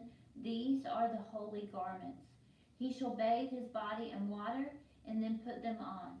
And he shall take from the congregation of the people of Israel 2 male goats for a sin offering, and 1 ram for a burnt offering. And Aaron shall offer the bull as a sin offering for himself, and shall make atonement for himself and for his house.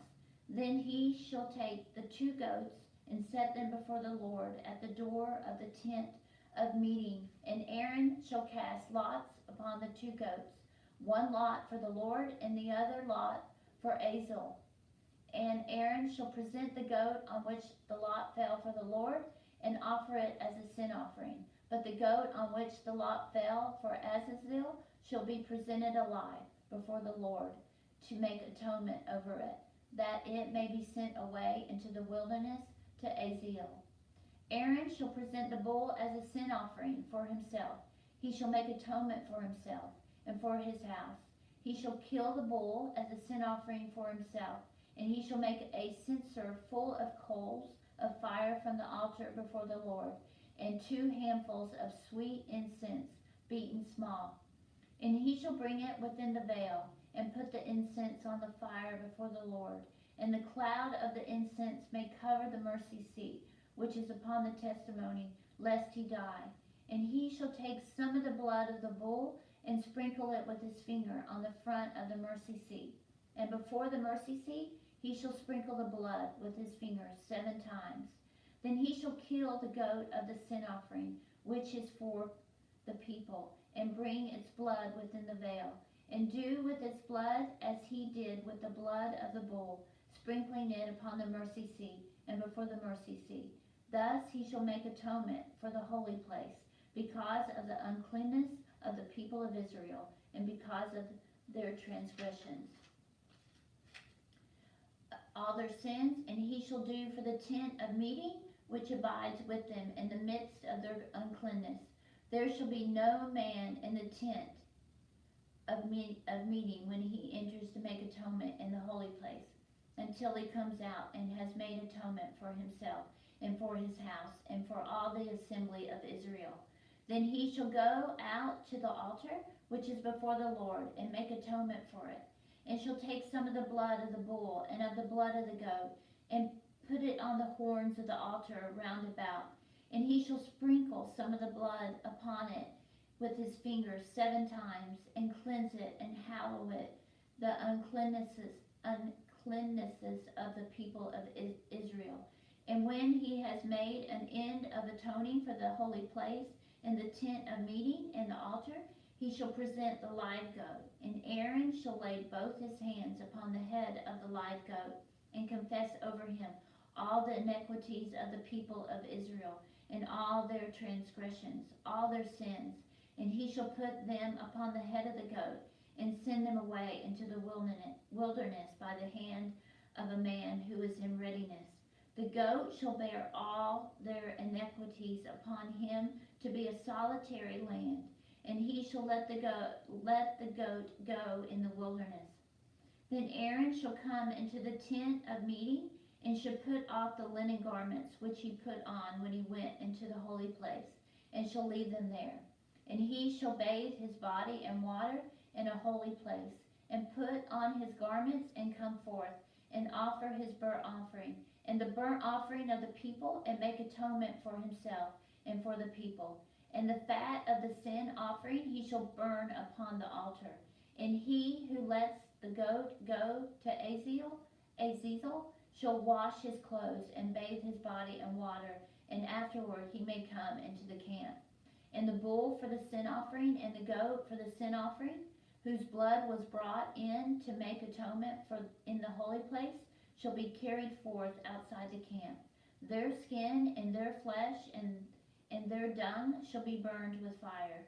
And he who burns them shall wash his clothes, and bathe his body in water, and afterward he may come into the camp. And it shall be a statute to you forever, that in the 7th month, on the 10th day of the month, you shall afflict yourselves, and shall do no work, either the native or the stranger who sojourns among you. For on this day shall atonement be made for you, to cleanse you from all your sins, and you shall be clean before the Lord.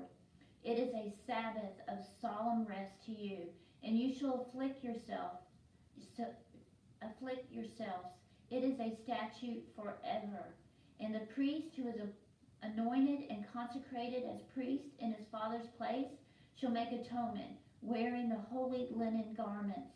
He shall make atonement for the sanctuary. He shall make atonement for the tent of meeting and for the altar.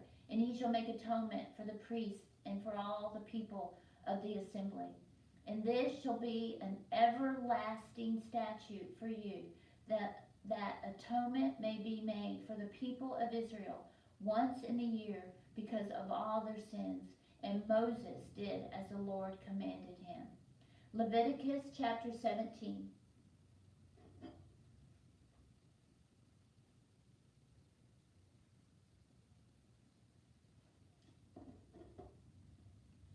And the Lord said to Moses, say to Aaron and his sons, and to all the people of Israel, this is the thing which the Lord has commanded. If any man of the house of Israel kills an ox, or a lamb, or a goat in the camp, or kills it outside the camp, and does not bring it to the door of the tent of meeting to offer it as a gift to the Lord before the tabernacle of the Lord, blood guilt should be imputed to that man. He has shed blood, and that man shall be cut off from among his people. This to the end that the people of Israel may bring their sacrifices, which they slay in the open field, that they may bring them to the Lord, to the priest at the door of the tent of meeting, and slay them as sacrifices of peace offerings to the Lord. And the priest shall sprinkle the blood on the altar of the Lord at the door of the tent of the meeting, and burn the fat for a pleasing odor to the Lord. So they shall no more slay their sacrifices for satyrs, after whom they play the harlot. This shall be a statute forever to them throughout their generations. And you shall say to them, any man of the house of Israel, or of the strangers that sojourn among them, who offers a burnt offering or sacrifice, and does not bring it to the door of the tent of the meeting to sacrifice it to the Lord, that man shall be cut off from his people. If any man of the house of Israel, or of the strangers that sojourn among them, eats any blood, I will set my face against that person who eats blood, and will cut him off from among his people. For the life of the flesh is in the blood, and I have given it to you upon the altar to make atonement for your souls. for it is the blood that makes atonement by reason of the life. Therefore I have said to the people of Israel, no person among you shall eat blood, neither shall any stranger who sojourns among you eat blood. Any man also of the people of Israel, or of the strangers that sojourn among them, who takes in hunting any beast or bird that may be eaten, shall pour out its blood and cover it with dust. For the life of every creature is the blood of it. Therefore I have said to the people of Israel, you shall not eat the blood of any creature, for the life of every creature is its blood. Whoever eats it shall be cut off. And every person that eats what dies of itself, or what is torn by beast, whether he is a native or a sojourner, shall wash his clothes and bathe himself in water, and be unclean until the evening. Then he shall be clean. But if he does not wash them or bathe his flesh, he shall bear his iniquity. Leviticus chapter 18. And the Lord said to Moses, say to the people of Israel, I am the Lord your God. You shall not do as they do in the land of Egypt, where they dwelt, and you shall not do as they do in the land of Canaan, to which I am bringing you. You shall not walk in their statutes. You shall do my ordinances and keep my statutes and walk in them. I am the Lord your God. You shall therefore keep my statutes and my ordinances, by doing which a man shall live. I am the Lord. None of you shall approach anyone near of kin to him to uncover nakedness. I am the Lord. You shall not uncover the nakedness of your father, which is the nakedness of your mother. She is your mother. You shall not uncover her nakedness. You shall not uncover the nakedness of your father's wife. It is your father's nakedness. You shall not uncover the nakedness of your sister, the daughter of your father, or the daughter of your mother, whether born at home or born abroad. You shall not uncover the nakedness of your son's daughter, or of your daughter's daughter, for their nakedness is your own nakedness. You shall not uncover the nakedness of your father's wife's daughter, begotten by your father, since she is your sister. You shall not uncover the nakedness of your father's sister. She is your father's near kinswoman. You shall not uncover the nakedness of your mother's sister, for she is your mother's near kinswoman. You shall not uncover the nakedness of your father's brother. That is, you shall not approach his wife. She is your aunt. You shall not uncover the nakedness of your daughter-in-law. She is your son's wife. You shall not uncover her nakedness. You shall not uncover the nakedness of your brother's wife. She is your brother's nakedness. You shall not uncover the nakedness of a woman and of her daughter, and you shall not take her son's daughter or her daughter's daughter to uncover her nakedness. They are your near kinswoman. It is wickedness. And you shall not take a woman as a rival wife to her sister, uncovering her nakedness while her sister is yet alive. You shall not approach a woman to uncover her nakedness while she is in her menstrual uncleanness. And you shall not lie carnally with your neighbor's wife and defile yourself with her. You shall not give any of your children to devote them by fire to Molech, and so profane the name of your God. I am the Lord. You shall not lie with a male as with a woman. It is an abomination. And you shall not lie with any beast and defile yourself with it. Neither shall any woman give herself to a beast to lie with it. It is perversion. Do not defile yourselves by any of these things. For all these, the nations I am casting out before you defiled themselves, and the land became defiled, so that I punished its iniquity, and the land vomited out its inhabitants. But you shall keep my statutes and my ordinances, and do none of these abominations, either the native or the stranger who sojourns among you. For all of these abominations the men of the land did who were before you, so that the land became defiled. Lest the land vomit you out when you defile it, as it vomited out the nation that was before you. For whoever shall do any of these abominations, the persons that do them shall be cut off from among their people. So keep my charge, never to practice any of these abominable customs which were practiced before you, and never to defile yourselves by them. I am the Lord your God. Leviticus chapter 19. And the Lord said to Moses, say to all the congregation of the people of Israel, you shall be holy, for I, the Lord your God, am holy. Every one of you shall revere his mother and his father, and you shall keep my Sabbaths. I am the Lord your God. Do not turn to idols, or make for yourself molten gods. I am the Lord your God. When you offer a sacrifice of peace offerings to the Lord, you shall offer it so that you may be accepted. It shall be eaten the same day you offer it, or on the morrow, and anything left over until the third day shall be burned with fire. If it is eaten at all on the third day, it is an abomination. It shall not be accepted. And everyone who eats it shall bear his iniquity, because he has profaned a holy thing of the Lord, and that person shall be cut off from his people. When you reap the harvest of your land, and you shall not reap your field to its very border, neither shall you gather the gleanings after your harvest, and you shall not strip your vineyard bare. Neither shall you gather the fallen grapes of your vineyard. You shall leave them for the poor and for the sojourner. I am the Lord your God.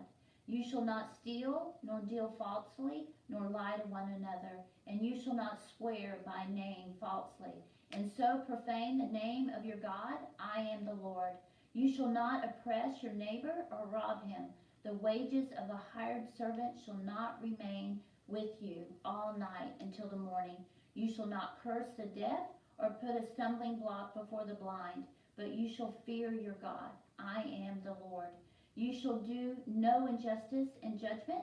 You shall not be partial to the poor or defer to the great, but in righteousness shall you judge your neighbor. You shall not go up and down as a slanderer among your people, and you shall not stand forth.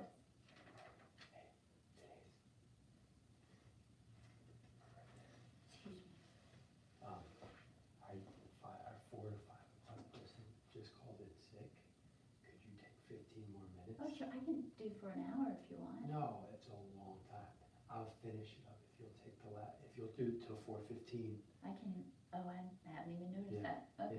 4:15, and then I'll finish it up, Are and you then sure? somebody will come and close up. Yeah, Because I can do it until 5. nah, Are you it's sure? a lot. I did I mean, 2 it's hours. fine. It's a lot. I just, as long as I have water. Yeah, it's up to you Seriously? if you want to. Yeah, that's fine. I'll do it till 5. Okay, and then when you leave, the doors will lock behind you, and Sharon is gonna come right at 5 and close it all down. Okay, so it stops at 5. Yep, Okay. yeah, so you're the last one for Okay, today. okay. So you just turn out the lights and you can let yourself out. Okay. All right, Thank thank you, you. Denise. Bye-bye.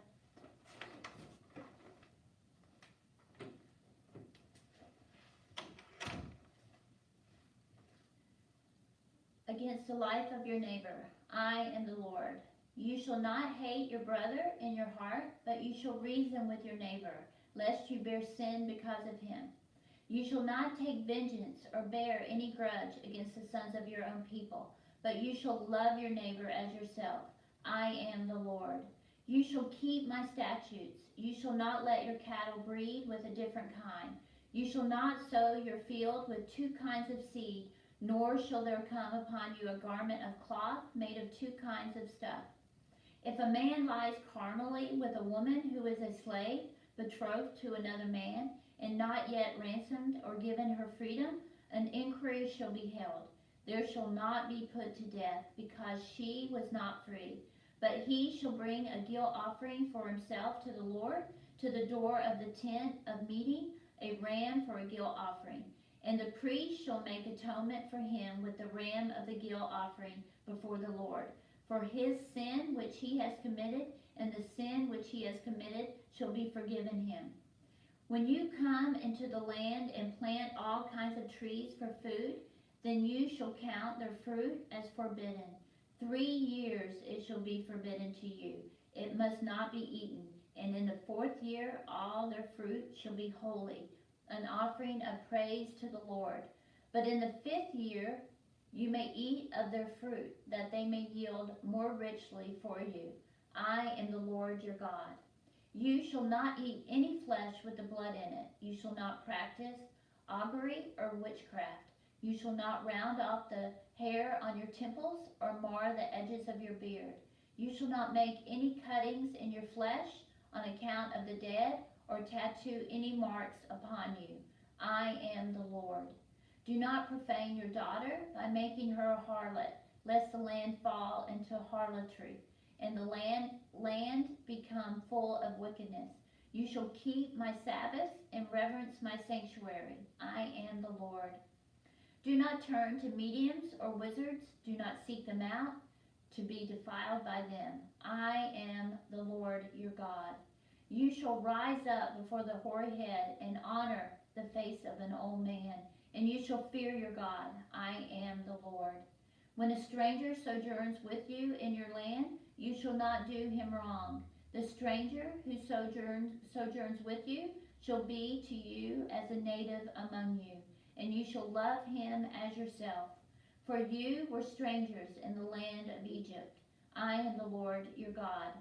You shall do no wrong in judgment, in measures of length or weight of quantity. You shall have just balances, just weights, a just ephah and a just hin. I am the Lord your God, who brought you out of the land of Egypt, and you shall observe all my statutes and all my ordinances, and do them. I am the Lord. Leviticus chapter 20.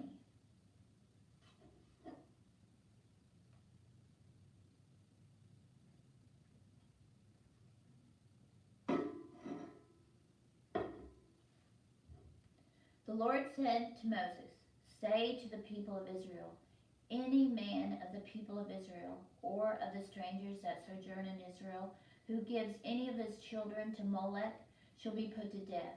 The people of the land shall stone him with stones. I myself will set my face against that man, and will cut him off from among his people, because he has given one of his children to Molech, defiling any sanctuary, and profaning my holy name. And if the people of the land do at all hide their eyes from that man, whom he gives one of his children to, Molech, and do not put him to death, then I will set my face against that man and against his family, and will cut them off from among their people, him and all who follow him in playing the harlot after Molech. If a person turns to mediums and wizards, playing the harlot after them, I will set my face against that person, and will cut him off from among his people. Consecrate yourselves, therefore, and be holy, for I am the Lord your God. Keep my statutes and do them. I am the Lord who sanctify you. For everyone who curses his father or his mother shall be put to death. He has cursed his father or his mother, his blood is upon him. If a man commits adultery with his wife of his neighbor, both the adulterer and the adulteress shall be put to death. The man who lies with his father's wife has uncovered his father's nakedness. Both of them shall be put to death. Their blood is upon them. If a man lies with his daughter-in-law, both of them shall be put to death. They have committed incest. Their blood is upon them. If a man lies with a male as with a woman, both of them have committed an abomination, and they shall be put to death. Their blood is upon them. If a man takes a wife, and his mother and her mother also, it is wickedness, and they shall be burned with fire. Both he and they, that there may be no wickedness among you. If a man lies with a beast, he shall be put to death, and you shall kill the beast. If a woman approaches any beast and lies with it, you shall kill that woman and the beast. They shall be put to death. Their blood is upon them. If a man takes his sister, a daughter of his father, or a daughter of his mother, and sees her nakedness, and she sees his nakedness, it is a shameful thing, and they shall be cut off in the sight of the children of their people. He has uncovered his sister's nakedness. He shall bear his iniquity. If a man lies with a woman having her sickness and uncovers her nakedness, he has made naked her fountain, and she has uncovered the fountain of her blood. Both of them shall be cut off from among their people. You shall not uncover the nakedness of your mother's sister, or of your father's sister, for that is to make naked one's near kin. They shall bear their iniquity. If a man lies with his uncle's wife, he has uncovered his uncle's nakedness. They shall bear their sin. They shall die childless. If a man takes his brother's wife, it is impurity. He has uncovered his brother's nakedness, and they shall be childless. You shall therefore keep all my statutes and all my ordinances, and do them that the land where I am bringing you to dwell may not vomit you out. And you shall not walk in the customs of the nation which I am casting out before you. For they did all these things, and therefore I abhorred them. But I have said to you, you shall inherit their land, and I will give it to you to possess, a land flowing with milk and honey. I am the Lord your God, who have separated you from the peoples. You shall therefore make a distinction between the clean beast and the unclean, and between the unclean bird and the clean. You shall not make yourselves an abominable by beast or by bird, or by anything with which the ground teems, which I have set apart for you to hold unclean. You shall be holy to me, for I am the Lord, am holy, and have separated you from the peoples, that you should be mine. A man or a woman who is a medium or a wizard shall be put to death. They shall be stoned with stones, their blood shall be upon them. Leviticus chapter 21. And the Lord said to Moses, speak to the priests, the sons of Aaron, and say to them that none of them shall defile himself for the dead among his people, except for his nearest of kin, his mother, his father, his son, his daughter, his brother, or his virgin sister who is near to him, because she has had no husband. For her he may defile himself.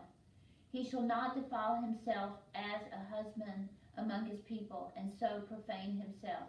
They shall not make tonsures upon their heads, nor shave off the edges of their beards, nor make any cuttings in their flesh. They shall be holy to the Lord, and not profane the name of their God. For they offer the offerings by fire to the Lord, the bread of their God. Therefore they shall be holy. They shall not marry a harlot or a woman who has been defiled. Neither shall they marry a woman divorced from her husband, for the priest is holy to his God. You shall consecrate him, for he offers the bread of your God. He shall be holy to you, for I, the Lord, who sanctify you, am holy. And the daughter of any priest, if she profanes herself by playing the harlot, profanes her father. She shall be burned with fire.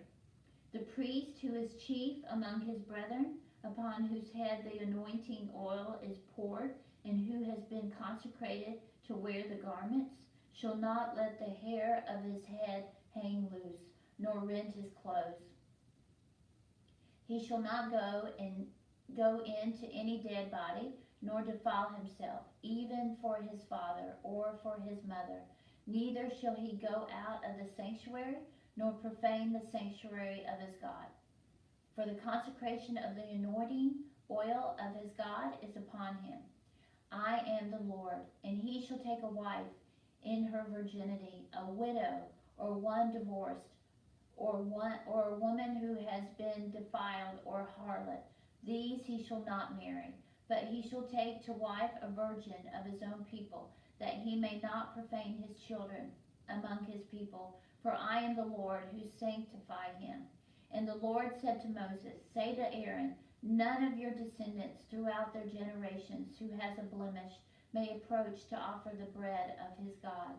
For no one who has a blemish shall draw near, a man blind or lame, or one who has a mutilated face, or a limb too long, or a man who has an injured foot, or an injured hand, or a hunchback, or a dwarf, or a man with a defect in his sight, or an itching disease, or scabs, or crushed testicles. No man of the descendants of Aaron, the priest, who has a blemish, shall come near to offer the Lord's offerings by fire. Since he has a blemish, he shall not come near to offer the bread of his God. He may eat the bread of his God, both of the most holy and of the holy things, but he shall not come near the veil or approach the altar, because he has a blemish, that he may not profane my sanctuaries, for I am the Lord who sanctify them. So Moses spoke to Aaron and to his sons and to all the people of Israel. Leviticus chapter 22.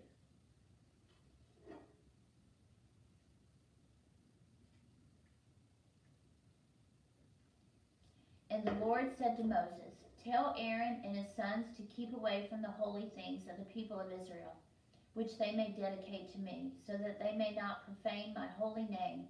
I am the Lord.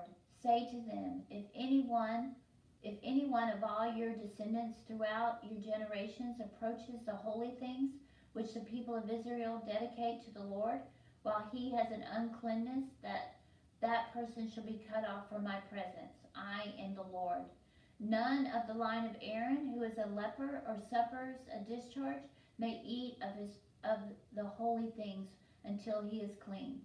Whoever touches anything that is unclean through contact with the dead, or a man who has had an emission of semen, and whoever touches a creepy thing by which he may be made unclean, or a man with whom he may take uncleanness, whatever his uncleanness may be, the person who touches any such shall be unclean until the evening, and shall not eat of the holy things until he has bathed his body in water. When the sun is down, he shall be clean, and afterward he may eat of the holy things, because such are his food.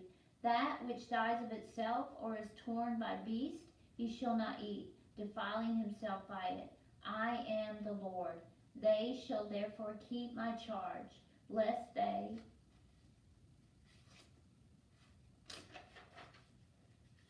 bear sin for it and die thereby when they profane in it. I am the Lord who sanctify them. An outsider shall not eat of a holy thing. A sojourner of the priest or a hired servant shall not eat of a holy thing. But if a priest buys a slave as his property for money, the slave may eat of it, and those that are born in his house may eat of his food. If a priest's daughter is married to an outsider, she shall not eat of the offering of the holy things. But if a priest's daughter is a widow or divorced and has no child and returns to her father's house as in her youth, she may eat of her father's food. Yet no outsider shall eat of it. And if a man eats of a holy thing unwittingly, he shall add the fifth of its value to it and give the holy thing to the priest. The priest shall not profane the holy things of the people of Israel, which they offer to the Lord, and so cause them to bear iniquity, and guilt by eating their holy things, eating their holy things. For I am the Lord who sanctify them. And the Lord said to Moses, say to Aaron and his sons and all the people of Israel, when any one of the house of Israel or of the sojourners in Israel presents his offering, whether in payment of a vow or as a freewill offering, which is offered to the Lord as a burnt offering, to be accepted, you shall offer a male without blemish of the bulls or the sheep or the goats. You shall not offer anything that has a blemish, for it will not be acceptable for you. And when anyone offers a sacrifice of peace offerings to the Lord to fulfill a vow as a freewill offering from the herd or from the flock to be accepted, it must be perfect. There shall be no blemish in it. Animals blind or disabled or mutilated or having a discharge or an itch or scabs, you shall not offer to the Lord or make of them an offering by fire upon the altar to the Lord. A bull or a lamb which has a part too long or too short, you may present for a freewill offering, but for a votive offering it cannot be accepted. Any animal which has its testicles bruised or crushed or torn or cut, you shall not offer to the Lord or sacrifice within your land. Neither shall you offer as the bread of your God any such animals gotten from a foreigner, since there is a blemish in them. Because of their mutilation, they will not be accepted for you. And the Lord said to Moses, when a bull or sheep or goat is born, it shall remain 7 days with its mother. And from the 8th day on, it shall be acceptable as an offering by fire to the Lord. And whether the mother is a cow or a ewe, you shall not kill both her and her young in 1 day. And when you sacrifice a sacrifice of thanksgiving to the Lord, you shall sacrifice it so that you may be accepted. It shall be eaten on the same day. You shall leave none of it until morning. I am the Lord. So you shall keep my commandments to do them. I am the Lord, and you shall not profane my holy name. But I will be hallowed among the people of Israel. I am the Lord who sanctify you, who brought you out of the land of Egypt to be your God. I am the Lord. Leviticus chapter 23. The Lord said to Moses, say to the people of Israel, the appointed feast of the Lord, which you shall proclaim as holy convocations. My appointed feasts are these. 6 days shall work be done, and on the 7th day is a Sabbath of solemn rest, a holy convocation. You shall do no work. It is a Sabbath to the Lord in all your dwellings. These are the appointed feasts of the Lord, the holy convocations, which you shall proclaim at the time appointed for them. In the 1st month, on the 14th day of the month in the evening, is the Lord's Passover. And on the 15th day of the same month is the feast of unleavened bread to the Lord. 7 days you shall eat unleavened bread. On the 1st day you shall have a holy convocation. You shall do no laborious work, but you shall present an offering by fire to the Lord. 7 days. On the 7th day is a holy convocation. You shall do no laborious work. And the Lord said to Moses, say to the people of Israel, when you come into the land which I give you and reap its harvest, you shall bring the sheaf of the first fruits of your harvest to the priest, and he shall wave the sheaf before the Lord, that you may find acceptance on the morrow. After the Sabbath the priest shall wave it, and on the day when you wave the sheaf, you shall offer a male lamb, a year old without blemish, as a burnt offering to the Lord. And the cereal offering with it shall be 2/10 of an ephah of fine flour, mixed with oil, to be offered by fire to the Lord, a pleasing odor. And the drink offering with it shall be of wine, 1/4 of a hin. And you shall eat neither bread nor grain, parched or fresh, until this same day. Until you have brought the offering of your God, it is a statute forever, throughout your generations and all your dwellings. And you shall count from the morrow after the Sabbath, from the day that you brought the sheaf of the wave offering, 7 full weeks shall they be, counting 50 days to the morrow after the 7th Sabbath, that you shall present a cereal offering of new grain to the Lord. You shall bring from your dwellings 2 loaves of bread to be waved, made of 2/10 of an ephah, and they shall be of fine flour, and they shall be baked with leaven, as the first fruits to the Lord.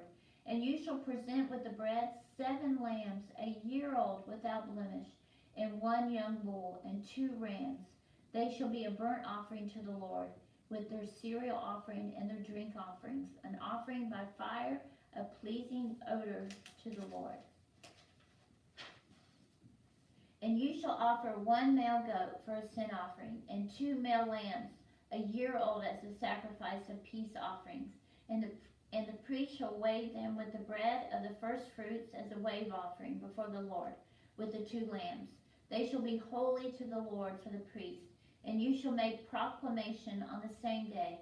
You shall hold a holy convocation. You shall do no laborious work. It is a statute forever in all your dwellings throughout your generations.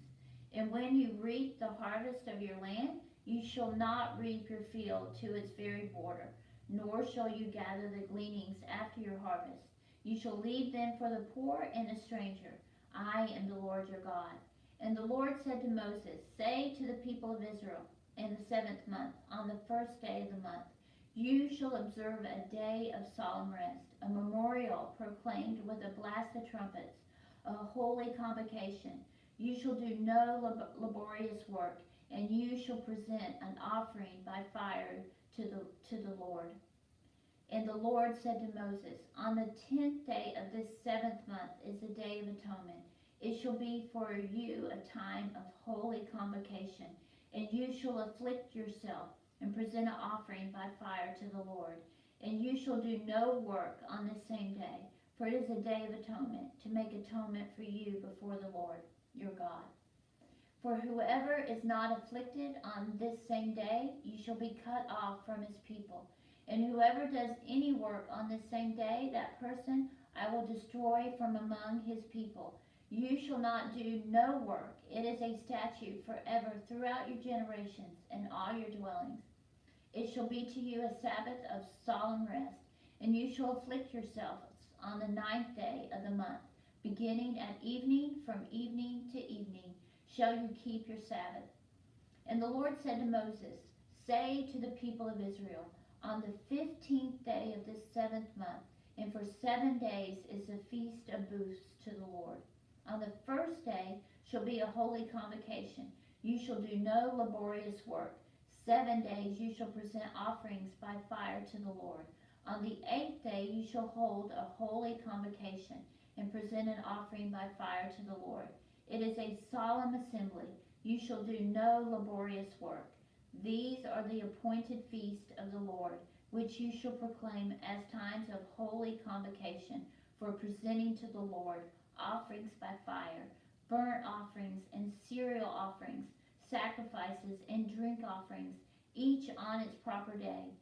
Besides the Sabbaths of the Lord, and besides your gifts, and besides all your votive offerings, and besides all your free will offerings, which you give to the Lord, on the 15th day of the 7th month, when you have gathered in the produce of the land, you shall keep the feast of the Lord 7 days. On the 1st day shall be a solemn rest, and on the 8th day shall be a solemn rest. And you shall take on the 1st day the fruit of goodly trees, branches of palm trees, and boughs of leafy trees, and willows of the brook.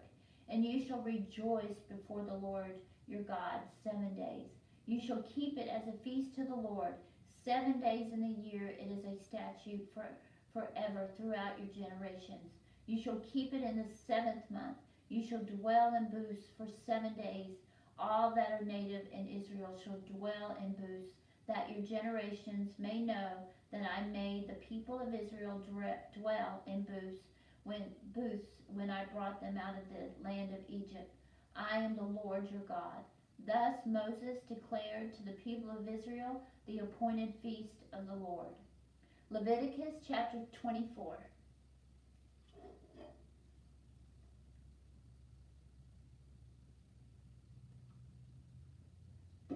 The Lord said to Moses, command the people of Israel to bring you pure oil from beaten olives for the lamp, that a light may be kept burning continually.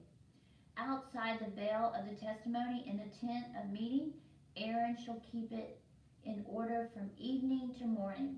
Before the Lord continually, it shall be a statute forever throughout your generations. He shall keep the lamps in order upon the lampstand of pure gold before the Lord continually. And you shall take fine flour and bake 12 cakes of it. 2/10 of an ephah shall be in each cake, and you shall set them in 2 rows, 6 in a row, upon the table of pure gold. And you shall put pure frankincense with each row, that it may go with the bread as a memorial portion, to be offered by fire to the Lord. Every Sabbath day Aaron shall set it in order before the Lord continually, on behalf of the people of Israel, as a covenant forever. And it shall be for Aaron and his sons, and they shall eat it in a holy place, since it is for him a most holy portion out of the offerings by fire to the Lord, a perpetual due. Now an Israelite woman's son, whose father was an Egyptian, went out among the people of Israel. And the Israelite woman's son and a man of Israel quarreled in the camp. And the Israelite woman's son blasphemed the name and cursed. And they brought him to Moses. His mother's name was Shelomith, the daughter of Dibri of the tribe of Dan. And they put him in custody till the will of the Lord and should be declared to them. And the Lord said to Moses, Bring out of the camp him who cursed, and let all who heard him lay their hands upon his head, and let all the congregation stone him. And say to the people of Israel, Whoever curses his God shall bear his sin. He who blasphemes the name of the Lord shall be put to death.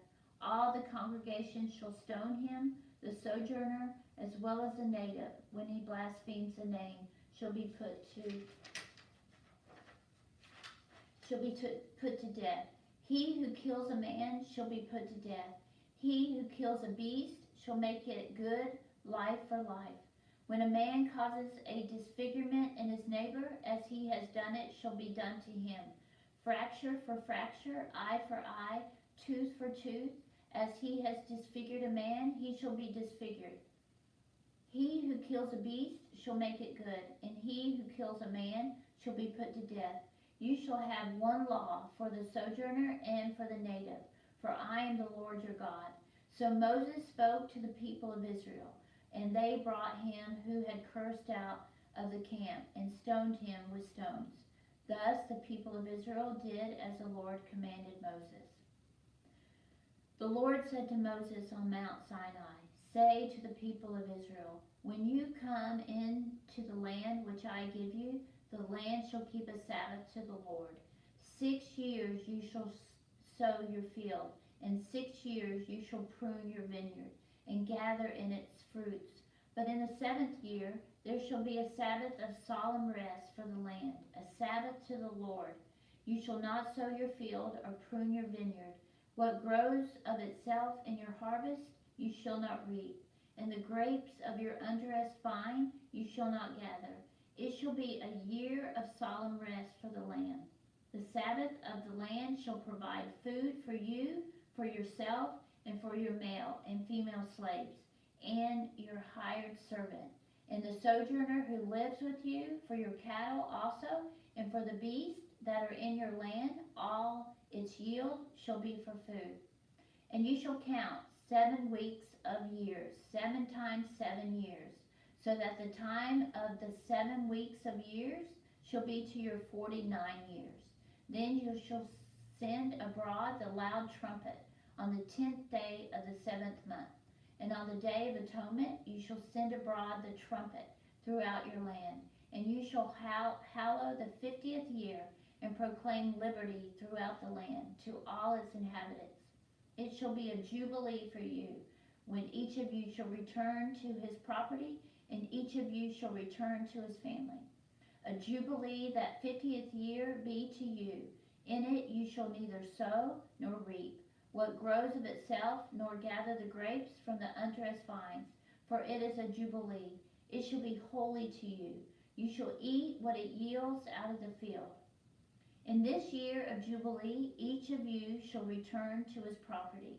And if you sell to your neighbor or buy from your neighbor, you shall not wrong one another.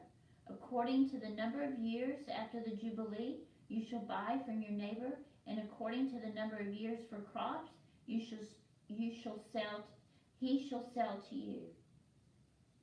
If the years are many, you shall increase the price, and if the years are few, you shall diminish the price, for it is the number of the crops that he is selling to you.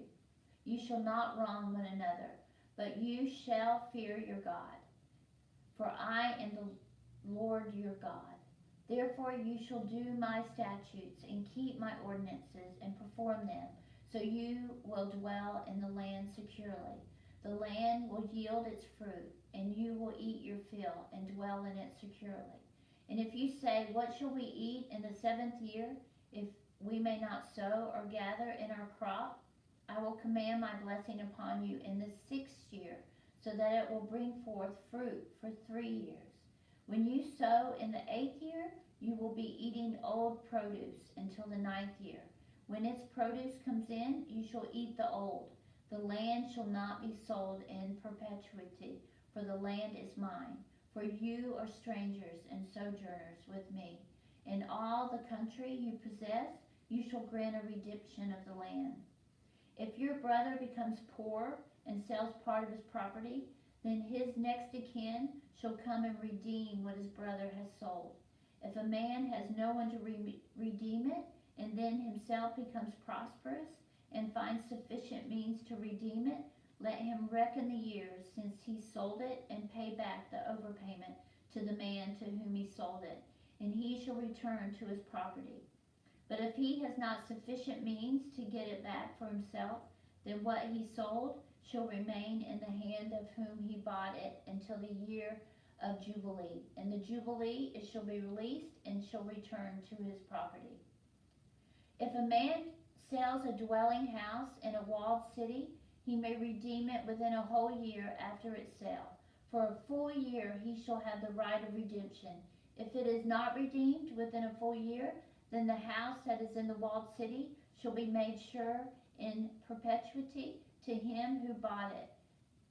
Throughout his generations it shall not be released in the Jubilee. But the houses of the villages which have no wall around them shall be reckoned with the fields of the country. They may be redeemed, and they shall be released in the Jubilee. Nevertheless, the cities of the Levites, the houses in the cities of their possessions, the Levites may redeem at any time.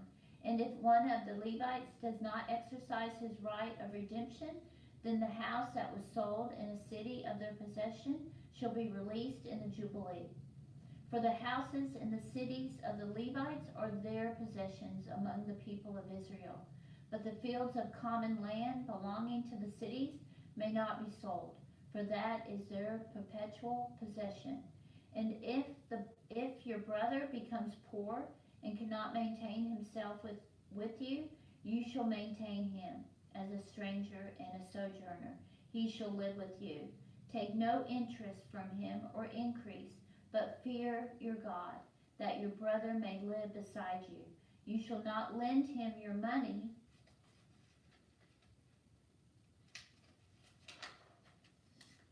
at interest, nor give him your food for profit. I am the Lord your God, who brought you forth out of the land of Egypt, to give you the land of Canaan, and to your God. And if your brother becomes poor beside you, and sells himself to you, you shall not make him serve as a slave. He shall be with you as a hired servant, and as a sojourner. He shall serve with you until the year of the Jubilee, and then he shall go out from you, he and his children with him, and go back to his own family, and return to the possession of his fathers. For they are my servants, whom I brought forth out of the land of Egypt. They shall not be sold as slaves. You shall not rule over them with harshness, but shall fear your God. As for your male and female slaves whom you may have, you may buy male and female slaves from among the nations that are round about you. You may also buy from among the strangers who sojourn with you, and their families that are with you, who may have been born into your land, and they may be your property. You may bequeath them to your sons after you, to inherit as a possession forever. You may make slaves of them, but over your brethren, the people of Israel, you shall not rule one over another with harshness. If a stranger or sojourner with you becomes rich and your brother beside him becomes poor and sells himself to the stranger or sojourner with you, or to a member of the stranger's family, then after he is sold, he may be redeemed. One of his brothers may redeem him, or his uncle or his cousin may redeem him, or a near kinsman belonging to his family may redeem him. Or if he grows rich, he may redeem himself. He shall reckon with him who bought him from the year when he sold himself to him until the year of the Jubilee. And the price of his release shall be according to the number of years. The time he was with his owner shall be rated as the time of a hired servant. If there are still many years according to them, he shall refund out of the price paid for him, the price for his redemption. If there remain but a few years until the year of Jubilee, he shall make a reckoning with him, according to the years of service due from him.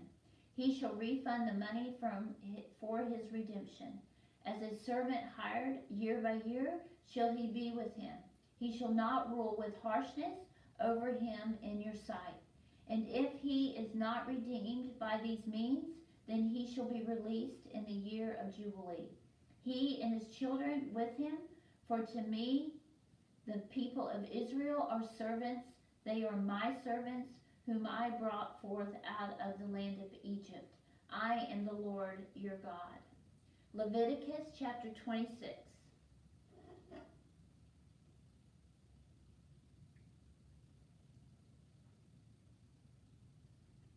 You shall not make for yourselves no idols, and erect no graven image or pillar.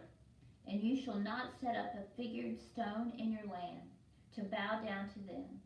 For I am the Lord your God. You shall keep my Sabbaths and reverence my sanctuary. I am the Lord. If you walk in my statutes and observe my commandments and do them, then I will give your rains in their season, and the land shall yield its increase, and the trees of the field shall yield their fruit, and your threshing shall last to the time of vintage, and the vintage shall last to the time for sowing, and you shall eat your bread to the full, and dwell in your land securely. And I will give peace in the land, and you shall lie down, and none will make you afraid. And I will remove evil beasts from the lands, and the sword shall not go through your land. And you shall chase your enemies, and they shall fall before you by the sword. 5 of you shall chase 100, and 100 of you shall chase 10,000. And your enemies shall fall before you by the sword. And I will have regard for you, and make you fruitful, and multiply you, and will confirm my covenant with you. And you shall eat old store long kept, and you shall clear out the old to make way for the new. And I will make my abode among you, and my soul shall not abhor you. And I will walk among you, and you will be your God, and will be your God, and you shall be my people. I am the Lord your God, who brought you forth out of the land of Egypt, that you should not be their slaves. And I have broken the bars of your yoke, and made you walk erect. But if you will not hearken to me, and will not do all these commandments, if you spurn my statutes, and if your soul abhors my ordinances, so that you will not do all my commandments, but break my covenant, I will do this to you.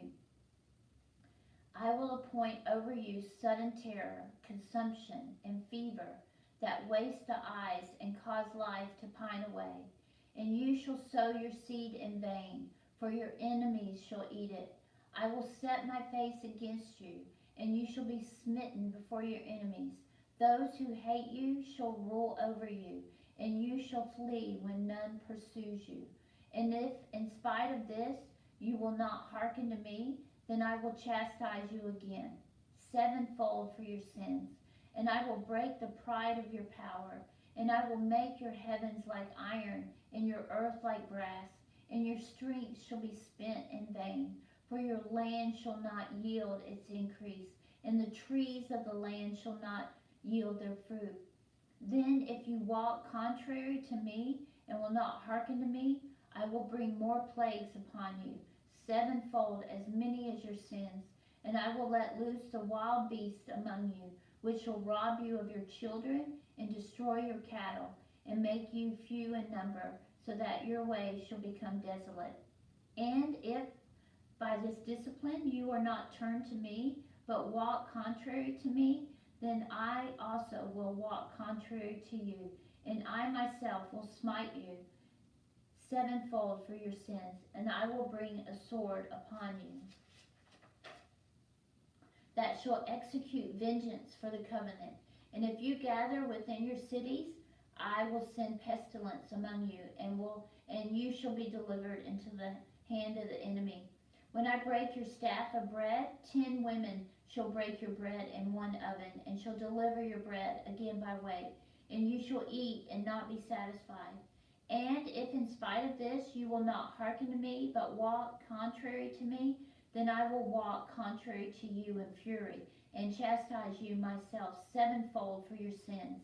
You shall eat the flesh of your sons, and you shall eat the flesh of your daughters, and I will destroy your high places, and cut down your incense altars, and cast your dead bodies upon the dead bodies of your idols, and my soul will abhor you. And I will lay your cities waste, and will make your sanctuaries desolate, and I will not smell your pleasing odors, and I will devastate the land, so that your enemies who settle in it shall be as astonished at it. And I will scatter you among the nations, and I will unsheathe the sword after you, and your land shall be a desolation, and your cities shall be a waste. Then the land shall enjoy its Sabbaths as long as it lies desolate. While you are in your enemy's land, then the land shall rest and enjoy its Sabbaths. As long as it lies desolate, it shall have rest. The rest it had not in your Sabbaths, when you dwelt upon it. And as for those of you that are left, I will send faintness into their hearts in the lands of their enemies.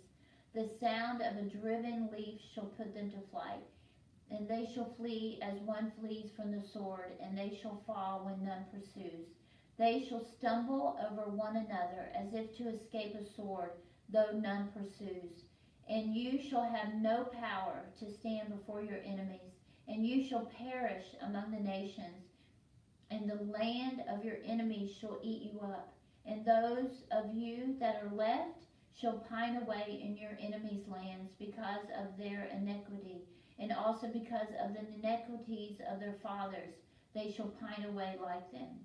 But if they confess their iniquity and the iniquity of their fathers and their treachery, which they committed against me, and also in walking contrary to me, so that I walked contrary to them and brought them into the land of their enemies, if then their uncircumcised heart is humbled, and they make amends for their iniquity, then I will remember my covenant with Jacob, and I will remember my covenant with Isaac, and my covenant with Abraham, and I will remember the land. But the land shall be left by them, and enjoy its Sabbaths, while it lies desolate without them. And they shall make amends for their iniquity, because they spurned their ordinances, and their soul abhorred my statutes. Yet for all that, when they are in the land of their enemies, I will not spurn them, neither will I abhor them, so as to destroy them utterly, and break my covenant with them. For I am the Lord their God. But I will, for their sake, remember the covenant with their forefathers, whom I brought forth out of the land of Egypt in the sight of the nations. For I might be their God. I am the Lord. These are the statutes and ordinances and laws which the Lord made between him and the people of Israel on Mount Sinai by Moses. Leviticus chapter 27.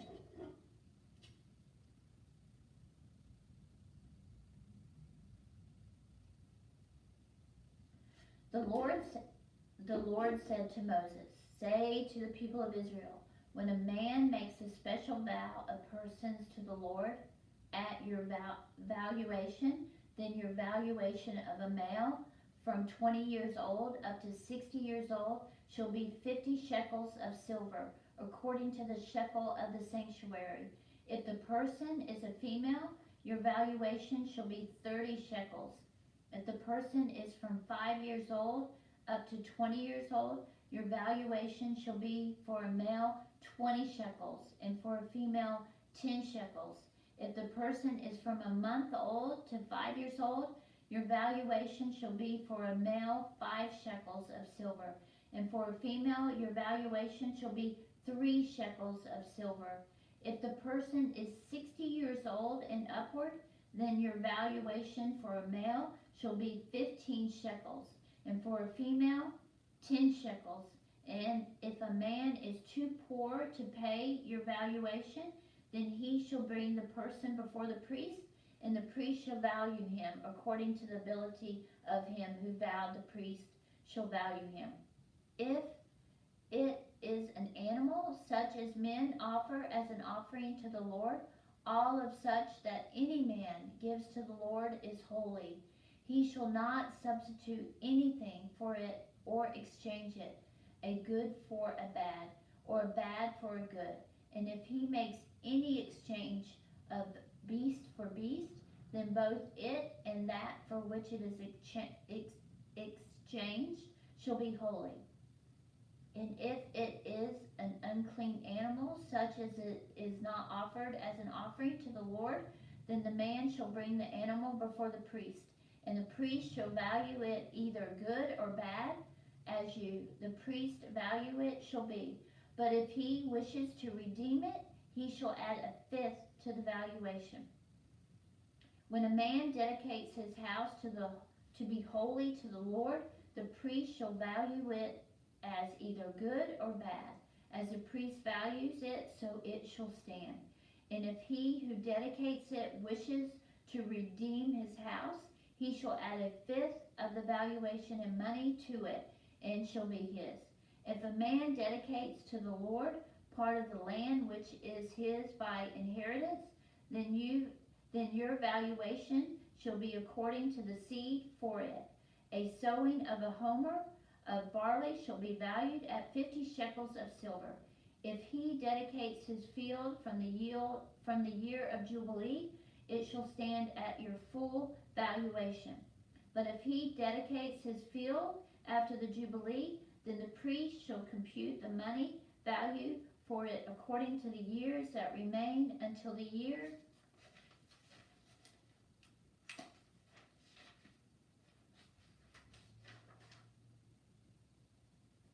of Jubilee, and a deduction shall be made from your valuation. And if he who dedicates the field wishes to redeem it, then he shall add a fifth of the valuation in money to it, and it shall remain his. But if he does not wish to redeem the field, or if he has sold the field to another man, it shall not be redeemed any more. But the field which it is released in the Jubilee shall be holy to the Lord, as a field that has been devoted. The priest shall be in possession of it. If he dedicates to the Lord a field which he has bought, which is not a part of his possession by inheritance, then the priest shall compute the valuation for it up to the year of Jubilee. And the man shall give the amount of the valuation on that day as a holy thing to the Lord. In the year of Jubilee, the field shall return to him from whom it was bought, to whom the land belongs as a possession by inheritance. Every valuation shall be according to the shekel of the sanctuary. 20 gerahs shall make a shekel. But a firstling of animals, which is a firstling, belongs to the Lord. No man may dedicate whether ox or sheep, it is the Lord's. And if it is an unclean animal, then he shall buy it back at your valuation, and add a fifth to it. Or if it is not redeemed, it shall be sold at your valuation. But no devoted thing that a man devotes to the Lord, of anything that he has, whether of man or beast, or of his inherited field, shall be sold or redeemed. every devoted thing is most holy to the Lord. No one devoted who is to be utterly destroyed from among men shall be ransomed, he shall be put to death. All the tithe of the land, whether of the seed or the land or of the fruit of the trees, is the Lord's. It is holy to the Lord. If a man wishes to redeem any of his tithe, he shall add a fifth to it. And all the tithe of herds and flocks, every 10th animal of all that pass under the herdsman's staff, shall be holy to the Lord. A man shall not inquire whether it is good or bad, neither shall he exchange it. And if he exchanges it, then both it and that for which it is exchanged shall be holy. It shall not be redeemed. These are the commandments which the Lord commanded Moses for the people of Israel on Mount Sinai. We're starting with the book of Numbers. Numbers chapter 1.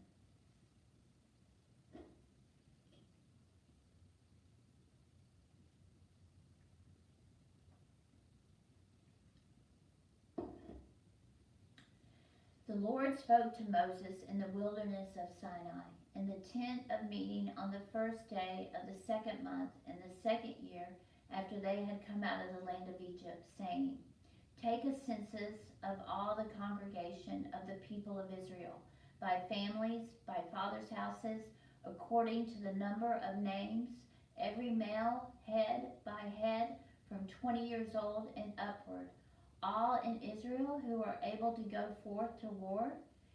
You and Aaron shall number them according by company. And there shall be with you a man from each tribe, each man being the head of the house of his fathers. And these are the names of the men who shall attend you. From Reuben, Eleazar, the son of Shedeur. From Simon, Shelumiel, the son of Zurishad. From Judah, Nahshon, the son of Amminadab. From Issachar, Nathaniel, the son of Zuar. From Zebulun, Eliab, the son of Helon. From the sons of Joseph, from Ephraim, Elishama, the son of Amamud. And from Manasseh, Gamaliel, the son of Pedazar. From Benjamin, Abidin, the son of Gideoni. From Dan, Ahazor, the son of Ammishaddai. From Asher, Pagiel, the son of Ochran. From Gad, Eliasaph, the son of Duel. From Naphtali, Ahira, the son of Enan. These were the ones chosen from the congregation, the leaders of their ancestral tribes, the heads of the clans of Israel. Moses and Aaron took these men, who may have been named, and on the first day of the second month they assembled the whole congregation together, who registered themselves by families, by fathers' houses, according to the number of names from 20 years old and upward, head by head, so as the Lord commanded Moses. So he numbered them in the wilderness of Sinai, the people of Reuben, Israel's firstborn, their generations by their families, by their fathers' houses, according to the number of names, head by head, every male from 20 years old and upward, all who were able to go forth to war. The number of the tribe of Reuben was 46,500.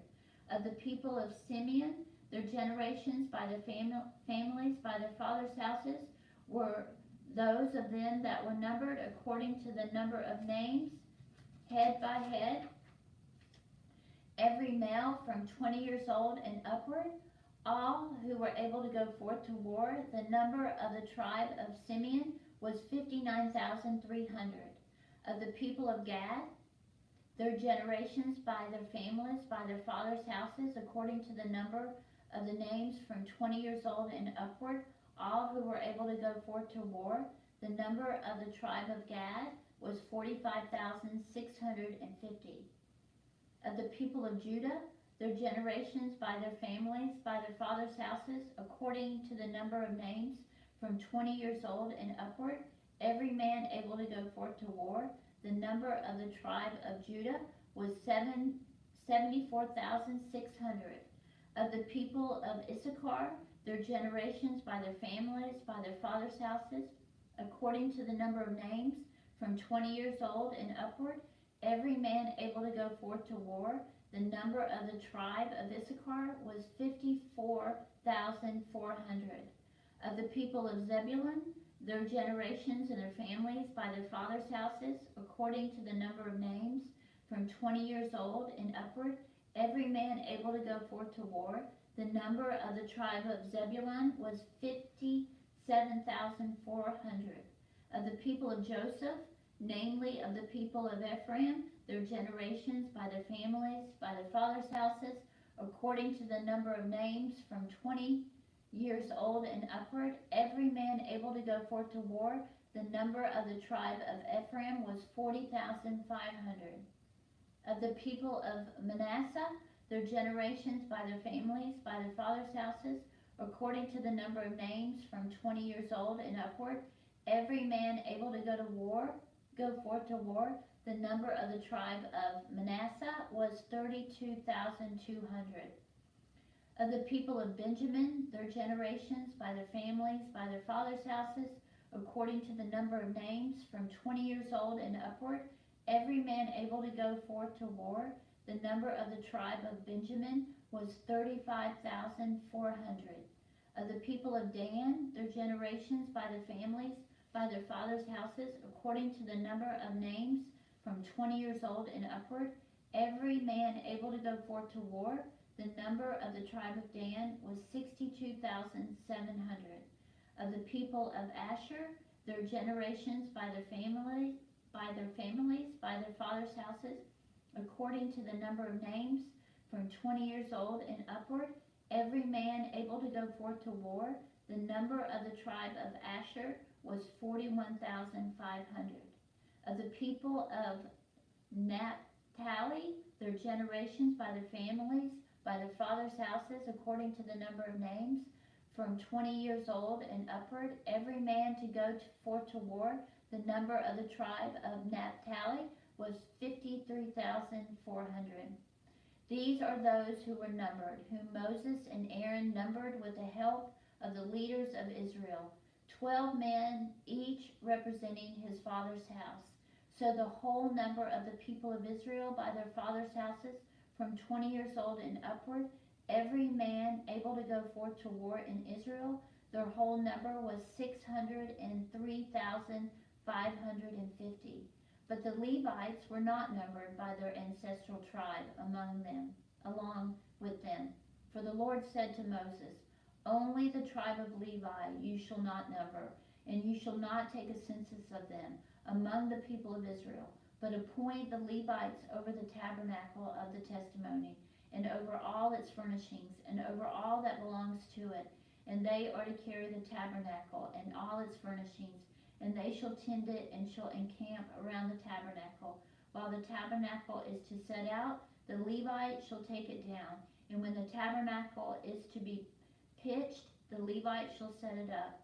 And if anyone else comes near, shall be put to death. The people of Israel shall pitch their tents by their companies, every man by his own camp, and every man by his own standard. But the Levites shall encamp around the tabernacle of the testimony, that there may be no wrath upon the congregation of the people of Israel. And the Levites shall keep charge of the tabernacle of the testimony. Thus did the people of Israel, they did according to all the Lord commanded Moses. Numbers chapter 2 will start tomorrow morning. Thank you for listening, and Happy New Year.